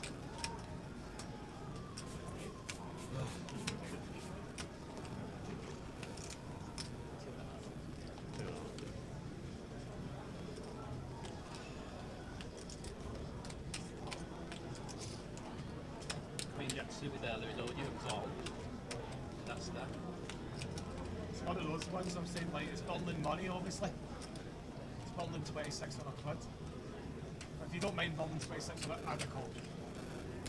Call, or push. Call. Hopefully it's Try and hit the 2600 when it ball. comes Jack Eye. What? It's not 2600 when it comes Jack Eye. That's what I'm saying, add a call. But in general, you're bundling money, ICM-wise, on the bubble. But I'm not a believer in it, I'm a just call. I've seen you call like a real microstat. Yeah, add a call, try and hit something then. And it goes. Yeah, I tried doing that for you. Before versus you. Didn't go down too well. Kellet give me a right mulligan. Still on the bubble. Like, in theory, it's bad, Just nip but down to see what's happening. It is the bubble. on this one. It is the bubble. Let me show you the dates. Next year, while we're on the bubble, nothing happening at this moment in time. Anything does happen, we'll get a shout. Oi! We start pretty early next year, 4th till the 14th of January. The Vic was going to have a refurb starting on the 15th, but that's been delayed a couple of months. But we are still doing the 4th till the 14th of Jan because the NPL playoff is on the 6th. So there we go. 4th till the 14th. 9 bigs. Yeah, every chip's like this. If you're on the big play, then closing the action, it's fine. It's a bit different, but yeah. I figured. Manchester GUKPT 1st till the 11th of Feb. The UK Open in Coventry was a million guarantee last year. 22nd of Feb till the 3rd of March.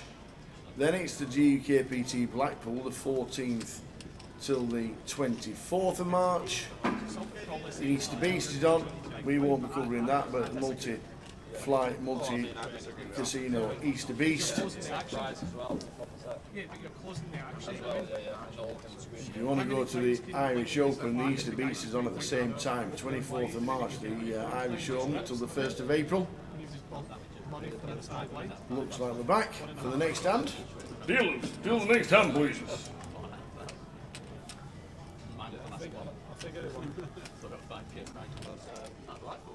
That's why I literally, I flicked them up, forgot to lose them now. That's why I take the SIM card. I just uploaded it.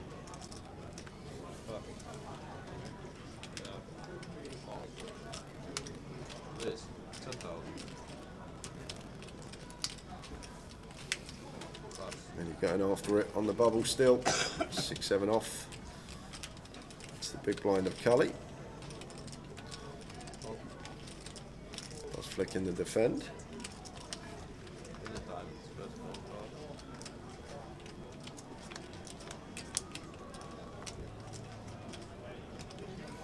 J 2-2, a Jack 2-2.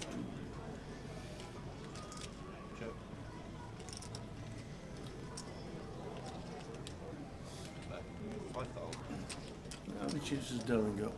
About 35,000 maybe? The blind's at 5k, hanging on.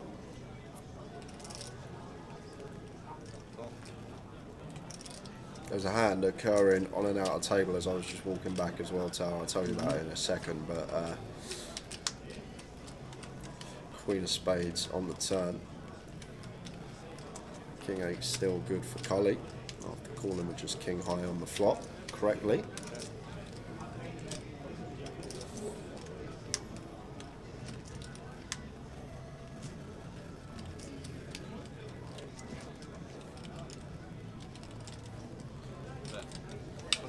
Jack Oliver's still in. I just saw him, definitely still in. Is that which Jack he meant? It's a midi Oh, double Jack barrels. Oliver's still in, yeah. Jack is still in. Double barrel from midi, gets it through. It goes open from unknown. Yeah. Lynn Chen 3-bet. Cold 4-bet from Phil Clark from the blinds. And then back on Lynn Chen goes for the 5-bet send for heaps. And Phil shows King's face up and folds. Well, Lynn obviously has aces. Didn't show, but he's obviously got aces. It's only aces there, right? Yeah, you think so. Phil letting the Kings go on the bubble, faced with the 5-bet send from Lin Chen. Wow.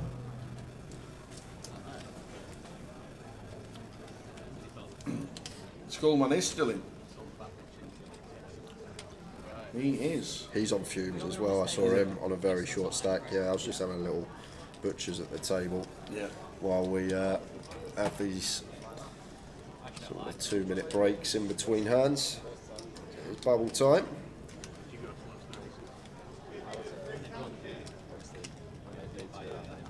What time's the live band start, Tower? Usually 9. 9 till 11, is that the set time? They'll 9. No, it could be later actually. It could be 10 till 11. Then have a break and then like 11 till 12. Maybe that's how they do it these days. So we'll catch a bit on the next break. Or 9:30 till 10:30 and then a break and then do 11 while 12. Kind of. I only squashed something like that. Just because in case I would have got second, I wanted to be bigger score. Yeah, and Midi is just after it here on the bubble. Makes it 10. Cully with ace queen here in the small blind. 25 big blinds will know that Midi's just going after it and opening probably close to any two from this position.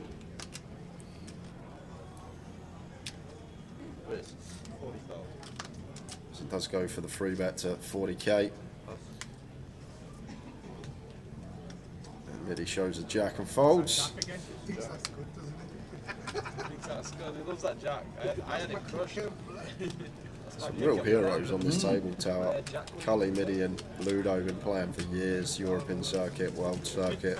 We'll all know each other very, very well. It's a crack. You know, yeah, that's respect.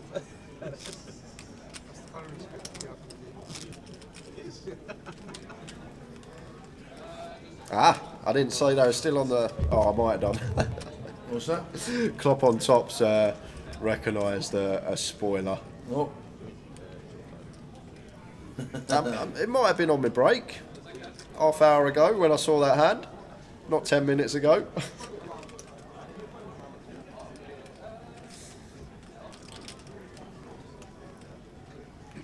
Yeah, it could be in the money by that time. Could be a hand in the money.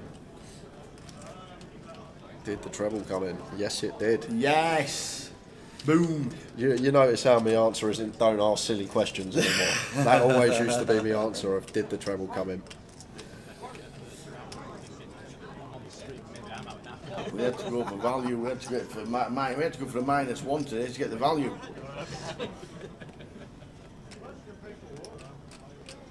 I do the harrow. I said earlier this week the 8 batters should be getting a team event sorted again.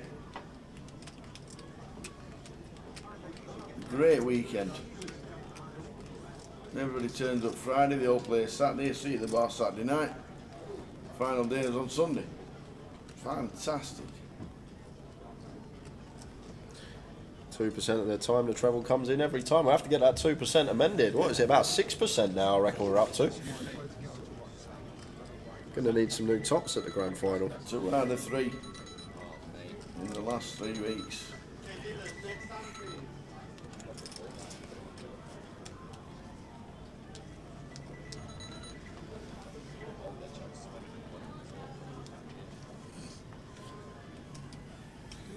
Peaking at 6%. Cheers, Sam. Just waking up in Sydney, 7:30 in the morning. Or was it 9:30? Wait, 9:30. Good night's sleep for Sam. 9:30 in the morning. Boom, he says. 10,000. Or is it 7? I can't remember. 7:30, I think. Kellet opens the 7-8 suited.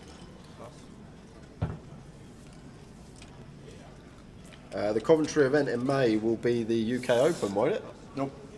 Just GUKPT Coventry? Might be. Could be something else.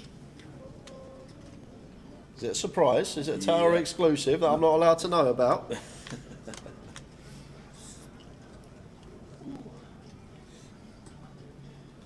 Nothing about nothing in this one. Where did you send me? Oh yeah, the 16th to the 26th of May, yes. 10-day festival in May.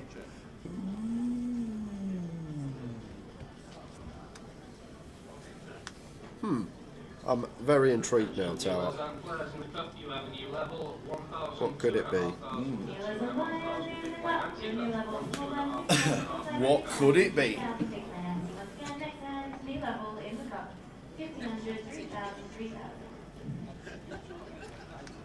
Just back in the room in Antigua after a day at the beach. Okay. Yeah, comes an ace on the river, so Kev gonna have to bet here, Tower.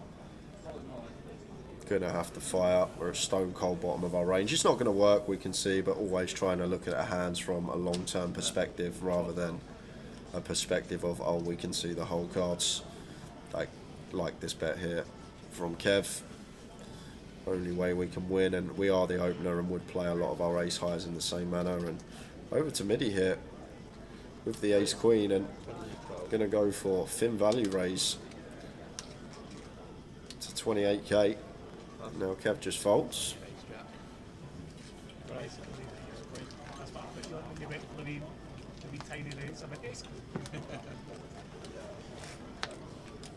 What's going on in Coventry in May?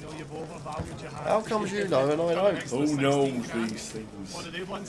I don't know. You just said it's another exclusive. I'm the last to know. You said, is it another Tower Yeah, exclusive? I didn't answer. I thought you said yes. No, I didn't answer. I have no idea what it is. Just another 10-day festival in Coventry.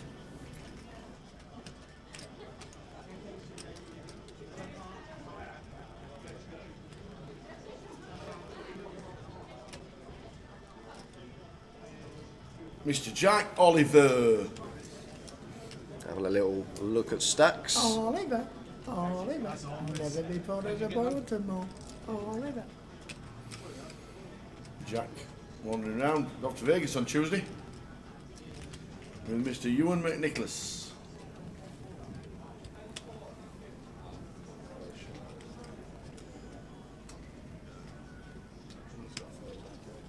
Oh, the life these young poker players live, Tower. Absolutely. And all they're doing is to play cash. That's it.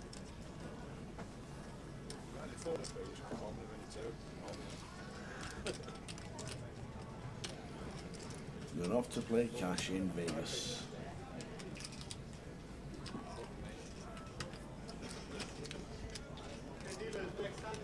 So, hour and 10-minute bubble at the minute. No, only 40 minutes. Half an hour. 40 minutes. 57 minutes was on the clock. Is that then. what it were, 57? Yeah, so coming up to 40 minutes. 40!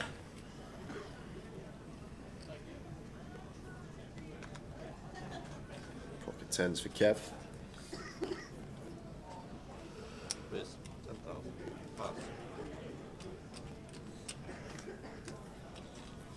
Raises to 10k. Is that a tail tower? Making it 10 with 10s? 10 with 10s, like it. Remember Ali Malou making it like 64 and he had 6-4, and then he made it like 72, he had 7-2, 87, he had 7-8. Like yeah, it does happen. Who was the one that made it 55 with pocket 5s and had 555 in the stack? Richie Pearson. Oh yeah, Richie P. Made it 55 with 5s and his stack was 5-5-5. I hear Vegas cash games are very soft. To be honest, I don't think they're as soft as they used to be, right? There are obviously some good games if you can find the right games, but I suppose it all depends on the time of year as well. yeah, doesn't it? yeah, exactly. Maybe right now with the Formula One on, going to be a lot of money out there. Maybe it's a good time to play. Yeah. But even the private scene, I think in Vegas is pretty big now, with some private games running and whatnot, and a lot of big punters go and play those instead.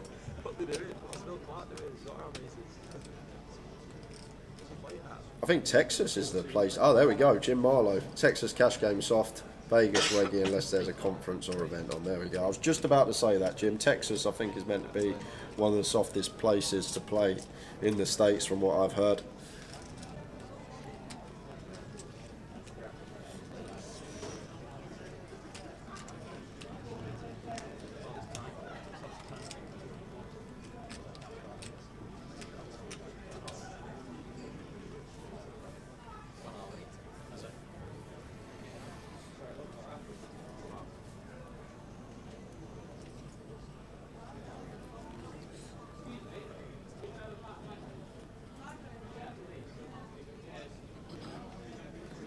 So no action on our table, everybody stands up to see what is happening. Jay, what was the last game you played? It would have been a PLO cash game. A 6-card PLO cash game. Would have been the last game I played. Cool, you booked hotel anyway? Booked anyway? Might just go back. There's not many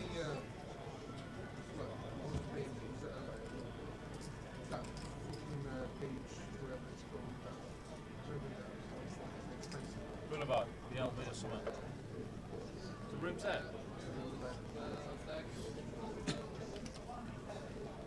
Football. That's the football ground, so we're fully booked. And actually go if you're like a couple of mile out. Where do you travel lunch? Where have you got a hotel? Where are you staying?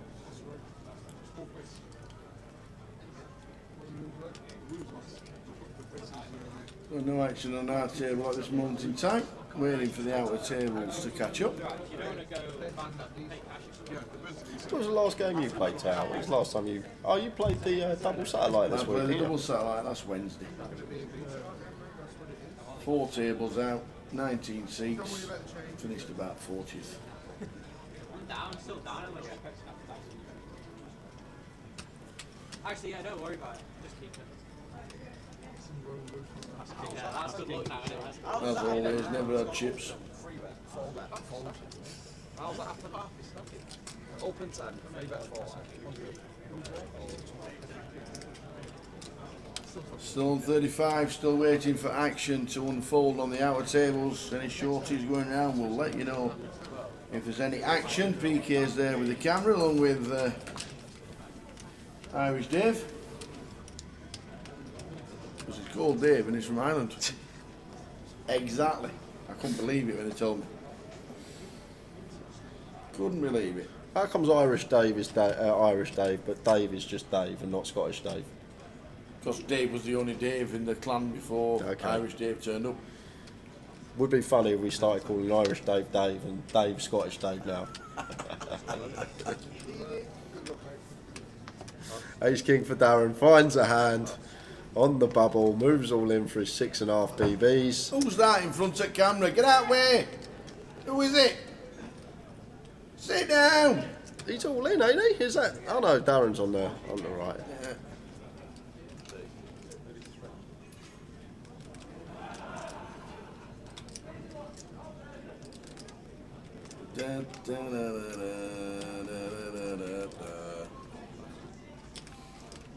Yeah, good fold for Kev. There we go.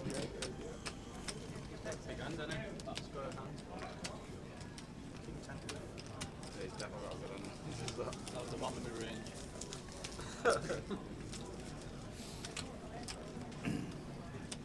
So no action on our table.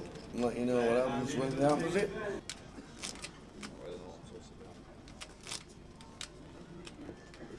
Coming straight back from Vegas. Yeah, Christmas, yeah.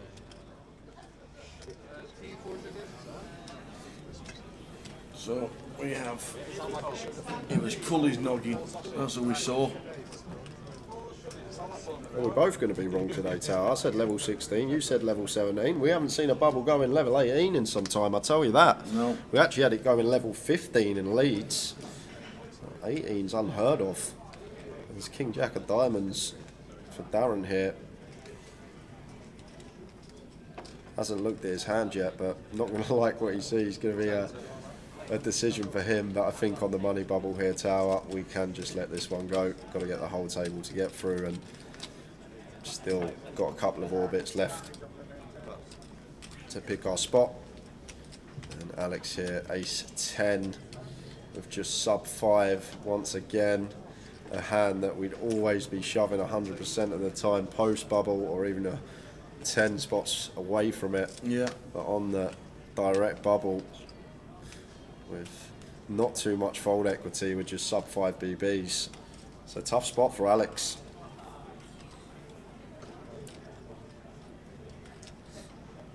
But we'll know that if he can somehow get this one through, will be big.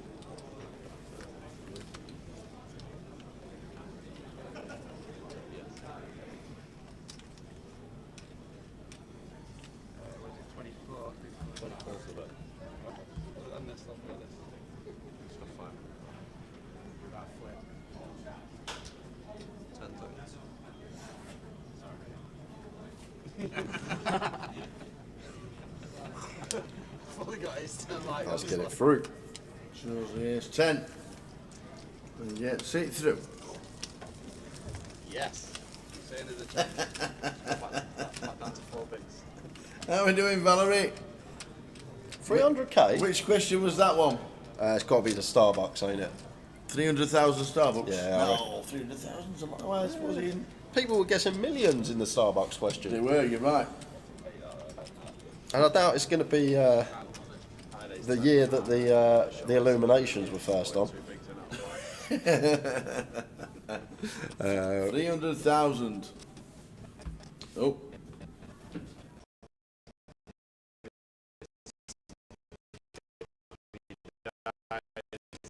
So, team is on the case, guys. This shouldn't last no longer than 30 seconds. Nope. Should be back to speed. Oh.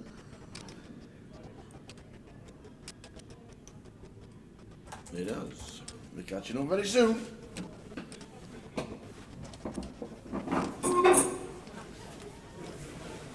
There we go.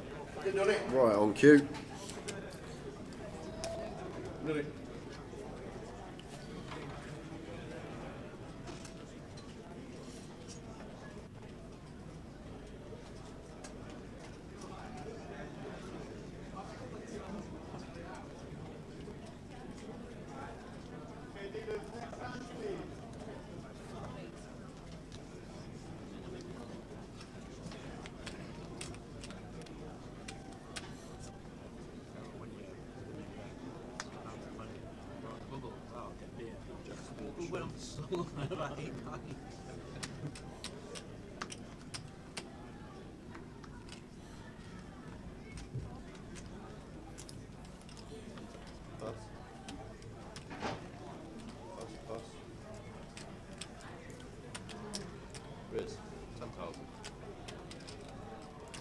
Ludo with an ace opens to 10k. Darren just going to fold 5-6. Now we're doing Charlotte Louise. Why does the camera not flick through the tables? We've only got the feature that we cover. We've only actually got a team of 5 of us that put this whole production together, and we have one man that stands on the floor with the camera and catches any action from outer tables, and then if there is any action on outer tables, we do head over there with the camera for all in and calls. But we're not like the WSOP, we're not like EPTs, we don't have 150 to 200 people in our production team, just 5 of us.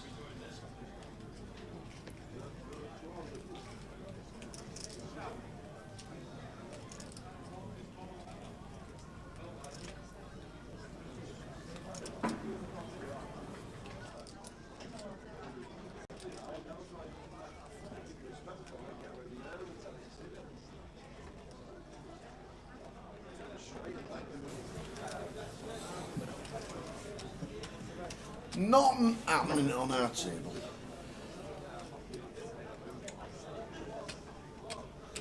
How long have we been on the bubble? Feels like forever. 50 minutes. It's weird. Sometimes we just have a 0 bubble or same hand bubble. Not very often do we have an hour-long bubble, but this is heading toward it.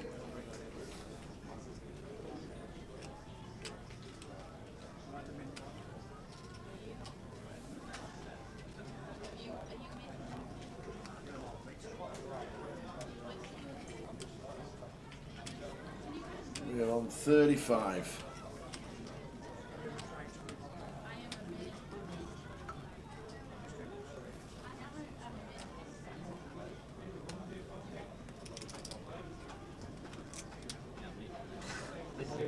£2,600 for a min cash.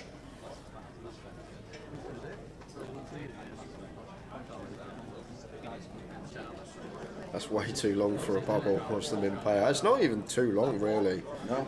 I've seen bubbles go on for hours before.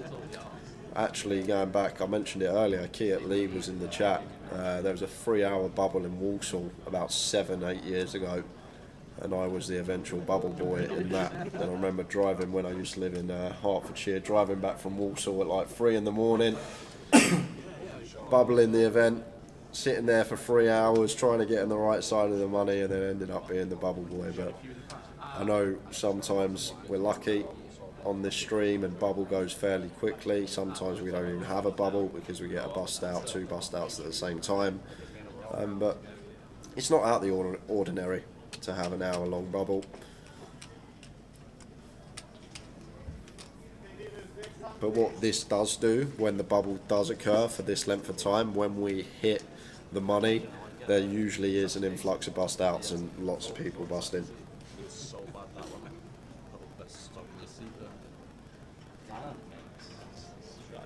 Everyone chuck £50 in for the bubble.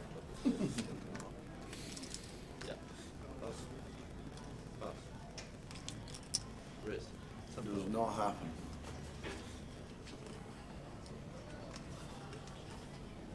Never does. Don't think I've ever seen a saver for a bubble on a GUKPT. Might have seen one, but I'd have to think forever. Still reckon we'll get down to 15? Yes, I do, Jerry. I'm going to keep with my prediction. Cheers, Andy. Andy Probing. You always do a great job, you guys, with just 5 of you. Johnny Scott just got home. Quick catch up with the wife and flick on the stream.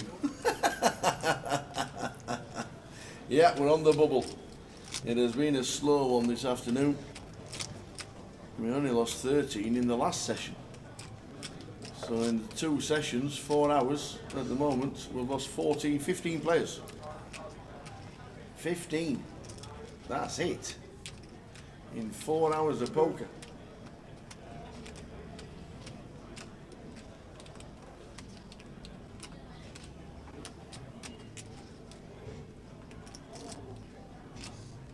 Oh, what we ordered, Jerry? Jerry full, loving the stream, sitting here with a beer and an Indian on its way. I do love an Indian. I do as well. really do. I get some very strange looks when I eat my Indian though. Oh no, what is it? So first you get a plain naan. You cut it up into pieces. You put it on your plate. You then get your onion bhajis, 1 or 2. You put them on your plate on top of the naan, and then you get your chicken korma from your tin and you pour it all on top. And then it's like a bed of naan with some onion bhajis and just some chicken korma on top. I don't do rice with an Indian.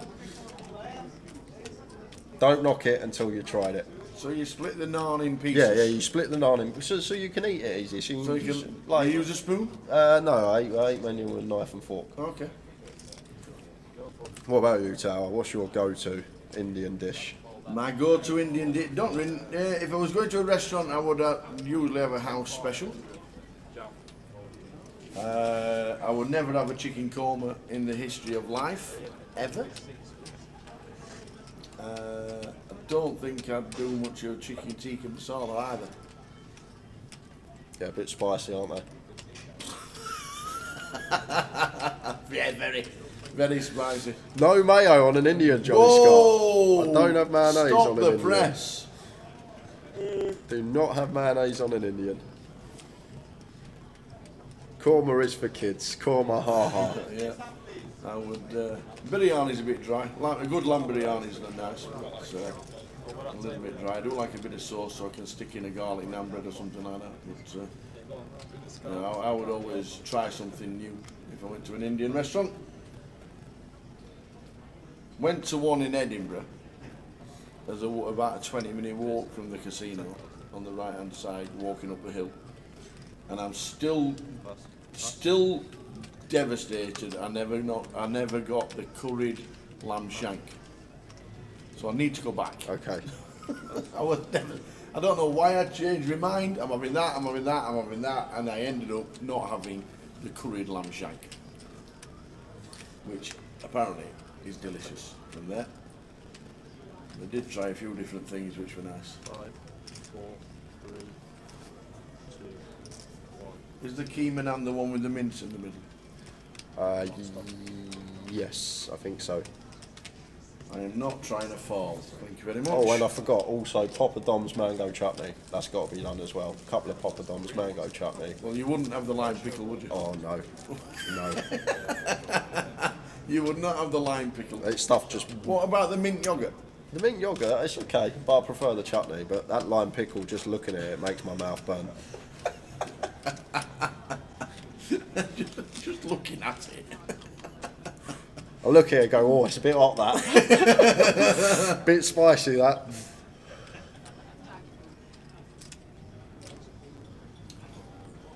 Jay would never speak again if he had a fall.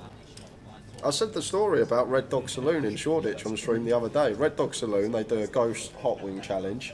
You have to sign a disclaimer before you do the challenge. One of my friends done the challenge. I had one finger of the sauce on my tongue. We were meant to be going out in Shoreditch after. I ended up getting on the next train home and just went home and sort of cried to myself in my room that my mouth was burning and it wasn't stopping.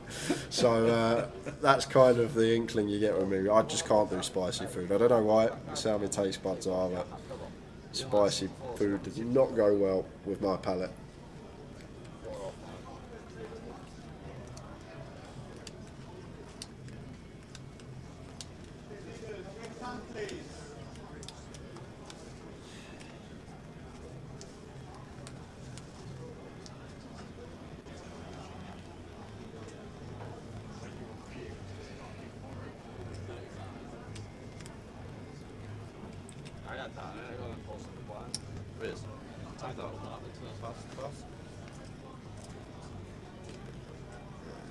Ludo with the 6-4, really attacking on the bubble.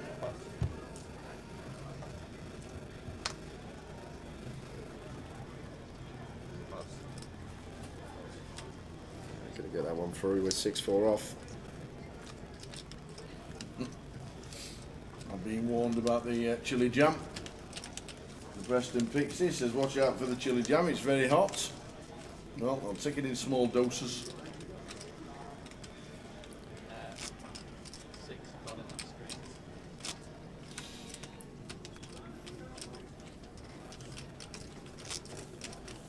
No, we lost Will McMurray last session. Not in the field. Might be in the cup. He's wandered round, hasn't he? He's wandered over the screen a couple of times. And I won't make a mistake. Alex Montgomery looks like getting a cash in the minute and the main. Second in the minute. Unlucky, Alex. Good run, mate. As always, next tournament.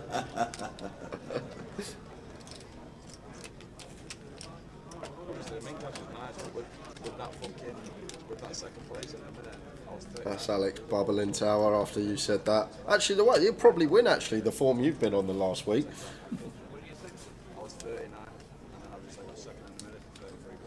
A Karahi curry, yeah, I like a Karahi, must admit.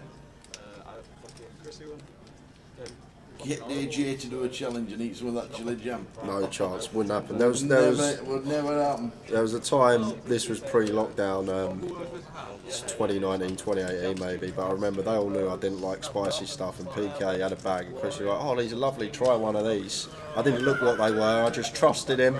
I took one bite, straight to the kitchen, glugging some milk. They're like jalapeno flavoured crisps, and oh my, never again. Chili jam too much, Frank Thomas. You'd struggle with the chicken select challenge from McDonald's. They've got a bit of a kick to them. What? The chicken selects from McDonald's. They got a little kick, haven't they? No. So last stand at this level. 1 million. The Lamb Young Melly. Outstanding in Southport. Oh no. GG's, bro. We should have all gone round to Kev Blower's house. He did a slow cooked spicy lamb today. Yeah, mate, when she snapped, I was like, yes. And then she went to Jack. I was like, no. It's one of them when you're watching it on the street and you're like, anything but Yeah, blind's just gone up. 3k, 6k now. No, this is last stand at 2.5. The blinds were in, and the first table stopped before the clocks changed. So the next blind is 3-6. Is Facebook off? It could be. Yes. I'll check. We'll text P. You'll get Jay just to send PK a message. Not that hard. This happened. 6-6 now, yeah? I think it's because like the first table will finish if it's still 2. I thought it was the last one, that's what I just assumed. It must be 3-6. Yeah, it's 3-6. Usually most clocks, they give it like 4 or 5 minutes and they just take it off and then they pause the clock. So they generate like 4 or 5 minutes a hand. Yeah. Just to make the clock stop, obviously. So that way if it goes into another level, then the blinds are obviously up. There's a curry house in Edinburgh, St Leonard's, that has a newspaper clipping in the window from customers taken to hospital after eating their hottest curries called the Kismot. Marvellous. That'll get you rushing to go in there. Can you eat super sour sweets like toxic waste or warheads? I can. I can do sour, but my face goes like like that. Like that. That's pretty good, that. Are you allowed to vape in the card room? You're not supposed to. It's not really policed very well. But there has been a couple of messages that you're not supposed to vape in the card room over the week. Sorry for that king on the floor. I never had a chance to apologise. Don't worry about it. That was a bad one. 17-12. Couldn't believe it. That was a rough one. Just trying to fill the time, guys, in between hands. Yep, not much to talk about regarding poker. Just waiting for that bust out, and then we'll get back into the thick of things, hand after hand. But first hour's flown by this session because we have been on the bubble. Please, I found a pair of jacks. I was like, alright. It was a good little heads up now, but it was fun. It was good TV. It was really good TV. I always thought the reason why they made the curry really, really hot so you couldn't taste them was because they always use dodgy meat. That's what I always thought. Or veg that's just about to go off. You stick them in and you stick really hot stuff in it, you can't taste it. That's the way I thought. English cat. I had this conversation with Carlos Citroni the other day. He says vape only pushes out water vapour, no reason they'd be banned. But I had this exact conversation with Carlo the other day, and he was saying exactly the same thing. And Carlo's funny because if he walks into a place,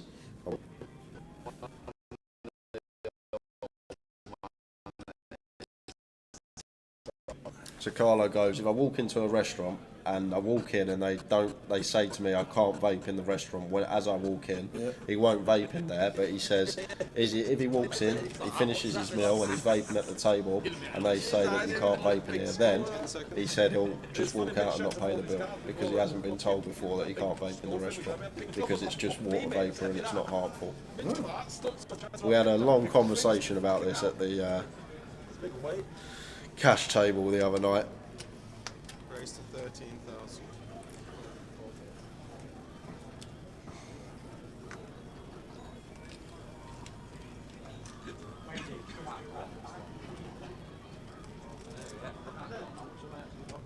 Seconds.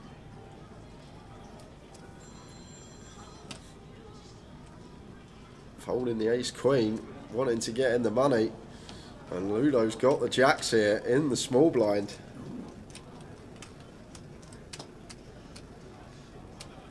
He's waiting for the bubble to burst. That's why he's let it go.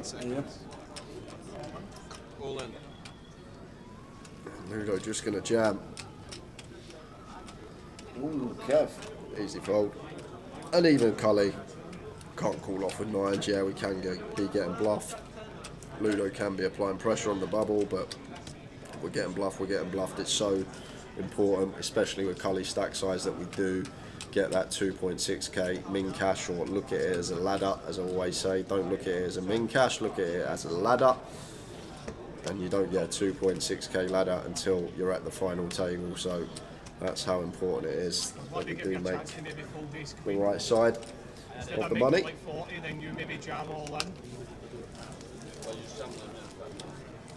You might even fold ace king as well. Alex on 4 bigs, Darren on 5. It's a grueler. It's a grueler. We're on 35. Level 17.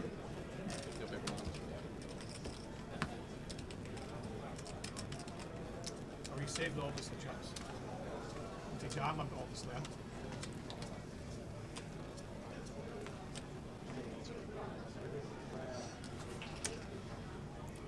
Be funny if we get to the next break and we're still on the bubble. What, another 2 hours? Oh, hour, 53 minutes. Oh, another hour. Yeah, 53 minutes.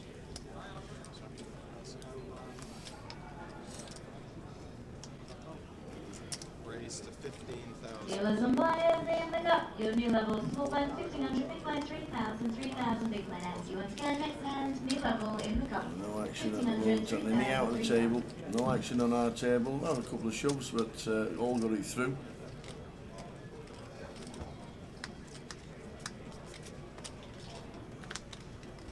Check. Queen 9 flop, Queen 9 6 midi with top pair. Windows with a bet. 13,000. That's 13. And he calls. Facebook is back. Nice one. 4.5 turn.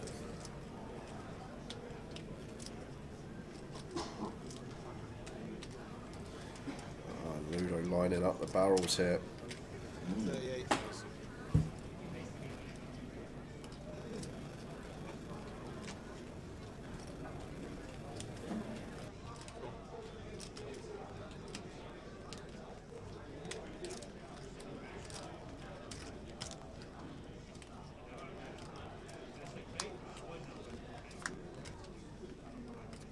Check.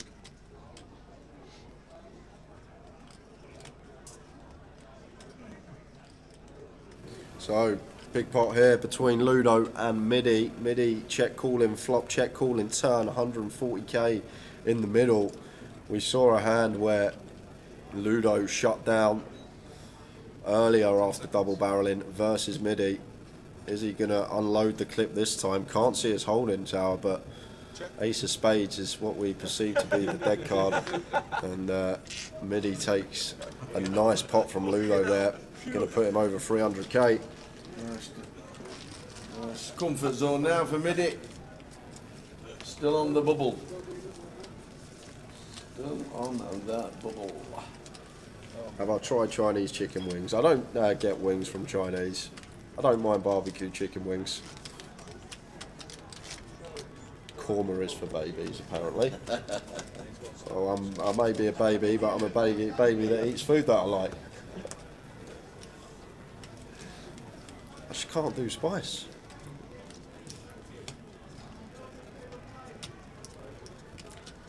Is that another thing that changes when you get older, Tower?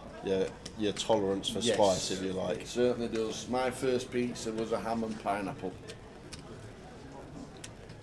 Took me about 6 months when we had our first pizza shop opening to actually even try pepperoni. And then when I tried it, that was it. Butter chicken's nice. Too hot. Too hot. Don't. We went to Leeds. This was 20. Did you know the place next to where we stay at the hotel, the Holiday Inn?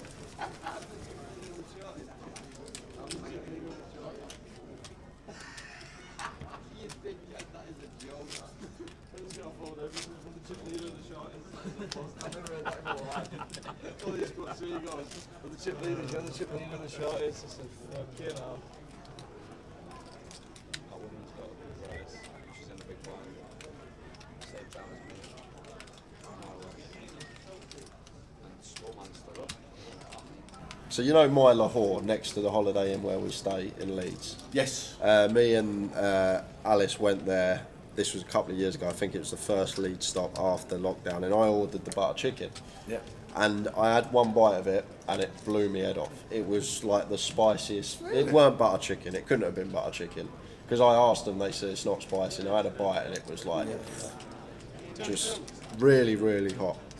So I've tried it, but I wouldn't eat it, if you like. Obviously, I know it's done. Satellites and that. That's his mum. I've never actually done it live. Time to call this 9 o'clock on a Saturday night. She'll be at home. It's like the in-betweeners when Will's there, and it's like, would Will come to reception? Your mum is here to pick you up. Would Will please come to reception? Your mum is here to pick you up. They won't be on good. The longest bubble in history, I'm not too sure if anybody's posted it, ever, in any tournament at all. But our longest bubble was in 2009 in Brighton. Was it 4 or 5 hours? 3 hours, 10 minutes. 3 hours, 10 minutes. And in 2009, they paused the clock on the bubble. 3 hours and 10 minutes later, they then realised you've still got to play the rest of the tournament.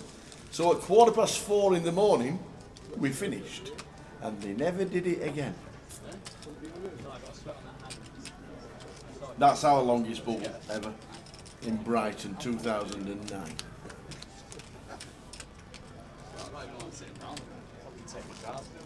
And at the time back in the day, they paused the clock on the bubble. Never knew why they did that. I don't know if anybody else did it or it was a thing all around the world. I'm not sure. What? Lucky, bro.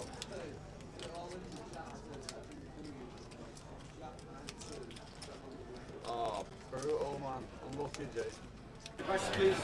So we got some outer table action. We have an all-in and a call. First one. And it's Fraser Bellamy who is all in against James Mahone. Fraser, the player at risk, going to need an ace or a queen. Not finding it on the flop or the turn. River is a 6. Fraser Bellamy. And the thumbs up as well. Shake Stu Rutter's handle made points. It's the bubble boy. Strange to see Stu Rutter on the field. Everyone straight on the phones, in the money, letting everyone know. We're in the money, ladies and gentlemen. Thank you very much for coming. We're just finished. Everybody's up, yeah. We're just waiting for it to start. Everybody's up. Fraser Gibbs up. They are just about to finish it off. And then that will be it. There's Wadey. There's Wadey, the prize pool scrolling across the bottom as well. I'm not interested. Fraser's all in, just to finish it off. I don't care, care less. I like to have banter stuff. Everyone in the money. Well done, everybody. Yeah, it's not nice being Bubble Boy. They're all sitting down. I'm in. They're all sitting down. They're all fist pumping. Yes! There you go. Is that good enough for you? Alex says, boom, I've got 4 bigs, I'm in the money. Fucking get in there! He's made the money. He's just got a warning for swearing. Ha! I'm all in. Who wants So it? you should. Yeah, an F-bomb in Vegas, you get an instant 1-round penalty. You don't even get Watch warned. this spin up now. I'm not folding. Ace 10. You don't even get warned in Vegas if you F-bomb. You get an instant 1-round penalty. You told me to do it. How many are we going to lose in the next 10 minutes? I don't think there's too many short sides. I know we've got Darren and we've got Alex on our table. They could double up. They could double up. You just never know. But, so we're just getting the instructions. Fraser's left. There we go. Rolling the money. Alex has given himself a big pat on the back. Well done, Alex. 4 bigs and a drink. If I double up here, listen, if I double up here, I'm going to hang around like a bad spell until I get the right spot. And I'm putting it in. So You go on the next page up. I'm not interested in pay jumps, I just want to do the lot. Yeah, but why are you giving me them? Is that like a needle? What the fuck is this? Oh my god. George. Even when we're on that table with Mitch. George makes it 12k with the King Queen. Oh, definitely not fold. Look at that one.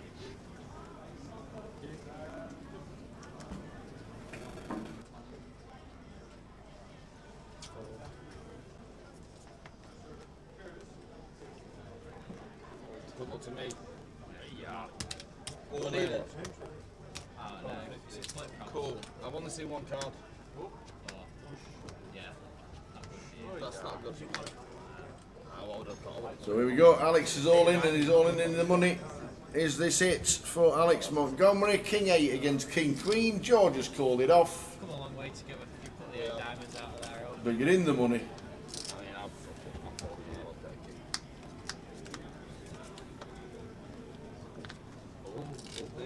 And finds the 8. Oi, oi. Still needing to fade, obviously, but 8 on the flop for Alex.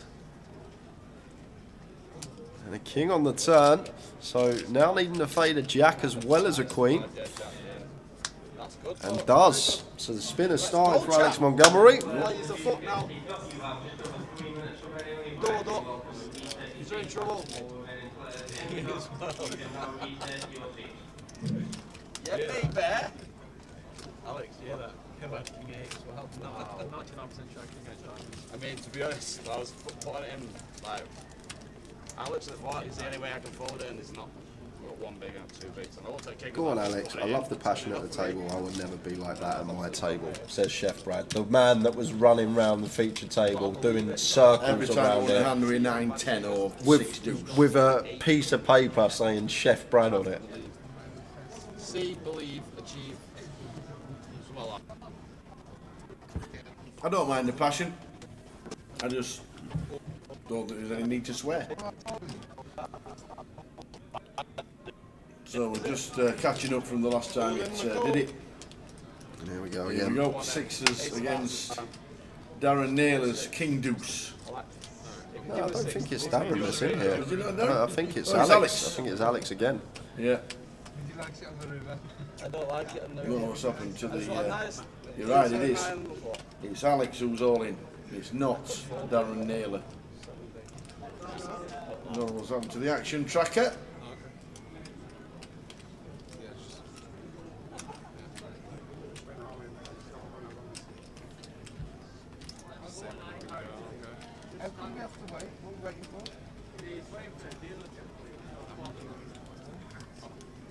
nervous. There we go, just waiting for it to catch up. He's got ace 9, so we know the hands now, and it's a flip for Alex. Yeah, mate. Not a bad spot, is it, with 7 bigs?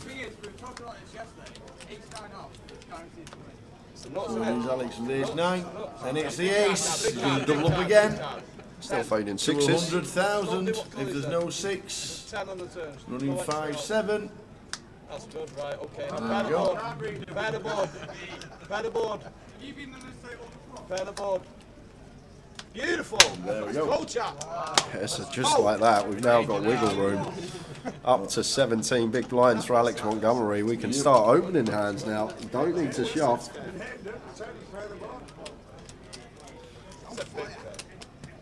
Hands on fire. 40 minutes until the next break. Because the length of the bubble went on, guys, we're not going to do a giveaway this break, but we will do a giveaway next session. And we've got another 110 to give away, so make sure you do tune in for the final session. Another big one, £110 closer seat. It's going to be thrown at you guys. Fuck's sake, have we?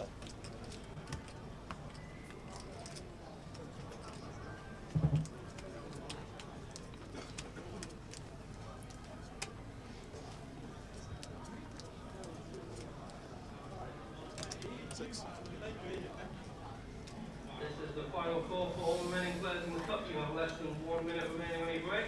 Final call for all players in the cup. Dealers in the cup, please play your decks now. So 33 as we're in the money. 40 minutes left of this level and session.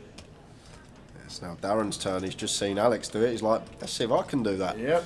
Gets his short stack in. 18k here. Just shoving for 3 BBs. Cully with the A6 is going to call versus the 3 big blind shove. And Alex has got jacks.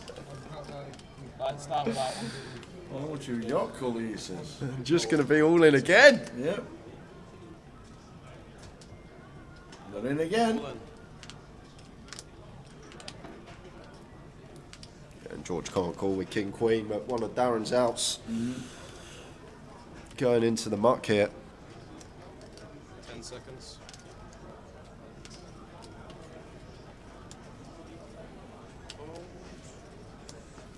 So does nail it all in for his 18,000 with the blinds at 6. His 3 bigs. Alex has had a spin. Can Darren?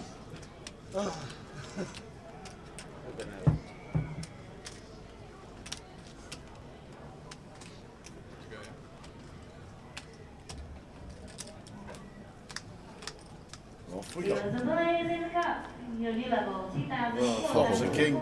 There's a king in the muck as well. It happens. It's short stack ninja time. Needs to fade a jack to survive. Boom, as does. Remember that influx of bust out, Sour? Yeah. If the shorties keep doubling, that's not going to happen. We'll still have 33 at the break.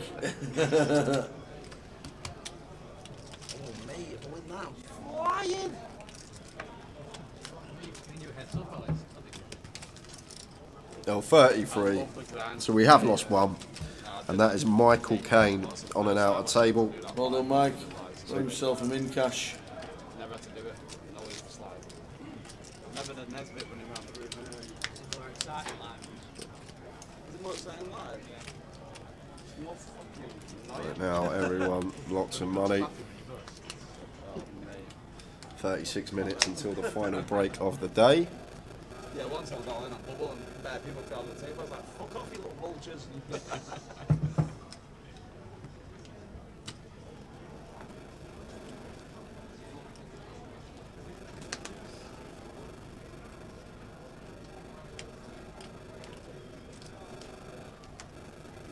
10 seconds.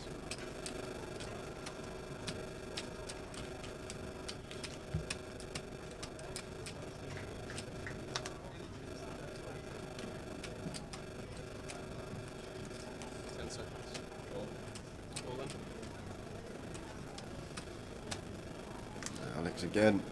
This time with King Jack from the calf. He's all in. Not often you can say I've been all in 4 out of 5 hands.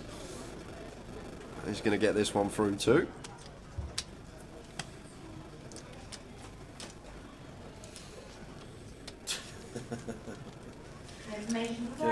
Keblo's reaction to Mike King getting knocked out. Yeah, I'm supposed to bloody doze off.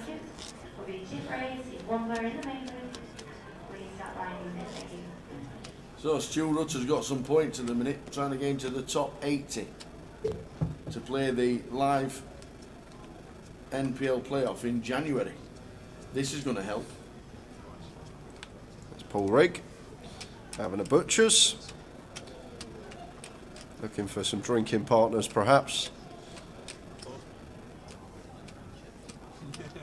Sporting the salmon jumper today. Salmon. I'd have said pink, but there you go.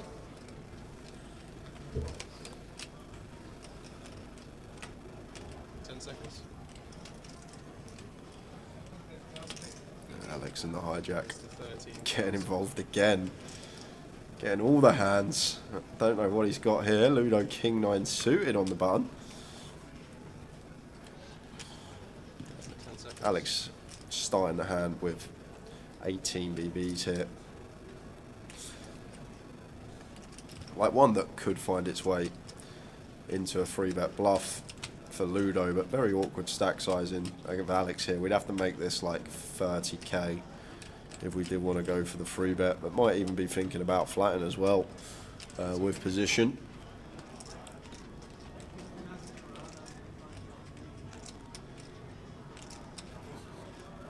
And it's going to go for that option.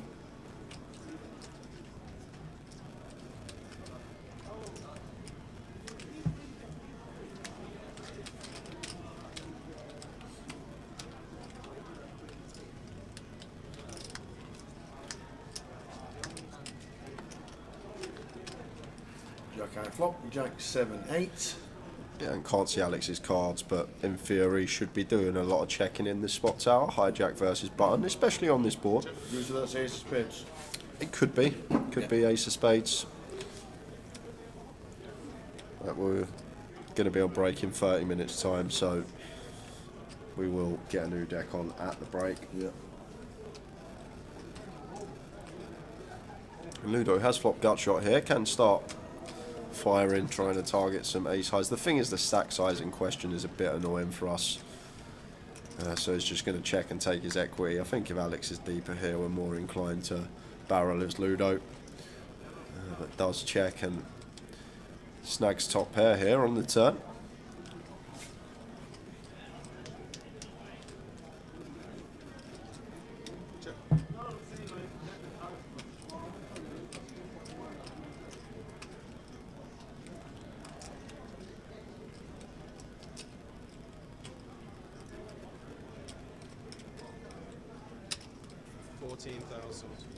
Ludo with a barrel. Going for value here for 14. Can definitely get calls from hands like ace 10, ace queen, even 9s, 10s, removal to 9s, but a lot in there we can still get some value from here. And even some jack X of Alex going to start checking out a position. Queen jack, ace jack, jack 10, all going to be plausible checks on the flop for Alex Montgomery. Flicks them in the muck. Ludo takes another.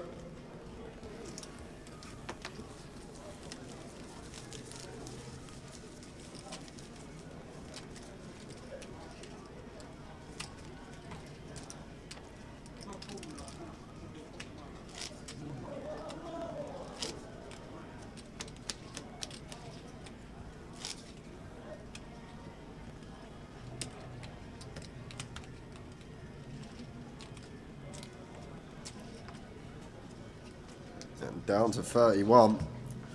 Mark Johnston, James McLean, both exiting the main event. So 3 bust outs now post bubble. And 31 players remain.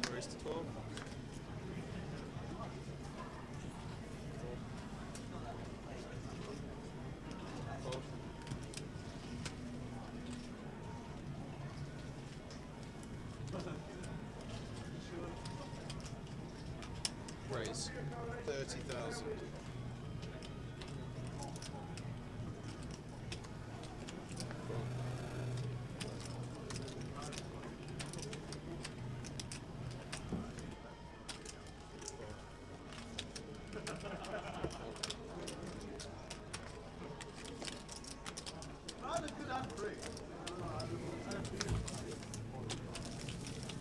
Just raise and take with the ace king.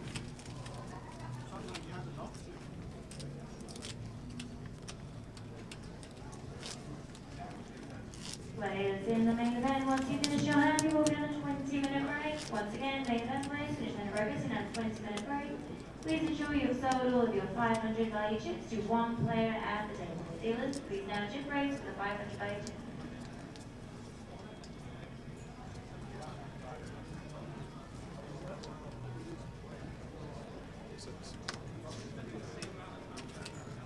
King 9 for Alex should just be letting this one go from gun.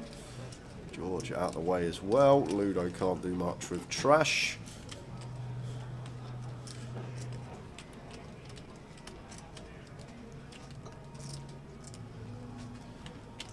Raise to 12. Fold.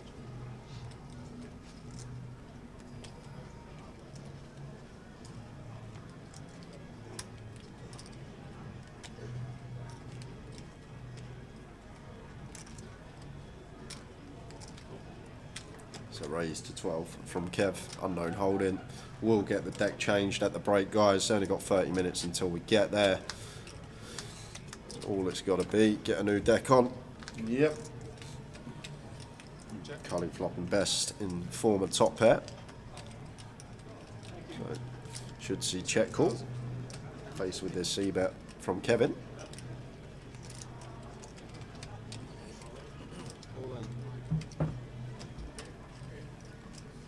Well, just goes for the shove with the queen 3 and does get it through. Short stack, so happy to just take what's in the middle, perhaps not wanting to be faced by overcards. Moving for Ludos as the W. What's your advice if faced with a 4-bet no. ace king? Situations as well. Yeah, it depends on a lot of things. 6 birds, like there's not one correct answer to that question. There's so many factors you need to take into account. If you've got ace king and there's a 4-bet, first thing is opponent probably. Is it an opponent that will ever have bluffs? Is it an opponent that can have a 4-bet or worse hand? The second thing is, what are we playing? Are we playing cash? Are we playing tournament? How many big blinds do we have? If we are playing tournament, what percentage of the field are left?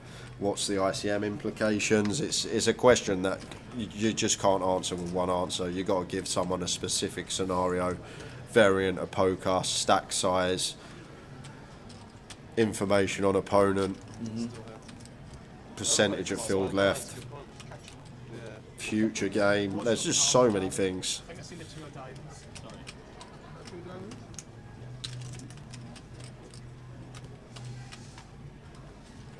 George started drinking once we're in the money. Good lad. Don't blame him. One celebratory drink doesn't hurt.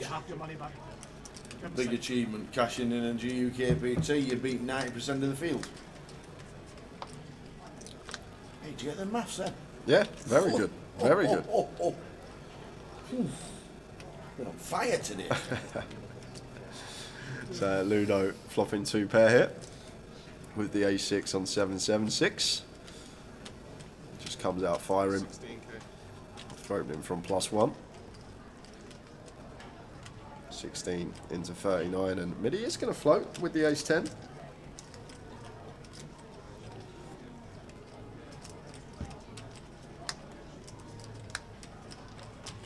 Jack of hearts on the turn.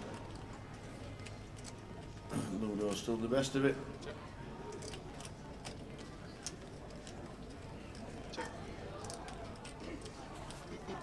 Check, check.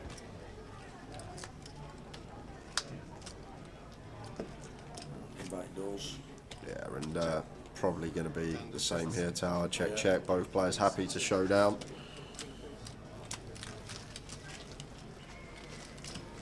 Ludo carries this on. What price is it going to be in the Grosvenor Sport book tomorrow? Won't be hard, will it, at the end of the day, for me to pick my tip?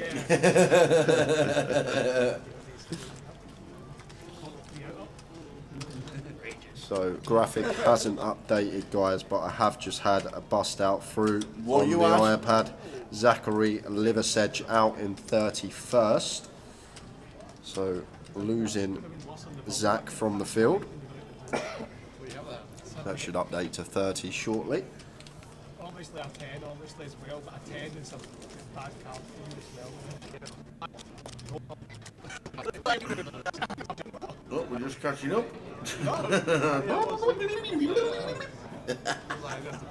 This time 12 years ago, I was catching a Miracle King on the river to bust Steve Brown out with 17 left. To be fair, everybody remembers the last time they won a hand.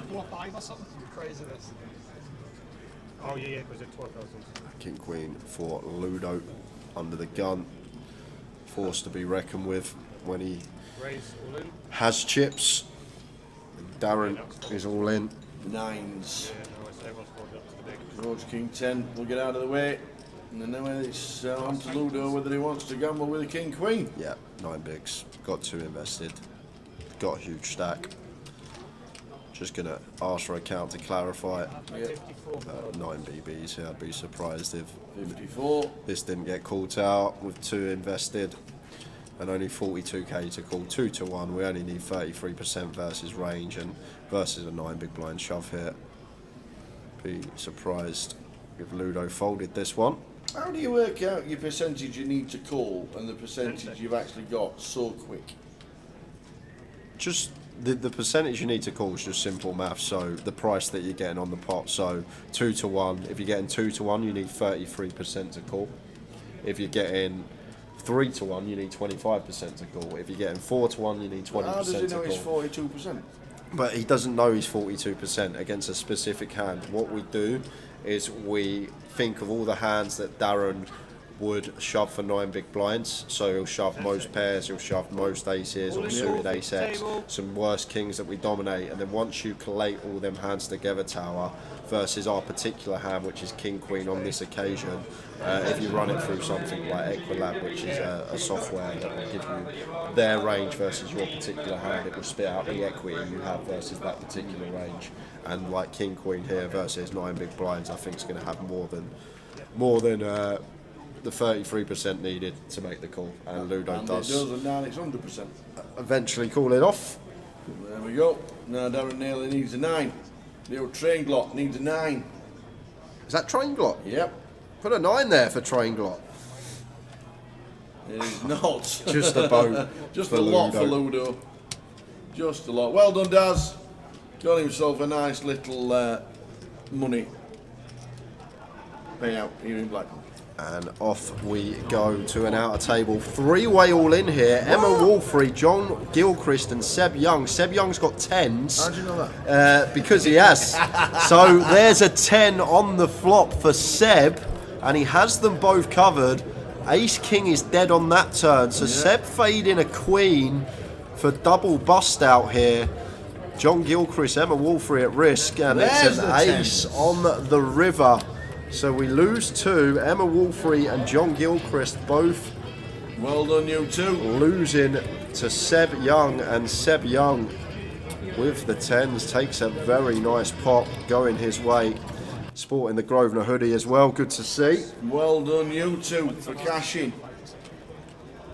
He's rifled in quite quick, so I do see Queen and Ace King a lot. Well done, Emma. So Darren Naylor, who's just bust after collecting all his things eventually. What's he looking for now? There's his bag. Got all sorts going on. Dropped all his belongings everywhere. So Darren was 28th, John was 29th, and Emma was 30th. Literally just boom, boom, boom, just like that. Good player, John Gilchrist. Very good. Good PLO player as well. Down to 27. Well done, Emma. Still the best player in your house by a mile. Well done, Emma. Well done, Emma. Great effort.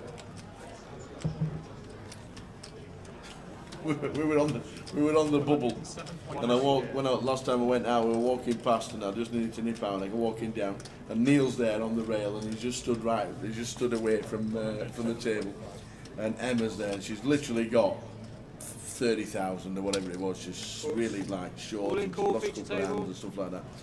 And he's like, and Neil just looks back.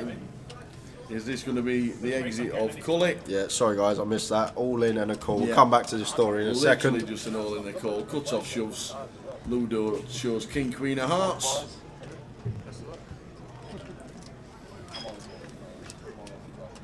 Ludo with the King Queen of Hearts. Not finding anything there, so No. Cully's still holding. Yep. Culler's going to survive. Needs to fade. A king or a queen. One dead one. 5 cards we can see. And does. So the ace plays for Cully, doubles up to 2-2-4.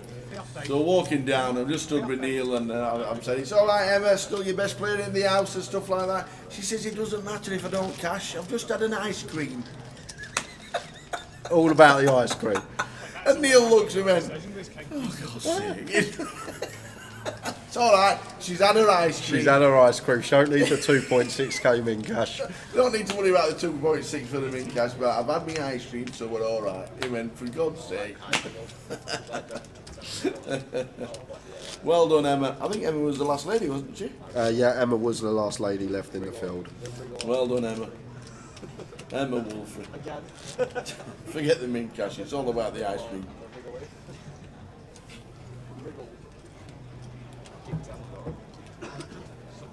When you tumble over your cards and I seen the 6, I mean, not 6s. So 20 minutes to go, guys. That'll take us to the final 20-minute break of the day. And then in the final session, we will have a giveaway. And we got a £110 closer seat to give away. Might even throw in another 50 if I'm feeling generous. Whoa, get you. Towers treble coming today. We've got money to just throw at people now. And Alex going to have a standard shove with the ace-queen suited.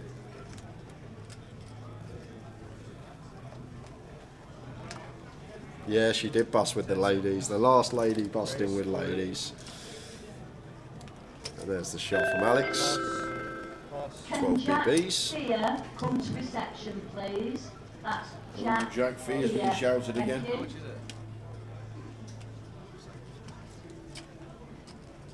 73.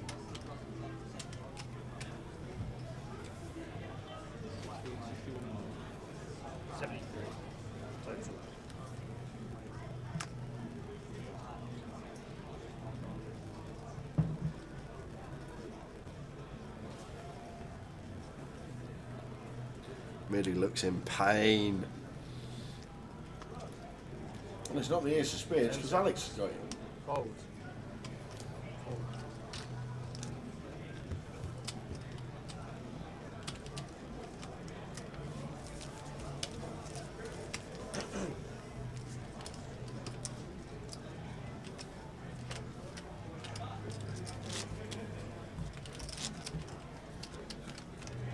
You know, with the time banks, yes, is hand for hand as strong as it used to be, or do we, with all the time banks, or do we still need hand for hand?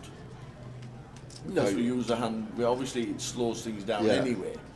So do we need both? No, you still need hand for hand because, for example, if one table is just folding and not using their 30 seconds on the clock, but another table, every single player uses the 30 seconds before they make their decision pre, then that table's still going to play a lot more hands than the table that's tanking every 30 seconds. So the hand for hand still needs to be in play, regardless whether time banks are available or not.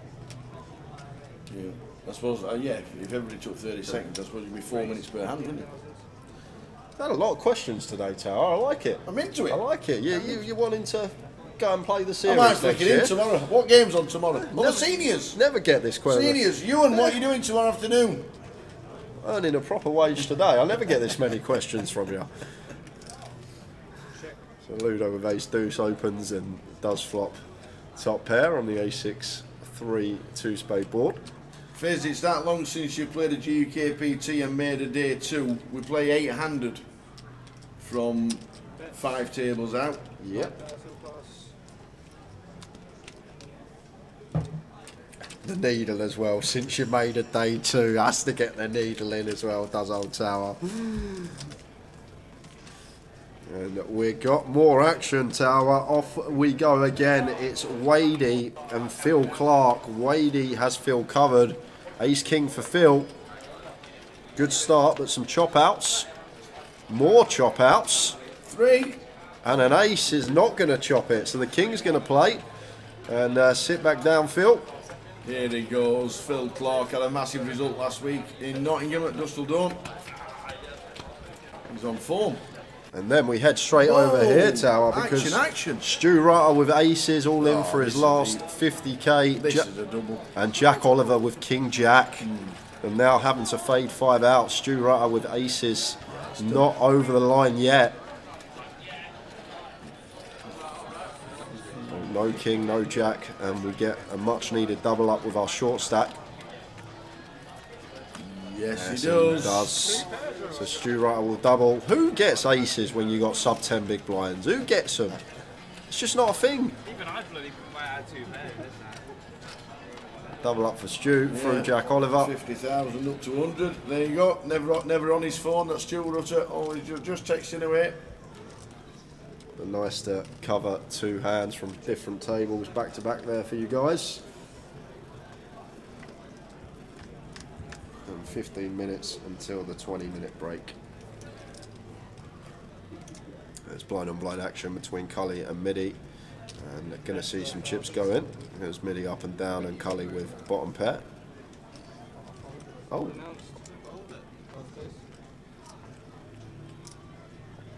What's that mean? What did you have? 6-5. Cully folds, just bottom pair, blind on blind facing 1 bet. Not sure what happened this time. That's more than enough for any of that, mate.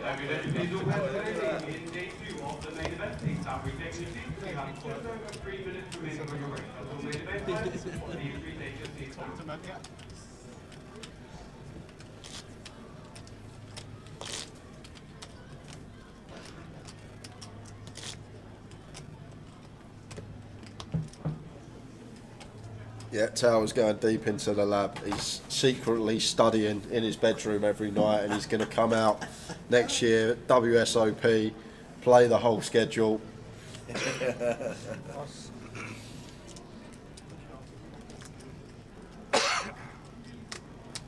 Raised 12,000. Cross.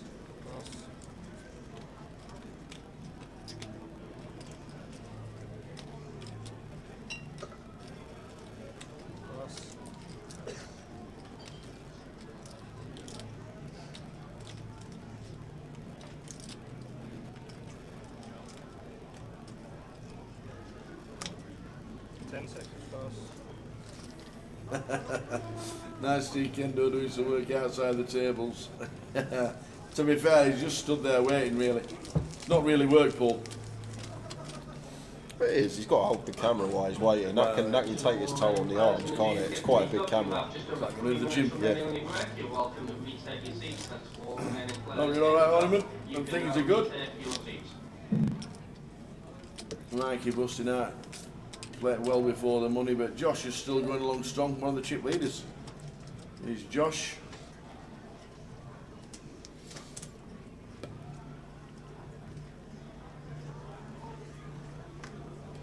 Pass. Do you know Josh well?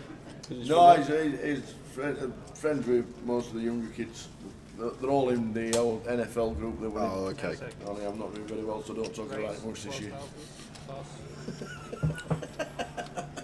You're not doing. Hold on a second. It's a bit like the Towers treble. You're not doing very well in the NFL group, but about once a month you message me. I've got a great NFL tip for you. This is They coming always in. come in the best. They're pretty good at the NFL. It's just my NFL team in fantasy football.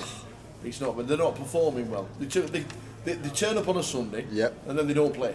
They're just rubbish. My team's been poop this year. So Kev opening ace 4, finds the ace high board and does continue and should get some resistance from George as he has middle pair. And does check call straight to the turn. Check.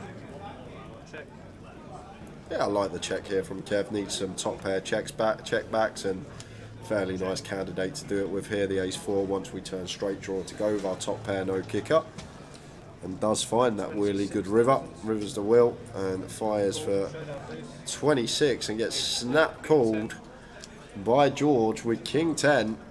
Didn't even think about it. No, I was about to say, I never thought about it. I'll have some of them, he says. What you want? Hey, what are you doing? Wait a minute, it's a break in 10 minutes. So I'll wait 10 minutes. 10 minutes to go until the end of this session. 27. I'm downstairs, we're not at the hill. 27 players left. And 2 levels to go after this 10 minutes and the 20-minute break. Yeah, it's going to be back at 10:15. We are. You're right. 10:15 we will be back. Finish the live stream round about 12:30 because there'll be a table redraw at 24. Not sure if we'll get to the table redraw at 16. Close. Raise 12,000.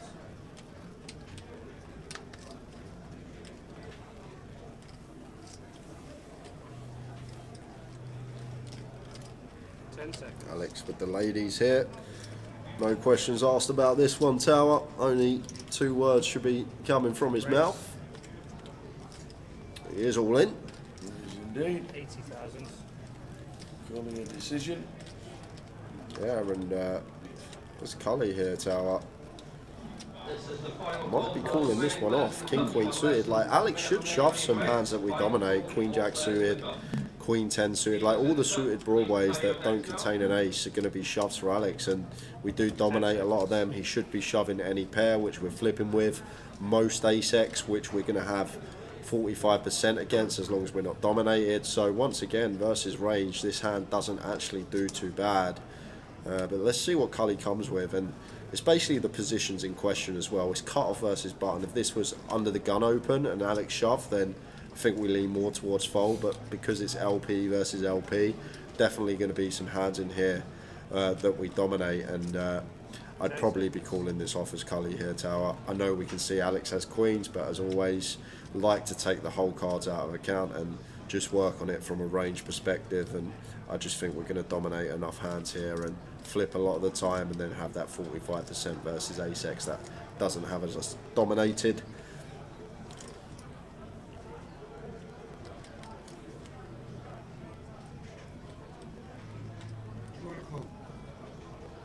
I've got a good hand, bro. 10 seconds. So Cully gonna let it go. Makes a very good laydown, Tower. I think myself would have been cool in there and would have been drawing to 3 outs. Nice fold from Cully with the king queen suited. The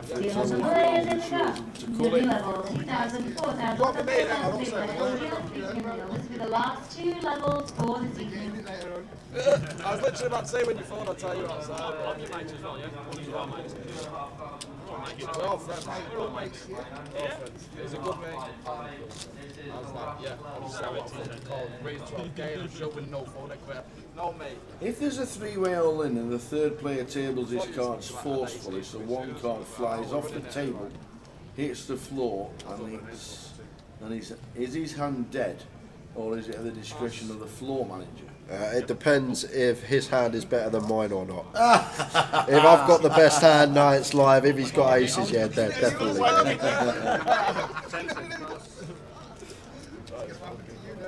You'd like to think that discretion is used and there's only one card on the floor, and that card will be the person's card who's flipped them over. Then you get a warning. Seen how many sixes out over there? 18,000. Not do it again. If he does it again, give him a round penalty. Does it again and again, get him kicked out. 3x open from George. But you know, I'd say the card was live.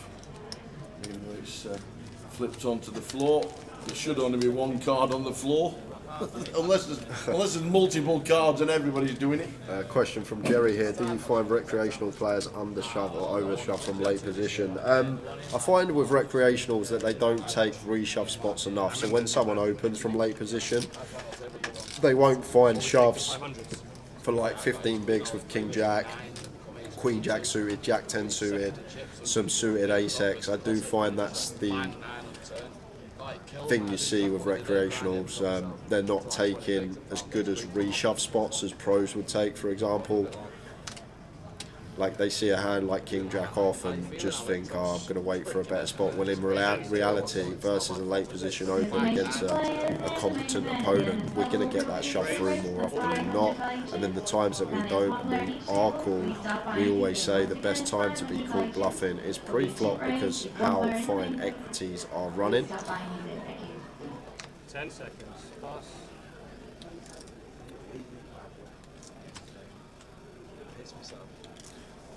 Like, and using hands that obviously block the calling range is going to be beneficial as well. The Ace X, the King X, these type of holdings, and also using hands that are going to fare well in terms of equity versus the calling range. Jack 10 suited, Jack 9 suited, 10 9 suited, this type of stuff. LP versus LP. What the fuck's going on? I'm just sat there looking at anyone's turning around. Can you start counting them down for me, please, and sell them off to Ludo? Yeah, spot on mark.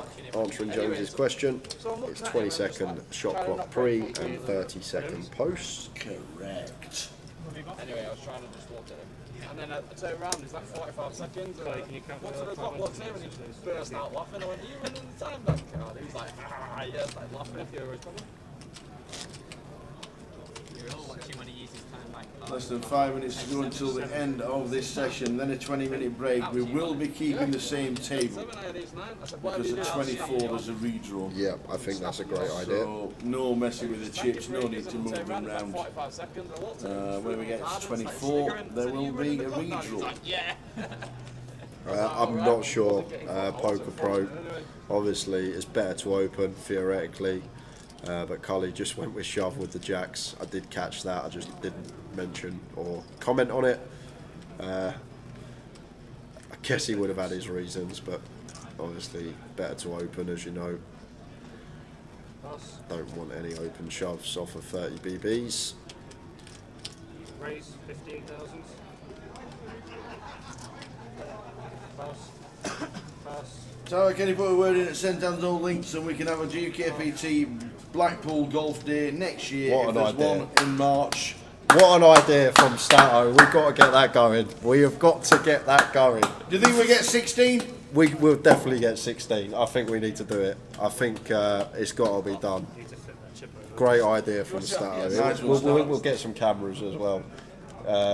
Bring the camera crew. Can't wait to watch you tee off on the first. You should You'll see. You'll be aiming at the yeah. fourth. You see. You should see my tee off. You should see how I stand over a golf ball. Good shout, Stato. Yeah, we'll make it happen. We will definitely make it happen. March at the old links. I'll be teeing off, and all of you lot will be whispering to each other. Why is he aiming over there? And then you'll see me 360-degree slice, and you'll think, oh, that's why he's aiming over there.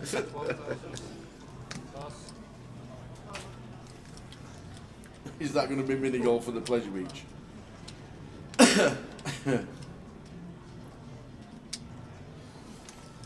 Oh.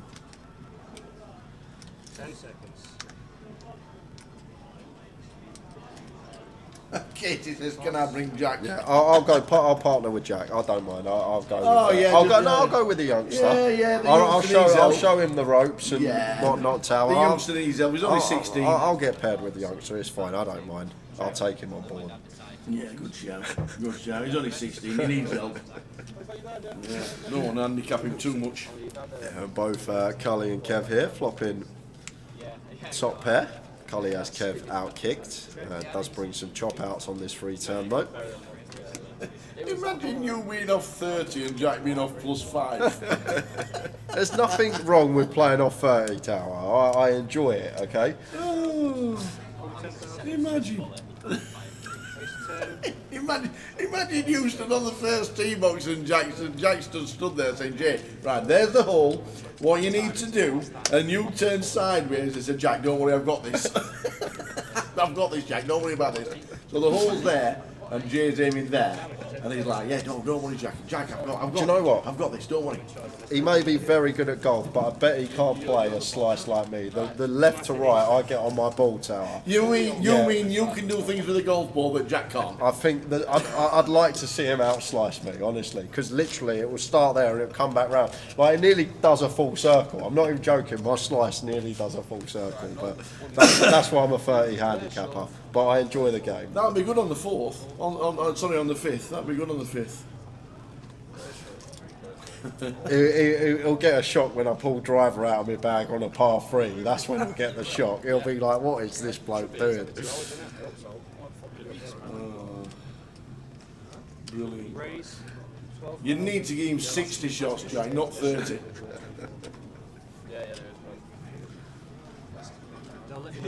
Kings for Ludo, last time of the session. 20-minute break on its way. Please ensure you've sold all of your 500 value chips. This is the last time of the session.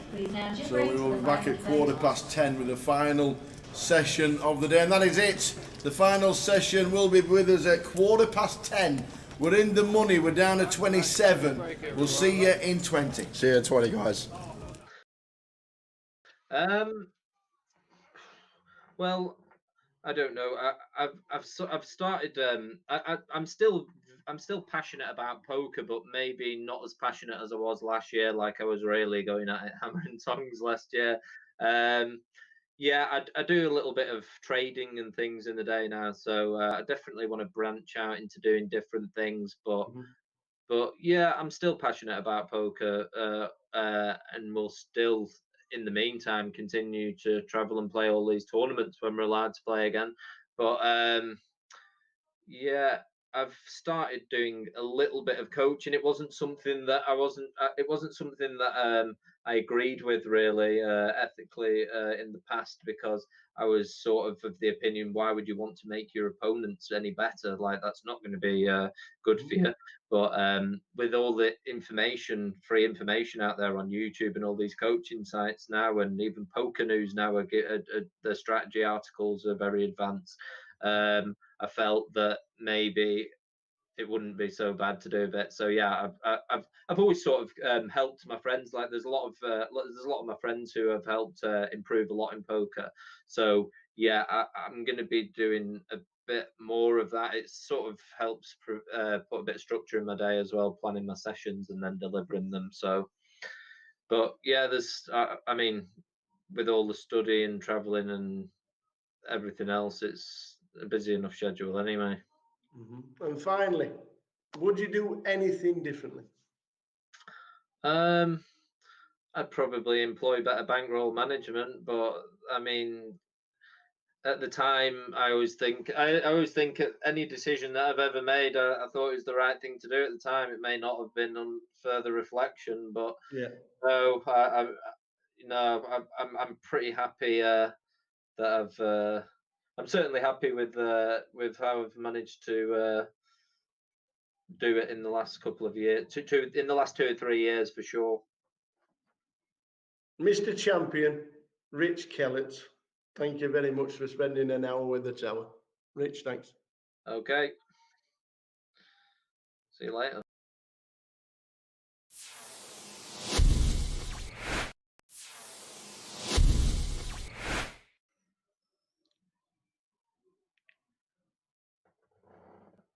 Welcome to another hour with the tower.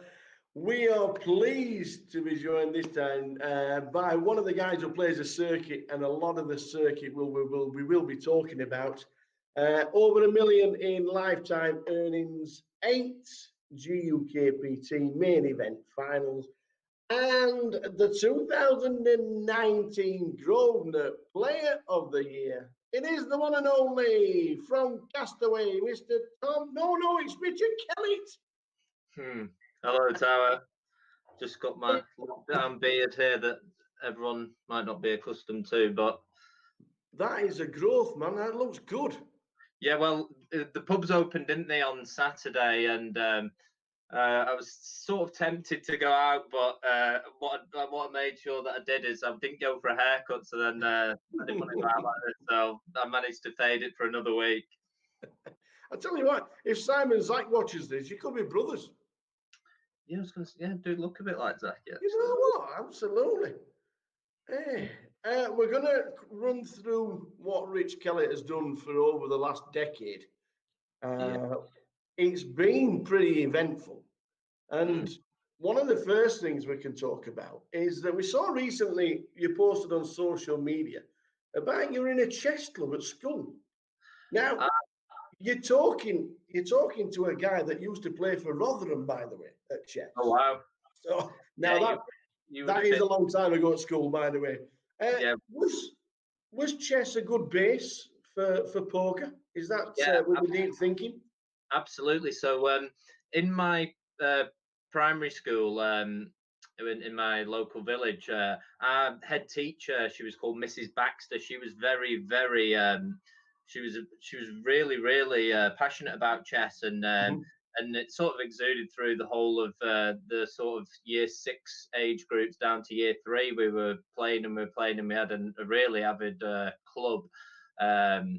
And yeah, it just went from there really. Me and my younger sister, we ended up being 2 of the better players, and we ended up representing Lancashire, and we'd even go down to England matches at the Albert Hall, where they play the darts now. We used to play in the Royal Albert Hall, where Ali Pali, where they have the darts finals now every January. And yeah, we sort of got to the stage. I was number 4 board for the number 11, the under 11s in Lancashire, and my sister I think was the number 1 board for the under 9s in Lancashire. So we were pretty good, and then obviously we were coming home and we were playing each other and getting better and better.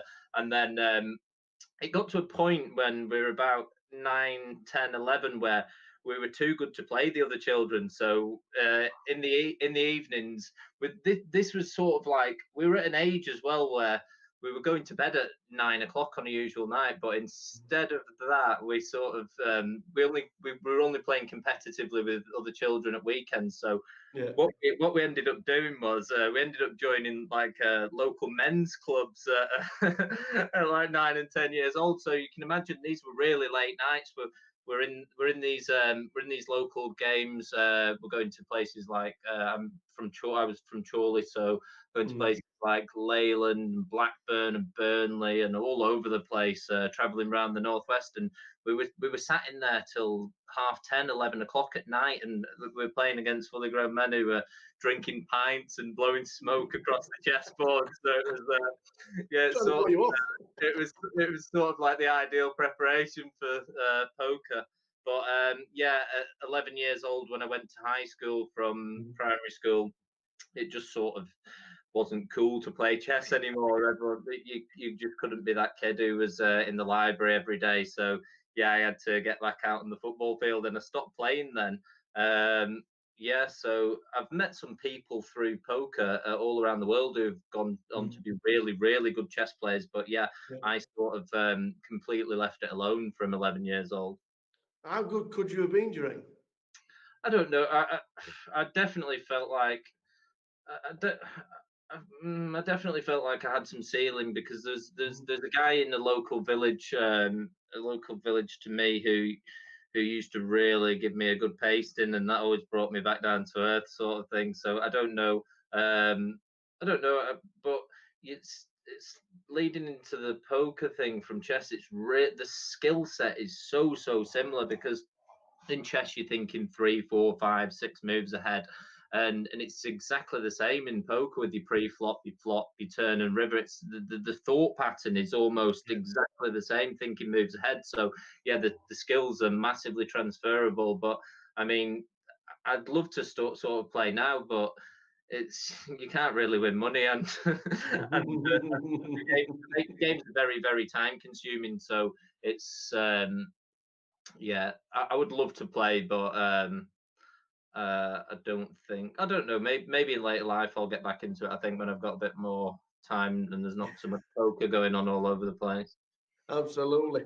Where did you start first playing poker, and how did you learn, or was it just like? So this was 2005, 2006. I was just in year 11 at high school, and my friend is my best friend who lived 2 doors down from me and was really close with my family. He'd just gone to a local sixth form college, and this was obviously a year or two after the Moneymaker thing, and you got Greg Raymer and all that. So it was basically the exact point at when professionals started winning the World Series main event every year to when amateurs started winning every year. So they were. I was in year 11 at high school. They were going to, well, as loosely say, they were going to college. They were just going sitting in the canteen and playing every day, and then they'd spill home at night, and they'd just all be playing around my friend's house. So like I sort of got introduced to it at 15 years old.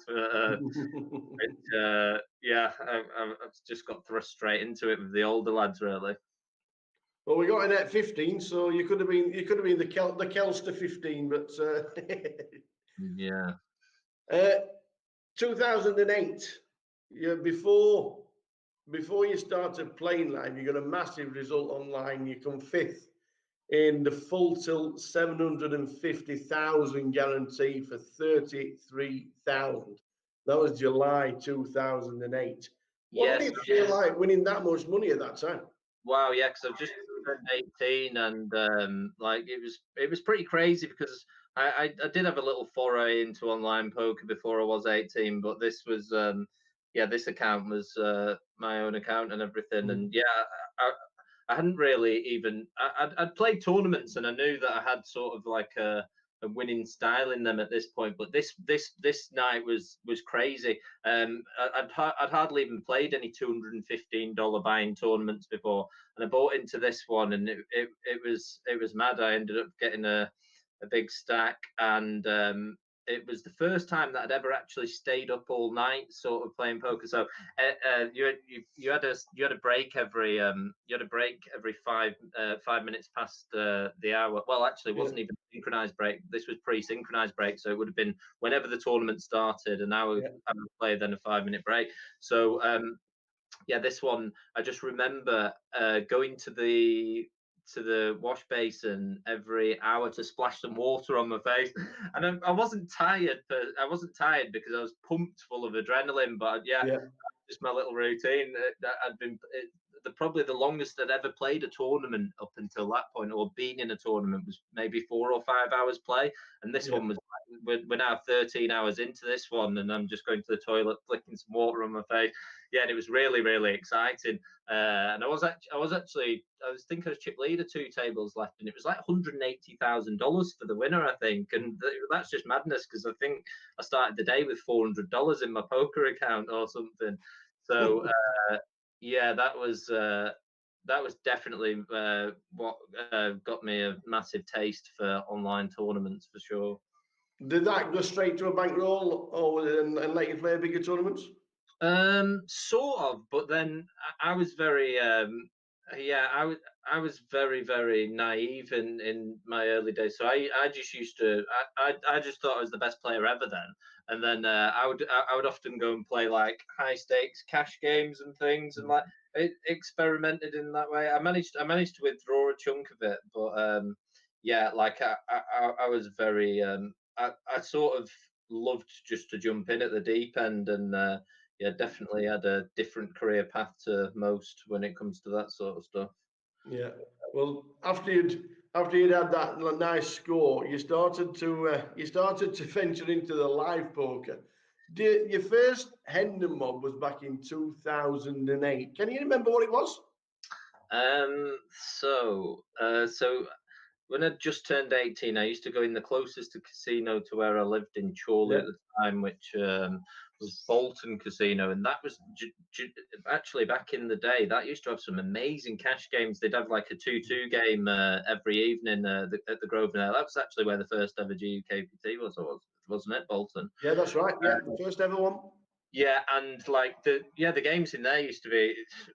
crazy. Like I couldn't even dream for games in there that these days. But yeah, I used to have a little go into there. Me and my friend would go down, and we saw it advertised on the internet as like a £3 rebuy tournament. Anyway, so we went down. We went down. Just thinking, okay, well, we're going to go and play this tournament. It seems quite cheap. It's only £3. Anyway, we realised about 5 minutes into the tournament that £3 actually gets you one set of chips, and that lasts about 5 minutes because everybody's just going all in, every hand, rebuy, rebuy, rebuy, rebuy. So yeah, we opted for the freeze out tournaments then, and I was having a little bit of success online at the time. So like, I actually was playing a lot bigger online when I was 18 than I was in the live ones. And I did a little bit of research and I found out there was a place, Casino 36 in Stockport, which had some games. And they were they were £50 rebuy tournaments and £100 rebound tournaments, and they had a really big cash game there. So yeah, it was weird, but I went down there and I was trying to get in at the front door, and they were sort of saying, yeah, you've got to be 21 really for this one. Anyway, I ended up on some sort of technicality.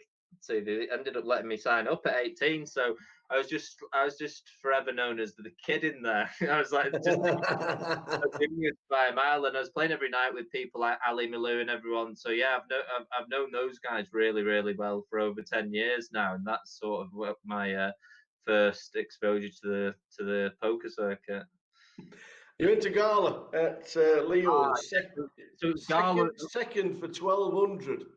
Right, yeah, I remember it. It was a Gala at the Liverpool. That's right, yeah. It was like a Sunday evening, the last tournament of the Gala Poker Talk. Yeah, that's right. I remember it well. February 2009, you had another big score on Full Tilt. You must have liked Full Tilt at the time. The Sunday Brawl. It was by far. Third for 40,000. Yeah, the Sunday Brawl, I think that one was. That's right. Yeah, it was by far the best, in my opinion, and I think a lot of people would probably say the same. It's by far the best poker site ever. Just in terms, like, people just used to go on to rail the cash games. Like, you didn't need, a lot of people were just on there not even playing. You had all Phil Ivey and Tom Dwan sat, and Gus Hansen and Patrick Antonius sat with all the big money in the cash games, and it was just yeah, for me, like it was the greatest poker site ever, and I just really liked playing that on there. Yeah.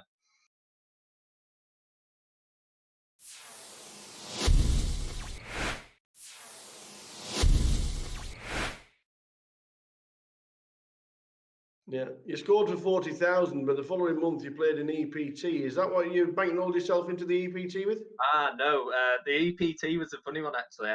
I was playing on PokerStars, so this the following month, yeah. So as soon as I got the 40,000 score, I withdrew a little bit from Full Tilt and put a bit on PokerStars, and I ended up qualifying through the step system. So I bought into the $82 step, and this was a sit and go. So the top two got you into the next round.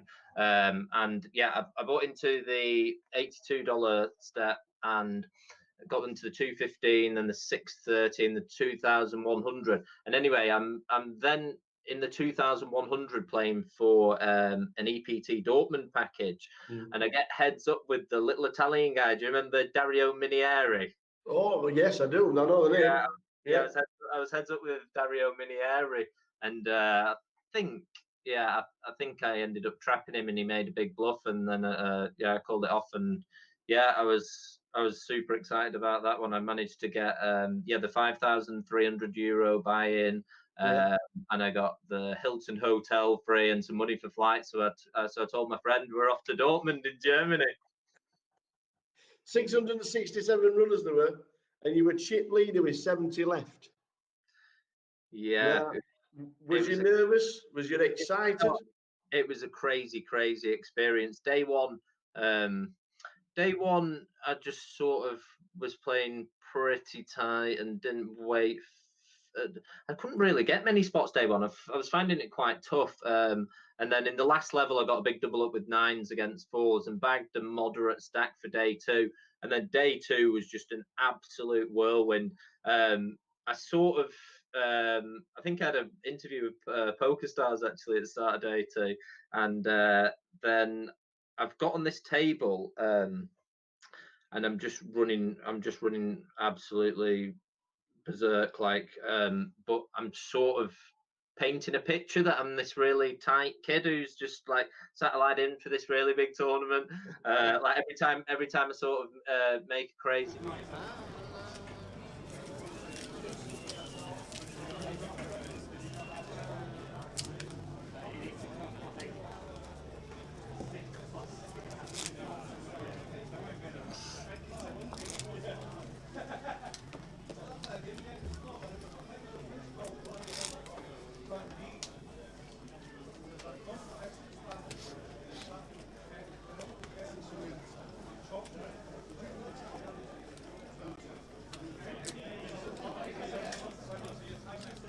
$26.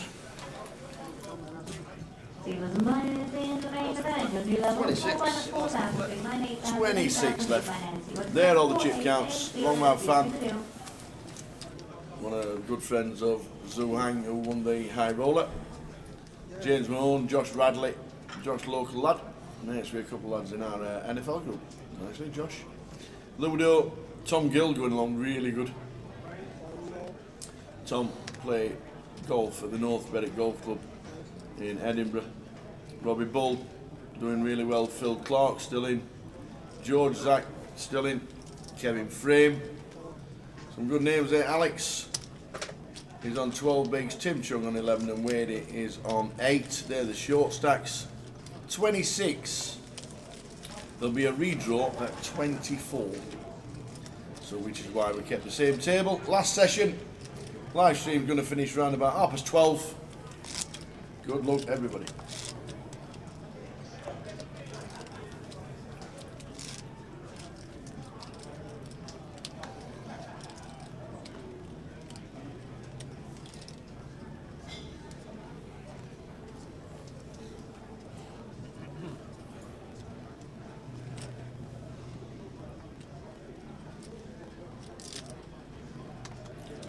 Raise to 16k.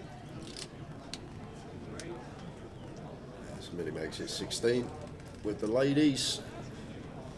Cully with ace 10. 10 seconds. Versus gun here, could just fold this one. I think I prefer fold more than anything, and then maybe 3-bet once in a while, and Cully does go with the fold. And same here for Alex here with the king 10 off. Just going to let this one go, facing the gun open in particular.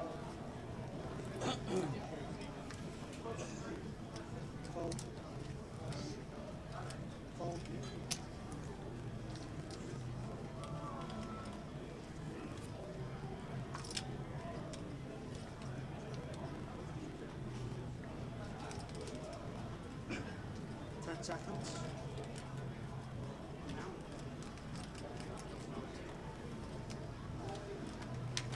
Just going to be raise and take. Kev not defending 9-7 suited. That's surprising, Tower.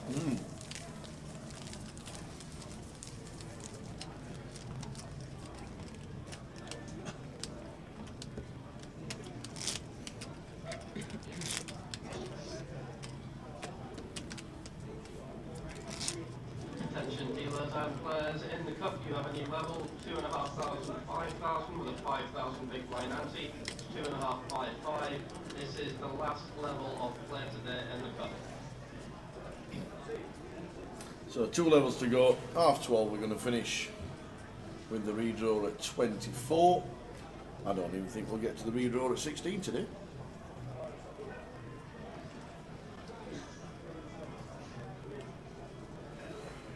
Did you go and listen to the band? I didn't actually. I heard them. And the music going on, playing his drums and his guitar and his bass and all that. All going on.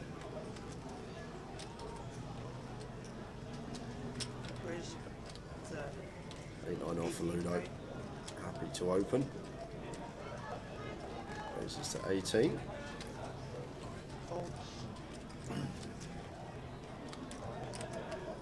Where's Ollie? Midi just with the all in here, ace-8 suited. No Ludo's going to be opening very wide and just sends it for 27. Is Van Longmouth a regular on the tour? Yes, he is. He's been over 12 months on the tour. There's Zhu Hang and Lin Chen. Lin Chen winning this event in March as well. Imagine doing the Blackpool double.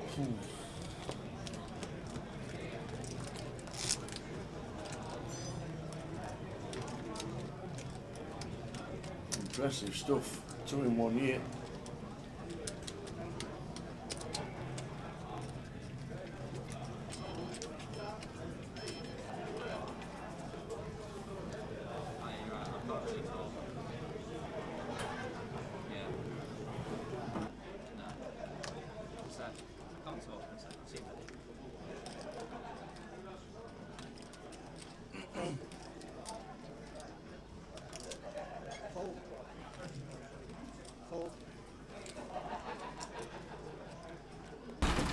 All folding round in turn.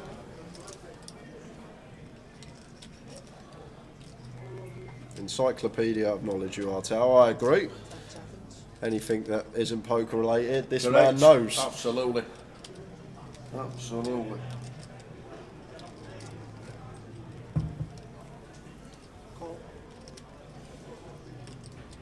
You're the poker man. I'm the complete pointless knowledge man. That's me. I could tell you the Christmas number 1 in 1984. Jay couldn't. Jay could tell me what to do in 97. I couldn't. Ace, King and Queen is the board. Midi just going to take a stab and gets it through. Is it a new one?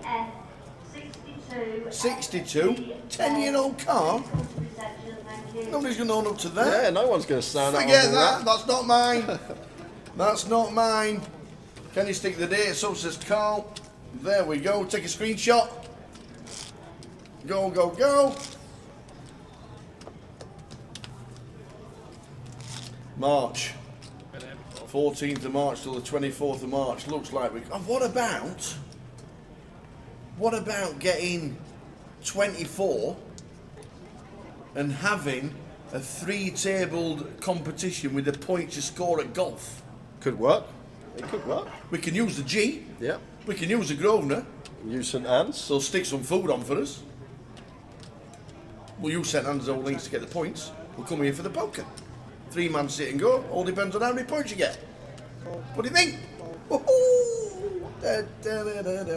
wonder if Trig will come back. Yeah, Trig would come back for that. Trig's always Trig wants to do it. Poor pitch quality. Give yourself a refresh, Philip. How do it, Phil? Phil Dale. It's always a refresh needed. The bit frame or whatever it's called, will just have froze, and then it just poor pitch quality comes along. Give yourself a refresh, and you should be fine. Stick it on auto. It's usually the best picture on YouTube, or go to Twitch.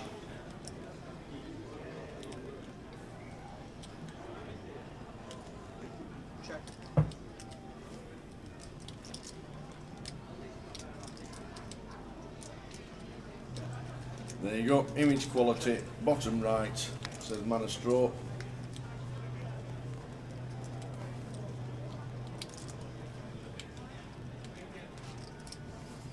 Check.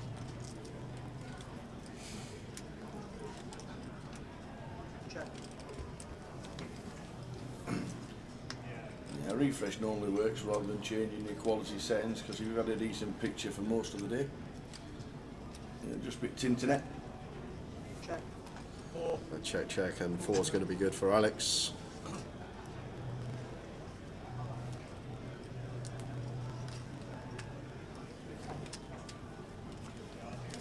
Enough for that. It's me lad. You're like keeping the car in there. Fast asleep. Look at that.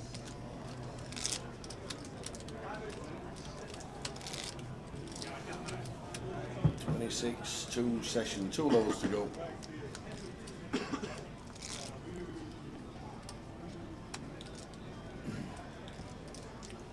Alex, who had 4 bigs on the bubble, along with Darren Naylor.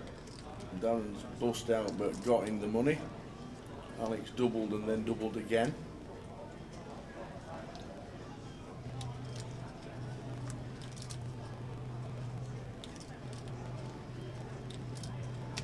Where's the 16k? Fold.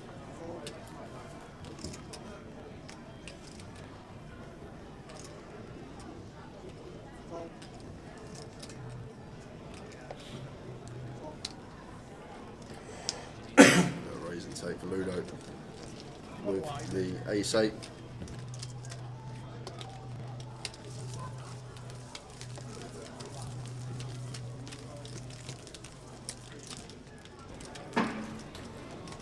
So we're on 26. 24 is a redraw. 24 players is a redraw. What we got the screenshot, Carl. We'll stick it up plenty in the next 2 days anyway. We are very close to the end of another successful Cardroom Direct Grosvenor Poker Live 2023.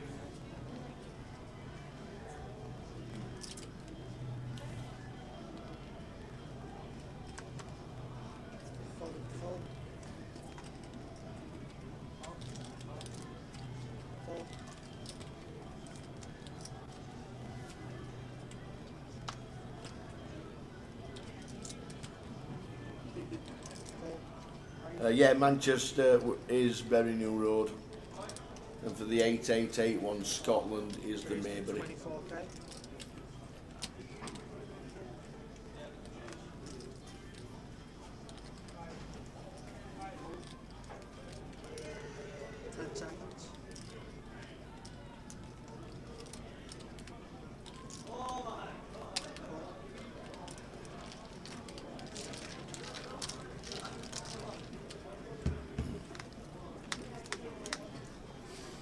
Six for George, raises to 24. Ludo defends with 6-5 and hits the 5. George's going to see bet. Ludo's going to call.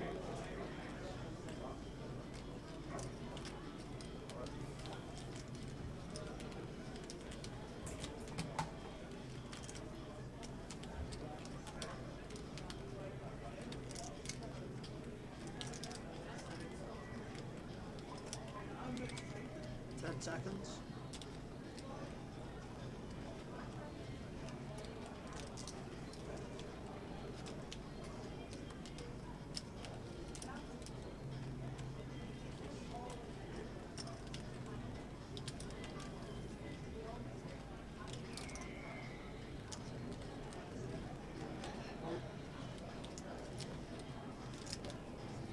Raise.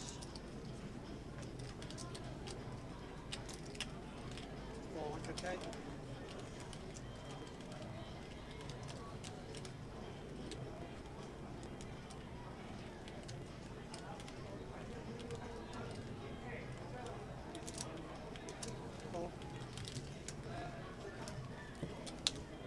So Ludo betting again. 588,000 Ludo, mid on 33 bigs on 264.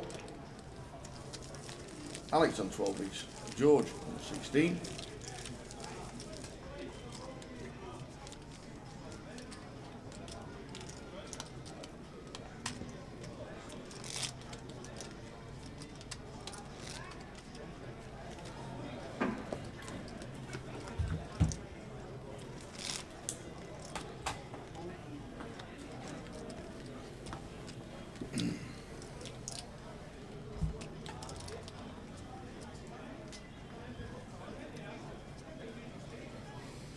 Still on 26.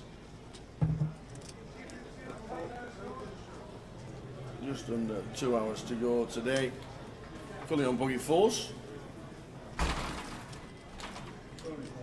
Yeah, I think so as well.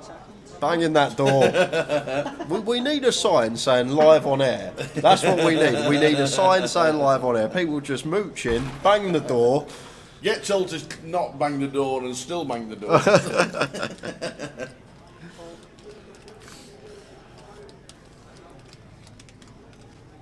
Ludo, nearly 600,000 with blinds at 8k. 10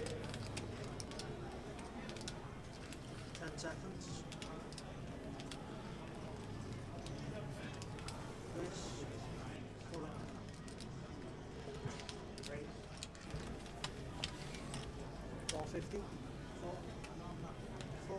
All in core feature. Ludo just sets Kevin. Yep. We get a call. Here's 6 for Kev. Told you, nobody's owning up to it. Nobody's owning up to a 62 plate. I'm sorry. Saturday night in Blackpool, what do you think the standards are like? I'm sorry, not having it. So to the flop. Good start for Kev. No runners for Ludo, so just a jack or 7 to fade with 2 cards to come. And 6 doesn't really make a difference. Needs to fade a jack or a 7. And does. So he gets a well-needed double up and drops Ludo down to 430. Drops him down to 50 bigs. 156.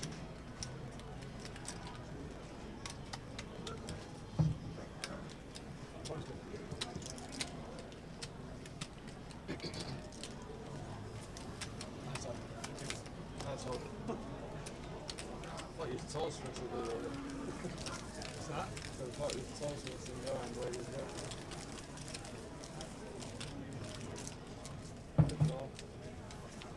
Yeah, obviously, but I'm not, I know you're not going to say that's what it is. Yeah, but it's what it is.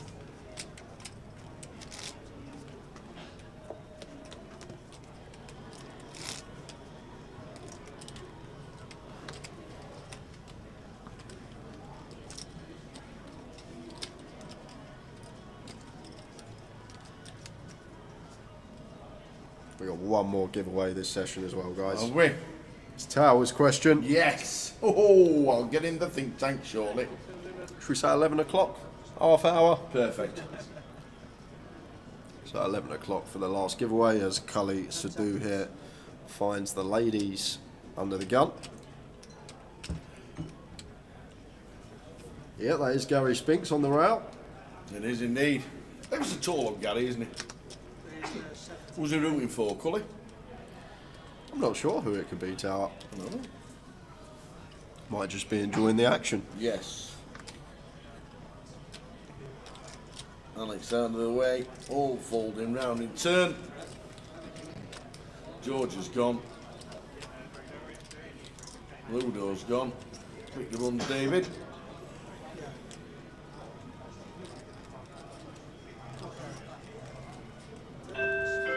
Taxi for John at reception. That's because they don't want to go in his 62 plate car. Yeah. Here's oh, Keith wow. Maybe a taxi for Cully as well, Tower. Because this is going to be all going in pre, and then we've got a flip for our tournament life. Always queens against ace king. How many times do we see it, ladies and gentlemen? How many times? All in core. All in core feature.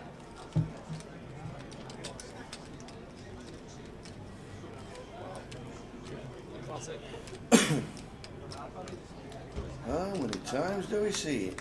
Queens for Cully is all in against Kev Parks. And he's hit the king. And no runners for the queens here. So down to 2 outs for Cully twice. 1 out with the dead card, as we can see. Yeah. Drawing thin. Needs that lovely Queen of Hearts on the river. And it's not. Kev Parks takes out Cully Sidhu. Well done, Cully. Good effort. And best of friends playing Birmingham together all the time. Cully Sidhu for 2,000. 2,627. 27 We've now. moved up a little bit. Well, 27. And everyone locked up 28.80 now. Another little ladder. Okay. And as that happens, Tower, we are heading over for some outer table action. It's Kevin Frame with 9s versus Longmail with the ace deuce. Kev at risk, needing to hold. Oh, That will do it. You're not even running spades at the thing. Check mark on the flop. Don't see that very often. So Kev Frame going to double, and we're going straight to another table tower at the same time. Here we go. Here we go. This is action, action, action. And it's Tim Chung with ace 10 at risk versus ace 3. So Tim Chung needing to hold now, and that is a sweaty looking flop. 9 on the turn. River is a 5, so does get the hold. So Tim Chung doubling as well. So 2 short stacks doubling up. Tim Chung doubling through James Mahone, and Kevin Flame doubling through Longmouth. Easy game.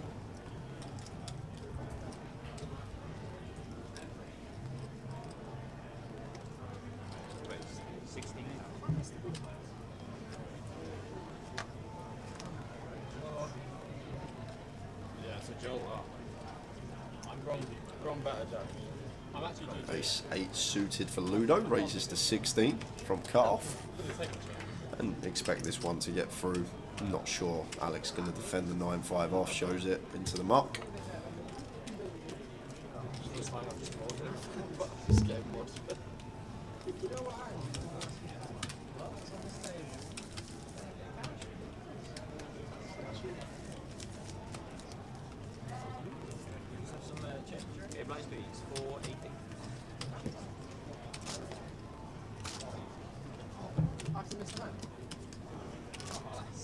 Been a good day, thoroughly enjoyed, still got a good hour and 45 minutes left, but really enjoyed today, Tower. It's been a good day too here in the booth. Thanks to everyone that's been tuned in throughout and those that are still watching now at this hour. Thank you very much indeed. Question time. Oh, we're going in the lab. You've got 25 minutes, you don't need to rush. We're going in the lab. The lab's been amazing today. It has. The lab's been on fire. What would you like it on? What is it, 110 or 2 10s? Are you giving away? I'm giving away a 100, just the 110. I've got 110 110 left. today? Are you not leaving that for tomorrow? I would. Oh, we got another 50 to give away. We'll give away another 50 and One we'll more save, 50. We'll save Right, the come on 110. then. What would you like it on? I'm gonna be kind to you. The Japan South Korea 2002 World Cup. Right. I'm joking. You've done that before. You can pick something else. So Midi goes for the free bet here. Carl versus Button finds an ace blocker and just taking initiative and should be working. Now Kev's going to continue with the Queen 10 off out of position versus Midi here. Taxi for Stuart at reception. Yes, I've got a few more 10s to give away as well. Yeah. We'll have quite a few tomorrow morning, early stages, before we hit the FT tomorrow, because we'll be at least 2 tables away. Could even be 3.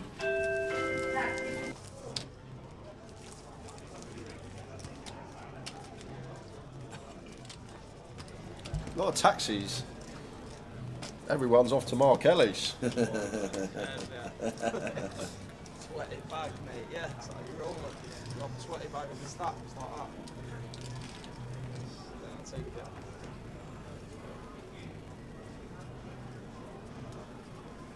Eight of spades,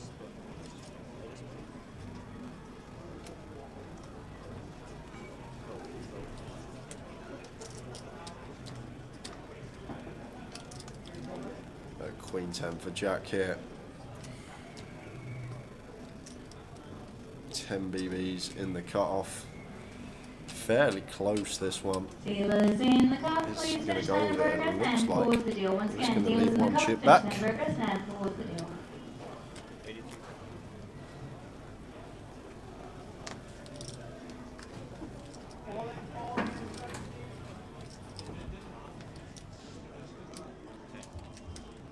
Stuart to reception.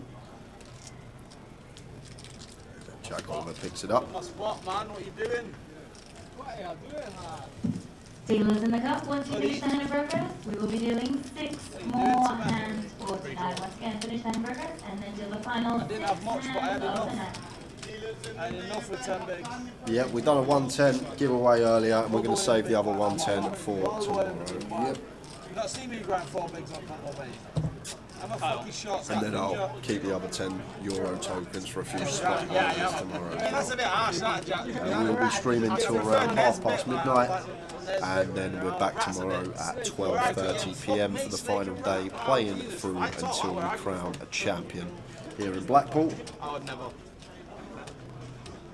Unavailable to lay on that there. Unavailable. Your chips and stay seated. The unusual will be on this. I haven't won a guess yet, but I'm so happy for those that do. I'll make it my mission to at least try and win one of them over the next 12 months, Jay says. Vanessa. I like it. That's VDW. Change the name for Katie. It's the same car again, Tower. Not having it. No one's getting up and owning the 10-year-old car. They're not getting up.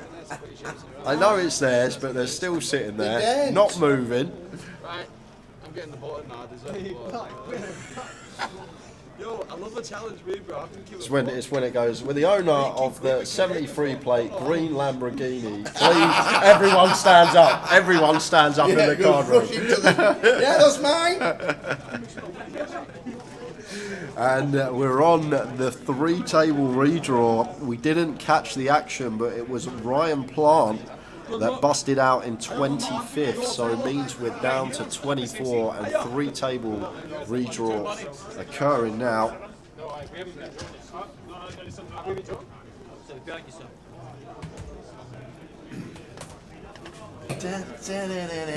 Which could we, if we'd have thought about it, when you got to the 24-man reader, we could have done the question.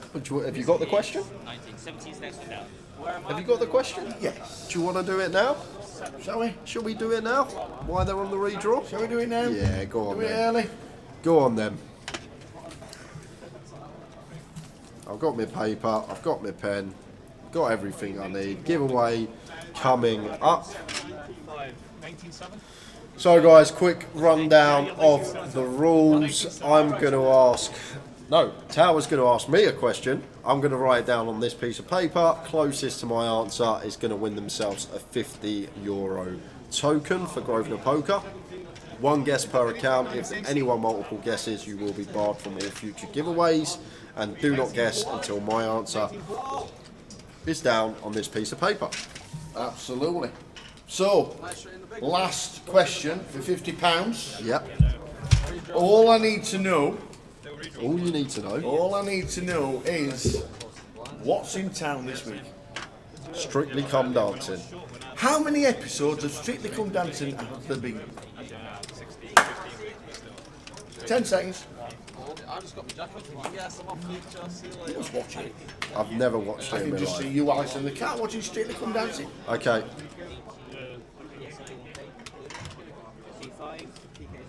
Oh, right.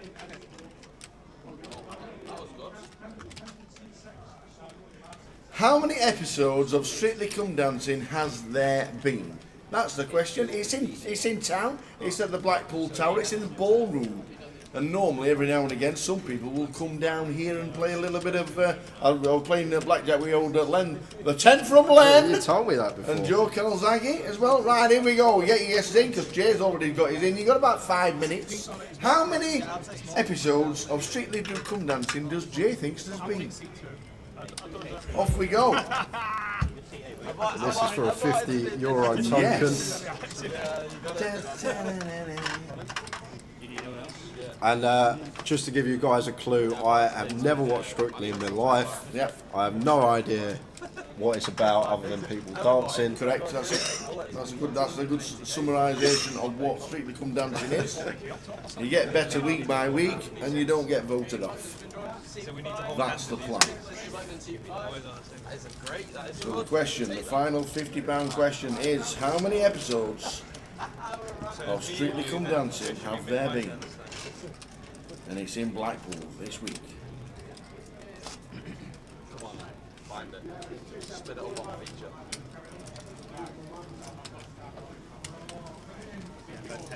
There we go. Just about finished with the redraw. Very swift indeed. Josh chip leader is seat 1. Just getting the chip counts inputted for our action tracker, thank you.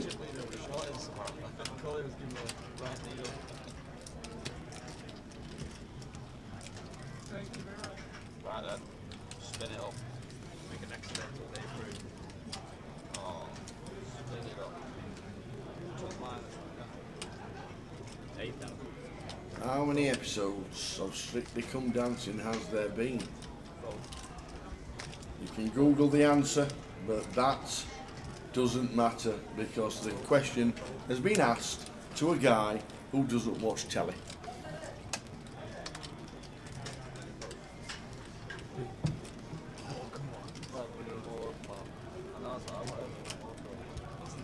I do watch football on the telly. I do watch the football. To be fair, you do watch a lot of football. You don't watch something. I'm a Bayern Munich fan this year. I haven't missed a single Bayern Munich game.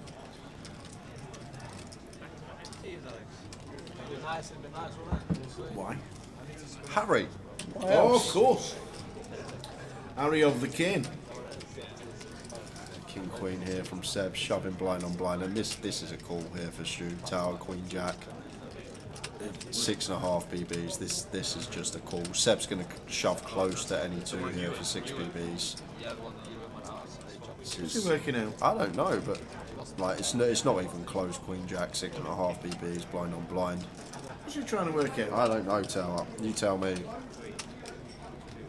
He says I'm in. He says I'm in with Jack Queen. Unfortunately, Seb's got him covered with the Queen.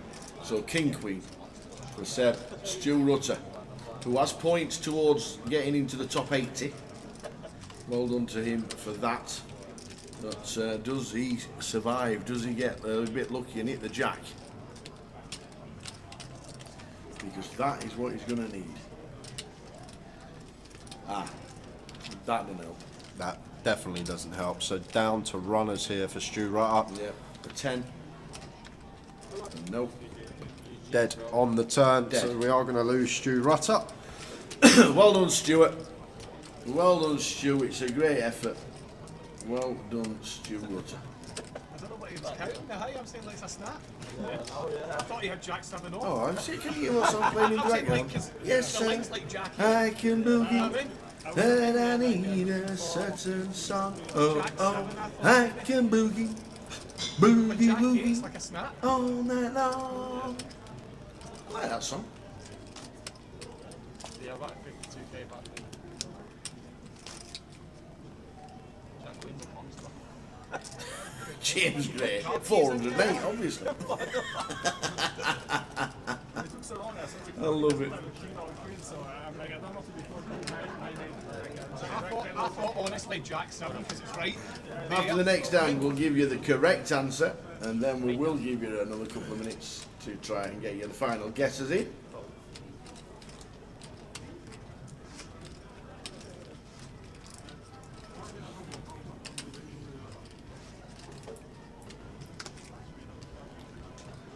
Ludo moved miles, didn't he, on the redraw? One chair to his right. Alex moved straight across. Alex Ace 4 raises to 75. And Alex Montgomery. Ian's got him covered. Ian Gascoigne. Ian Gascoigne was in our Vegas group. Doing well. 137. Alex is all in for his final 81.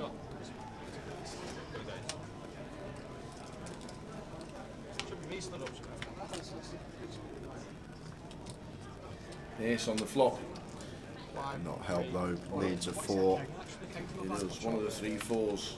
King's a good card for a chop potential. Oh, how about just snagged the 4? Like apples? No 10, no queen. Oh, wow. You give with one hand and you take with the other. You think you're there, you think you spiked the 4 on the turn, and you got there, and the queen just ruins it on the river. Oh, that is grim. Once you've hit that 4, you're massive favourite. Oh, Alex Montgomery out in 23rd, £2,880, 22 left, ladder of £360 for everyone. Wow. Wowzers. So the final £50 question is upon us.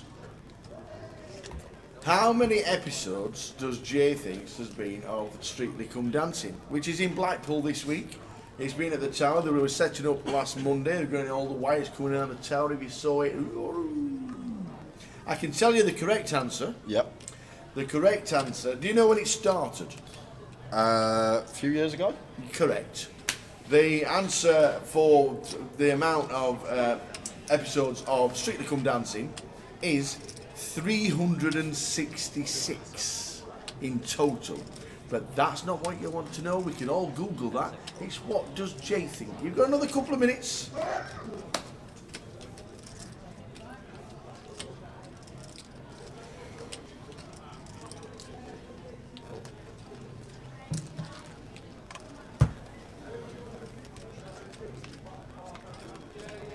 Last couple of minutes, get your guess in, and please don't multi-guess. You know what he's like. You know what he's like. I just like things to be fair. Correct. I don't like anyone totally getting an agree. unfair advantage. I totally agree. I know there's a few that have multiple counts. They have one on Twitch and one on YouTube and Yeah. different usernames, but there's nothing we can do about that. Everyone can Absolutely. do that. I totally agree. I don't want you to get your chopper out and start banning people. So last minute or so to get your guesses in. How many episodes of Strictly Come Dancing does Jay think there's been? Officially there's been 366.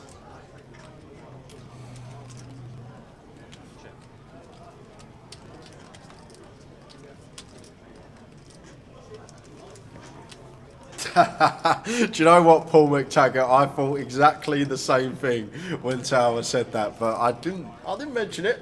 What? No idea. What do you mean?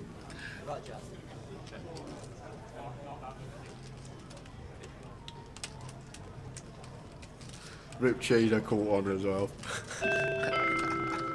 Can the owner of the car registration number is Why do you even say that?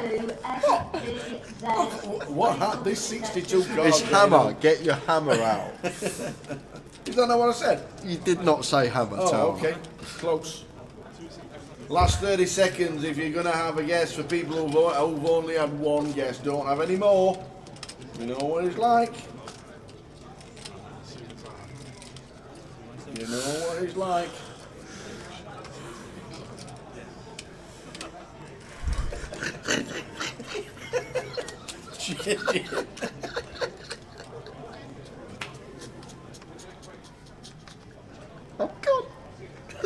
I'm gone, sorry. I need 5 minutes. I need 5 minutes.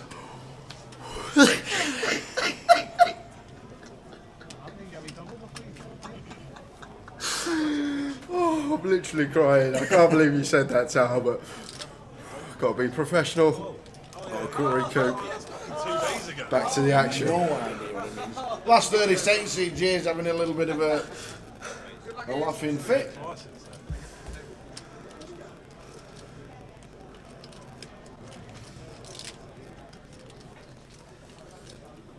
Oh.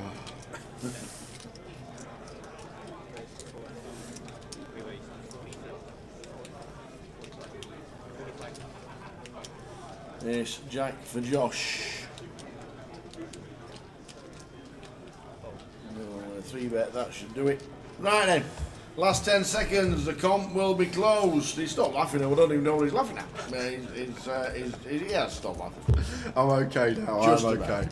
Just about okay, but... Oh. 10 seconds. Tower. Oh, well, there's me saying the hand is over and the one gappers have called. So back to the action.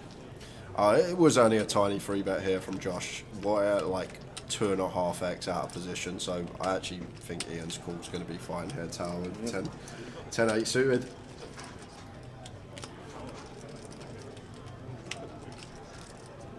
Does flop gut shot, backdoor flush draw. If you were tuned in a minute ago, you'll have seen Alex Montgomery departing the building. Literally just bust ace 4. Continue a 32k from Josh and Ian after flopping gut shot over card, backdoor flush draw.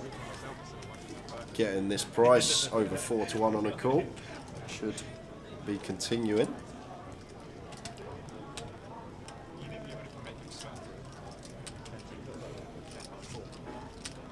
Yeah, he literally bust down 2 hands ago. Did Alex. And if you want to get yourself a guess in for the £50 token we're giving away right now. The question is, how many episodes of Strictly Come Dancing does Jay thinks there have been?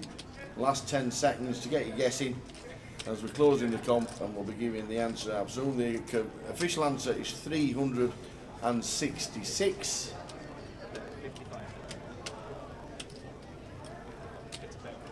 55k now from Josh, and Ian turning top pair to go with his gutter ball. And just gonna fold, turns the top pair and gets away from it.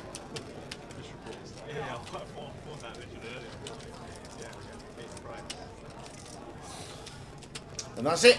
10 seconds. Keep them counting. 9, 8, 7, 6, 5, 4, 3, 2,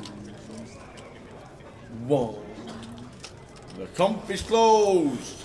Right, I'm okay now. I've got some oxygen back. I'm ready. But that was Tower Gold. That was that comment. No idea what you're on about that.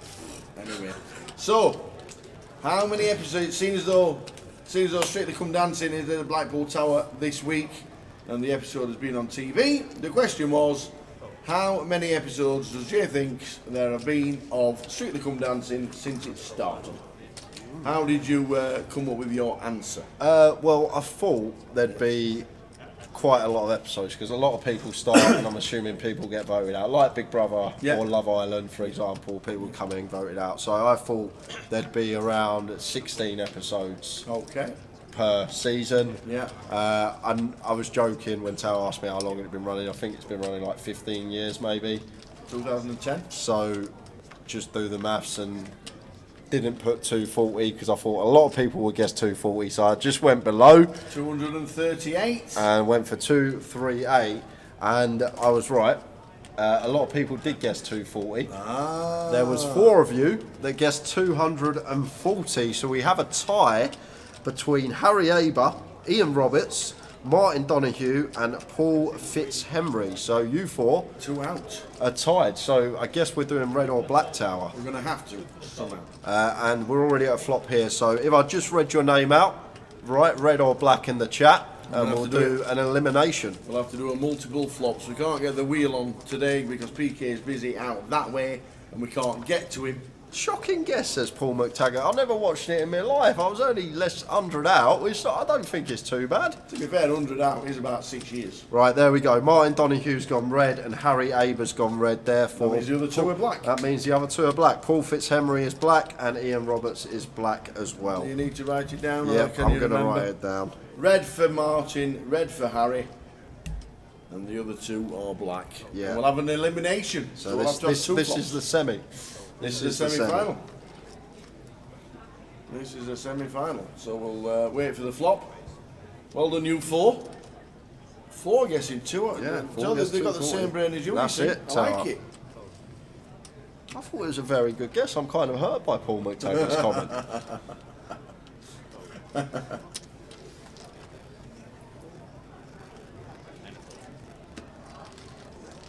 And no flop. Obviously. So Josh, chip leader, nearly $1 million. Nearly $1 million. With 22 left. Stu Rutter was 24th.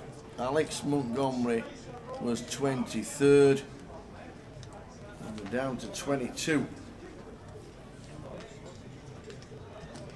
Semis.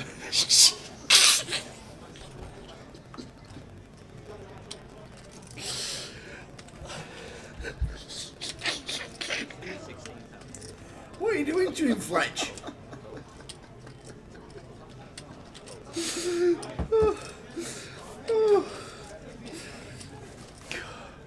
I've got 80 minutes left to go today, guys. Please, I want to get through it. Aye. Oh, God. Phil Gilby, he's on his way tomorrow to play the seniors. Good stuff. See you tomorrow, Phil.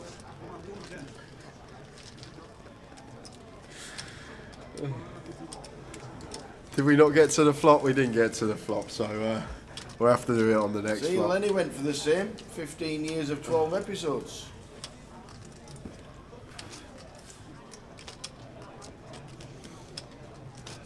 Ian Roberts put 320 on YouTube, and a different Ian Roberts put 240 on Facebook. So it's via a separate account.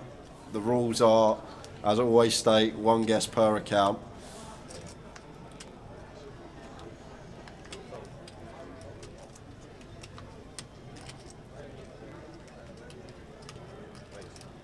Yeah, no advantage.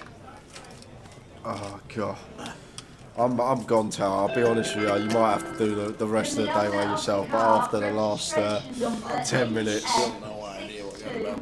FVZ, please come to reception straight away, thank you.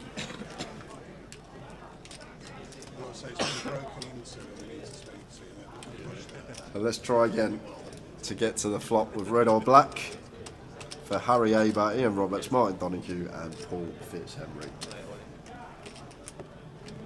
Come on. Tim's all in with the King Jack. Over the open from Josh. Gets it through. Nicely done. We're not going to see a flop till tomorrow.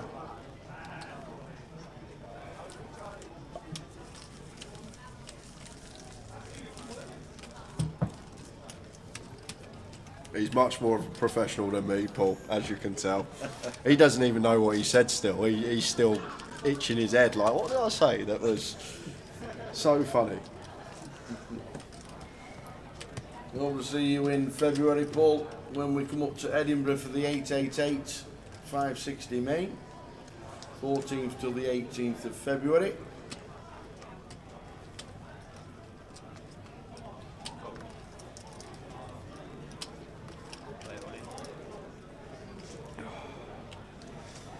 So Harry's all in with the Jack 9. Somebody call, we want to see a flop.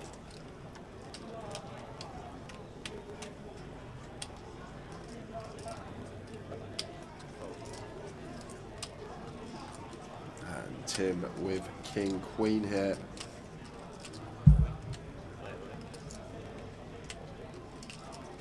It certainly is raining Blackpool this So week. Tim does call, and Here we Harry go. at risk, red or black for the semi-final. We've got two people at risk. Which way is it going to go? Who's going to be in the final for the £50-pounder?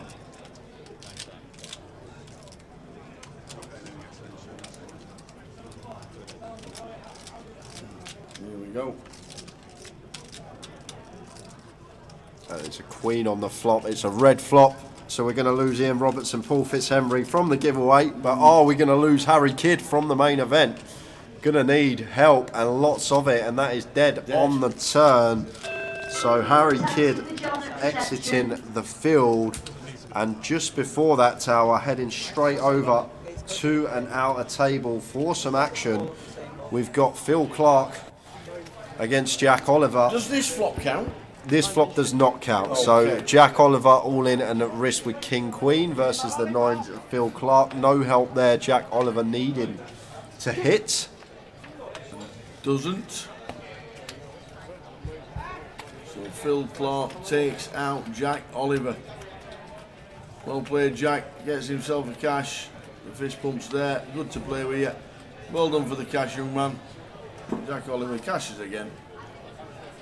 And off he goes to the cash desk. Phil Clark continues his run good. So there we go. And when we go to this flop between Martin Donoghue and Harry Aber. So Harry Aber or Martin Donoghue. Oh, Martin's in already. Red again. So that means Harry is going to be black. So Harry Aber is black and Martin is red. Good luck, guys, for a €50 token. You need to tell us what he said, Jay. All right, it's an 18+ stream, but all I'm going to say, Tawa said make sure that Jay doesn't get his chopper out. Talking about chopping people from the giveaway. That's what he was talking about. If you want to think whatever you want in your head, but that's all it was. Tawa. Well, you obviously did. You were spitting your coffee out and everything. It's not often I get asked to get my chopper out, Tawa. That's all I'm saying. But he meant hammer to bar people from the giveaway. Same thing. No flop again. So we're still on the. We're still waiting to see who the £50 token goes to. To be fair, I'm now guessing it's safer with the wheel. Yeah, I think we need to stick to the wheel.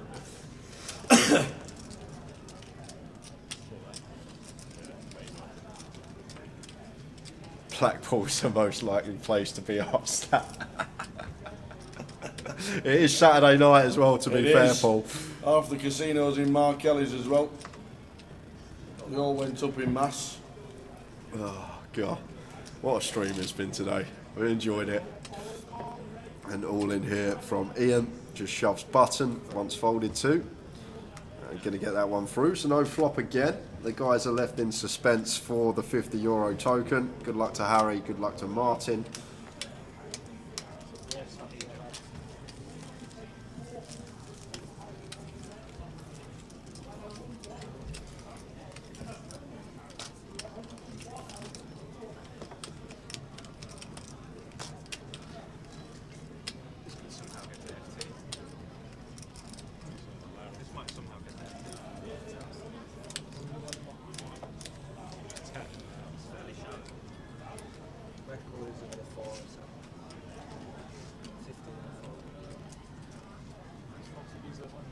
The strictly answer, I guess 238. The actual answer was 366. 366. 366 episodes of Strictly Come Dancing.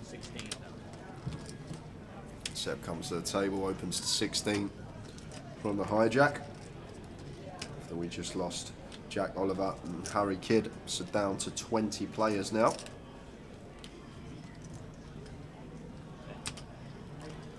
And we should be getting to a flop this hand tower because Ludo going to pill the ace-10. There we go. Mitch Johnson in the big blind. Yes, quite a lot of good guesses regarding where Jay was at with the his guessing and not the actual answer.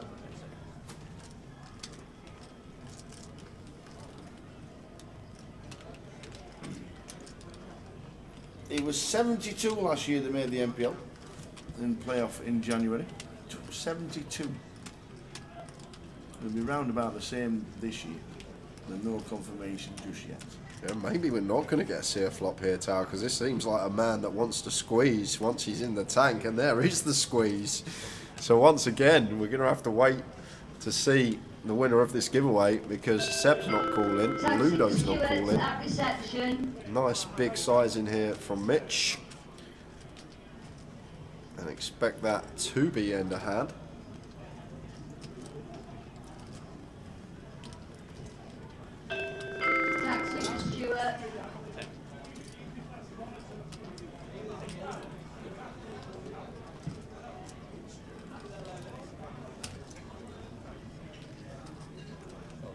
No flop. No flop. We are on 20. 21st, as we saw Harry Kidd. 21st, Harry. 22nd, Jack Oliver.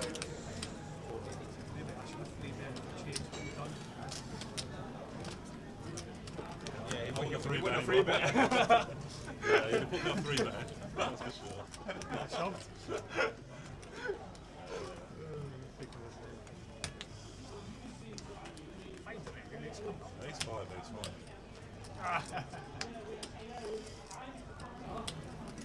So we're on 20.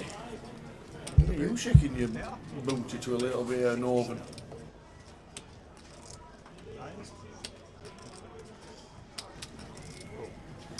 Ace 5 suited for Seb. And Ian pills the 4. So we're finally going to get to see a flop for you guys. Yes! Then we're going to write it down. Here we go. Good luck, everybody. Now we're going to see a flop. Well, Mitch is looking. No, false. So we do go heads up. It could be three-way here. Could Team definitely could flick in the defend here with a queen 10. We're going to make a tight, disciplined laydown here. Here we go. Here we go. Who gets the 50 pounder? Martin is red, Harry is black, and it is black. So Harry Aber Congratulations, you are the winner of the €50 token. All I need from yourself is your alias in the chat that you play under on Grosvenor Poker. So if you could please drop that in the chat box, that would be great. Nice one. And well done, Harry. Ian here just shoves with the fours facing the C-bet. It works, but that is mad. Seb's going to have all the strong hands on that board and just on the turn, and may have had a read there, Ian, and if he did, fair play. But gets it through and picks it up. Well done to Harry. Just drop me your alias in the chat box. Indeed it, indeed it. Evening, Simon. How are you? Hope everybody is. Oh, you owe me old fruitcake. How are you doing, Simon? That was the job. We need some bingo for the NFL. Crack on, Simon. Come on, give me a message tomorrow. Send me a message, Simon, tomorrow. We need some bingo. Good to have you watching. Hope things are good, pal.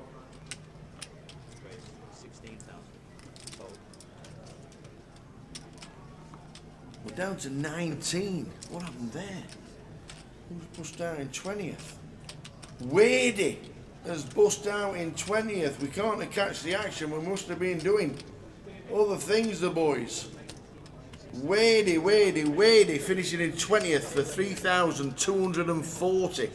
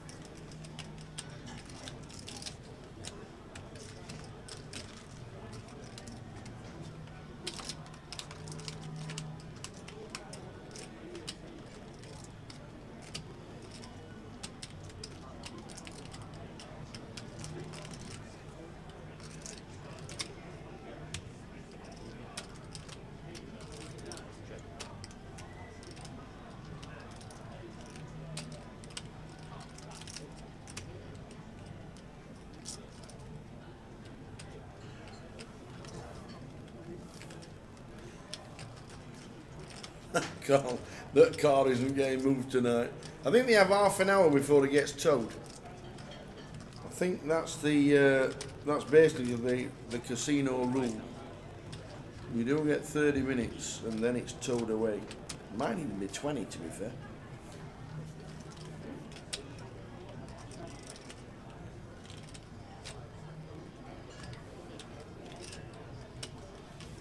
Yeah, well done, Wadey. Another cash. Finishing in 20th, GUKPT Blackpool. 347 runners. Great effort to finish 20th. We have an hour and 8 minutes to go tonight. If we get to a redraw at 16, then I'll add a few minutes on. 5, 6, 7 minutes just to do the redraw. And then a certain number of hands. Could be anything between 4, 5 and 6, so it could just be after midnight. Hey Tracy, back to the apartment for the last hour. I thought I should give myself 12 hours off it. Nice one, Tracy. It has been a session this week, hasn't it? It has been a session.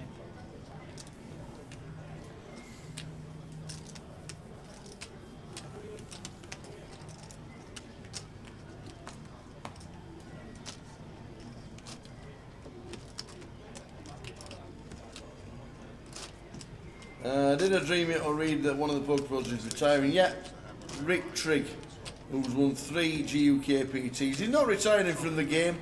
He's just got he's got a full-time job in getting young kids into work that have probably hit a barrier somewhere trying to get themselves a job. He says he will be playing, and he'll play his favourite stops. He'll play Blackpool. He might play Leeds. He's a Sheffield lad. He's Rick Trigg. So we're playing up north. He'll definitely come to Blackpool. If we have, he'll be at Goliath at some point, obviously in his own capacity. He'll come and have a laugh. He's a top lad out Trig. He's won 3 GUKPTs, but he's not officially. He's not retiring from the game, but he's just not being part of the team. He informed them. So good luck to Trig and what he does next.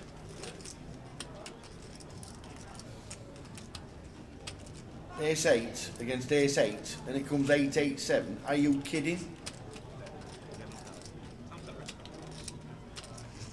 Are you actually kidding?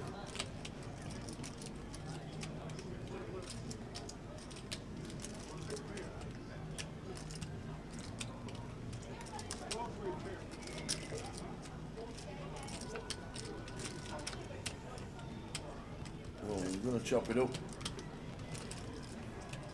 when we get to showdown, because nobody's going to be folding. There's 9-10 and a thing. Shouldn't be too worried about 9-10. Yeah, 7-8 could be a thing. 7-8 Seward. So this should nearly always chop. Razza Jazza are the 24 GUKPT dates posted online. Yes, they are, and I can show you them after this because it's all in the call. We are definitely chopping it. 24 dates, there they go. London starts 4th of Jan till the 14th. Then we're in Manchester at Very New Road. Then we're in the UK Open. We won't be doing the Easter Beast, and we won't be doing the Christmas Cracker, but everything else on that list we will be doing. So we'll be doing them all, apart from the seasonal specials. And then if you want to check out the 888 UKPL, presented by 888 Poker, satellites will be running on 888 for these. Scotland is Edinburgh at the Maybury in February. So we're going to Coventry, then we're going to up to Scotland and the Maybury in Edinburgh, Luton, Manchester, London, Leeds, London, and Coventry. So there's plenty going on next year. Screenshot it, rewind it, watch it, pause it, take a picture. Did we get Harry's alias out? I'm yet to see it. Oh, I think you've paused. All paused by looks of that.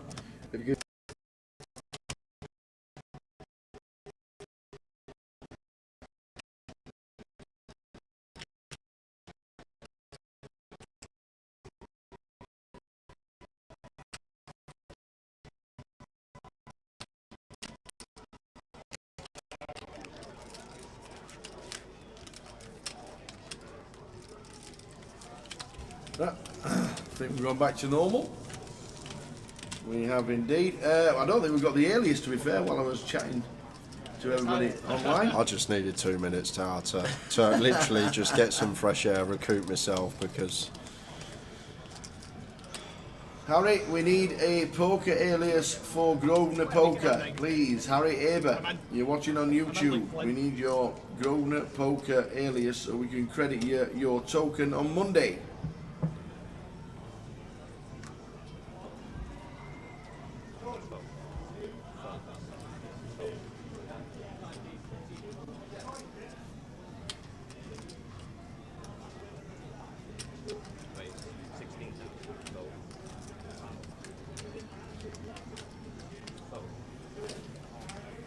Do we know where the Easter Beast is going to be? If it's regional, at the moment, in the northwest is Leeds, Manchester, Liverpool, and Blackpool. I don't know if the Easter Beast is going to roll out into various regions. I have no idea regarding that, but we'll certainly let you know in due course.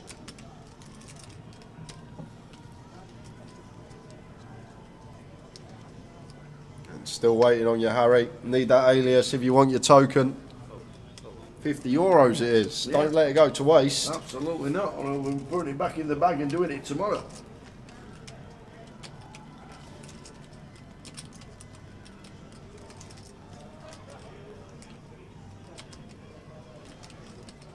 Blind on blind here, Josh. Chip leader in the room with the ace queen, makes it 22.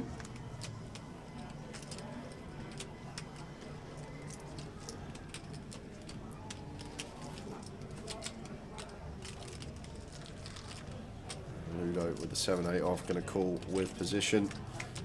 Head to the streets. And does flop best on 8-3-3. Popping top pair. Still likely to have the best hand here as Josh blind on blind when ranges are as wide as they're perceived to be. Continues for 40%.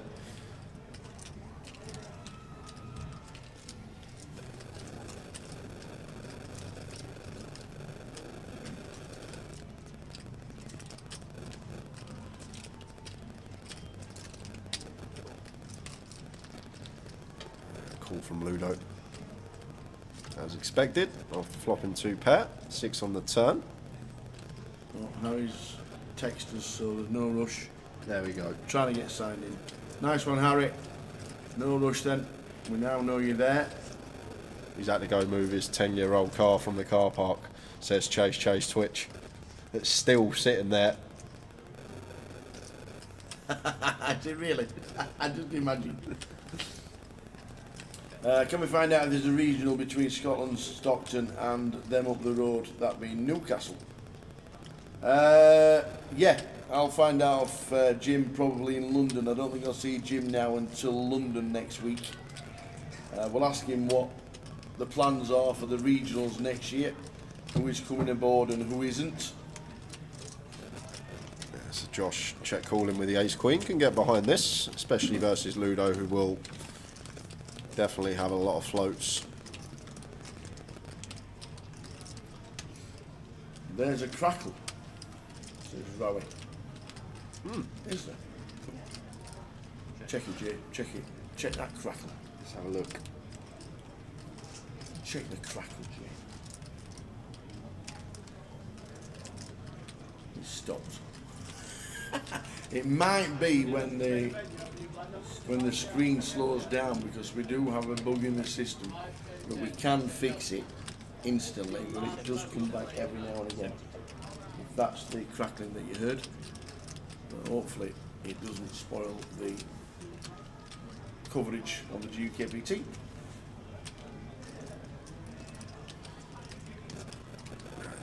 Delicious value bet here from Ludo, half pot value on the end here with just second pair, just recognising they're going to have the best hand enough of the time and targeting specifically this tower. Ace high calls, trying to rep like a float on the flop that's picked up some equity, and prick river as his bluffs. Does just have an 8 for value.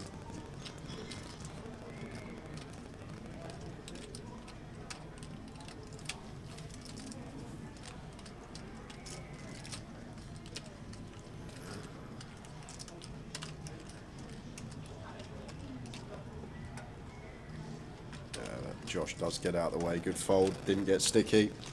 That pot goes Ludo's way.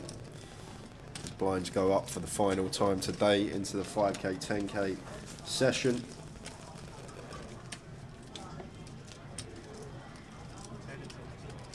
New level plans now 5 seconds.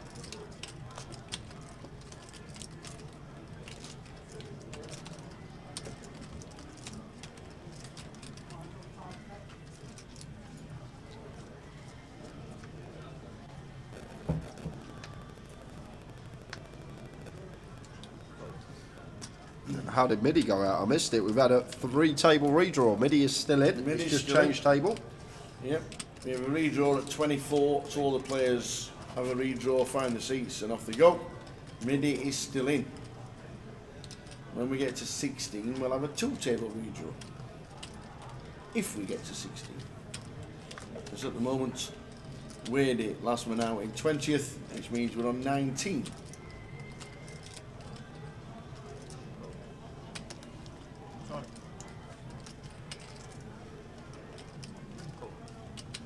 King 10 for Seb raises to 20. Mitch defends in the big with the 6-5 of clubs.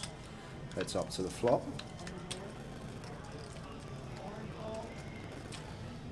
Seb flopping best, but not going to get any action at all. Mitch with the 6-5 suited. Obviously not going to be continuing, but mixing a little check behind here as Seb with his top pair. Do need some in the check back range. Going to choose this candidate to mix it in with. And Mitch does pick up gut shot on the 3 of clubs turn. Now we're going to start firing, so the check on the flop from Seb going to get him some extra chips that a lot of players may not have got just with the C-bet. 35k here into 55 from Mitch, and 60-70% on the turn. Seb just always playing cool here. Never raising, obviously, never folding.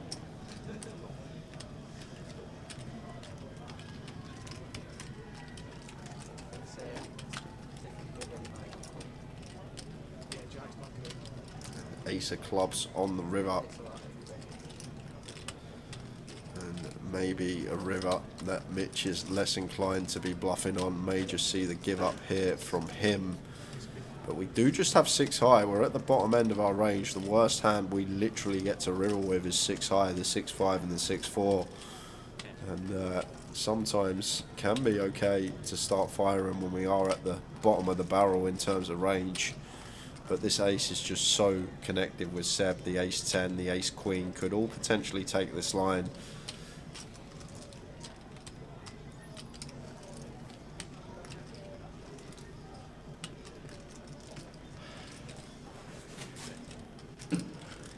Stream starts at 12:30 tomorrow, Vanessa. Hopefully you'll be tuned in. You've been with us all weekend. Yep, 12:30 until we crown a champion at whatever time of the day it will be.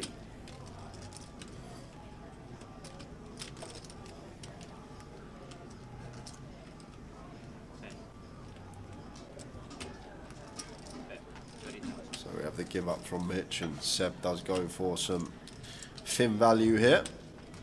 Firing for 30k. Mitch obviously can't do anything but that with 6 high out of there. Seb takes that one down.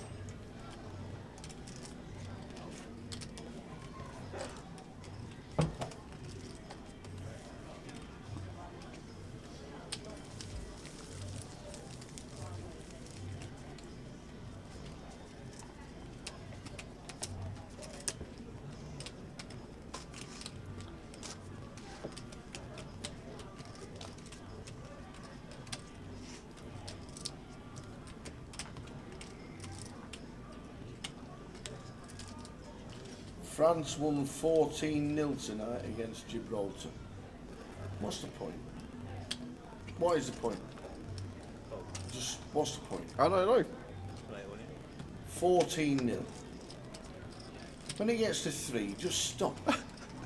Just pass it around for 80 minutes. Or if you're Gibraltar, when it gets to 6 or 7-0 down, just get 6 men sent off, you lose 3-0 forfeit, and then better for the goal difference, right? Yeah. When you're 6-7-0 down, get 5 men sent off, forfeit the match, 3-0 automatic win to your opponent, better for the goal difference. Is it 3 sendings off and it has to be called off? Not 3, it's 5. 5? Yeah, so you can play with 7 men. Really? Yeah, you can. Well, I thought it was 3. According to FIFA, anyway. Like if you play on the computer games, as soon as you go down to 6 man, that's when it ends as a 3-0 victory. I thought it was 3 for some reason. So Ian just open shoving the ace-10 and going to get that one through, and we're heading over, guys. We've got some out-of-table action. It's Lin Chen.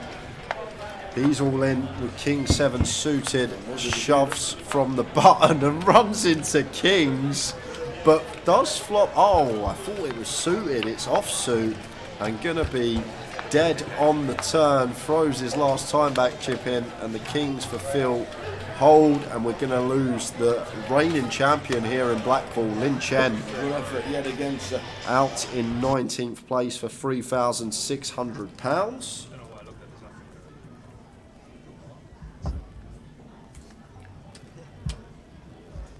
Ace king and ace king or tens.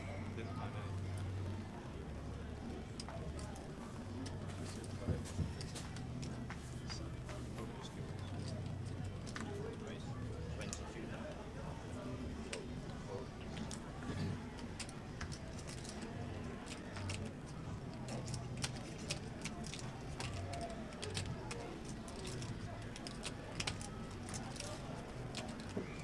Josh opens hijack and Tim Chung here with the goods in the small blind and hand that going to have a free bet not all in here as Tim.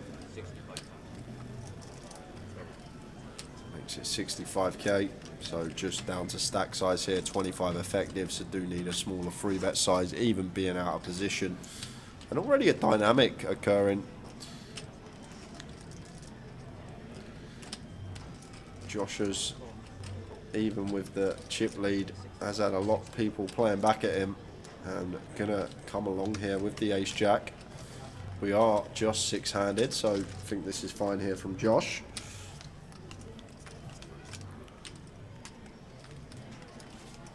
Oh, and it's an action board and could be set for a double here as Tim Chung, middle set on the ace high board.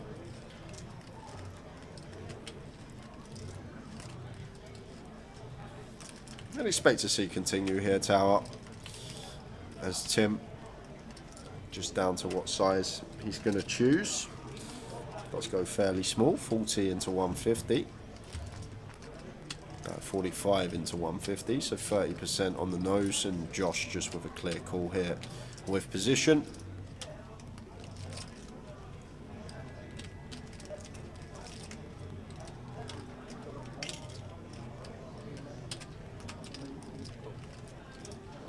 Needs to call. I think he did only 40. He was 40. And nine of spades turn. Yeah, now just going to be all in from Tim here, Tower. Working with 2/3 pot, just shy of. Should just be a send here from him. Unblocking the ace-X that we can get called by still. And double flush draw board, so can credibly rep some bluffs.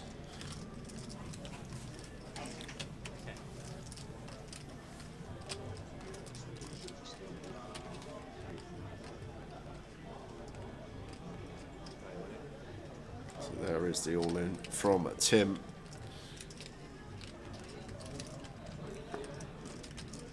And real tough spot for Josh here with ace-jack. Obviously, Tim's board going to have tens, going to have aces, kings, ace-king. Hands that are obviously in front of us. But where's Tim going to find some bluffs from here? That is the question. What hands could Tim have that we potentially beat, that he might be electing to bluff with here?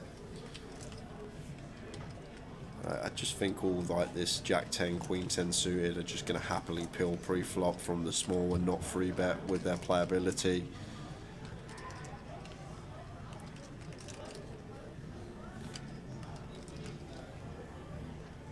Difficult to even find a bluff. I know it's double flush draw, but like ace-X of spades, well, he is going to call as Josh and sees the bad news. He's drawing to a queen. Otherwise, Tim Chung going to get a nice big double here. And you don't want to give Tim Chung a lot of chips, because this guy can play.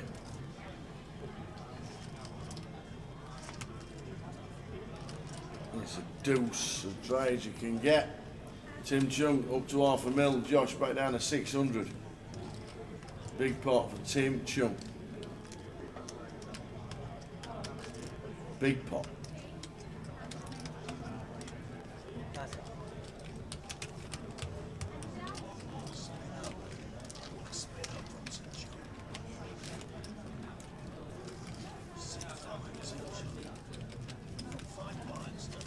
Okay, just you do this.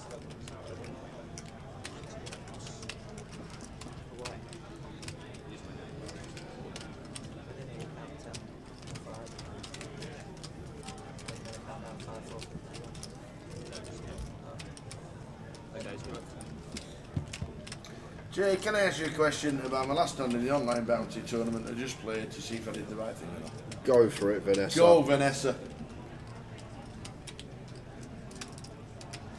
Not that I'm going to give the right answer, but I can try and answer.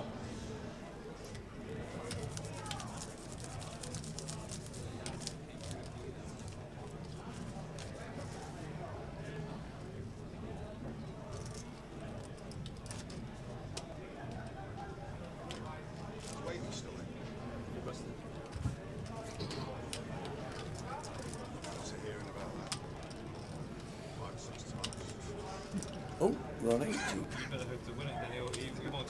Oh yeah, Lynn Chen with that. That is correct. It's just changed, that's all. We played the Lynn Chen, we saw the Lynn Chen, and then the update has just come up. 18 out of 347.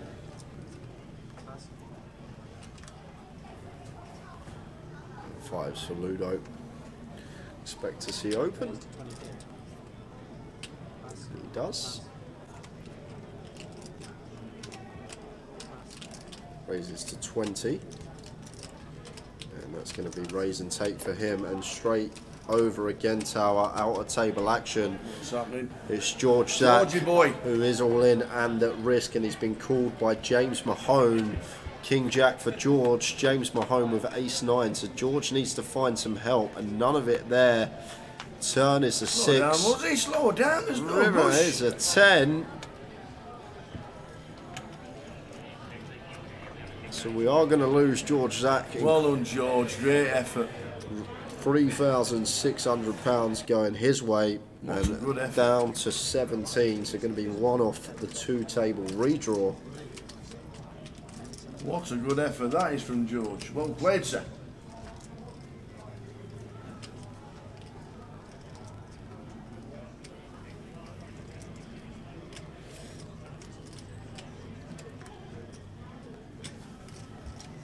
Payouts at the bottom of your screen.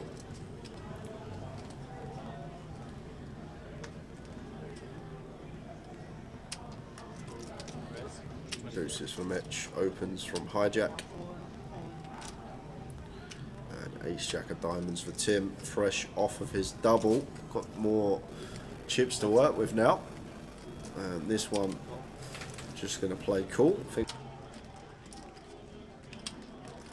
think we prefer 3-betting the offsuit variety at a higher frequency and suited with the playability, especially 50 deep. I think this is going to be fine to just take to the streets, and it looks like Seb coming along as well here on the button. Ian now gets the perfect shove spot, dream shove spot for Ian here. Open and a call and another call, and we've got 20 bigs and 7s, just sends it into the middle, and an 80k pickup for him without having to go to a flop.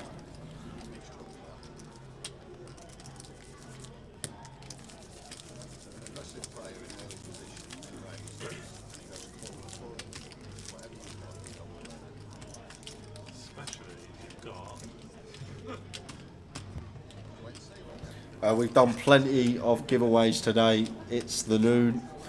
We are done for the day in terms of giveaways. However, we will have a few more tomorrow. Best thing to do, subscribe or follow, set notifications on, and you will be made aware whenever Tower and I go live. But speaking of giveaways, I've got your alias, Harry. Thank you very much. You will be getting that ticket credited on Monday.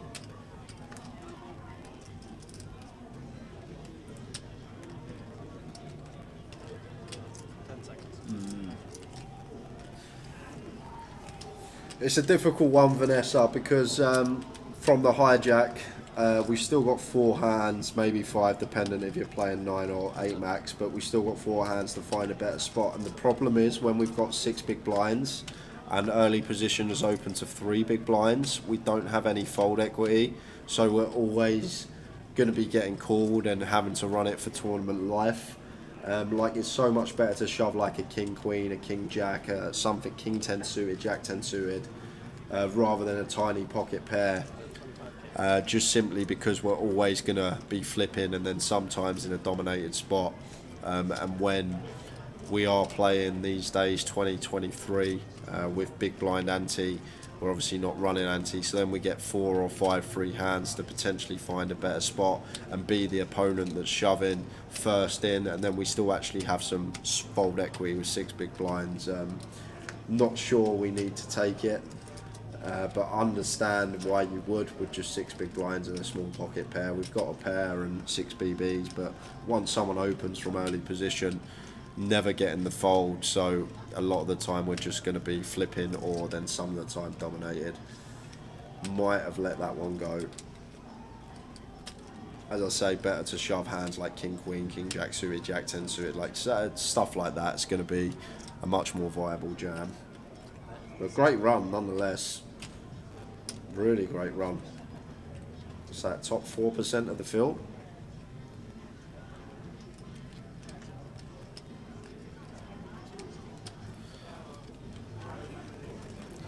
So open from Mitch, Ludo defends big blind, and Mitch flops the nut flush draw. Continues flop, double barrels turn for 65k with the ace deuce of clubs, and now Ludo in a tricky spot with his king jack. Time bank is needed.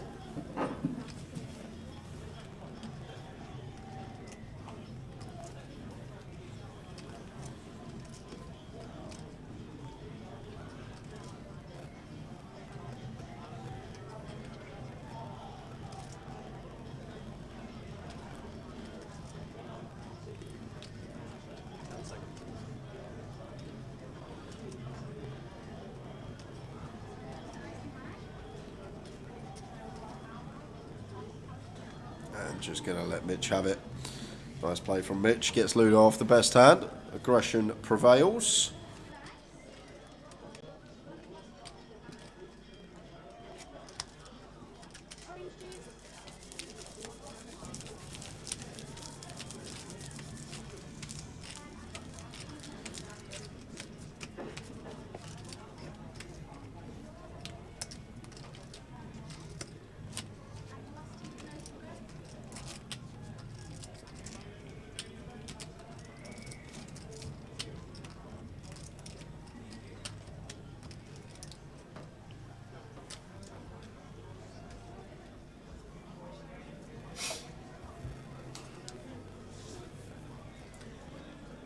So 40 minutes to go.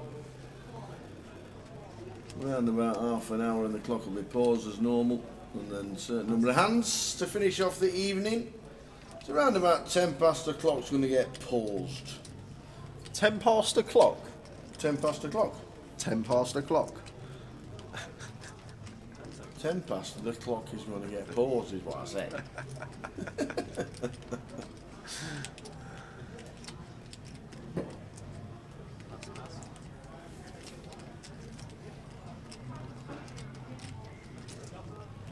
My wind's got whistling now in the fire exits round here. Whistling. Might even be a taxi home for me tonight. 10 seconds.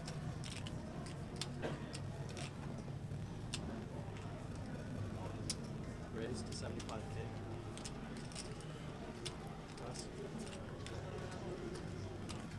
Josh opening 9-4 suited on the bar. No, I'd probably just fold this one for Josh. Yes, we have a decent stack tower and we can get involved more, but look who's in the blinds. We got Ludo and Mitch Johnson, two very good aggressive players, and they will punish us as Ludo does there with the ace-8 off. Just gets that one through. Jay, what's a good rank roll for live 1-2 if you work as well and could put money in each month? Probably around 50 buy-ins, so what's that, 100, 200, about 10k I'd say. I think 10k if you're playing, your buy-in is 100 big blinds. If you're playing deeper stack and your buy-in's 500, then I'd say it's going to be about 25k. If you're playing super deep stacked and you're buying in for 500 big blinds and you're playing £1,000 each buy-in, then I'd say closer to 50k. But around 50 buy-ins, I'd say at that level, if you are working. If you're just playing poker and poker only, you've got no other source of income, then it's probably going to be a lot more. If you've got a passive income coming in each month, I think 50 buy-ins is going to be fine.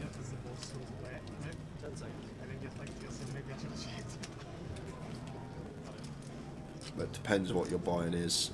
Even at 1-2, if it is a deep game and people are buying in for £1,000 and you're buying in for £1,000, then you're probably going to want 50 plus.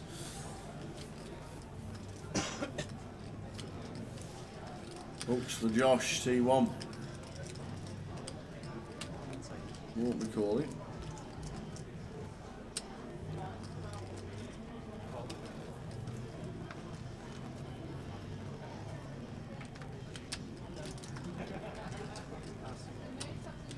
Oh, just calls with the hooks.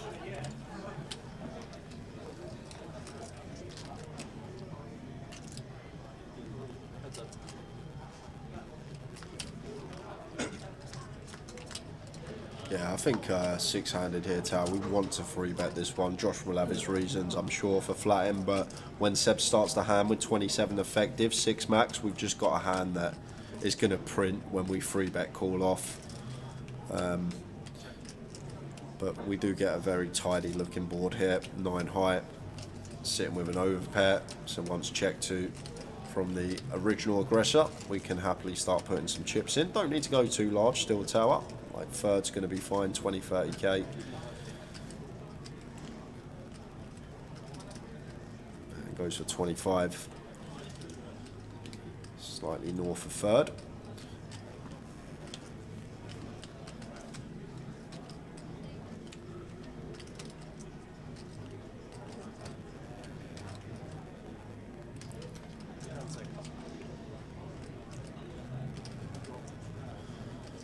Subject calling.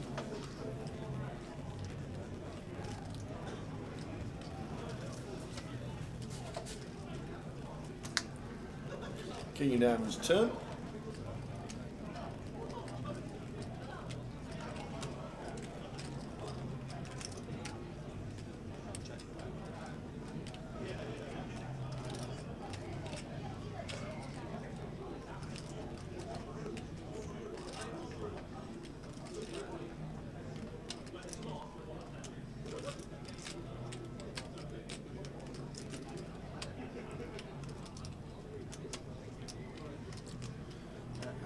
Josh going for another street here with the jacks. Seb will still have some ace king tower that wants to check call flop. Beating all this like queen 10, jack 10 suited type hands.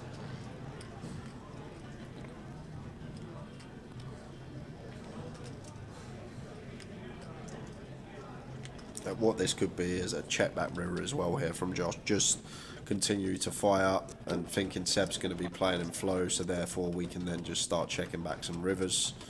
But Seb just out the way anyway. Josh picks up and goes back over 600,000. We'll see if this catches up with itself. I think it has. It has. Any poker, any good poker coming up to the Scotland area. Show you what's happening for the rest of the year, and then beginning of next year. There we go. Edinburgh, 7th of December. Glasgow was last week, so we've just got Edinburgh for the 25.50 on the 7th till the 10th of December, after the Vic and after Cardinal Direct closed down for the year on the 3rd of December. That will be us done until the 5th of December, until the 5th of January. You say that, closed down for the year, like we've got 6 months off or something. That's what it sounds like. But in reality, 3 weeks later, we're back at the Vic. 5 weeks. 5th of January. 4.5. 5 weeks. 4.5. Go for a month. All right, I'll meet you there. I'll meet you at a month. And then the Edinburgh event is the 2nd. Oh, look, what? He's invisible. Look at his top. Translucent. How we doing, lads? Nice to see you. I don't know the sweets were in here. I thought I'd come and have a few. What are you doing? Haribo, sir. So you don't say hello to us at all week, and then you heard the sweets in, and you come I got you to do a giant tea earlier on. Has anyone seen you do that just yet? How you doing, Chris? Take them for the table. Go on. Oh, No, you take them for the table. You boys enjoy No, it. we don't need them. Who's got all the chips? We don't need them. Local cash player, Chris Paraskiva. How are we doing, Para? All right, mate. Who's got all the money? Who's got all the chips? Ludo's got plenty. Ludo's got plenty. Josh in seat one. Yeah, Josh in one's got He's plenty. a Blackpool lad, isn't he? He is. Josh in seat one. He's a Blackpool lad. Oh, he is as well, yeah. Oi, Gary Miliotti. The Miliottis are here. How How you doing, Gary? Nice to have you watching the live stream. Where's Tony? Hey, we're the really hotties. We don't travel. So Tim makes it 20 with an unknown holding. Looks like a lot of good players left in, doesn't it? Yes, pretty stacked final 17. Nice to see you, Chris. Take it easy, boys. All right, Cheers, buddy, Chris. Catch you soon. Big cash player here in Blackpool, always turns up for the GUKPT. Used to play a lot, Big Chris. Every cash game going, wherever he was always involved. There's a Tim Seabet in here for 15 and met with the check raise of Ian and going for the check raise with the top pair, backdoor flush draw here. Unaware of Tim's holding, but surprised to see this from Ian. It's a hand that I think we're just expected to call most of the time. Tim does continue.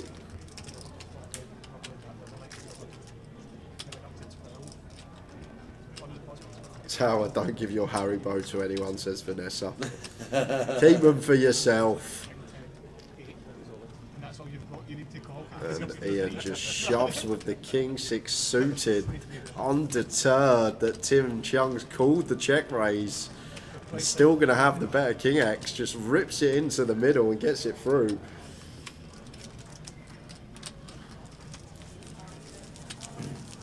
Talking to Scotland, second leg of the 888, brand new UKPL. Powered by 888 Poker, is in Scotland. It's in Edinburgh, the 14th till the 18th of Feb. Early in the year for Scotland. Not too sure we'll be taking the golf clubs up to Scotland then, by the way. But you never know. You never know. We'll have the shorts packed just in case. The only golf club I'd take to Scotland at that time is my putter, so I can get rid of all the snow on my way to the bloody casino. That's all it'd be, like a shovel. That's the only good reason I'd take a golf club to Scotland at that time of year. Yeah. So plenty going on next year. And we'll give you the schedule for what's happening in London next week. Tomorrow. You're not actually going to play golf at that time, are you? It depends on the weather. I will check the weather the week before. I will check the weather the week before. And if it's going to be dry, sunny and cold, I don't mind. I've got my mittens, I'll have my wets on, I'll have a jumper, I'll have a bobble hat. Well, if you do go, just keep it to yourself. Don't let me know, because I don't want to get ill before the festival starts. Because if I know you're playing golf in that cold weather, it will make me ill.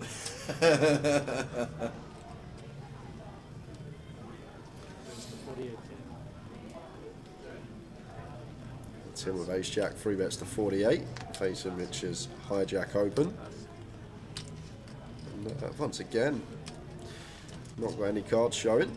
Yes, need to get a Dave on the case, not change the decks too many times this session, which is good, but when there's dead cards, you'd obviously like to see them.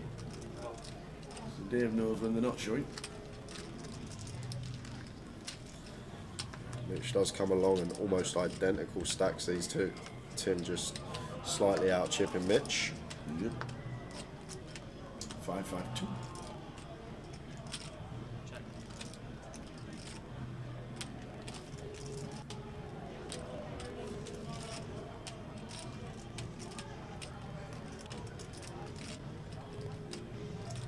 So Tim here, option to see bet or not. Still going to have all the strong over pairs in our range as the 3 better. Aces, kings, queens, you get the gist. So just going to continue and take that one down.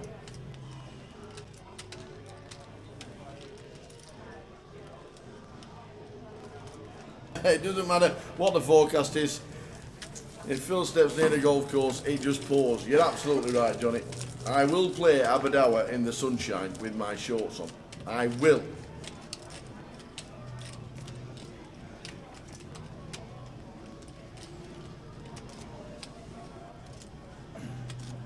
Johnny Scott will play in March if we get a game going at the old links when GUKPT hits town here in Blackpool. If he can make it down. Stato came up with a great suggestion to play in March.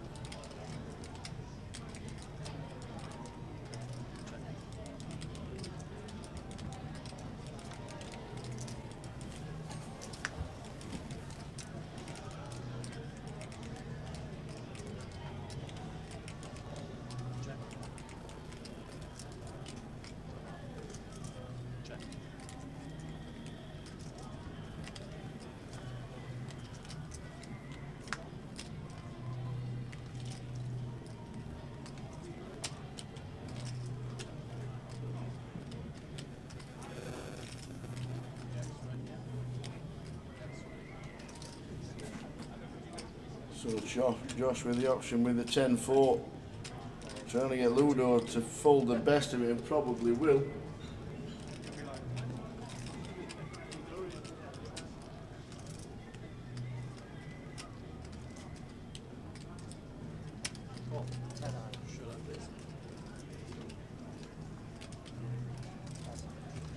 Well, Ludo finds the call with king high, and it is good. How good is this guy? How good is Ludo?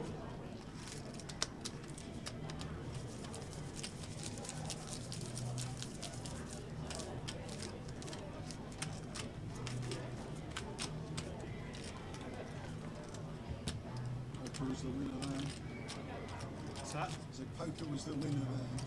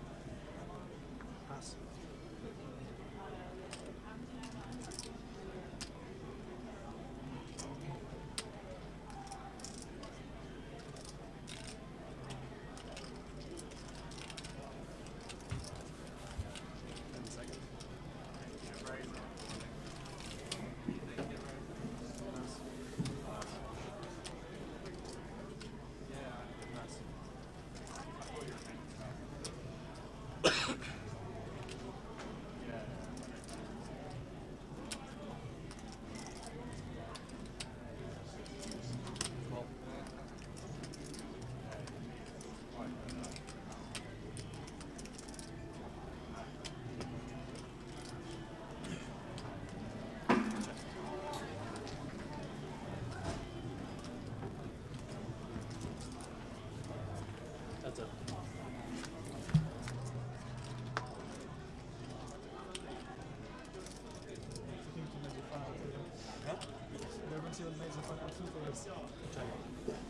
How are we doing, a CFO?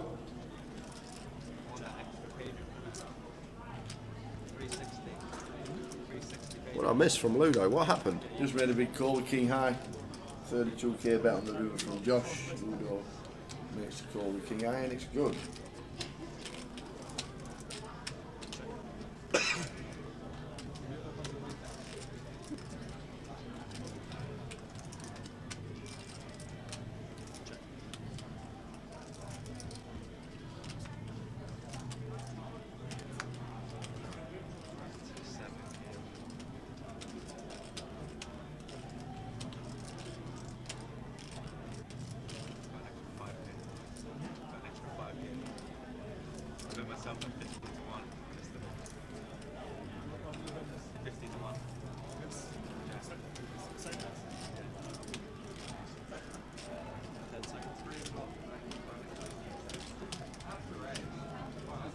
Ludo hits a 3 on the river. Mitch can only win by betting. They might just give up. 30k in the middle. Yeah, he has checked and shows a 3. And the 3 is good. Amazing stuff. Small pot. About 30 minutes to go. Yeah. Not about half an hour. to go tonight. We said around about 12:30, which is what it's going to be. We're definitely not going down to the final. We probably won't even, well, unless we lose one. I don't know if they'll do a redraw when we. Probably don't do a redraw when the clock's being paused on a certain number of hands, do it? I don't think that's the thing. Yeah. Doubt they'll do a redraw. Unless we lose one in the next 10 minutes. And I went, oh yes, I've got showdown value, I've beaten it.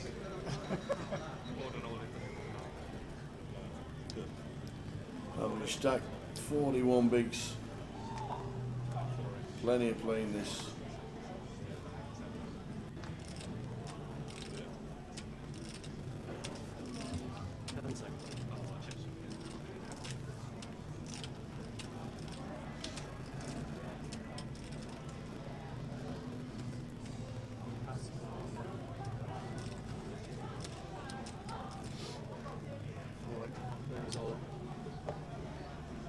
And Ian just open sends ace king for 31. Why not? Go on, Gaza. Why not just send it all into the middle?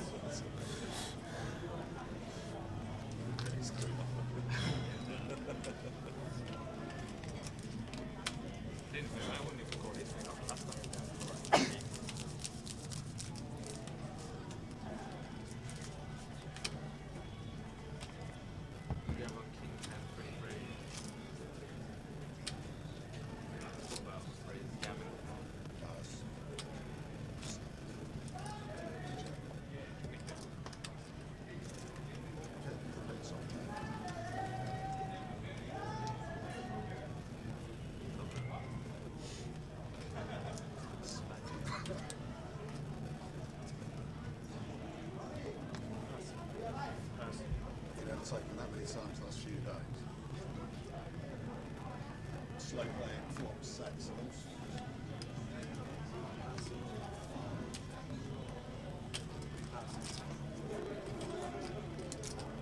Blind and blind, 10 deuce off here for Tim.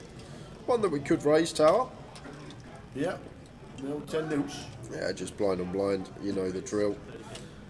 One of these hands that wants to be in the raise range once in a while. We want our worst hands and we want our best hands, blind on blind. We want the trash holdings and the best holdings. We want to be very polarised in this spot. And the theory behind that is if we are met with a re-raise from Seb, when we do have the trash hands, it's just an easy fold, as we see there from Tim. Rather than raising a hand like 7-8 suited, 10-7 suited, Jack-8 suited, and then having to fold to a re-raise and not get to realise equity with hands with better playability.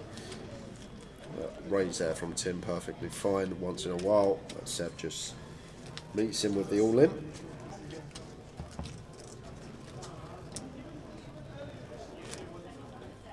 Richie Burner, got my best finish yet last week in knots. Want to play a GUKPT main soon because I prefer longer level, suits my style of play.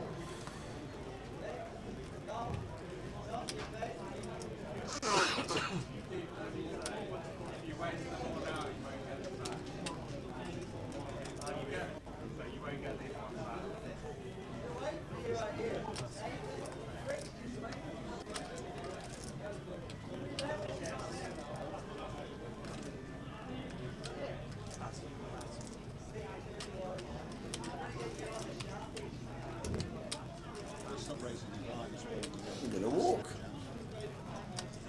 4-3 gets a walk. Don't mind that. Absolutely not. 34 bigs for Ian Gascoigne. 34 bigs.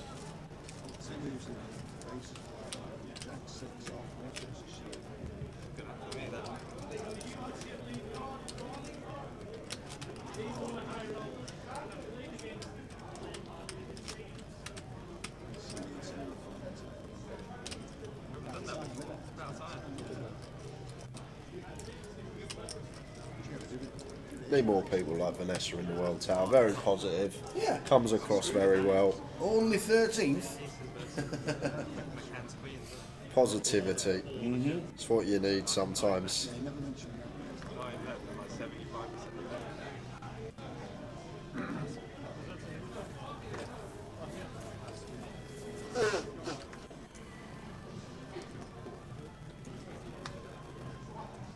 You can proudly turn that over. Stick it folding the towel. Now what we have. What time to get away? Another walk. 2 on the trot. Ace Jack.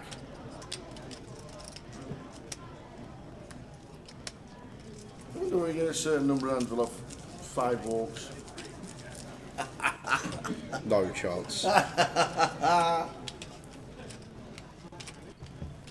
Not a chance. Not a chance, says G. Not a chance. 300 something quid for a job, mate.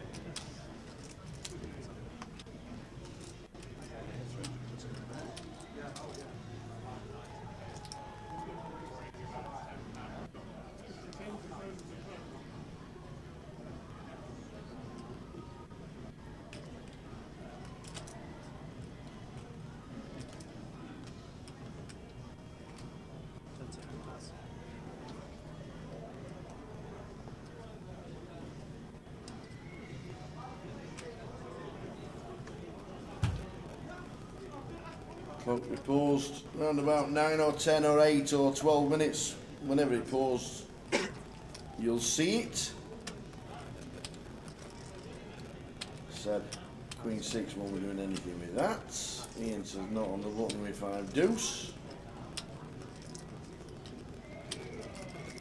Josh King Queen should be raising up.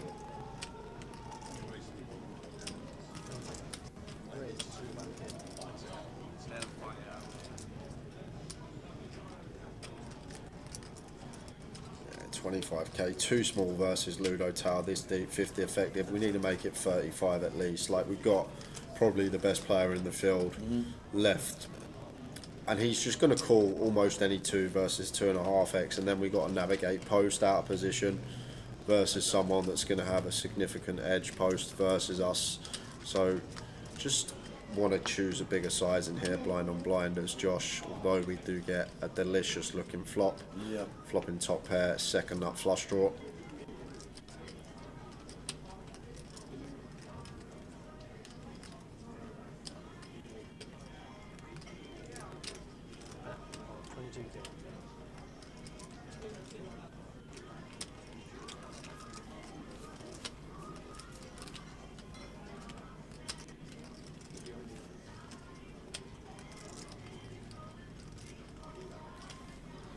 Josh just continuing for 22 and can't do much here as Ludo Tower. This one's just going to have to be passed.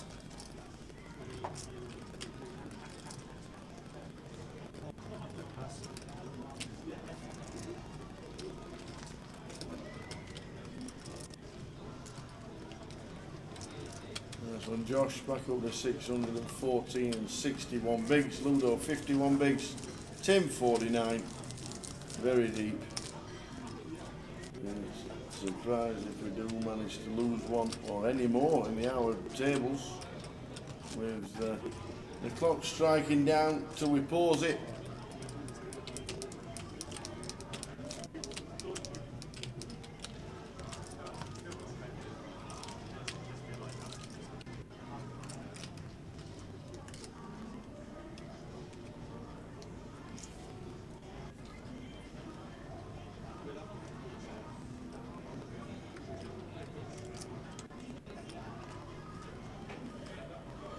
Yeah, Tim never opening this one, so just going to take his 20 seconds because only wants to post one more big blind for the day, which makes sense. Hoping the clock to be paused soon. Then we will draw for the number of hands left to play today.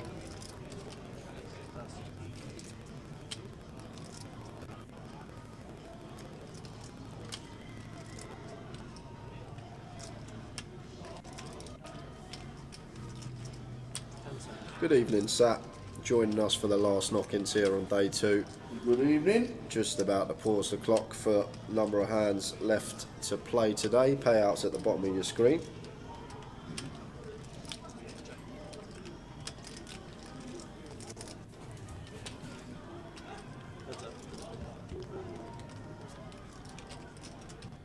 Blind on blind between Ludo and Mitch. Ludo completes, Mitch checks his option.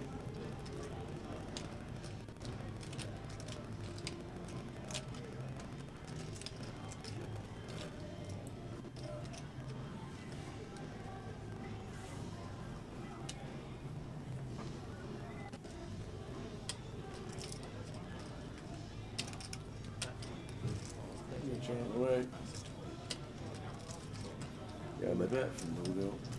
Can't do anything with 5 high. Matagi says it's mad how little big hands you actually see. I always get paranoid and think everyone has the nuts every hand, but I'm so wrong. You're right. That's correct. When you sit here and watch a stream all day, you actually recognise how often that the big hands actually crop up, and it doesn't happen too often.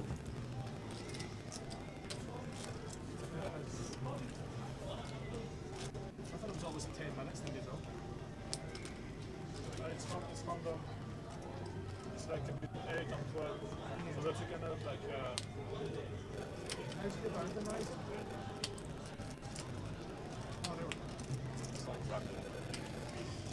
This is the final level of the day. 9 minutes on the clock. That should be getting paused very soon. Yep.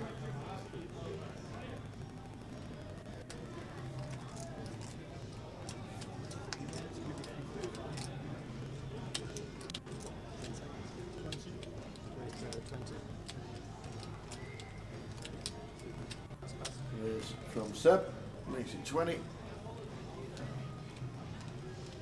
Hello, King Jack.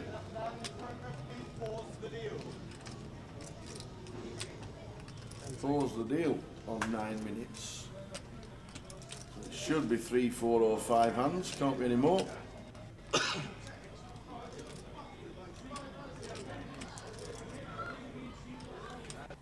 be any more than 3, 4 or 5. What's it going to be, Jay? What's it going to be? 5. We'll go with 5. Okay. King Jack off here for Ludo might be thinking about a light 3-bet versus the under the gun open from Seb.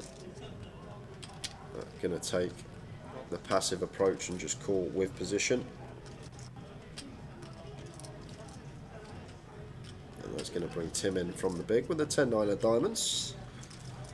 Just 10k more to call, 6.5 to 1. Should be heading to the flop here.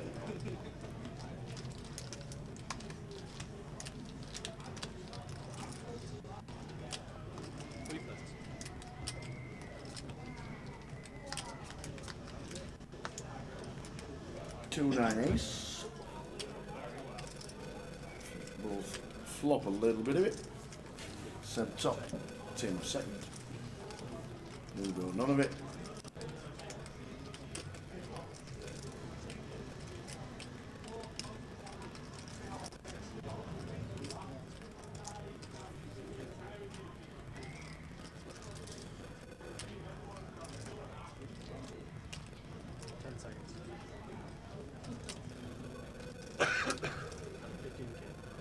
There's 15.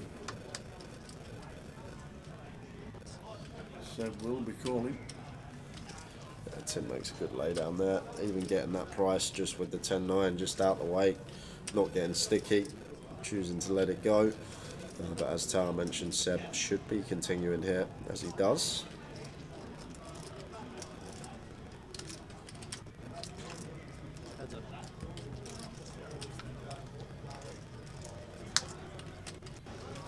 Diamonds on the turn. Double barrel could be coming in here from Ludo Tower. What you reckon, 50k turn to set up 100k river jam, half and half, if we're going to go with a geometric size.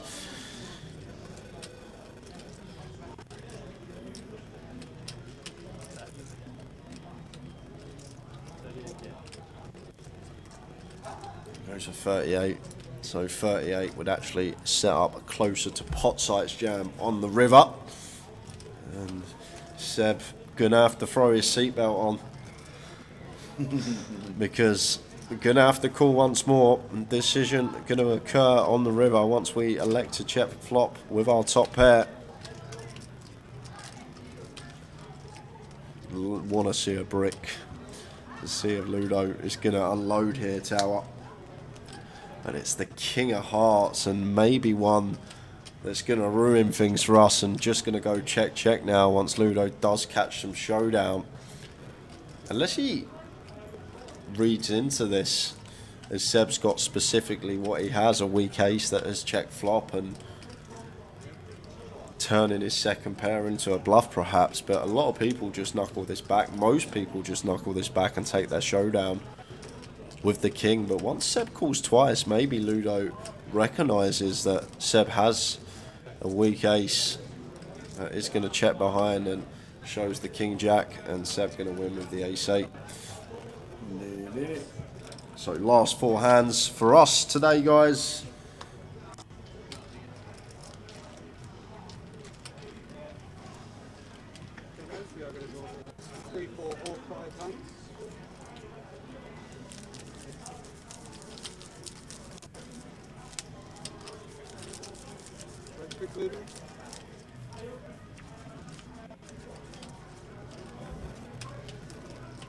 Okay, dealers in the main event, please still 4 more. So 1 of 4. So Ludo picks the card. 1 of 4.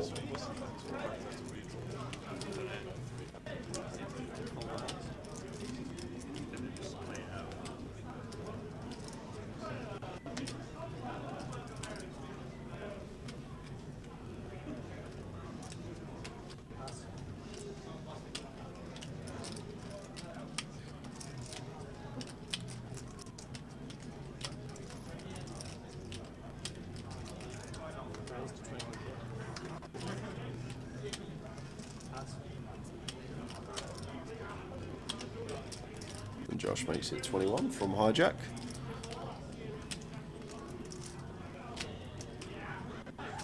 The clock pre-flop is 20 seconds, but post-flop it is 30 seconds, Kieran, for the shot clock.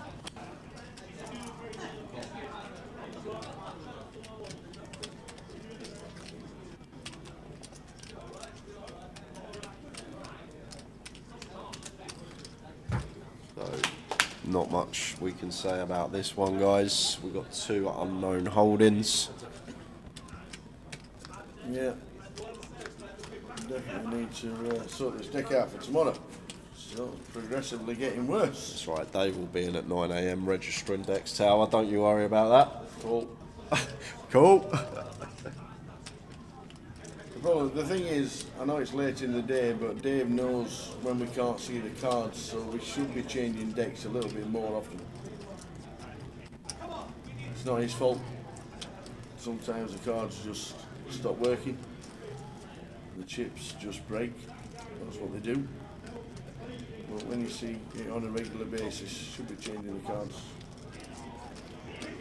It's the right things. Nobody likes to see no hold cards, that is for sure. But we've got a hand here where Josh and Mitch. Cards are in the box.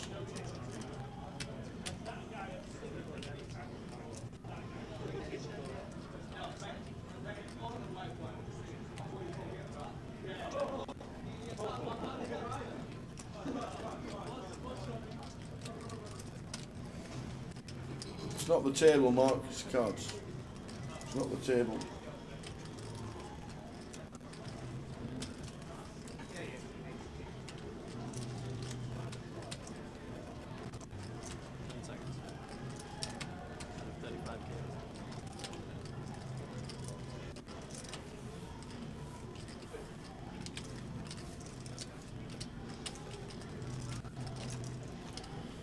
$35k here from Mitch Johnson on the turn, and that's going to do it. 3 more hands to go. 3 more hands. It does get cold in here this time of night, don't it? The wind, have you heard the Freezing. wind? Have you heard the wind? It's howling like mad outside. 40 mile an hour wind. Won't be walking around town tonight, that's for sure. Might be floating around town with the wind. Might just jump up outside the casino and just get to the hotel in 4 seconds.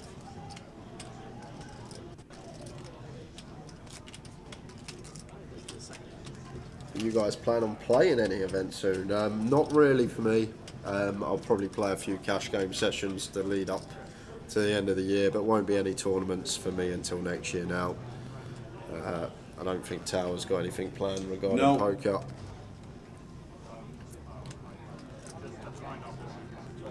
No, that is true.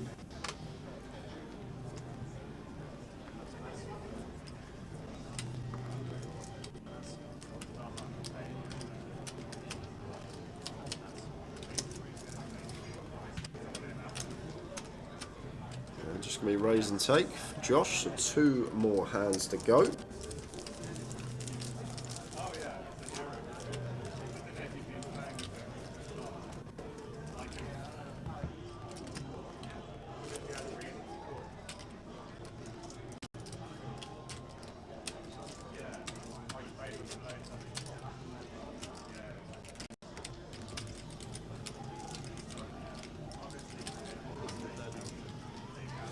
So 2 more hands to get through for these guys to find their day 3 bag.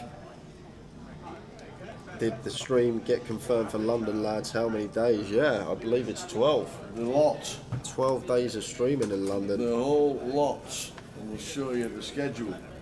We've not got the streaming schedule. We think it's cash for a couple of days. So we'll probably do 6 hours of cash the first couple of days, but PK is putting the schedule together. We are doing 12 days to finish off the season. There'll be a couple of short days in there because 12 days of streaming is a long time.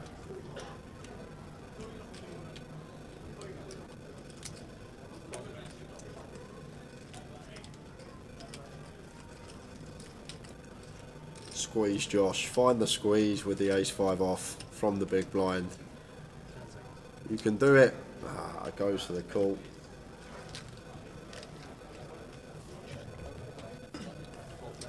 The penultimate hand of the day. Where's the 2, 3, 4 flop tower? Something like that. Keep it spicy. Yeah.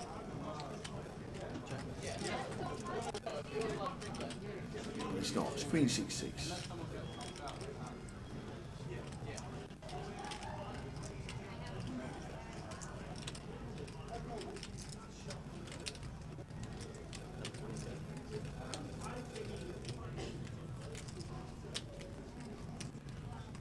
So that should be end of hand tower. Going to take us to the last hand of the day. Josh has got other ideas. Going to find the float here with the ace high.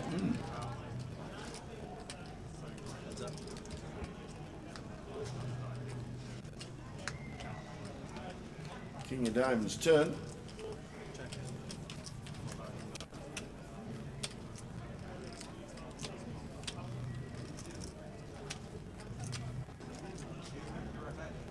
Josh checks. Yeah, Mitch probably wants to start checking here as well. Guess we can target a queen, but not folding out 6x, and probably have to target a queen over 2 streets. And 10 of clubs on the river.